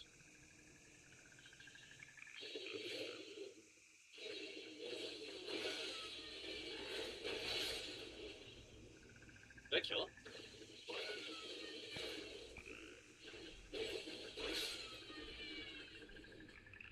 Yeah, I'm not gonna lie, dude. I've been underrating the Star Scourge Greatsword. It's actually so nice to be able to do that. Okay, shit, dude. What do we do here?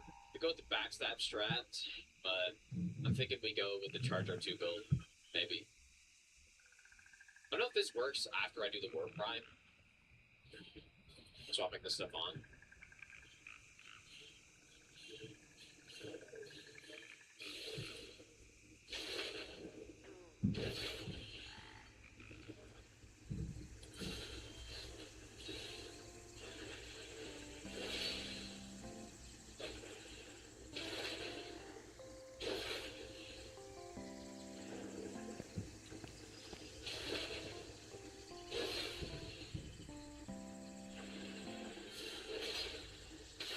Poise on this guy's insane, dude. Just tank. Don't tank. Holy hell, dude. Lots of bleed rocks.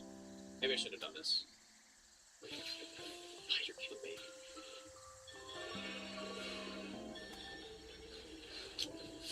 You can try something risky.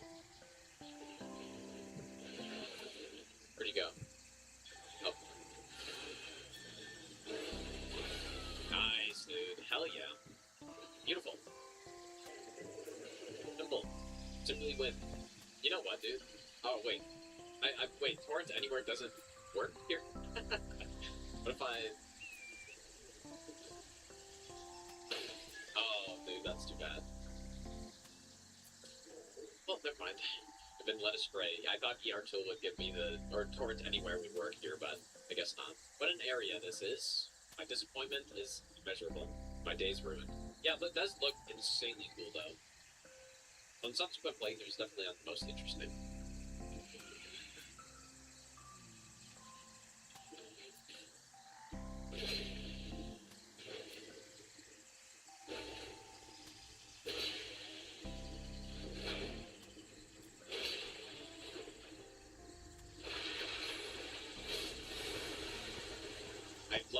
though. That, like, this weapon for coolness alone.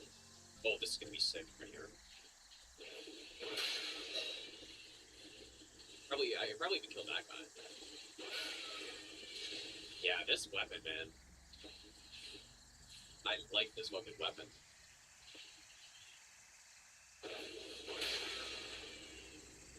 Okay, what is the play on Mindra? I'm so tempted to go with that Charger 2 build again, but no, unless this is a good boss to try for Promise Consort, dude. I'm pretty much no. We can go with this too. Why not? Maybe I could jump some stuff. Could be a good boss to do it. This all looks good. Let's have the deflections in.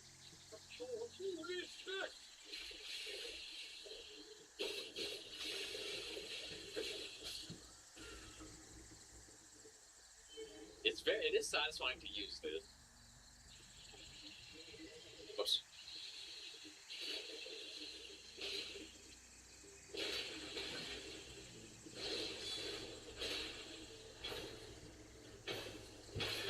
Ah, damn it, dude.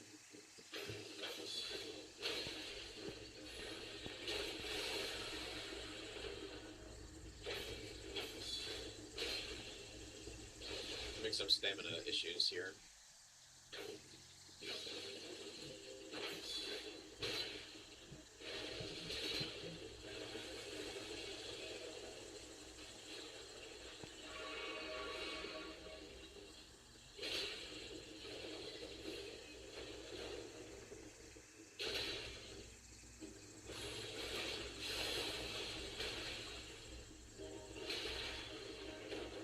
Here I'm trying to parry one. It's kind of hard when I'm using both these swords like this.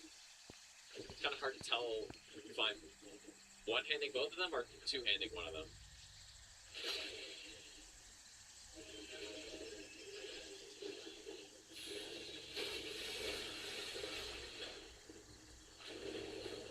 Is it doing any amount of damage? I can't really tell.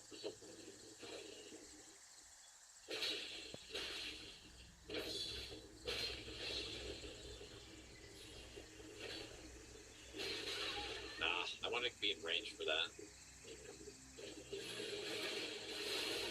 It's really not doing much damage.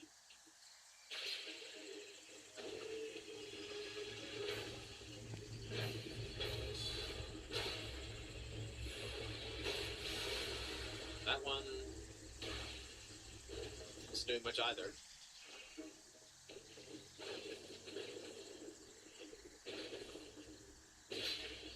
Yeah, it's kind of like I can do all those Ashes of War and get, trades and all that stuff, or I can just jump attack spam.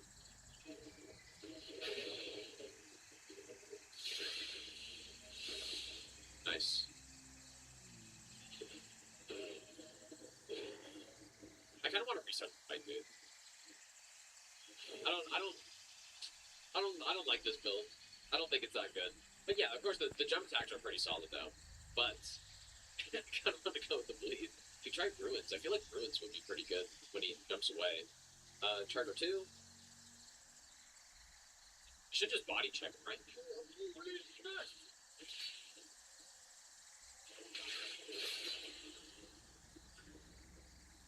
Very good. I'm gonna do something kind of dumb.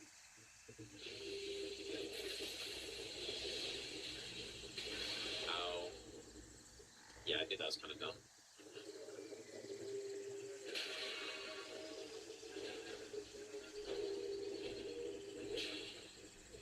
Could be deflecting that.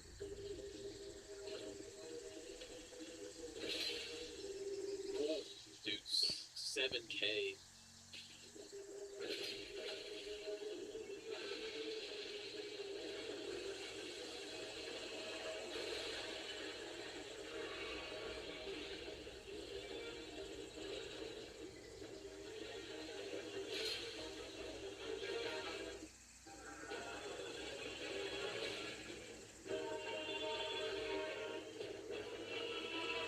What am I doing?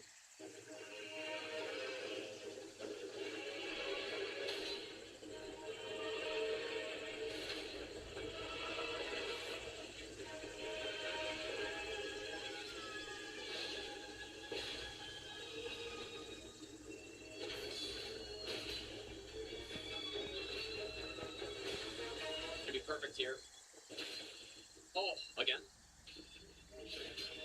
Please don't kill me, sir.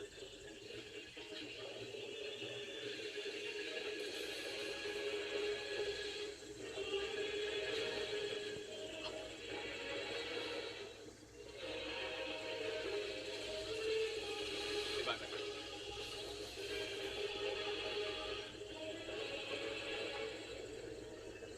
There we go. But it is much better with the music, that's for sure. But that's a pretty cinema fight right there, I would say. If someone's looking at, I don't know, if someone saw that footage, they'd be like, holy shit, what game is this, dude? I need to play this game. At least I think I would say that. You know, you got like the fucking huge sword, the guy's like spewing frenzy flame. Yeah, much cleaner than what the great swords did. But yeah, this war build is so satisfying to me. Okay. Mid are down, so shall we go to, maybe we should do right card at some point soon. We should go now. Yeah, that was definitely a simple fight. That was pretty sick. It is indeed right card time, so I'm planning on just using, I'm gonna get a Frost and a Bleed roar build, and I'm just gonna charge R2 him. That is the plan with 51 poise. It's just too bad I can't use Rod with this. I feel like that'd be so fun to try that. Unless I'm just not thinking of something. What innate Rod weapons are there? I wonder, I mean, what if you did Answer Rapier with Bragar's Roar? What does that R2 look like, I wonder? Oh yeah, the Rock Great Axe, dude, yeah. Yeah, you're right, man. That would probably be insane, dude. Because imagine you go with a Blood Infusion on it, and so you got Bleed plus Rod, and you're just immediately proccing Bleed and Rod, basically. This poor guy. This is the perfect music for this.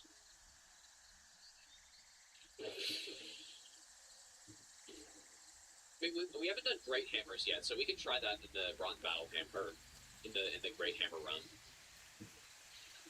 Which I use on Noble. I mean, is it a question to not just use this thing?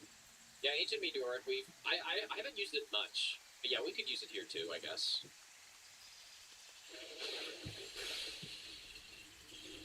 We used it much. So we also have Deflects here that we can use.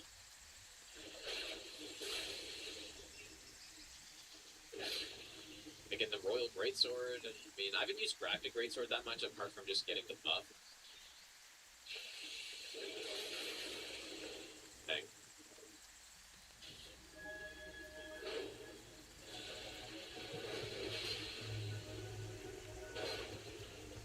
I'm addicted, dude. We just got 3 Bleed procs in a row. Oh my god, dude. 3 hits, 3 Bleed procs. That's what I'm talking about right there. And I didn't even, like, I think I swapped away from the build. I didn't use the Roar Medallion. No, I don't think it's the easy mode, but it's really fun to do it. It's not easy mode, though, because it's kind of insanely slow. I think that's what's so great about it, actually, is that it's really not, I don't think it's overpowered. It's just really fun to do, and it's strong. But I don't think it's overpowered. It's correctly powered, I think. Do Ancient and Malekiths. It looks so dumb that you hold. Like, it does look really dumb when you're using Colossal Swords, and you just have one that you're holding in your left hand, like it wastes nothing. Oh shit.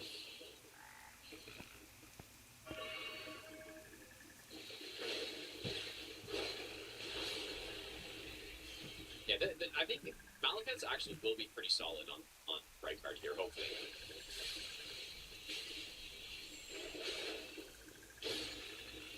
Yeah, same with Godslayer. Like, I think we're gonna go status, double status plus double death. Double status, double death, simply. And I'm sure I have enough poise. So should I go Watchdog? I guess I'll go Watchdog. With War Fry. We go Frostbite. So we got double Roar. That's 52 poise, but I'm a little heavy. Okay, well, so I entered this.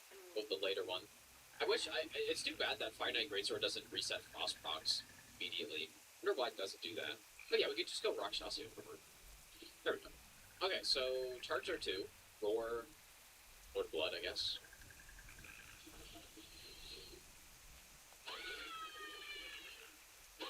I shouldn't use the offhand one, I guess. Gotta have the two-hand.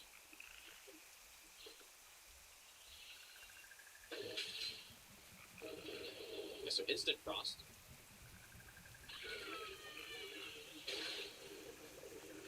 Tank, just tank.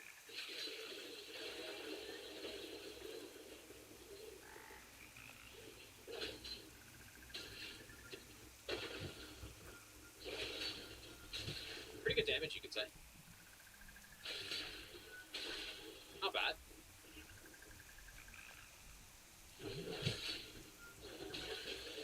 Hey, he should die here. Ah.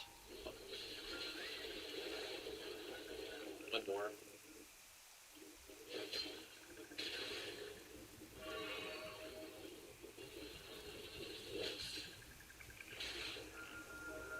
Here we go.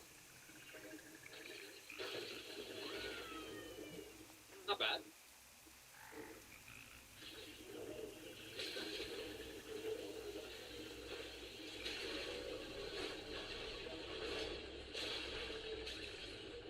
That, however, is pretty bad. That's not great. It would have been.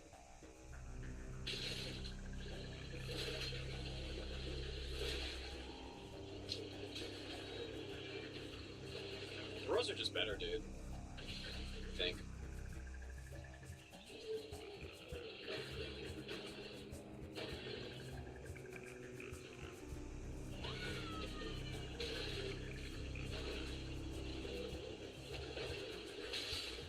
Yeah, I mean, like, you can't argue with that damage.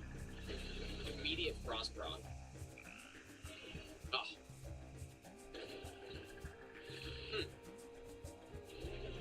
Really fire damage good. Well, it was more about like the percentage damage that I was hoping for, but the statuses just proc way too quickly to not use them. And yeah, and not to mention the poise damage we do with the charged R2s, so it takes, I think it's 3 charged R2s to stun him. Is that right?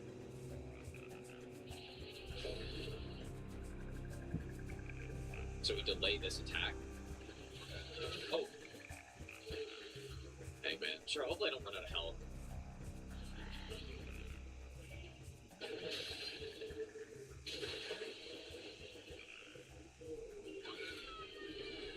I don't use that much.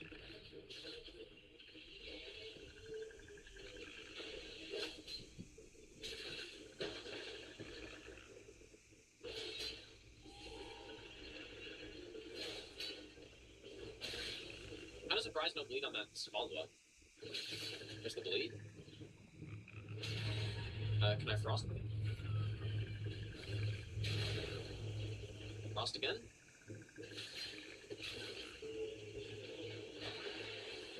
Yeah, this is definitely the way to do this. This is the way to do it.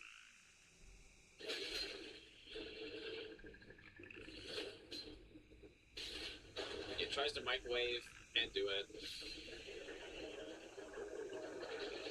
Simple. Honestly, probably one of the easiest Reikards to fight. This may be one of the best builds you could use for Rykard if you don't want to use Servant Hunter, I guess, and you want to do melee version. Like, that was just so easy, dude.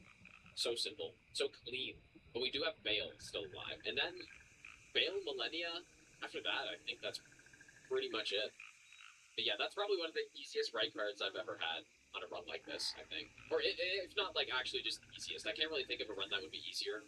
One second, guys. My lights are going insane. Okay.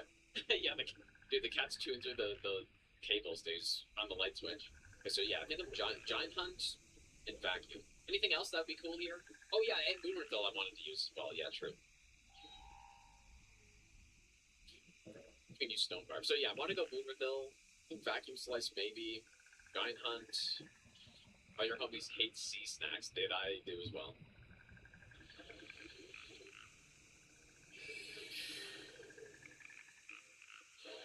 No one likes sea snacks. I don't know why I thought that was gonna work.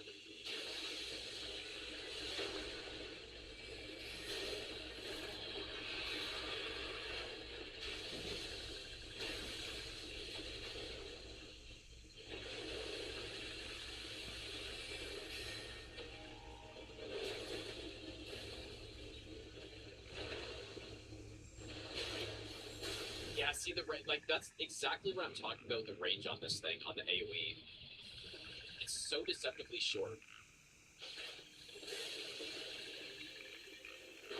And it's a cool-ass weapon, but that is exactly what I have a problem with on this thing.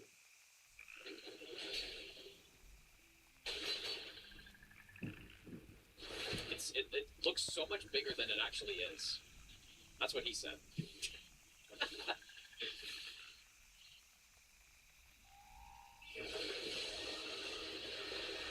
That was probably the best one ever right there. Most accurate one ever.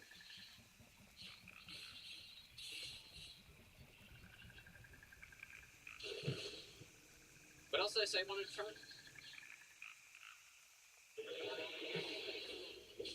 Okay, that's not messing.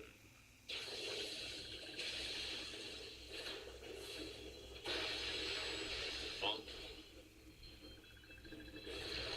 My game's straight up lagging here, dude.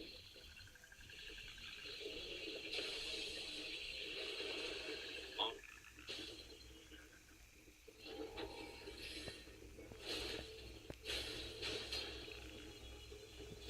Yeah, like I thought, like, Moonrifil's is quite strong here.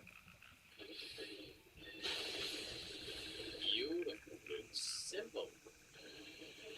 Got decimated here, and again, no crazy buffs at all here, just the physic. That's it. What you like to see right there. Yeah, this was a really nice build here, man. All right, Bale's down. Millennia's left. I'm gonna try it on these guys. No distraction, invisible assassin. Surely this will go well. You're kidding me. Okay.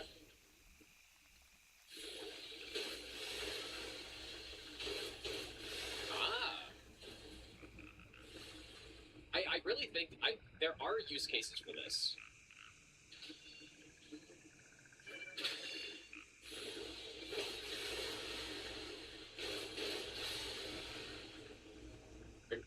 Plan on bringing the Tangle Build to DLC anytime soon? I don't know. I would probably rather just restart the entire run, I guess, but the part of the fun part of these runs for me is setting up the character, you know? Is figuring out the build to use, collecting all the gear. Wait, this will be pretty nice, I think, here.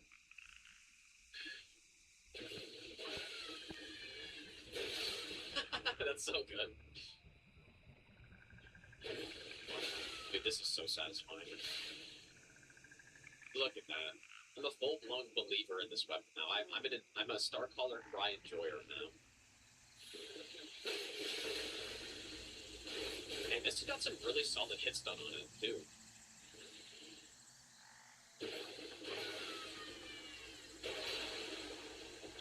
Oh my god.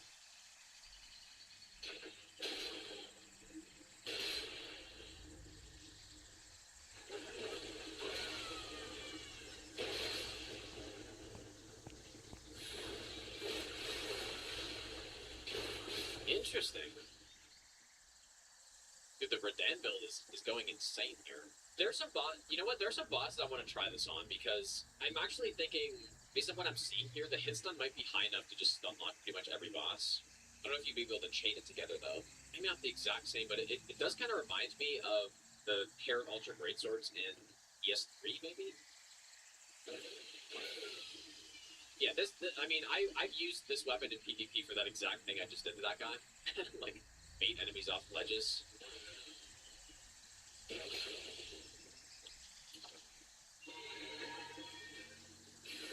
Well, it's not really bait, I guess. You're just smoking off the ledge. You don't really have a choice. Okay, I'm gonna use it on this boss. Like, no way this boss gets hit stunned by this, right? I'm gonna try it, though. If she doesn't. Oh, I did not make it to a second one. Guess that's what happens when you're using this thing. Okay, so doesn't do it here, because, yeah, there's certain attacks that, like, knock her back every hit.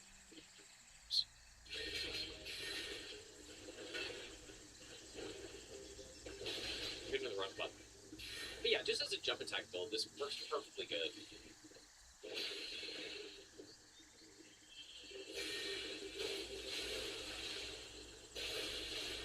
seem to do all that much poise damage either.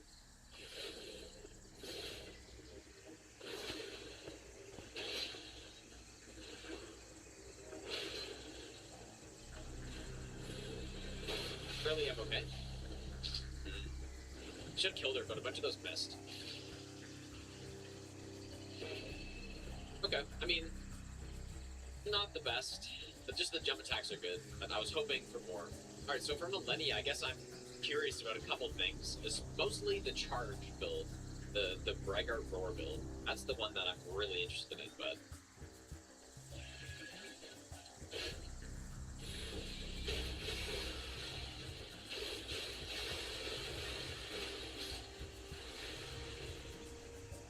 Really funny how that last part just flips people over.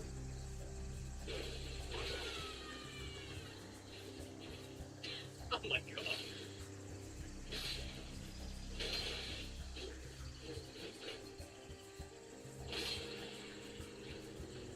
Meanwhile, this guy's just looking out at nothing. It is raining men, dude. Oh, you know what I didn't try? I didn't try Savage Lion's Claw. Okay, well, Millennia's a good place to try it, I guess. Man, YouTube comments are not gonna like that.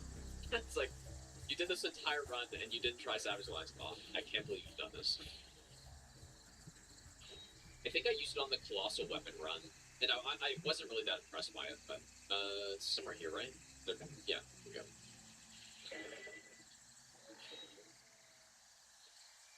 Can't not do this. This makes this room pretty easy. My god, dude. I underrated these weapons bigly on this. These things are sick, man. For bosses, you have better options, but for just general gameplay, this is probably one of the better weapons you could pick if you were just to pick one, just for killing enemies and stuff. Okay, we're gonna start with the thing that I'm the most curious about, which is Warcry build with Bleed, I guess, first. Millennia is my favorite boss in the game, at least the fight. That's why she's kind of the test dummy for everything.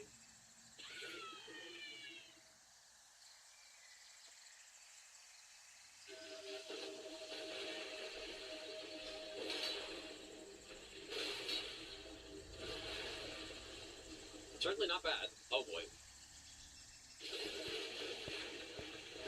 I think I'll be able to use it here as well.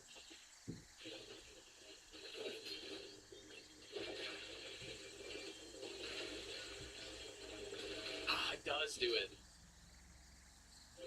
Yeah, but there's no way. No way you can chain it though.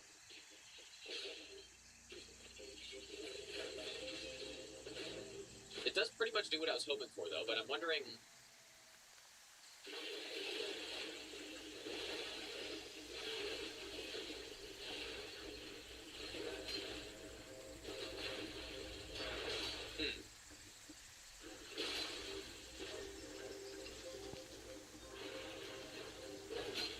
That's insane.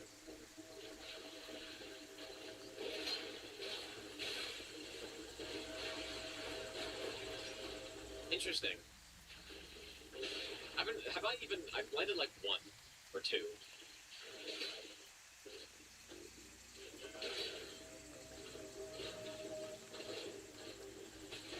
Oh, that's so annoying actually. That's so cheap, dude.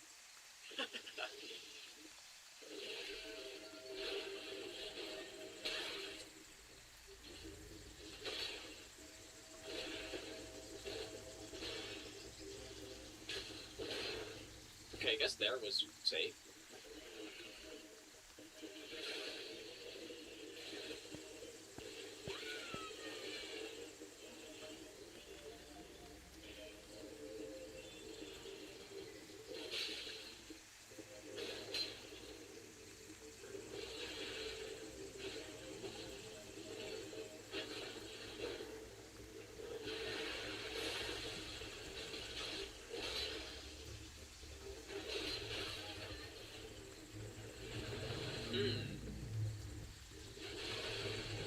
I think it's good, I just don't know when to do it.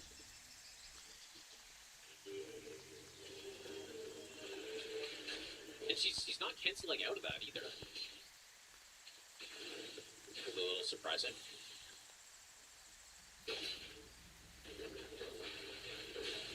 Okay, I made a safe model, right? I'm just gonna kill her.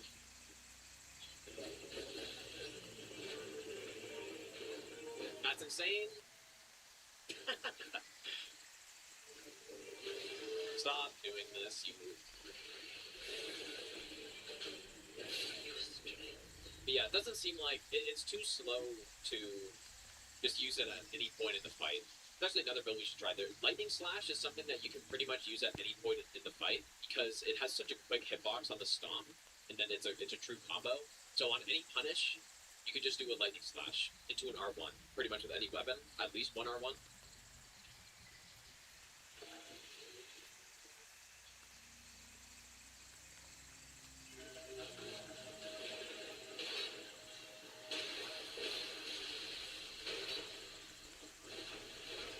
Yeah, Lightning Slash is such a good tool for slow weapons because it just gives you, at least on this boss, it gives you punishes that you wouldn't normally get. Oh. Look at that, dude. It's crazy. Yeah, I mean, Lightning Slash is honestly maybe the best Ash 4 in the game for this boss. Didn't even hear look, I mean. It's so busted, dude. Ow.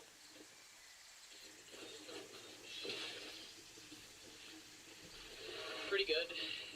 Works the same in this phase too. Kind of wonder though, what if I...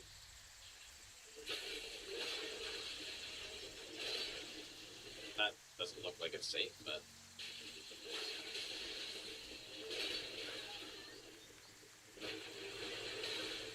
Oh, that's crazy. Okay, Lightning Slash, but that's nothing new. That's really good. What I do want to try now, I want to try this one. This setup's probably still fine. I just want to see if she can get comboed by this, or if she can just escape it. I kind of feel like, at least in phase 2 she'll be able to, but maybe not in phase 1. Surely. Lightning Slash will square off on this boss.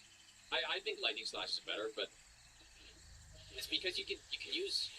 Ooh, that damage though. It doesn't even work. Hello? I guess in physics, but...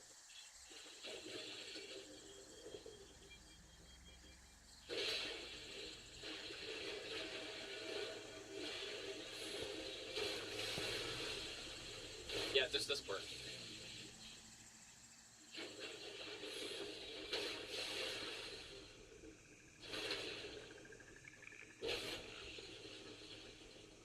Not the worst thing I've ever used here. It is with Stone Barb, though.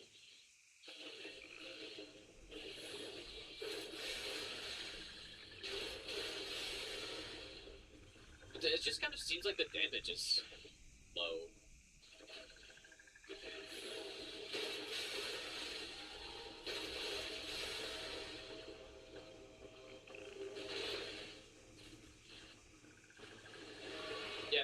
Yeah, this is lore accurate fight, basically. This is lore accurate.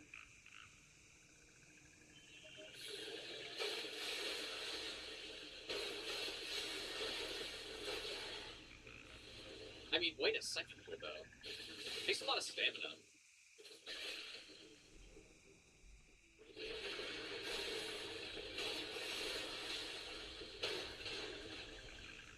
I don't know, it's not the worst thing.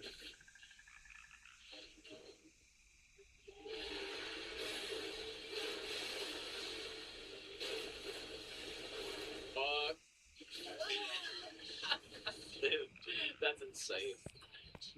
I accidentally hit L2 again, and that's what I get. Actual lore accurate fight, dude. She ends it off with the flower, nukes my whole town. Damn, dude. Okay, I guess I'll try a Royal Greatsword as well. We need some defense if I'm tanking this here.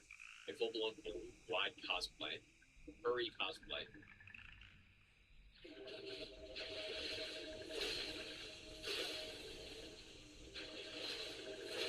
Oh, shit. Oh, no. A lot of things are close to stun locking, but just, they're not quite enough.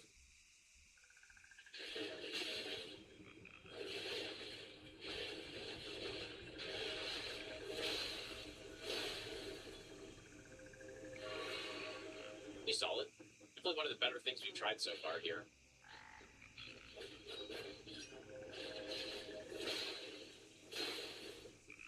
I wonder if it's always safe to use, though.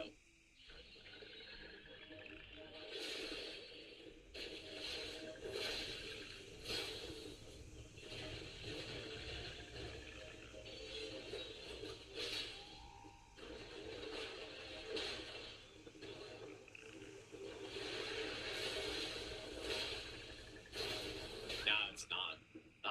That actually is really too bad. I mean, getting kicked isn't the end of the world, unless you're doing a no-hit run. And it actually is. Still really solid, though.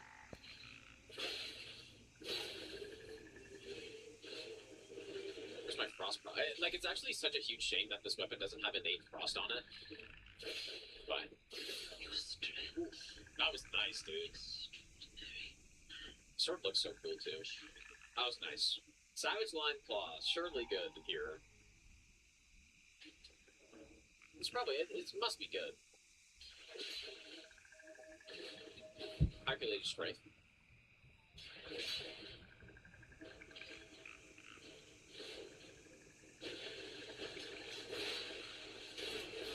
And it's terrible. She just gets away.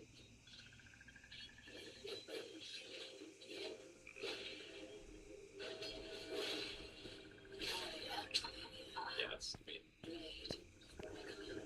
there's just no, like, that's what I think when I did Colossal Weapon Run, that's what I determined. There's basically no point to using Savage Lion's Claw almost anywhere. Because you have Lion's Claw, you know? Alright, we're killing her now. I'm going to kill her with Giant Hunt, and I'm gonna put on Fire Knight Greatsword, though. And Frost or Cry. Seems fitting. Okay. This is the one. Let's see what happens to her.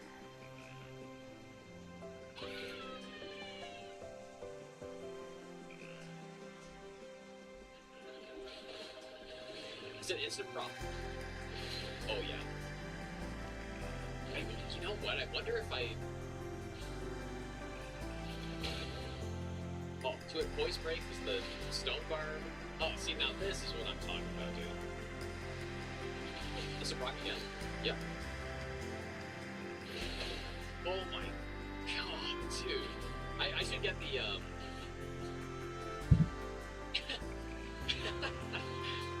okay, wait. I need a reason. I want to get the, Blade of Mercy in. See, yeah, now that's a build right there. That's what I'm talking about. Yeah, waterfowl this. I mean, Blade of Mercy, then I guess if I was doing an option, I could swap. But, okay, I gotta make another save here. Because I want a clean kill. Use buffs too. Nah, we just don't need to, because she's gonna die too fast. But, no, the damage is already crazy. No buffs, except physical.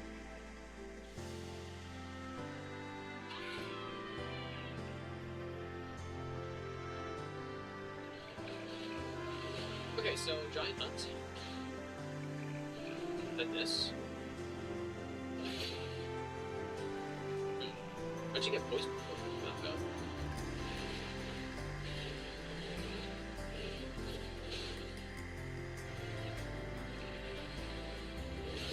I think she's just hyper armored. But that cheater. Oh, look at that status build up, dude. Now this is a Millennia build.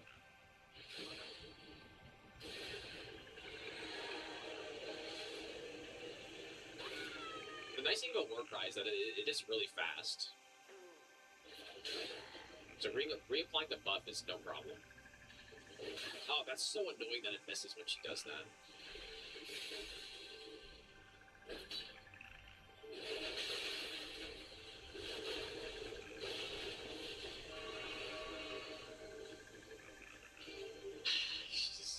She's certainly a boss.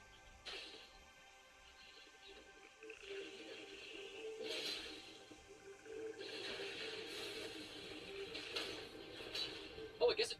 Oh, it does do poise damage. I thought it didn't do. Wait. Huh. I thought it didn't. apparently it does.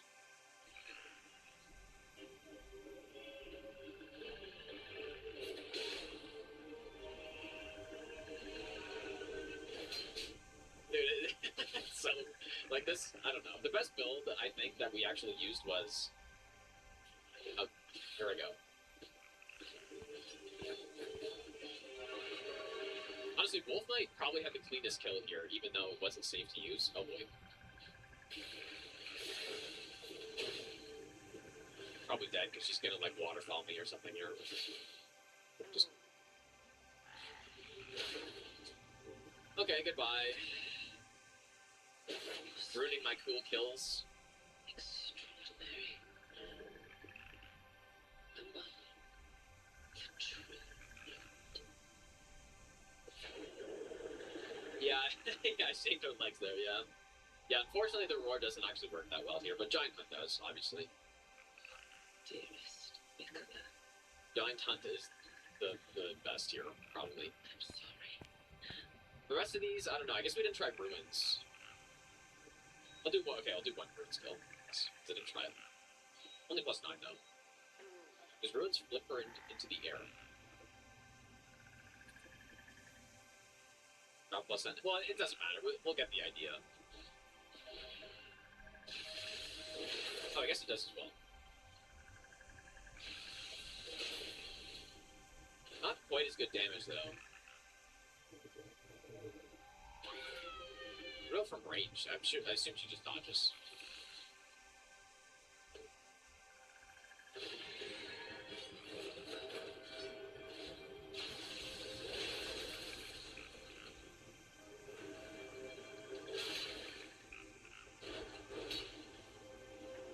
Yeah, this is kind of a similar thing.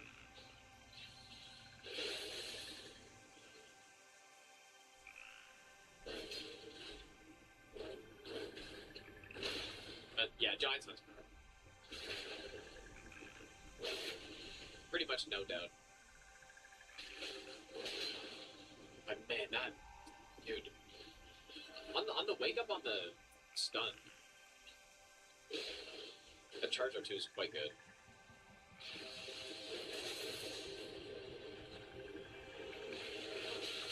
Oops.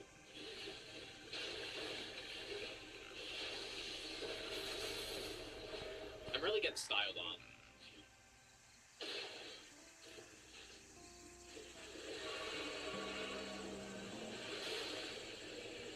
In a big way. This we also really didn't just do like a straight up jump attack build either. Which is probably right there with Giant Hunt is the best thing to do here. This type of setup.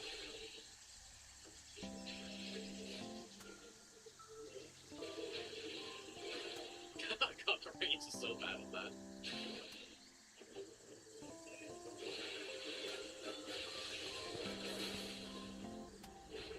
But it worked.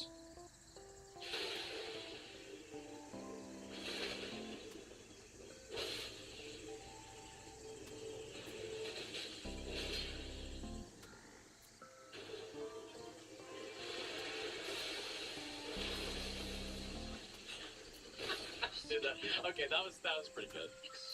That was pretty funny. My strength is extraordinary. Look at the swords I'm carrying. The 2 heaviest swords in the game. Yeah, that was pretty nice. That was a nice kill. Like the fact that she just gets flipped up in the air like that is so funny. Okay, there we go. That's a good kill to end off on, I think. But anyways, have a good weekend, you guys. That was a really fun run, dude. That was awesome. Like the war cry thing was definitely the highlight. Just one hit proccing enemies with bleed every hit, like 3 hits in a row on Noble is just, that's insane, man. Alright, what do I get? Okay, we do, nice. That's exactly what I was hoping for. Anyways, I guess let's check Castle Morn. Okay, let's go Red Bait Castle first, which I guess probably the fastest way we have is from here. Okay, let's get... Ooh. Arrow Soaring Sting. Probably just want to go with this one, I would assume. But this one could go really nicely with the gloves I have on.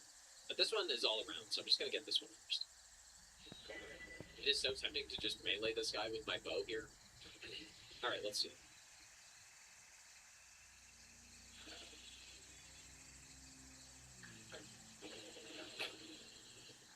pretty good damage.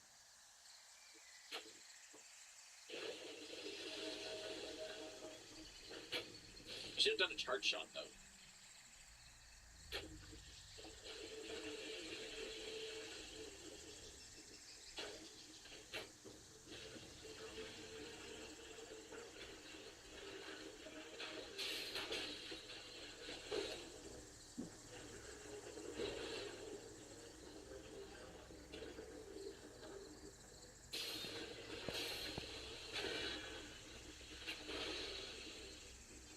It would be so cool if they added some like headshot increased damage talisman or something. All right, let's see our.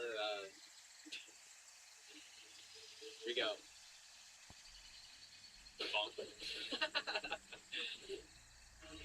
I won't use that because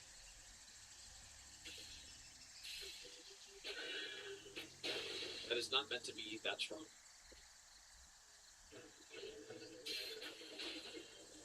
Yeah, I buffed it, but it's like a really small buff, so it doesn't really matter. Started giving them like a shitty golden bow or something.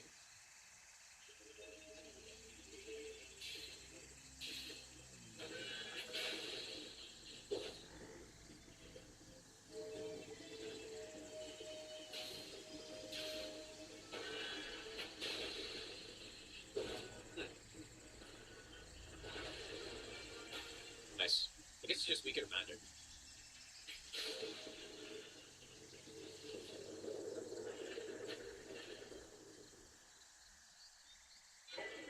Oh, dodges pants. Oh, okay. When you drink Blue Flask, you become surrounded by a large aura. You and any allies within the aura gain 10% damage reduction and gain immunity to the status buildup of rock, poison, frostbite, deathlight. Well, that's kind of insane, dude. That's a little strong. Yeah, I'm just you to rot. Okay, why were we here again? We're going to Redmane, I think. All right, this looking different. Whoa. Oh no. Whoa, that's kind of scary.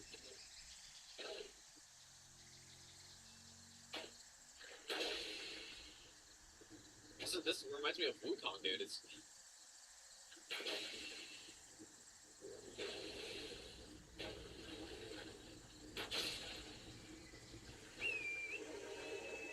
getting like a celestial medicine thing. Perfumer's essence of fire in a map. Whoa, okay, I feel like I need to do this, man. A piece of a weapon used to commit heinous acts during the shattering. Special weapon.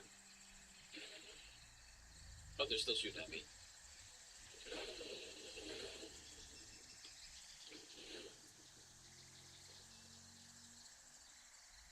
Nice. Shoot their own castle.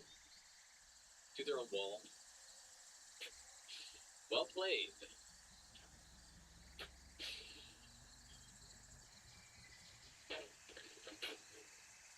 Oh my goodness.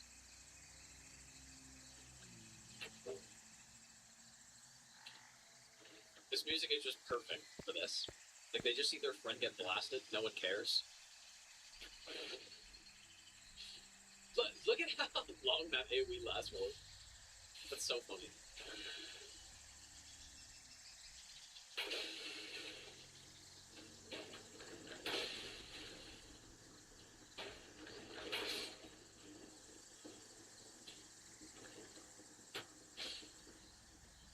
This is a fun build, man. Fun just going around sniping people. Who's shooting that? It sounds close. Oh, oh.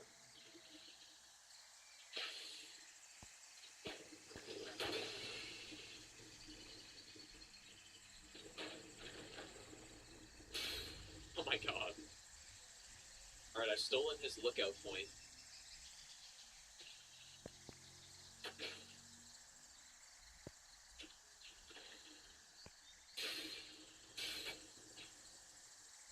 Oh no.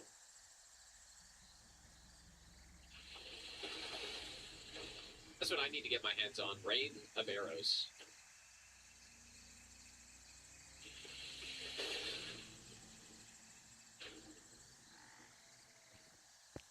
No, does this actually have any pierce on it? I don't I guess it doesn't. Oh no. Why is this sludge here?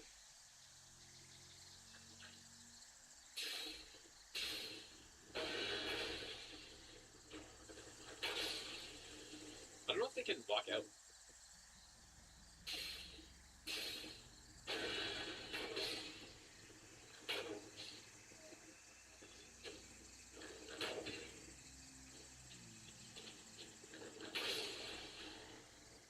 Were you screaming at? Yeah, maybe I should go get Rain. Oh, boy. It's kind of a lot of damage.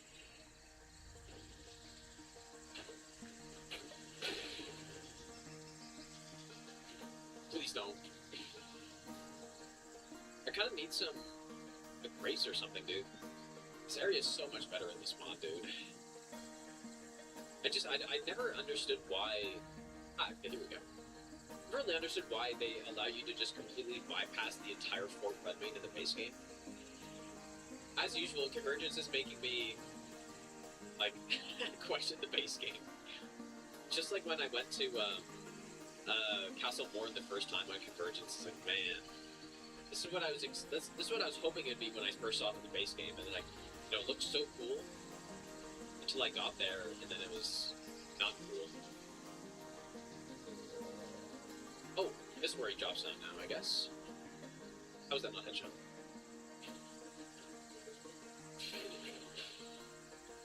There it is. The DPS on this is not great. That's why we need Rain of Arrows or something.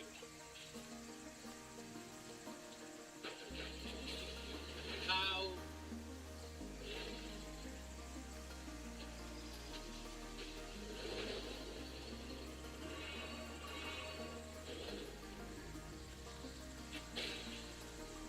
One more shot. Yeah, this area is just so much better in this mod, dude. Yeah, this actually takes you through the entirety of the castle. Even in the base game, I don't even remember what's up here, because, I don't know, I just never come here, because there's just nothing interesting. True.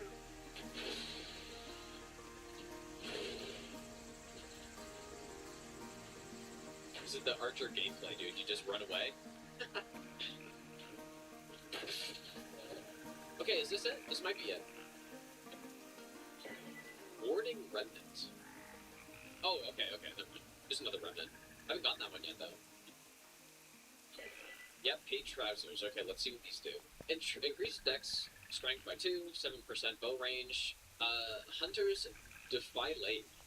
Surely said that right. When you drink a cerulean flask, you gain a buff that causes enemy projectiles to deflect away. Increases your total absorption by 20% for 1 minute. That seems pretty good. Hey, I do not remember this part from last time. Like, I think they made this even better from the last time I played it. Because I do not remember this.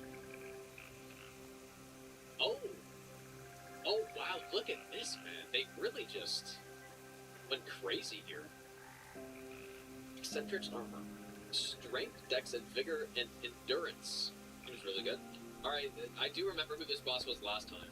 Assuming it's the same guy. I'm not sure how well this build's gonna work, but... let's see. If it's the same guy, Gravity Guy. Oh yeah. Forget his name though. Dak. Was that his name last time?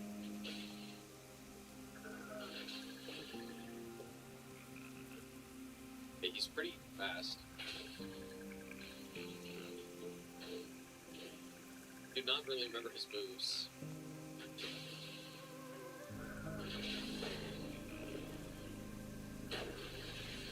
Oh, that is insane. Please don't. I'm alive?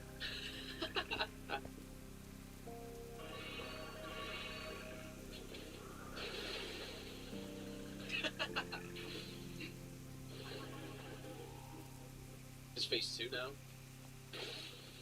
He crouched underneath my attack.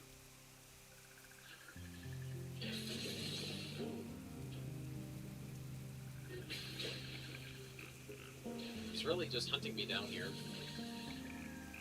To get some charge on it. Guess I should have gone for the headshot.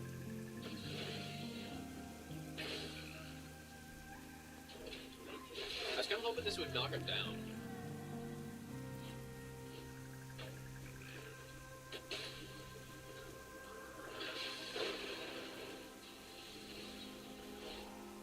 I wonder if that's like a combo if you get hit by the first one.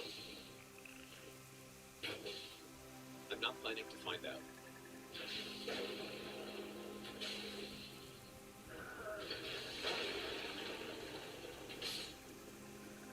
Clean.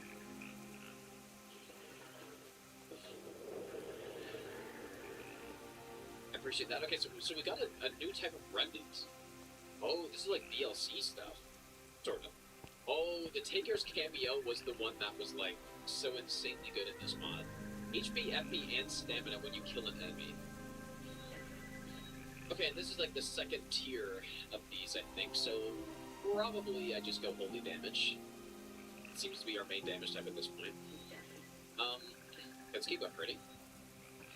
So we're at +7, and I'm gonna just upgrade the comps bow at this point. Just so I have something faster. Alright, there it is. I want to go see... Whoa, that's new. How did I not notice this? Oh, wow, this is quite new. I just want to go see the painting and see if... What? See if I can get rain of arrows going. True, yeah, we can use Commander's Pants. That's a good point. Apparently there is a headshot talisman that I like missed over. A shortcut. Man, they really just went crazy in this mod, dude, and they're still adding so much stuff. So much of the stuff that I've been through so far is just completely new compared to from the last time I played. I think this stealth talisman is really doing a lot of work here. Because how else would these enemies not be seeing me when I'm right in front of them?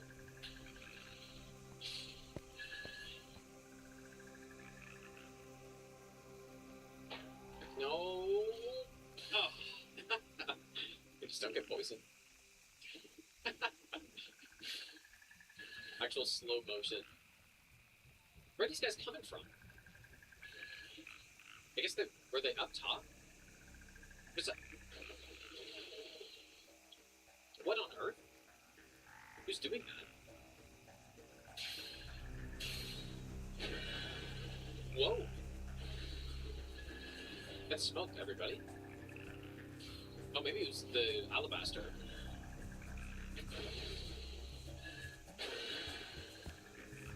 It must have been, right? But like a...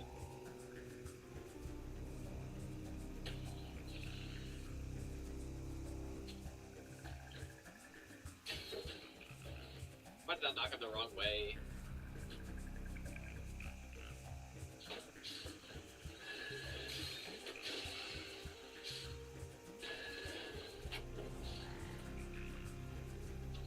So many of these enemies are just like...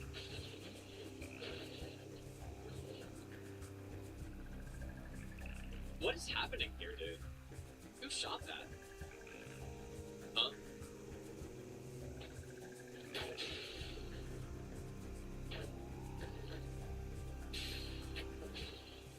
Sadia.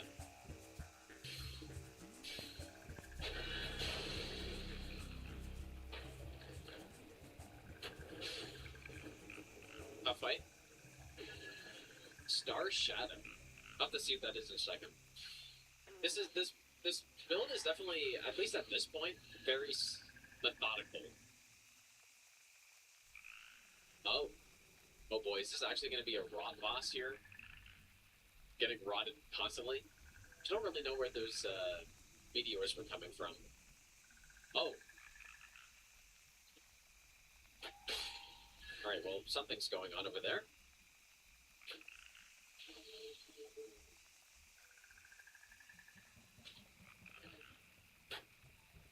But I feel like that's not it. I don't think it's just this guy. Yeah, I've got to walk into it, dude. Obviously. Even if it kills me instantly, I have to try. Gravitas from this. Oh! Okay, it was him. Lots happening here.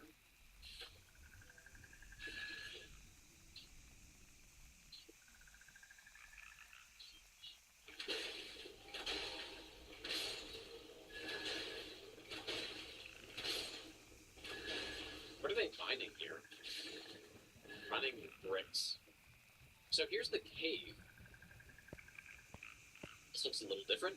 This looks a lot different, actually. There's not normally a path here.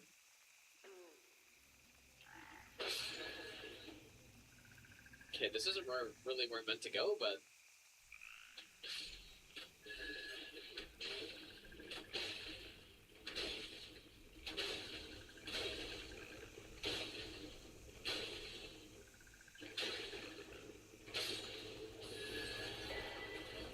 Definitely simpler to kill tanky enemies with this bow instead. This is kind of insane, dude. They really added a whole new cave segment. Like, I don't think they've done that, or haven't noticed that anywhere else yet. Just an entirely new cave. What's happening here? Oh.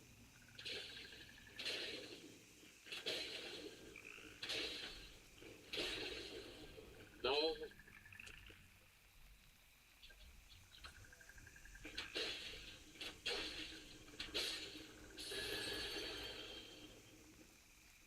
This is so cool.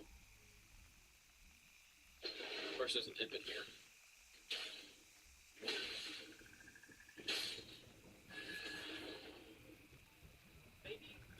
What the hell? Okay. Oh!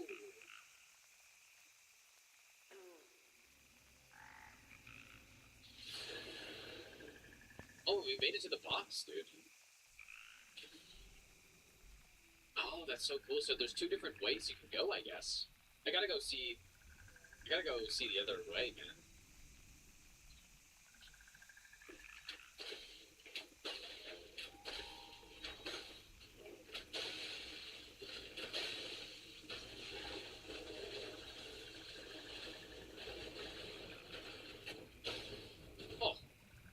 Oh, actually, that counted as a charged hit. Like,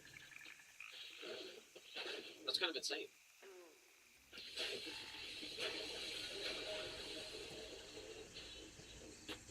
Because when you hit these guys when they're charging,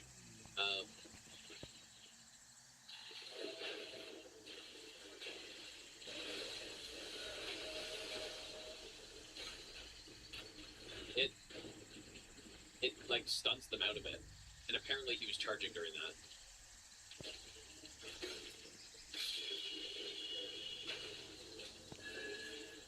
Wait, Couch is working on a game at this point? Odspace? That's awesome, dude. I really want to go see the other path here, because we went down this way. Now this... Wait, what? What is this, man?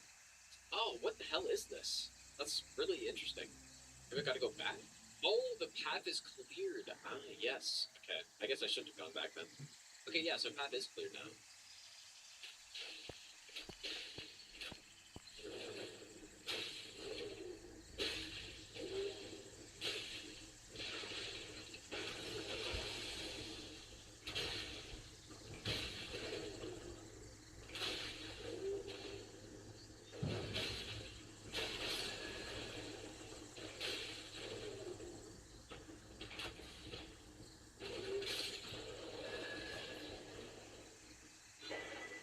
Another remnant. So maybe I'll get the sprint speed one this time, just to see what it does.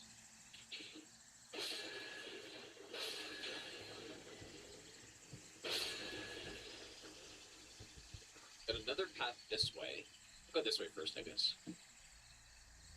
Yeah, they did cook on in this cave.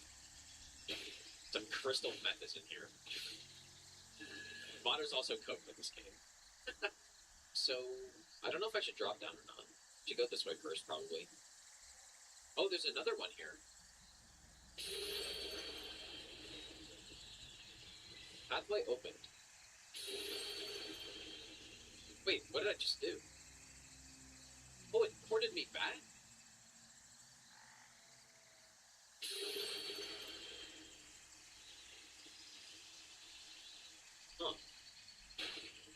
Yeah, I guess it was a shortcut. Yeah, very interesting. Like, how much longer is this going on for, dude? If there's a shortcut in the cave, like a teleport, after I killed the boss. It's kind of how I feel like all the caves in Elden Ring should have been. Instead of just being, you know, like a one boss and then you're done, it should have been like a deep cave, you know? Like numerous boss fights in a more linear level. Kind of more like the Souls games, I guess, right? Like, this is a fully... Whoa. Whoa, that's really interesting. This is like a fully customized cave in here, dude. Just completely, they scrapped the base cave and replaced it with this. The Ketch was telling me a while ago, the reason why they can do this is because of how, basically how Elden Ring's built, it's all pieces instead, right? The way they built the game is by making the assets and then making it so you can basically just drop them anywhere you want. And so that's why the mods in this game are so insanely good, because they can actually just do that. Whereas in the older Souls games, it wasn't really like that. And so trying to build terrain or build something like this would be almost impossible to do this well. Oh my god, it leads to a catacomb? And in Convergence Mod, they did add some terrain, but it's definitely not as seamlessly incorporated as this. What the... Did I go in there? What is going on here, dude?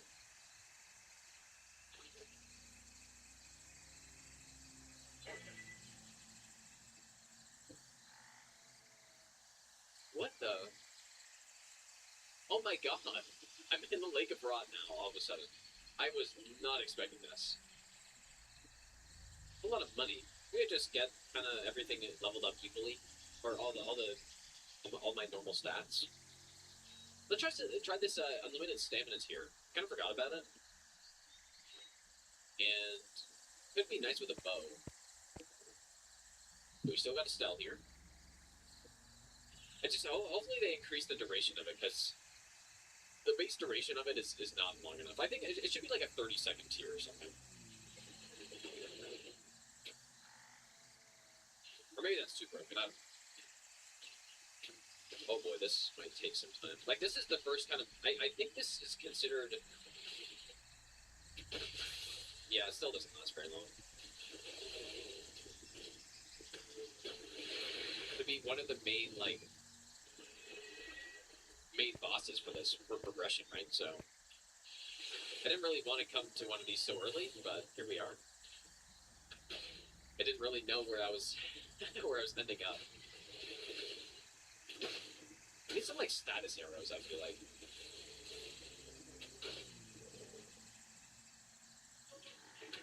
I'm sure I can even craft some. Oh, I can craft in combat. Aha! Thank you. Perfect.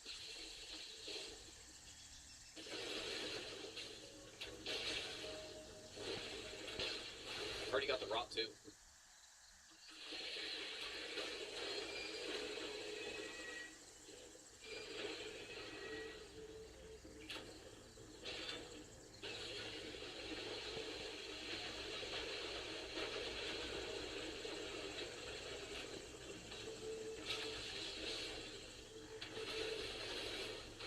Like, why is that rot build up so high, actually?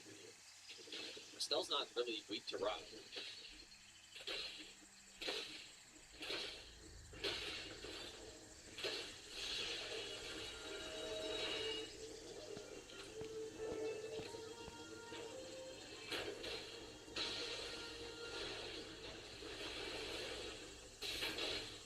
Uh-oh.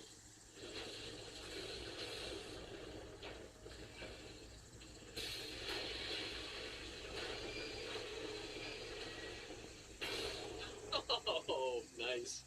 Nice finish, dude. Yeah, the second keystone. So, our progression's maybe a little weird, but that's alright. I guess I'm gonna go up here now. I'm just going where the game's taking me at this point, dude. Oh yeah, I guess we did get a map there, right? Cool, I guess be interested to see what that actually does here.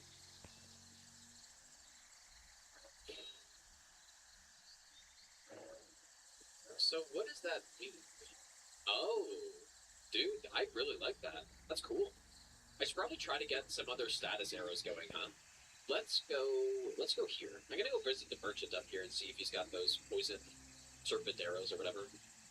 Yeah, okay, yeah, we'll head to Gelmir next, because I do want to see the mountain before I stop flying. Sure. Okay, yeah, we do have some serpent bone arrows here. I guess I'm gonna fight this boss too, why not?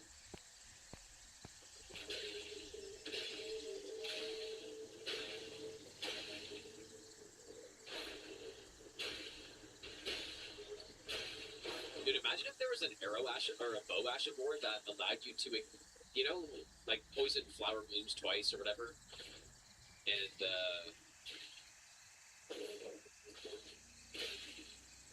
um, oh, how'd you do that? That's crazy, dude. I was meant to die to it. Well, if there was an arrow ashen board that allowed you to do that, yeah, I have to get my revenge now. We're still not very highly upgraded, obviously. Our build is not amazing.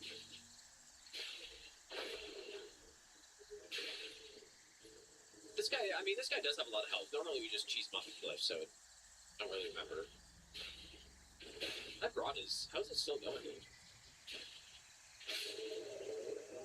You get some good money from that. Oh, and we get, like, the Ember thing. I didn't even notice that.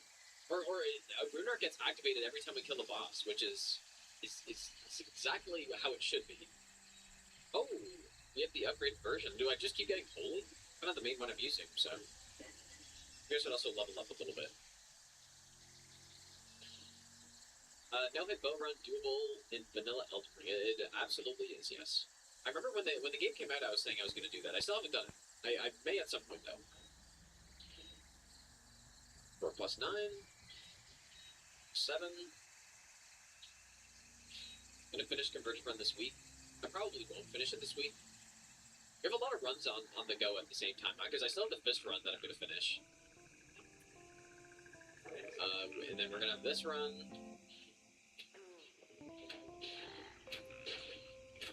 Get that rod going.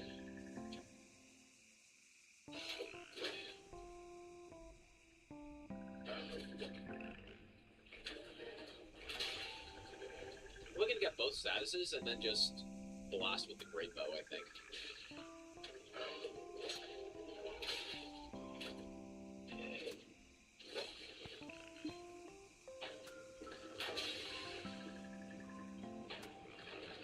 No, you're kidding me.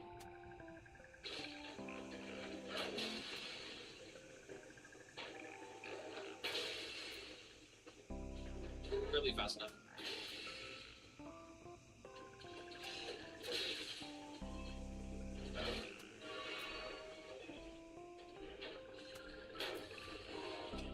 That wasn't even close.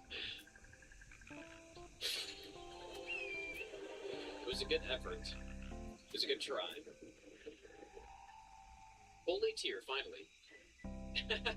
Elden Ring does have a boss rush mode now. It's called Night Rain. Surely true.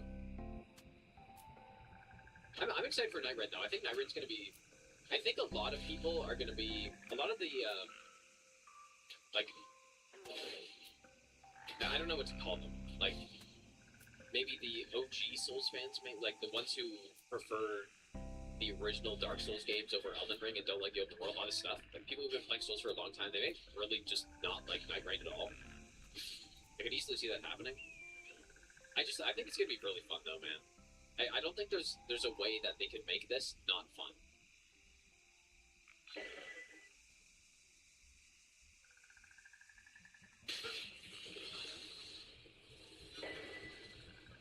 Mount Frenzied Mule. Okay, that's not what I expected at all.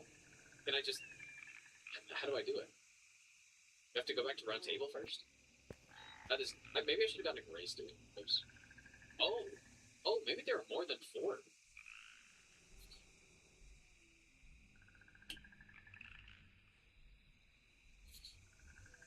pet him. Alright, let's just go try him out, I guess. I'm probably the most interested in, like, an armored horse. I think that'd be cool. Oh, and look at that. Hell yeah, dude. Alright, nice. Oh, this is interesting. Oh, whoa, this is kind of... I didn't notice this last time. So we have the different mount, but I didn't realize they would actually have different abilities, though. I don't know how to get into Celia Town. Maybe from here. That's what I was trying to do. Try to get some bow ash of wars, but... Or ashes of war. I want to try to get the rain of arrows. Okay, so how do I guess I just simply walk into Celia, huh?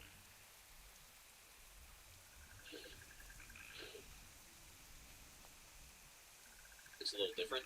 Alright, so what is going on in here? Oh, I guess I just hit horse down. Oh my god. Oh! Invisible knocks enemies, that's interesting. Okay, the painting is still here. Yes, I guess I'm just gonna leave here. We haven't been to Dragon Barrow yet. Or yeah, I have. But I'll just go this way. Does it normally look like that coming up this way? I guess I don't really go this way very often. Is it new? But it looks different to me. But I honestly can't even tell. Oh, okay, it is different. I think. I still don't even know. Yeah, okay, yeah. This is different. I knew it looked bigger, or something. Okay, what is going on in here, dude? Whoa. This is a little different.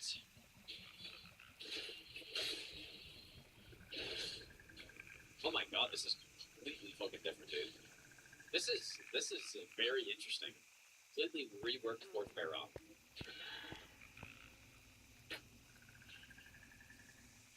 Here he goes.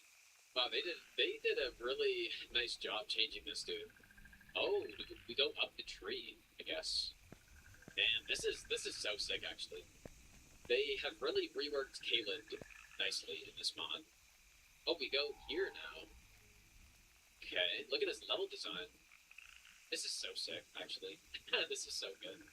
And now it seems like we're getting back into what's normally this fort. I'm going to be really curious. If we get Rain of Arrows eventually, which I try to get here, will the Rain of Arrows have a huge AoE on it, basically? That's what I'm wondering. Because that might be a little strong. Yeah, up here we go. So we're basically going the reverse way. Like, this makes so much sense, dude. We're going through the fort, the normal fort, but just the other way. But then there's the huge courtyard add-on. We have a duelist up here.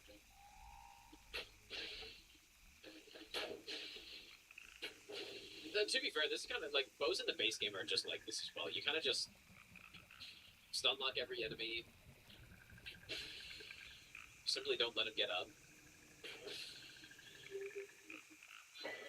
Oh, the putrid key. Oh, and now we drop down in front of the door? Oh my god, this is really well done, dude. Master Run Red, fishijn. And now we go up here, and now we get the thing. And then what do we get? Warding Remnant. I forget which one that is. It's like the big one, I guess.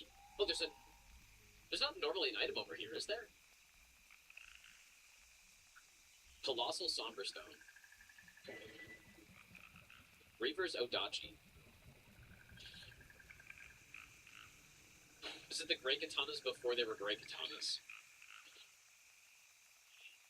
Oh, rip the bow, only run, I guess. Okay, I think we're good. I was coming here to go get the painting reward, but I got some sidetracked slightly. I wonder if I should kill this boss here. Okay, it's just the avatar. Should be good to kill.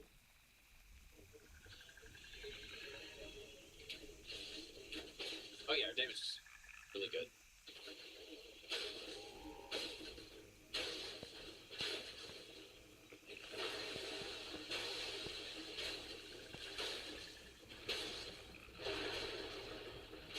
I wonder if they they must have reduced the HP on this guy, right? Is it normally that low? Or is my damage just really good? Yeah, this must be an earlier game area, actually. Now, let's see if I remember how to do this. I'm sure I don't. Well, I mean, you just jump off, but kind of tricky.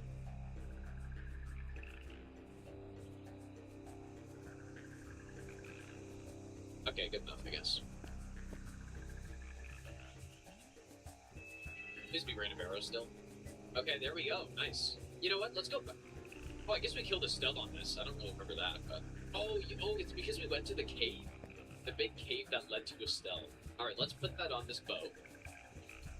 And let's see what this does to this golem. I want to see if I can... You can do this in a way where you land all the way at the bottom, but it's a little tricky to do that. It's a little tricky to land all the way at the bottom. Oh, there we go. Alright, here we go. Let's see how this golem likes this. I really hope this... Oops. I hope this is good.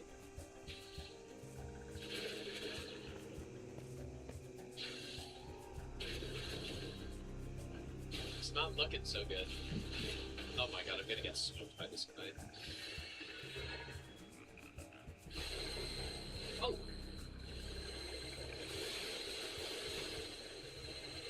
What is doing that? What is... what is doing that? Is he normally this tanky? I guess that rain of arrows damage is actually pretty good. So when you compare that to just my basic shot. Yeah, hopefully he actually drops something yet. Hey, we got him.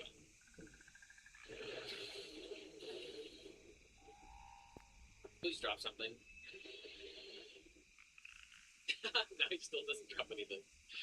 Devastating. Oh, so it's my pants. Okay, I didn't remember it did that. So when I drink the cerulean flask, I gain a buff that causes enemy projectiles to deflect away from me. That's so cool. That was awesome. Any other bow ashes of war that I should pick up? I kind of can't remember where they are in the base game, right? Because there's Enchanted Shot, Sky Shot would be cool. I don't remember where that is either. Oh, Enchanted Shot is different? Okay, you know what? I do remember this stuff now. It's coming back to me. Okay, let's go get this one. Yeah, well, we will try some crossbows out at some point too, I think. Sky Shot. Okay, so still can't go on a great bow. We can put it on a short bow. Yeah, let's see if it's any different, I guess. Go try it on some guys.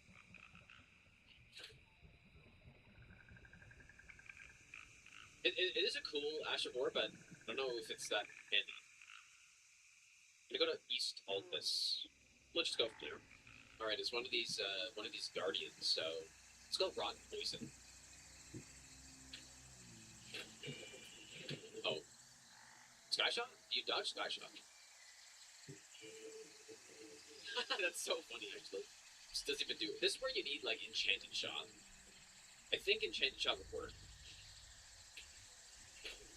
This is crazy. Where are you going? I guess...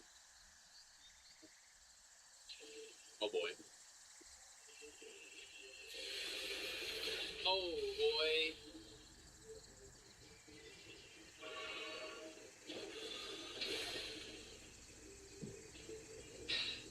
This guy's kind of cool.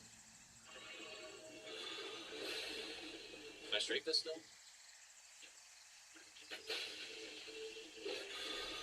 That's... I'm used to the normal speed of that attack.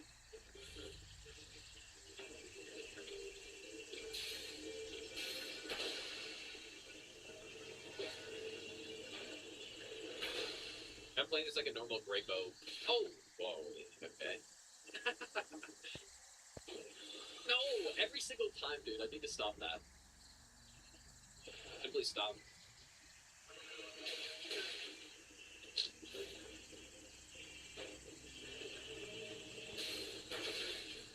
I'm getting it. Oh, and they... Oh boy, okay, they changed that too. Maybe now that the boss is being more aggressive, I can actually hit with arrows.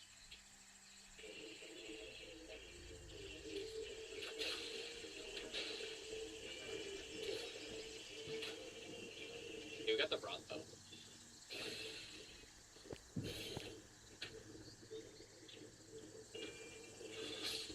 Oh boy, okay. Yeah, I'm getting blasted here. Oh, finally got an elemental physic remnant though. Guardian Spear Blade. A transformable weapon. Functions as either a straight sword or a spear. Okay, I gotta try that. A straight sword and then spear. Oh, that's awesome. that's great, dude. Okay, anyways. Oh man, this is such a cool weapon. You guys think we should try out some crossbows at some point? I think we may as well. Oh yeah, the repeating crossbow. I want to go to the DLC pretty early on this. Oh, that's right. Yeah, we. What am I doing? We've been here actually. Yeah, we went here and I killed the boss. I kind of forgot about that. Bully's probably not great against these guys, but we'll just see what happens. Maybe I gotta use the magic. So about 2,000. Okay, please land. That's not good.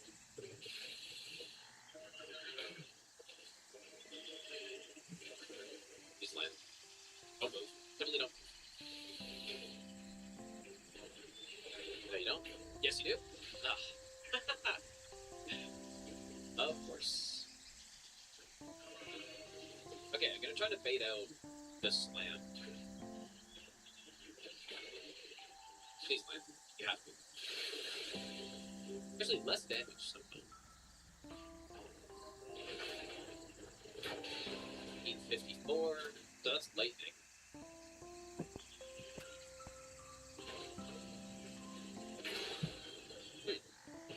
Magic 1 isn't that good.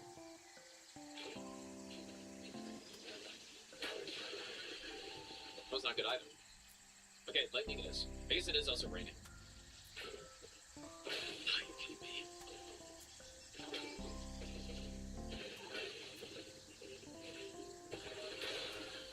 Ooh, that's the big damage right there.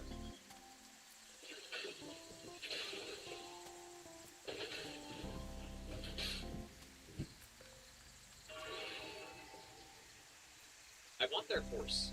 Maybe this is where I get it from. Here we go. I think the holy arrows do have the AoE on them.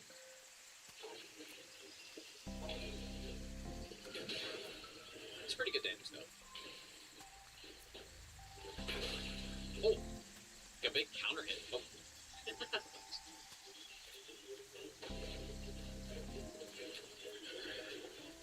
I think it was either a counter hit or a headshot. I'm not sure which one.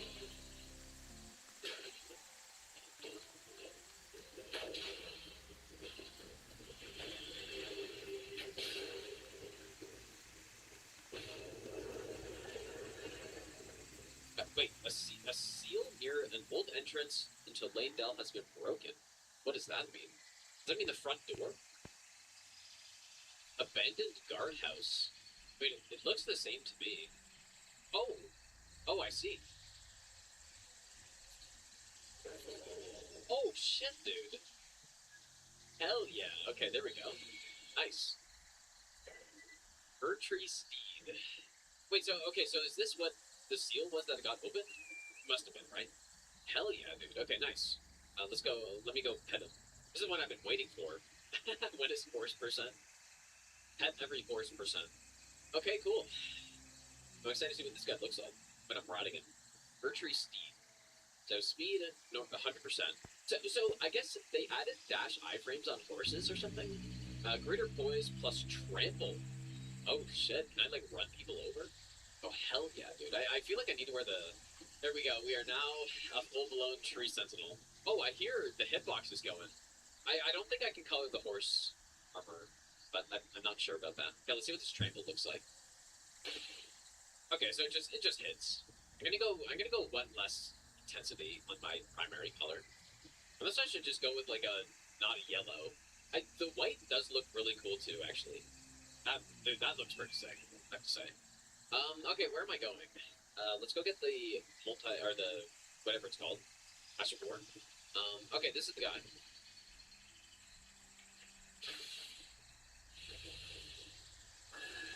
Garage. Oh boy, okay, this is different.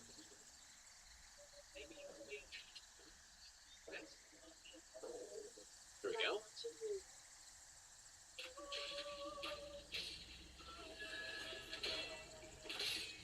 Oh, he's just blocking me with the sleep torch. That's interesting. Okay, now we're talking with this bow. You know what I need to make, dude? I need to make some bleed arrows. I mean, you know what? I'm gonna come back here. Presumably, Fort Height has some bleed stuff in it, right? I'm just exploring at this point. We're trying to make our way to Shaded Castle, but let's just go see what's going on here, I guess. Doesn't really look too different.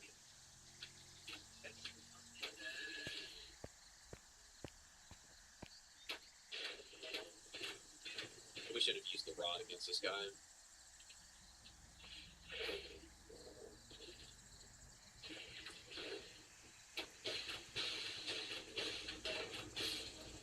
I bleed, though. Blood boil. Aromatic? Oh. Oh, you know what? I think I remember this from last time. Maybe. Yeah, I believe I remember this from last time.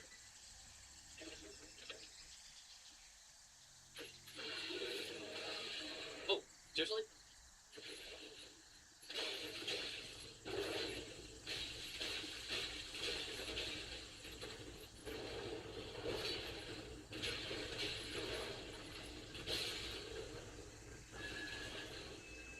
Certainly use Lion's Law on a bow build.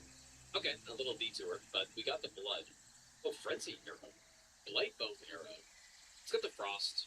We have to go down here eventually. There's a way gate, so I guess I'll go there. The Northlands. I guess we're going here. Whoa. This looks interesting. Albinar Wolf Rider. Oh no.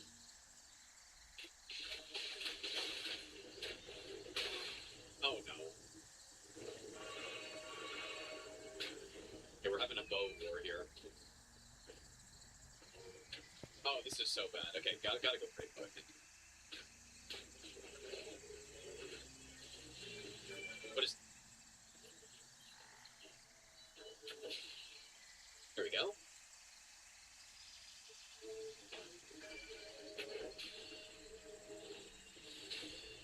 These two.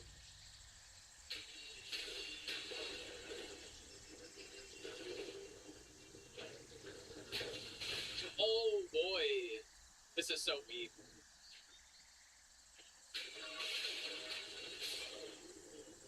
You're actually kidding me, dude. That's so unfair.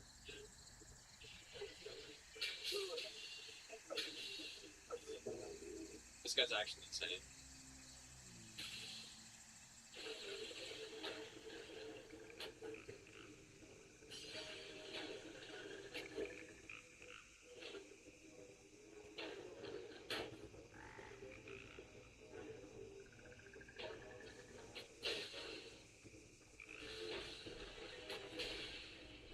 Okay, just run away. There we go. I got it figured out.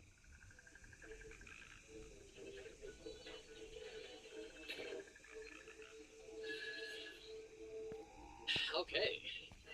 Simple, first try. That was kind of stupid. Just getting gunned down by the Albinar Archer. Okay, so where am I? I guess I'm just trying to get some of these for now. I'll explore this area later. Now we just need the bones, which I think we can buy. Here we go.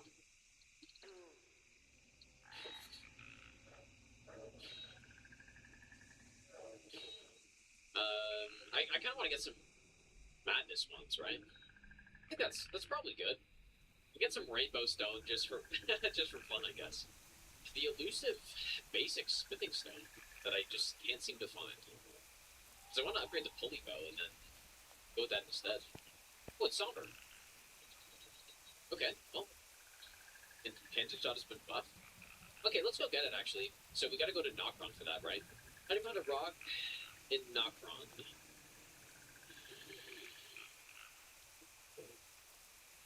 Whoa. Uh-oh.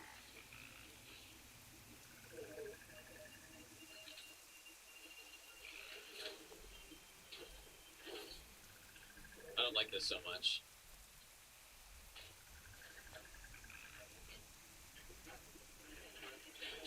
Gotta watch the... Oh boy, this is kind of scary. You gotta watch the AoE on this guy. Oh my god, he's using the madness arrows too.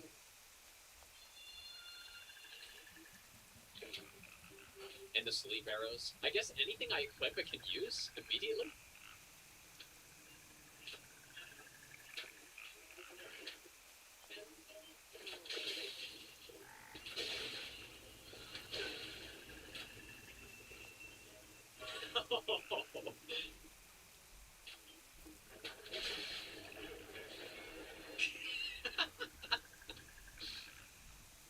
Both select each other at the same time.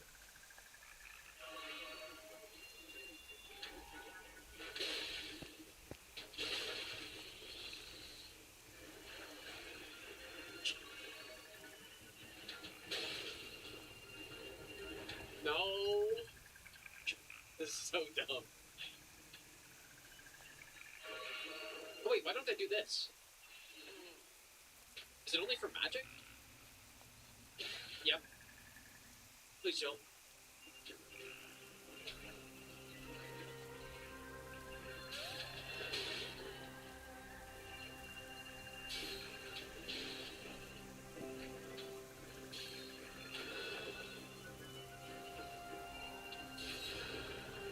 You're actually kidding me.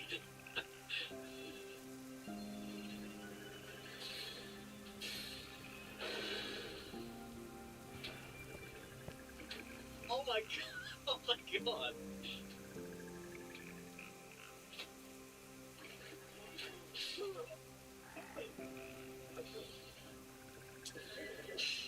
Oh my god. That was insane. Yeah, what a battle. Battling the Elden Ring NPC AI right there. I wonder if Madness... It can only still be procced on NPCs, presumably, right? It'd be cool if that was expanded, though. Because these are basically just bad fire arrows at this point. Wait, Madness is a new status effect? Oh, Madness is on everyone. Oh yeah, the Ranker Bow, yeah, we definitely need to go to the DLC. Definitely need to go to the DLC to get, like, Onspock's bow. Yeah, the Ranker Bow. What other bow is there? Where's the repeating crossbow? I don't remember where that is. Alright, who's in here? Yeah, Onspock's without arrow consumption. Yeah, it's gonna be insane, dude. Oh.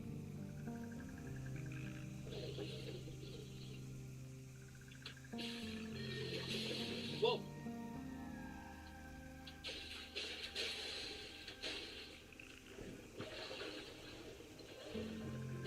Ow.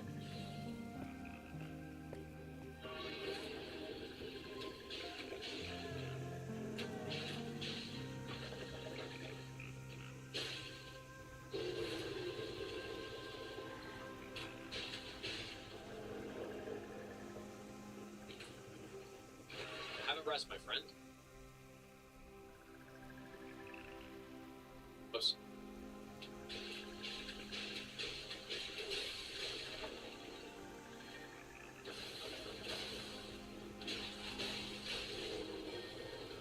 Why did I do that?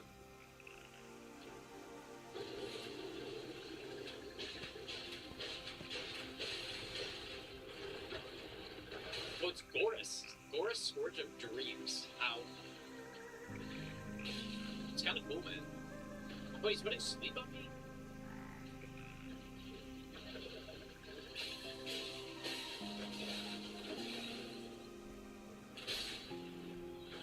By Gorus?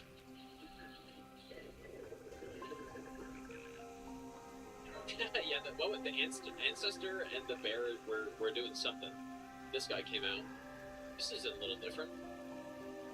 Wait, what is... Okay, whoa. Guess we will go this way first. Whoa. Okay, there's something going on down there. Oh, I guess we're going down here now. I was here for Enchanted Shot, and now we're just going to do a whole bunch of other stuff. You know what, I should really be using be going with these ones, dude. This is the holiday season. Dude, that noise is actually hilarious.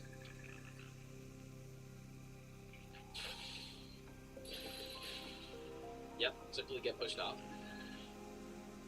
We got a boss down here. Weird. Oh.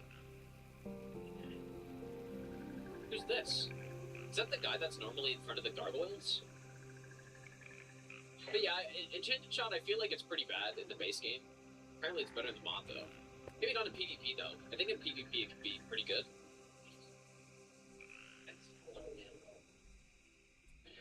Oh. Whoa. Just casted darkness on me, that's kind of cool. Tierna, Night Mistress. You know what I need here? I need my deflection. And then I go to town. Oh yeah, just... Oh. Oh, okay, why doesn't it block that one? It blocks the other one.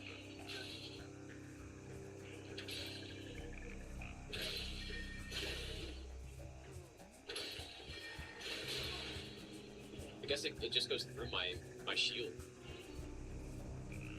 This one doesn't, though.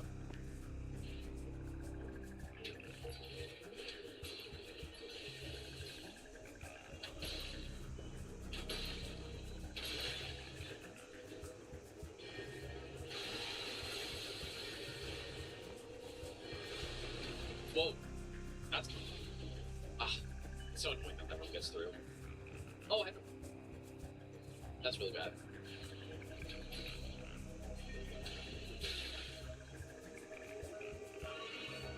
That Night Maiden's Mist is lagging my game up significantly.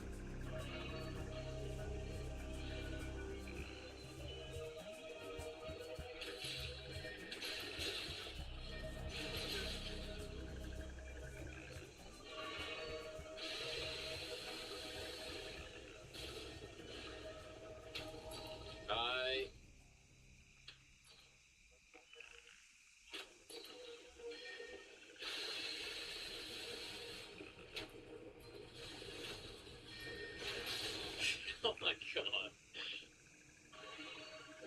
The dodging. Assassin's Fate. Pretty interesting boss. But that probably would have been better melee so that I could actually not beat him with red all the time. What does this Ashen Board do? I'm not even going to read what it does. I'm just going to try it. Whoa. Yo, that's kind of sick. So, is it just like a big dodge? Yeah, I have to try that sometime. Oh, no worse here. Whoa, this looks really cool.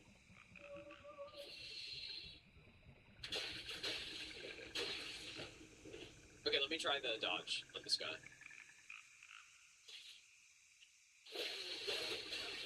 Oh, and it's got a follow-up when you actually... Oh, that's really cool. Doesn't really work that well on this enemy, but... That's really cool, dude.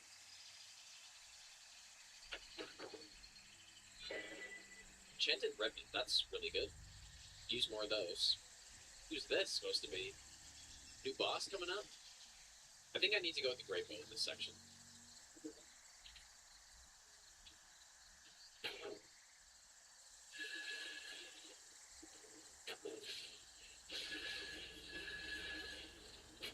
These... Look at how long that hitbox lasts for. It's actually hilarious, dude. Tree. The tree, I don't know what to call him. Tree guy. Oh! Oh my god. Well, that sucks.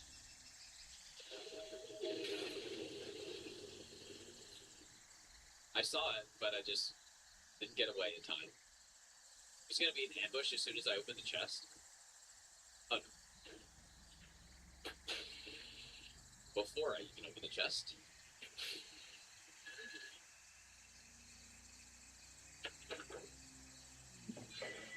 Warding Remnant. It'll be a miracle if it's a smooth experience. Oh yeah, there goes. Smooth experience playing Night Rain. Ragged Armor. Wait, is this my armor set? I guess it is, isn't it? Yeah, Ragged Armor. Strength and Dex by 2. Increases bow range by 14 and bow damage by 2%. So that's really good.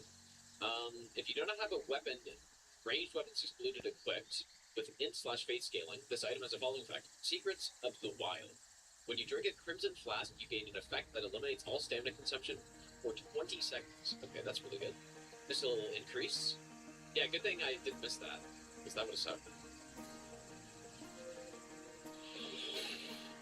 Come on. That's a cheap shot.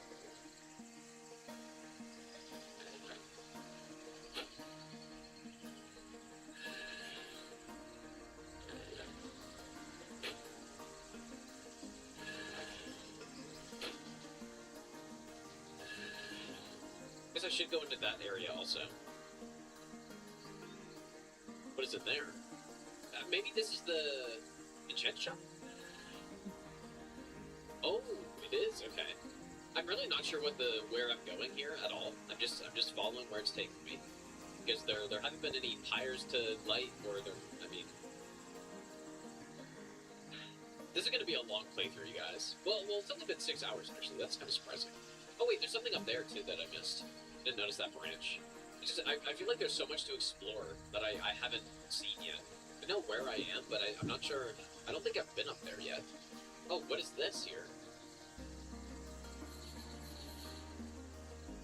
Circle of mushrooms. This is weird. They moved this, or I don't know. This is it is the same place. Oh, never mind. Okay, normally the ancestor spite is like, I don't know. Oh, that's a little good timing on that. I'm kind of following this wolf around. Wow, this looks so interesting. Okay, I'm gonna go back here first, because I missed some stuff. Oh. So, this is the way down to, out there. I'm gonna rest here, I guess. So you got some good attack talismans now. Oh, I guess this will work with Rain of Arrows, right? Can we try it? Because isn't this like 50% now? Oh, it doesn't in the base game? It doesn't work with bows? Oh yeah, I remember thinking I wanted to grab this. Yeah, so this one, like, I'm gonna get the Sharp Shot Talisman unless Rolana's cameo works. I guess I'll try it. It works with this one. Not with Barrage, though. Not with Rain of Arrows. So, interestingly enough, it works with Titanic Shot. That's kind of weird, but I'll take it. Oh yeah, Enchanted Shot. Yeah, yeah. Forgot about that. Let's try it on this one. Doesn't work on this one either. Weird. So it only works on...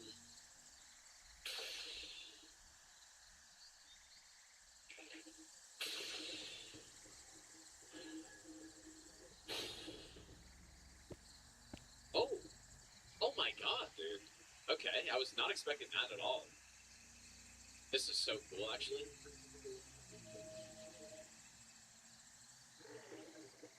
I'm not sure... Oh, nice one. Not sure how useful Enchanted Shot is going to be here. Because it's mostly for tracking moving enemies, right? But if I'm just sniping, it doesn't really do tons of damage. What? I mean, wait, I can't get over there. What on earth? This is so good. This area is so good, dude. Okay, maybe it's good for build up or something. So start running sideways, please. I want to see this in action. It does good damage. I'm not sure if it does the same damage as Mighty Shot, but if it does the same damage as Mighty Shot, it's basically just a better Mighty Shot.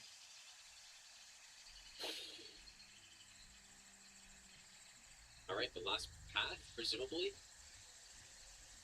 Maybe.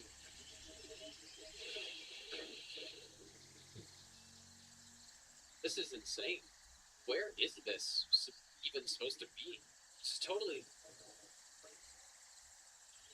new here.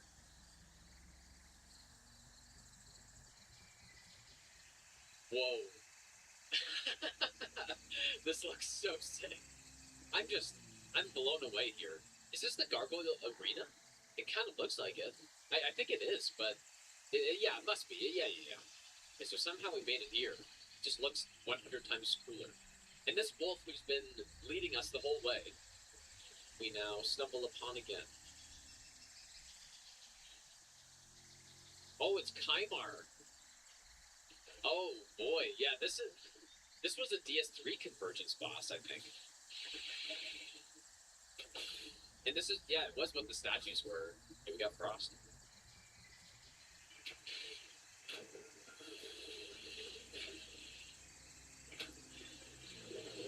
Whoa.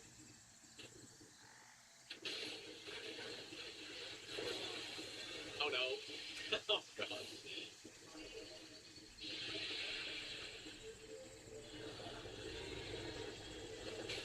Oh.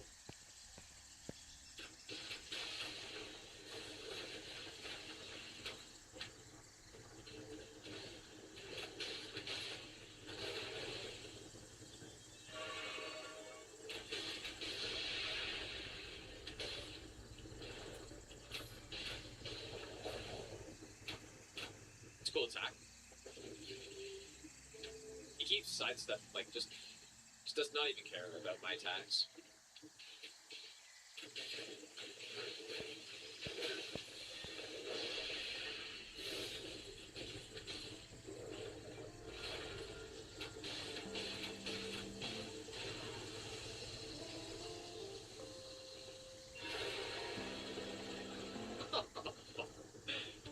Okay. Close enough. Phase 2.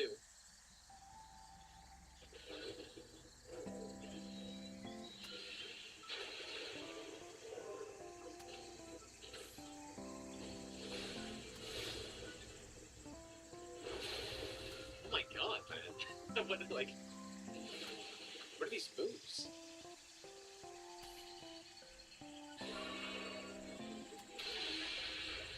Oh, I deflected that. I deflect those as well. Ow. Oh!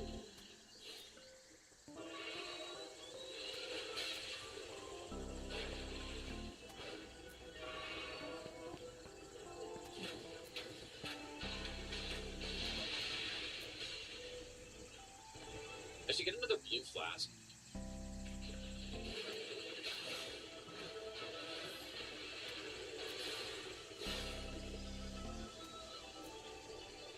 Nice one.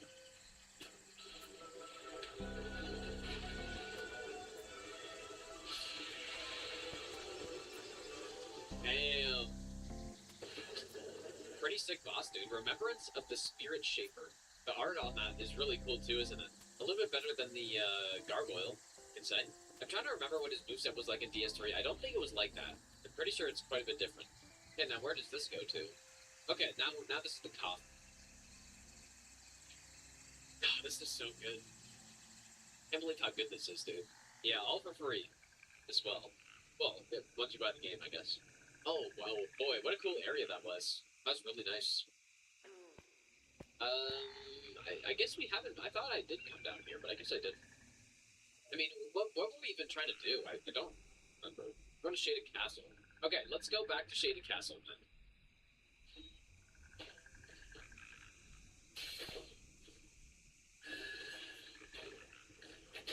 This place looks about the same. Oh, we actually needed that. Because that was another task I wanted to do, is to get the Blight Bone Arrows, but now we got them.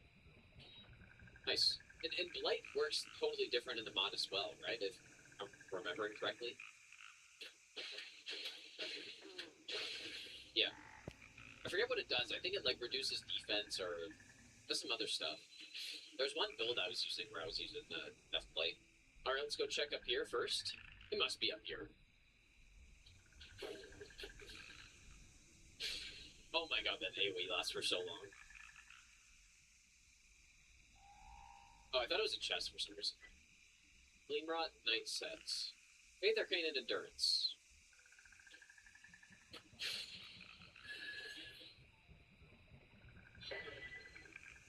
Oh, that's it. Alright, so what is that? We already have this one, which is really good. Oh boy, that's a big thing. Okay, Strength Index by 4. Bow range by 14%. I wonder, you know what? I wonder if this one's supposed to say 14% as well. Blood Trail. When you drink a Crimson Flask, you gain an effect that lasts for 2 minutes, causing your HP to recover by 3% per second. That's really good. For 45 seconds. Wait, lasts for 2 minutes. That causes your HP to recover by 3% per second for 45 seconds. Oh, whenever you hit an enemy with an arrow or bolt. Duration of the healing effect will be refreshed each time you hit an enemy. Oh boy, that's really good too. It's a lot of healing. So it's whenever I drink a flask, it does that. I get 45-second duration regeneration, and I guess I have the possibility of getting that effect for 2 minutes. So which basically means I can get 3 minutes of 3% per hit regeneration. It's almost like every single hit I get heals.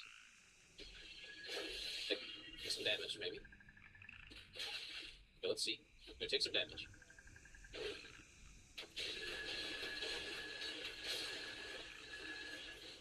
Wait a second, what? Did I misunderstand that? 3% per second for 45 seconds. To me, that seems like it should mean I get regen here. Either way, it's still really good because I just get health every time I hit somebody. Okay, surely I get madness here. We're gonna go with the weird arrows this time. Light Bone and Frenzy Bone.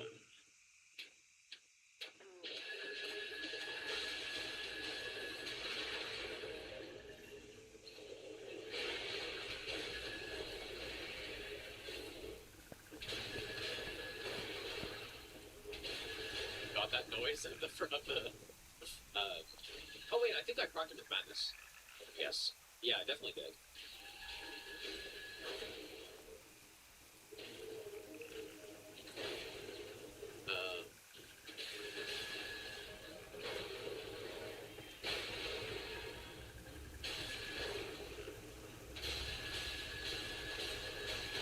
Oops.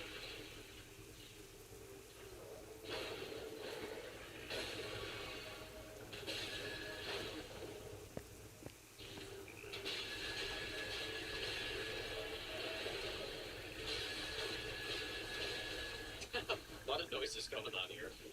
Oh, oops. What I really need is that. Oh, I need that, but for FP instead. So that I can do unlimited barrage.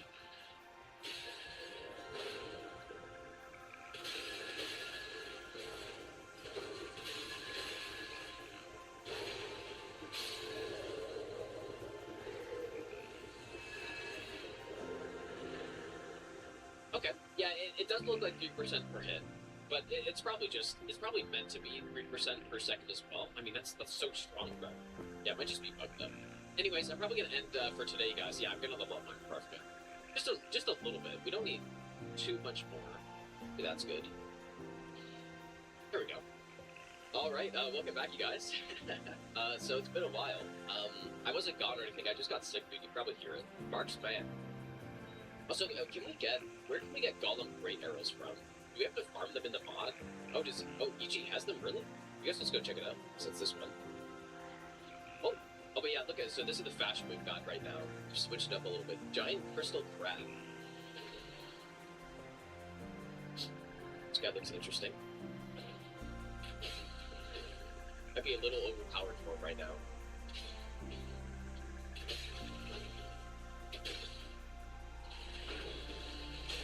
He looks kind of sick. Oh.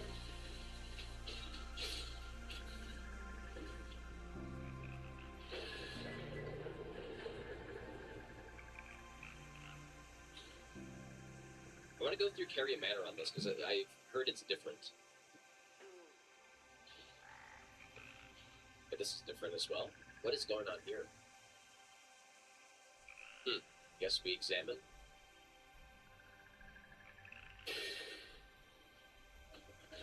Oh! That's not nice.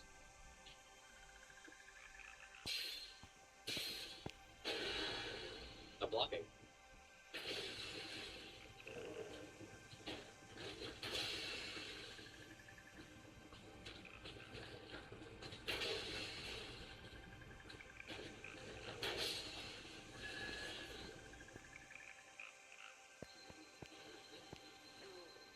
Oh! Oh! That tanks my FPS, but...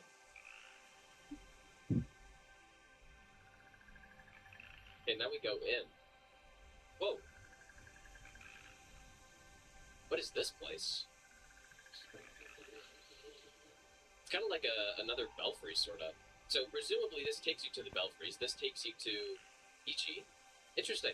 Okay, then we can just warp to anywhere. Okay, well, I'm trying to go to Ichi, so I guess I'll go here. Interesting.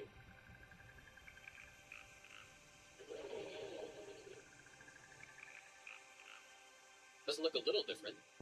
I'm trying to think of what this looks like normally. Like, obviously these trees, but is all that stuff new? Because it looks very new. Ah, okay, here we go. Only need one. I'm gonna upgrade the crossbow a bit. We try it. Okay, it's somber. +8. Explosive bolts. Alright, we got double bow. We got the Golem Great Arrow. So I wanted to see if these also have... Like, is it the same size AoE as the other one? Well, I guess, you know what, let's go into Carry Manor. We'll test it out. Like, that's different as well, right? Like, what is going on in here? Guess we get another one of these. Like, maybe the physical damage one's good.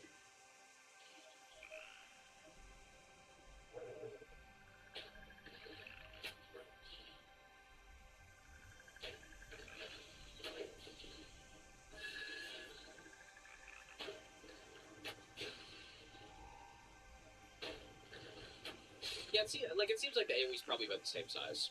This looks really nice. Do I like normal Harry Manor? I think it's okay. It's just okay, at best. Oh boy.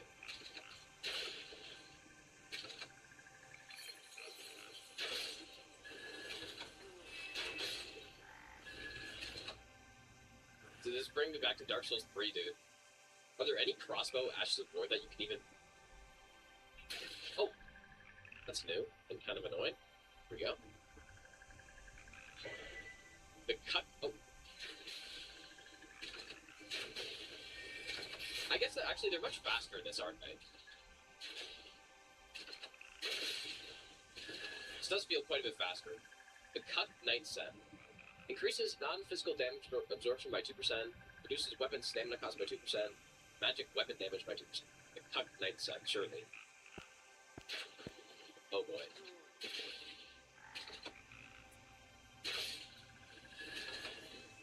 It is much nicer when it's faster like this.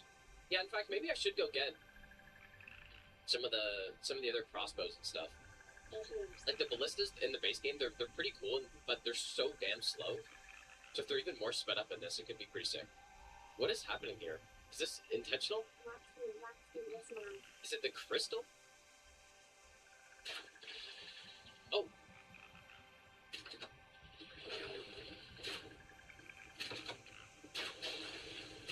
It was the crystal.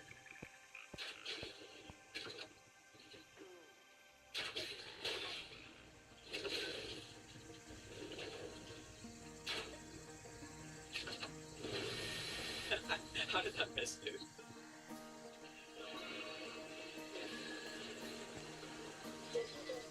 Oh. JK, good to see you again. During visit, like, do I have one of those? I guess I do. Father Jim, thanks for the 10-month resub, dude. I did not. Surely it's coming.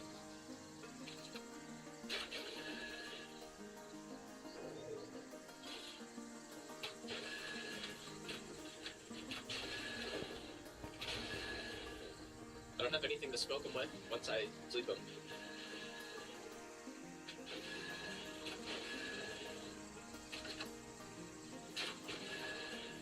Huge crossbow shot.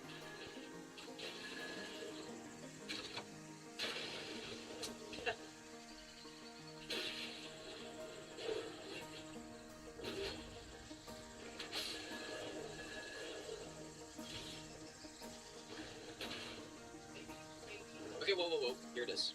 Here's the test. Okay, so yeah, the Holy One does have a bigger AoE still.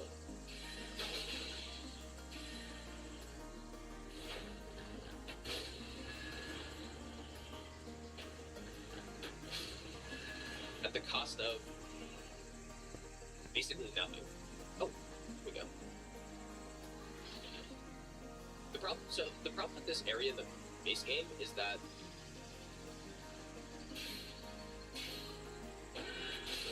sorry about that.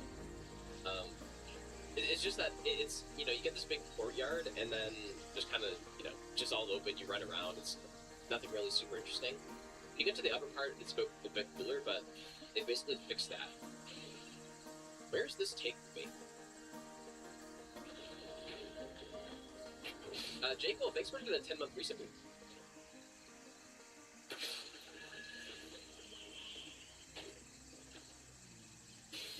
That's unfair.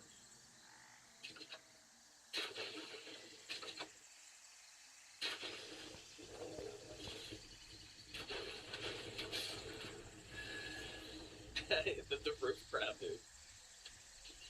Oh, that's not a crab, that's a balls. I just slapped him so many times there.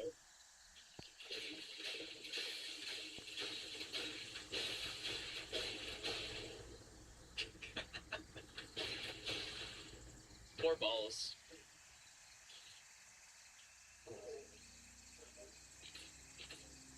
Give him a worthy death, right through the heart. Or wait, is that his heart? I don't know. Harumi's here?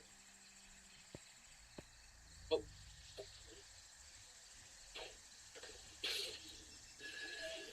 So is that it here, or... Ah, okay, yeah. I knew Convergence wouldn't do this to you. They wouldn't just make a weird dead end like that. Ah, okay, here we go. Wait, I'm so disoriented because I'm pretty sure this entire structure is not normally here. That looked like the drop down to the Sword of Night Flame, but we're just in a totally different spot.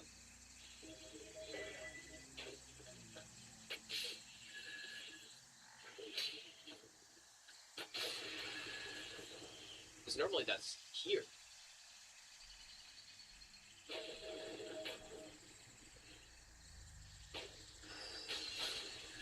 Ah.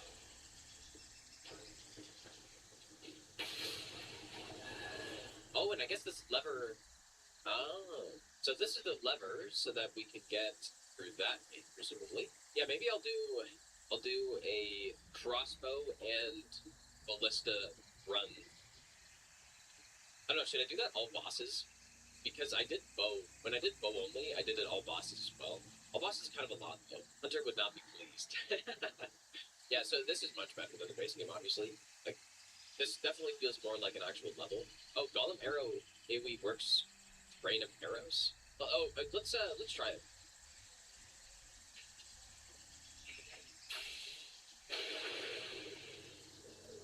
It definitely looks like it has the AoE. Does this one? Oh, okay, interesting. Certainly not overkill here. Okay, this might be the play here, dude. Rain of arrows with the Golem arrows. Oh. Perfect situation for this.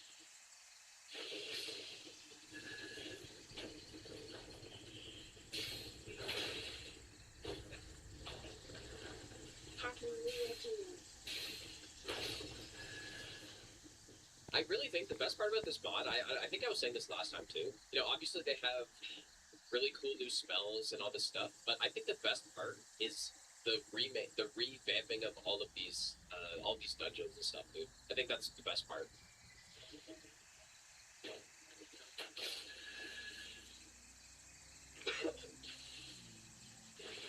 Oh yeah, this is healing. And you know what too?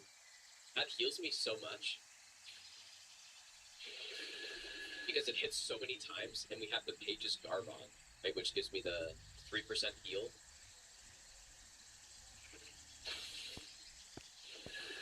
Okay, this is strong. You know what? I guess I should probably. It's gonna be hard to not just spam this for everything. And look how much range it has.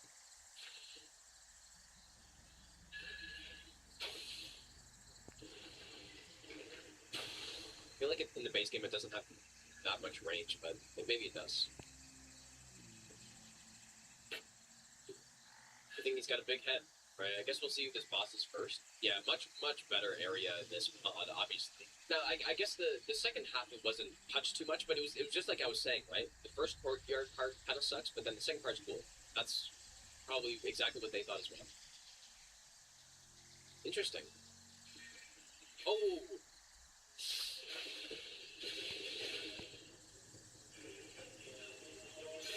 Carrion Paragon. Oh my god. Riz. He's got the Riz, dude. Hey, I took away half of his health in one shot. And I want to see his moveset.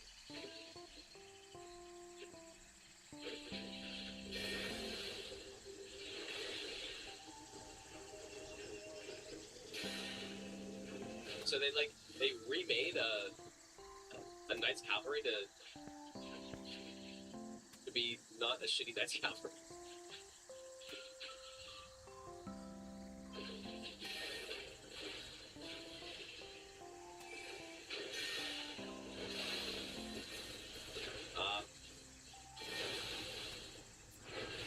Oh my god. I did not get full caught by that.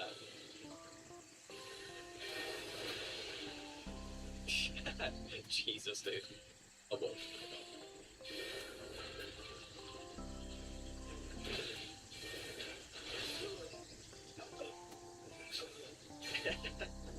Pretty cool.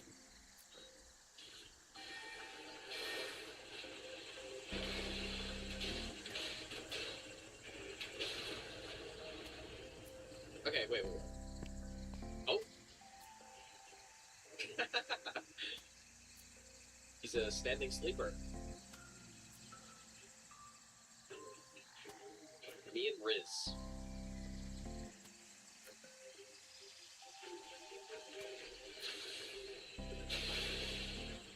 Man, that does a lot of damage. Oh boy.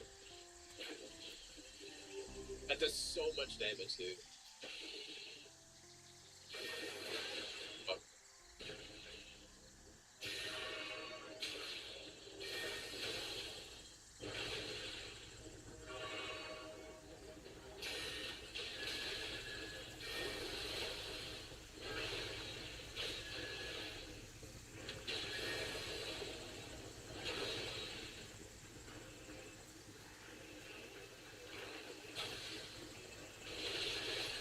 Oh god, that's so broken, dude.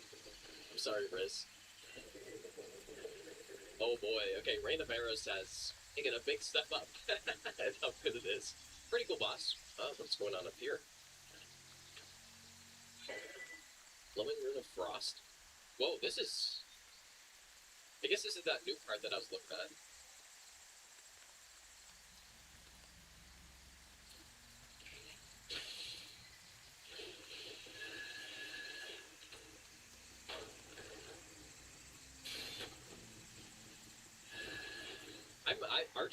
I feel like Archer is getting really solid. Oh, we're going up. Interesting.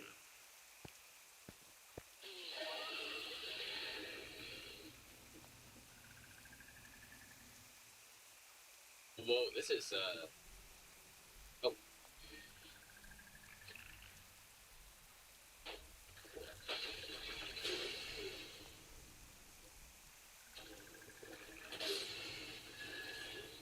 Even it wasn't, it's foggy right now. It'd be cool to see all this stuff. Sword of the Cosmos. I think I used this last time, right? No, I didn't. It's a light greatsword. I thought I did, though. I could have sworn I used it on my Star Caller playthrough. Okay, they changed it, yeah. Oh! Okay, I did not see that. Oh my god, it's like, it's Demon Souls, dude. There's a lot more stuff going on. Can I kill him? Oh my god, I sniped it, bro.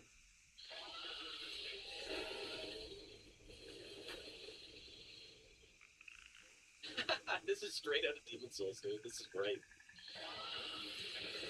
Wait, really? No. Oh, I can't even die. Oh. That sucks. Oh god, am I in trouble?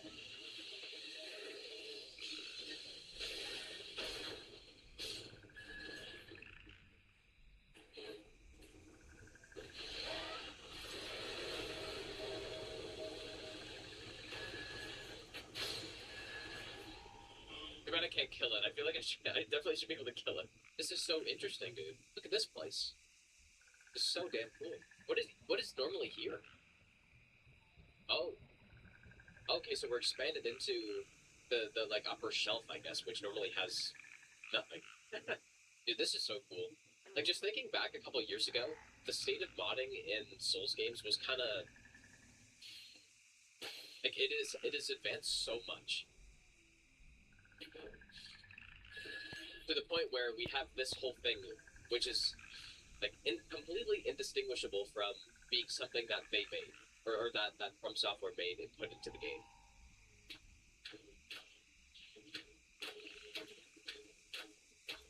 Sleep feels a lot stronger when you have unlimited sleep arrows.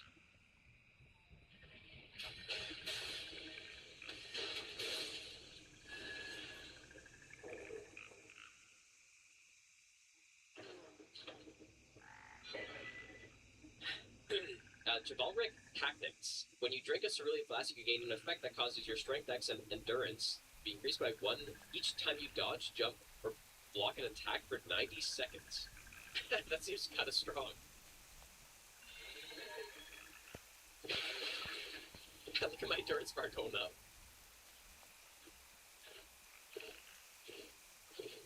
This would be really good for unleveled runs on this. We are at halfway. 67 strength. I'm also now light rolling because of it. Man, these pans are so sick. Alright, 99.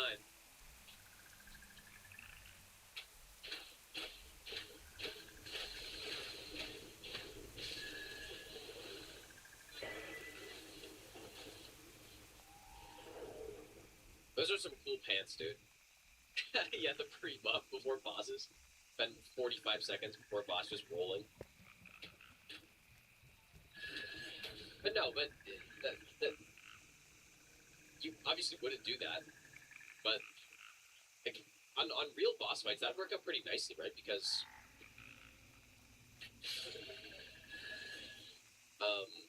any of those tankier bosses, you're gonna be rolling and doing all that stuff. So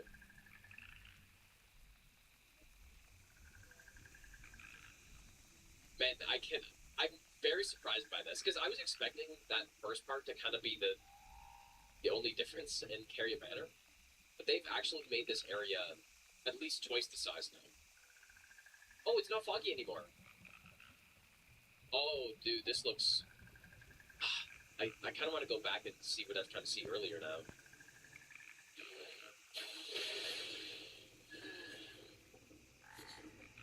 Oh, oh my god, you're kidding me. And I'm kind of happy I took so long to play Convergence again because of this, though. That's me.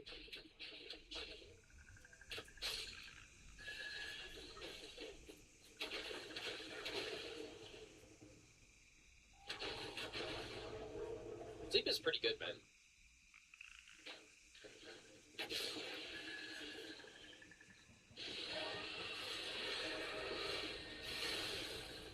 Oh! Oh my god, it's Dino. You stop rolling. I know you do God runs and stuff, but you gotta tank this hit this one time.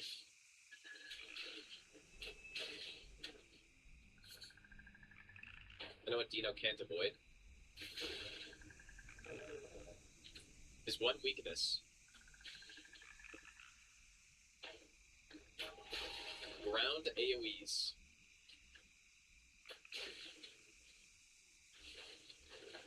Every no-hit runner's weakness, surely.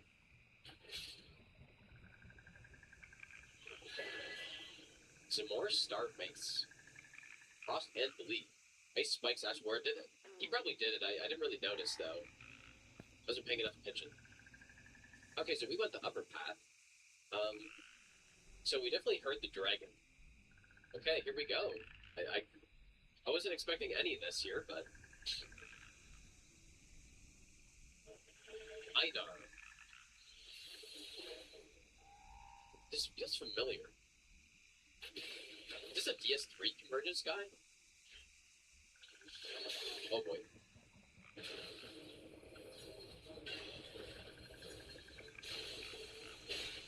Are we hit by something? Oh! Oh boy! Okay, we might need to go faster arrows here.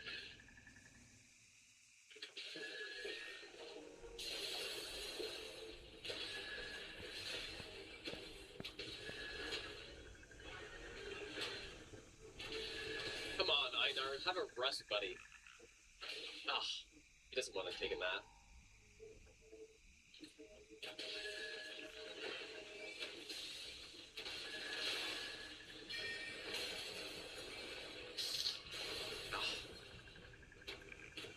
Oh!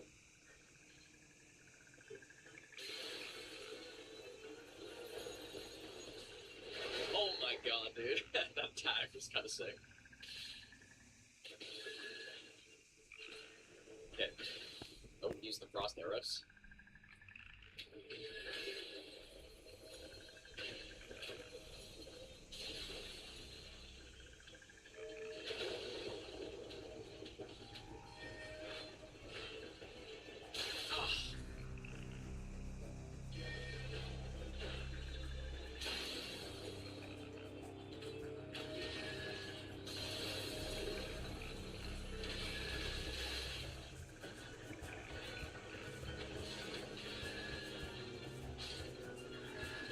Clean, surely.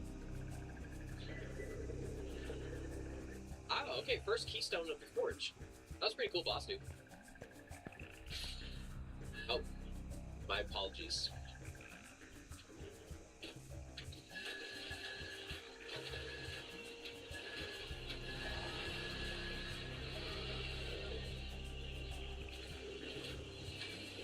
You sleep a dragon.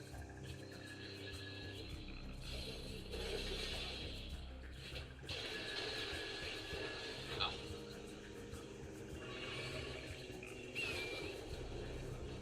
Yeah, it does look really nice with this with the snow here and all the trees. Where was that spot where I could have walked out? I'm just kind of curious. There was a door somewhere. Ah, here we go.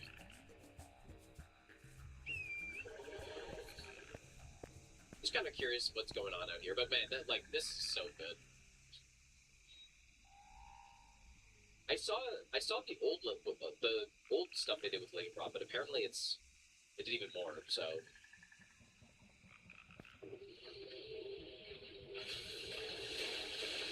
big mistake, buddy. Oh my god, big mistake. Okay, anyways, we're gonna go get the ballista over here.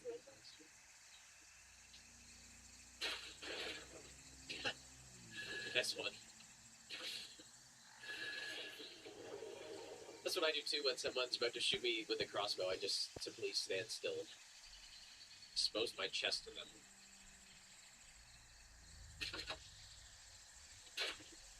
Oh my god. Oh. And ballista. Man, it looks so cool. But we do have explosive, and we've got normal ballista bolts.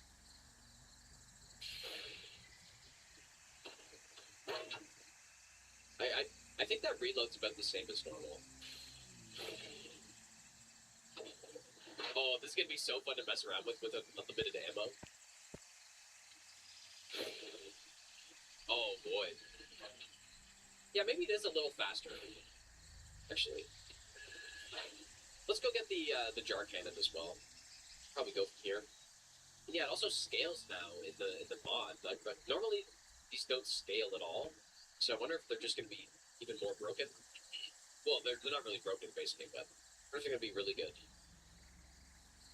Okay, this is different in here.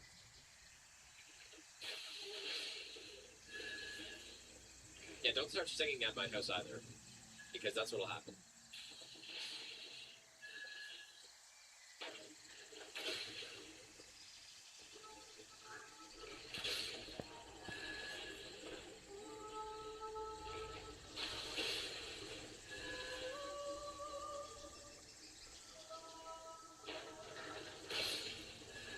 Ooh, that big counter hit. I actually really like this build a lot, dude.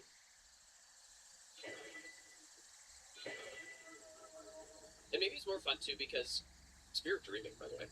Spirit of the Dreaming. Like it's more fun because I'm exploring a lot of areas that are new. And when you're going through new areas, you know, I like to take my time going through them and killing enemies and stuff. Whereas in the base game, if I'm going through, I'm usually not like sniping every single enemy, so especially with the limited arrows. It's probably gonna be fast. Oh, it does it in the base game too? Oh, the Ancestor Room. Oh, this one's got some arcade scaling on it. That's interesting. In that case, I guess I'm going with the hand ballista over it. I'd be curious to see what this armor set looks like when it's dyed. Let's try though. Or maybe, I guess it is dyed right now. Dang. that's interesting. Are we going black, dude? the edgy. This is like out of Soul Calibur or something, dude. I don't. I mean, I don't really like it, but I like the white. I like how it makes it pop out a bit, dude. Like if you're gonna go with this armor set, I think you just go with the white. Like this looks pretty cool. I think. Oh yeah, the bear pelt helmet. Yeah, true. Oh hell yeah, dude. That's what I'm talking about. What do I keep these legs? Maybe they're a little too over the top with the gloves and the legs, but the chains are pretty cool. If you go like a 4, then that looks pretty sick. Yeah, I'm sticking with it. Why was I here again? Oh yes, to get stones that I don't even need. These were great spinning stones. Let's go to the DLC now, I guess. Oh. Now, I'm not sure if I like the color now. Now with this lighting. Oh boy.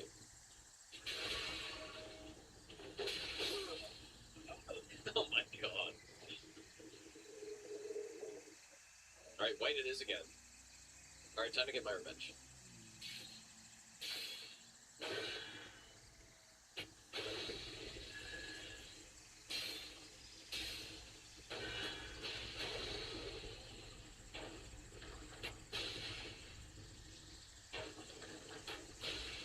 God, he's an absolute monster.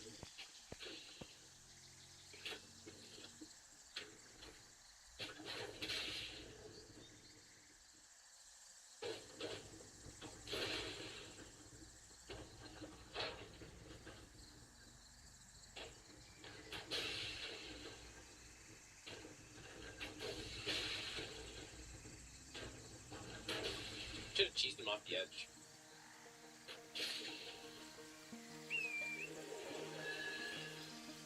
Yeah, so there aren't any more fragments anymore, apparently. Oh, okay, and then yeah, someone was saying we can upgrade our weapons further now instead. So where's the first stop? We want to get Onsbox bow, and I guess so. The crossbow is like somewhere over here. I really don't know where, but maybe that's where I will go first.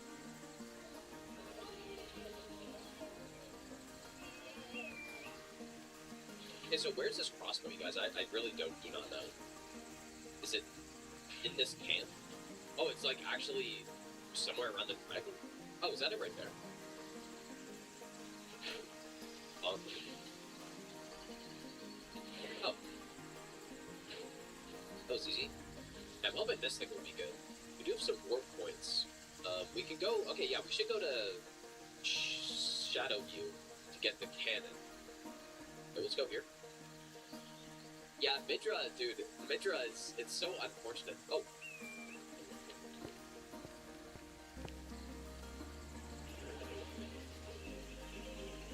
It's so unfortunate that the way to Midra's so bad. I still can't do that.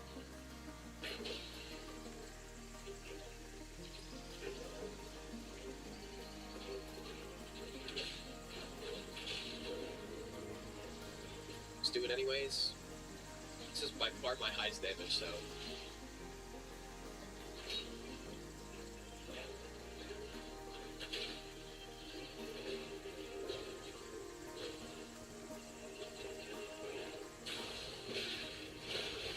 There we go. How do I use this on him without getting smoked?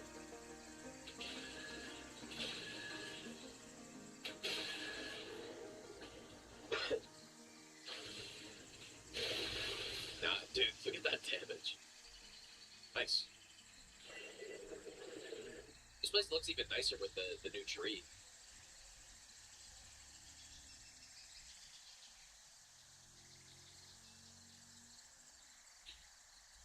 I've only come down here once, I think, on my first playthrough, and that was it.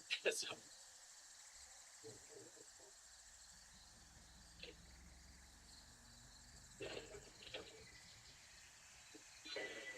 There it is.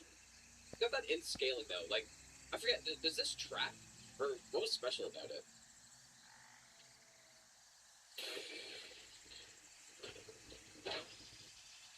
I don't know, I don't really really know which. Like, so because this has in scaling, does this mean now that this effect doesn't work anymore? Or I guess ranged weapon excluded?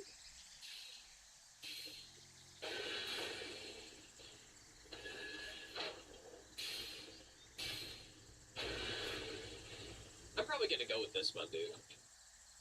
This one looks cooler.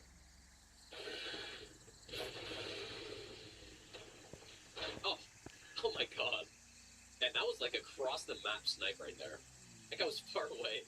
Oh, I've never seen this before. I guess it's not normally possible to see, probably. Oh, we have to kill... Oh, it's not. I thought it was just going to be the seal thing. Okay, well, I guess... Interesting. I guess let's do it. We might be a little overpowered at this point. Festival. Dude, I'm fit right into this festival here. This one also broken. When you drink a red flask, you and allies get a buff and continuously restores HP, 15 HP per second for 45 seconds. It's pretty good. Maybe not as good as the pants, though. Pretty good. Well, am I just gonna one-shot him with my random arrows, or... Oh, we can actually get his spears now. Nice. It's just worse, though. Oh, he's gonna get a taste of his own medicine right here.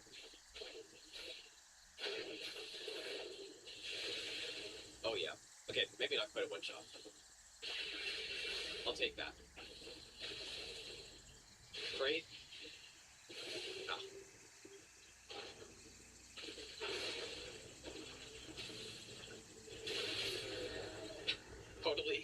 Totally balanced.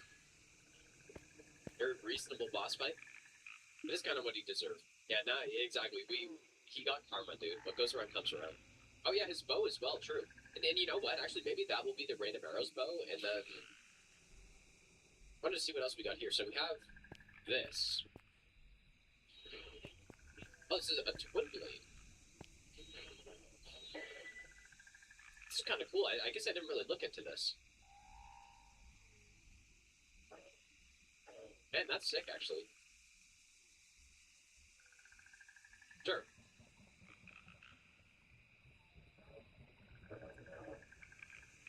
This is really sick.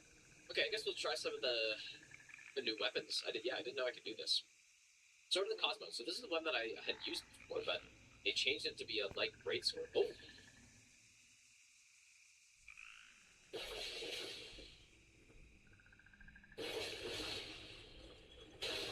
Oh, man, dude. Pretty cool. It's quite a bit of damage. Or, maybe no. It feels like a waste to play bows. These cool weapons. Oh boy, that's nice, man. Oh yes, okay.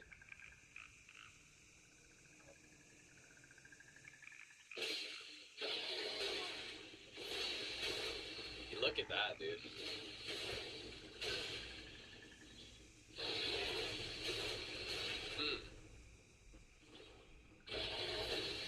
So this Ash of War it's like, yeah, it's a see-through from Wukong basically.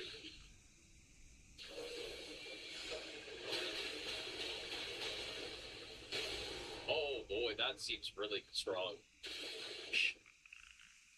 Just simply knock it down on command. Oh boy, this weapon is... Oh boy.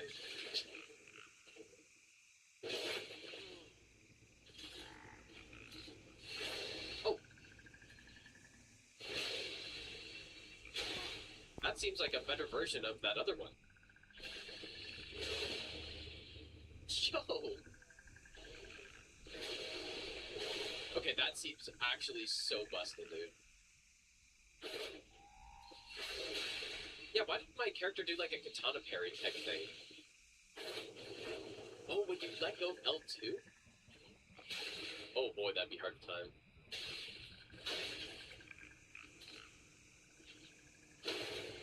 Oh boy.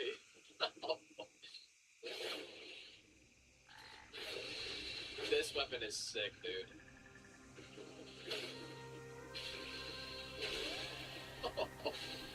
This is like the teaser for the next Emergence run. I 100%. What is this weapon? This is a cool weapon. Yeah, Einar's weapon.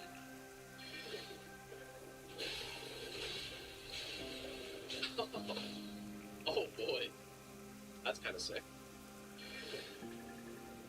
We can actually get this move down. And it does a lot of damage.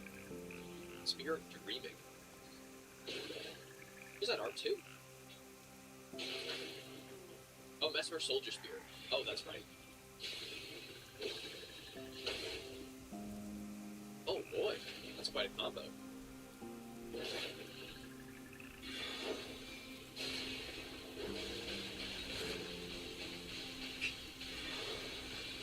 This is so sick. Look at the damage I'm doing on him. And he's just constantly being put to sleep.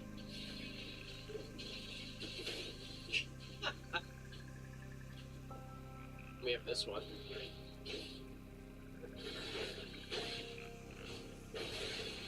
Oh, that's nice also.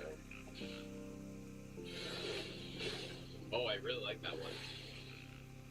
Yeah, I think that's it. That's all I found. Oh boy. Okay. That's getting me excited for some new other playthroughs as well. Let's go somewhere, I guess. So what we were going through the DLC. We have to kill Moog apparently. So we just go from here?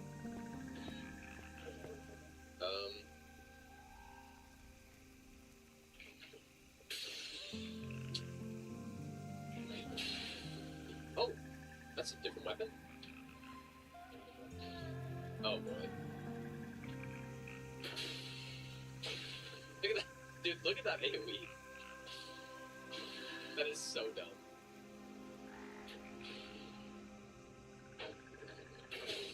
Yeah, the one time one of these lingering hitboxes just goes in our favor.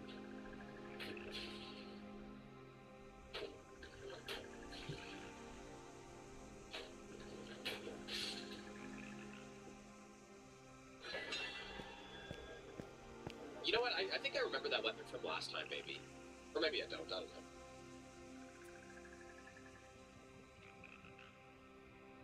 Am I not using Brave Runes? That's a good question, actually. We just got our first one a few minutes ago, so... Yeah, well, using Brave Runes in the base game is kind of... There's less of a reason to use them, because if you die, like, it's so... The rune arcs are hard to come by. But in this, like, every single time we kill a boss, we get, activated, so... No, I haven't tried Verdansk Bow yet. Got that, well, I guess I can test it just to see if it's different, but it has the in scaling, so...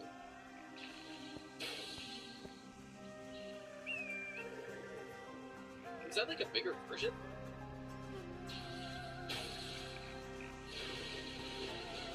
Really seems bigger.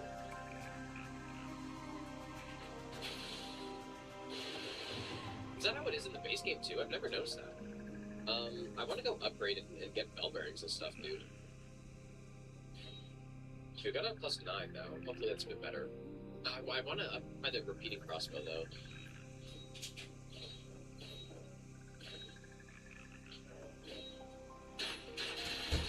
I feel like this will be insane for just rocket rod.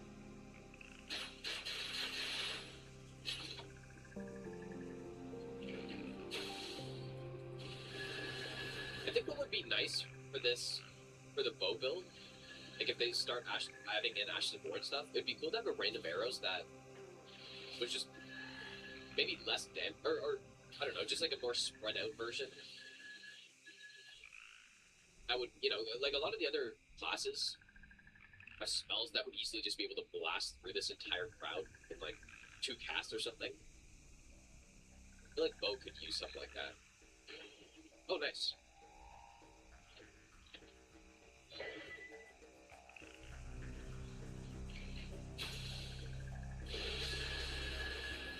I mean, that's not bad though, I guess. Or yeah, like a chasing rain of arrows, yeah, like, yeah, that would be sick too. Oh yeah. That's why I got that.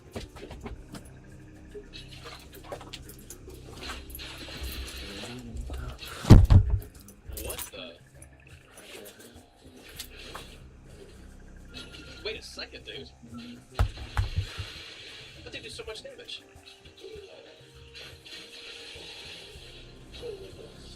Wait, Rain Bear? Oh, he's getting a big damage reduction now, though.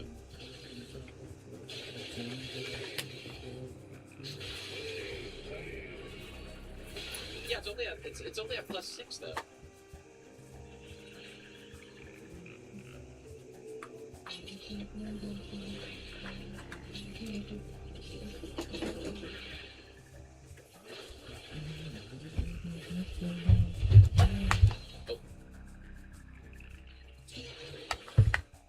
Oh my goodness.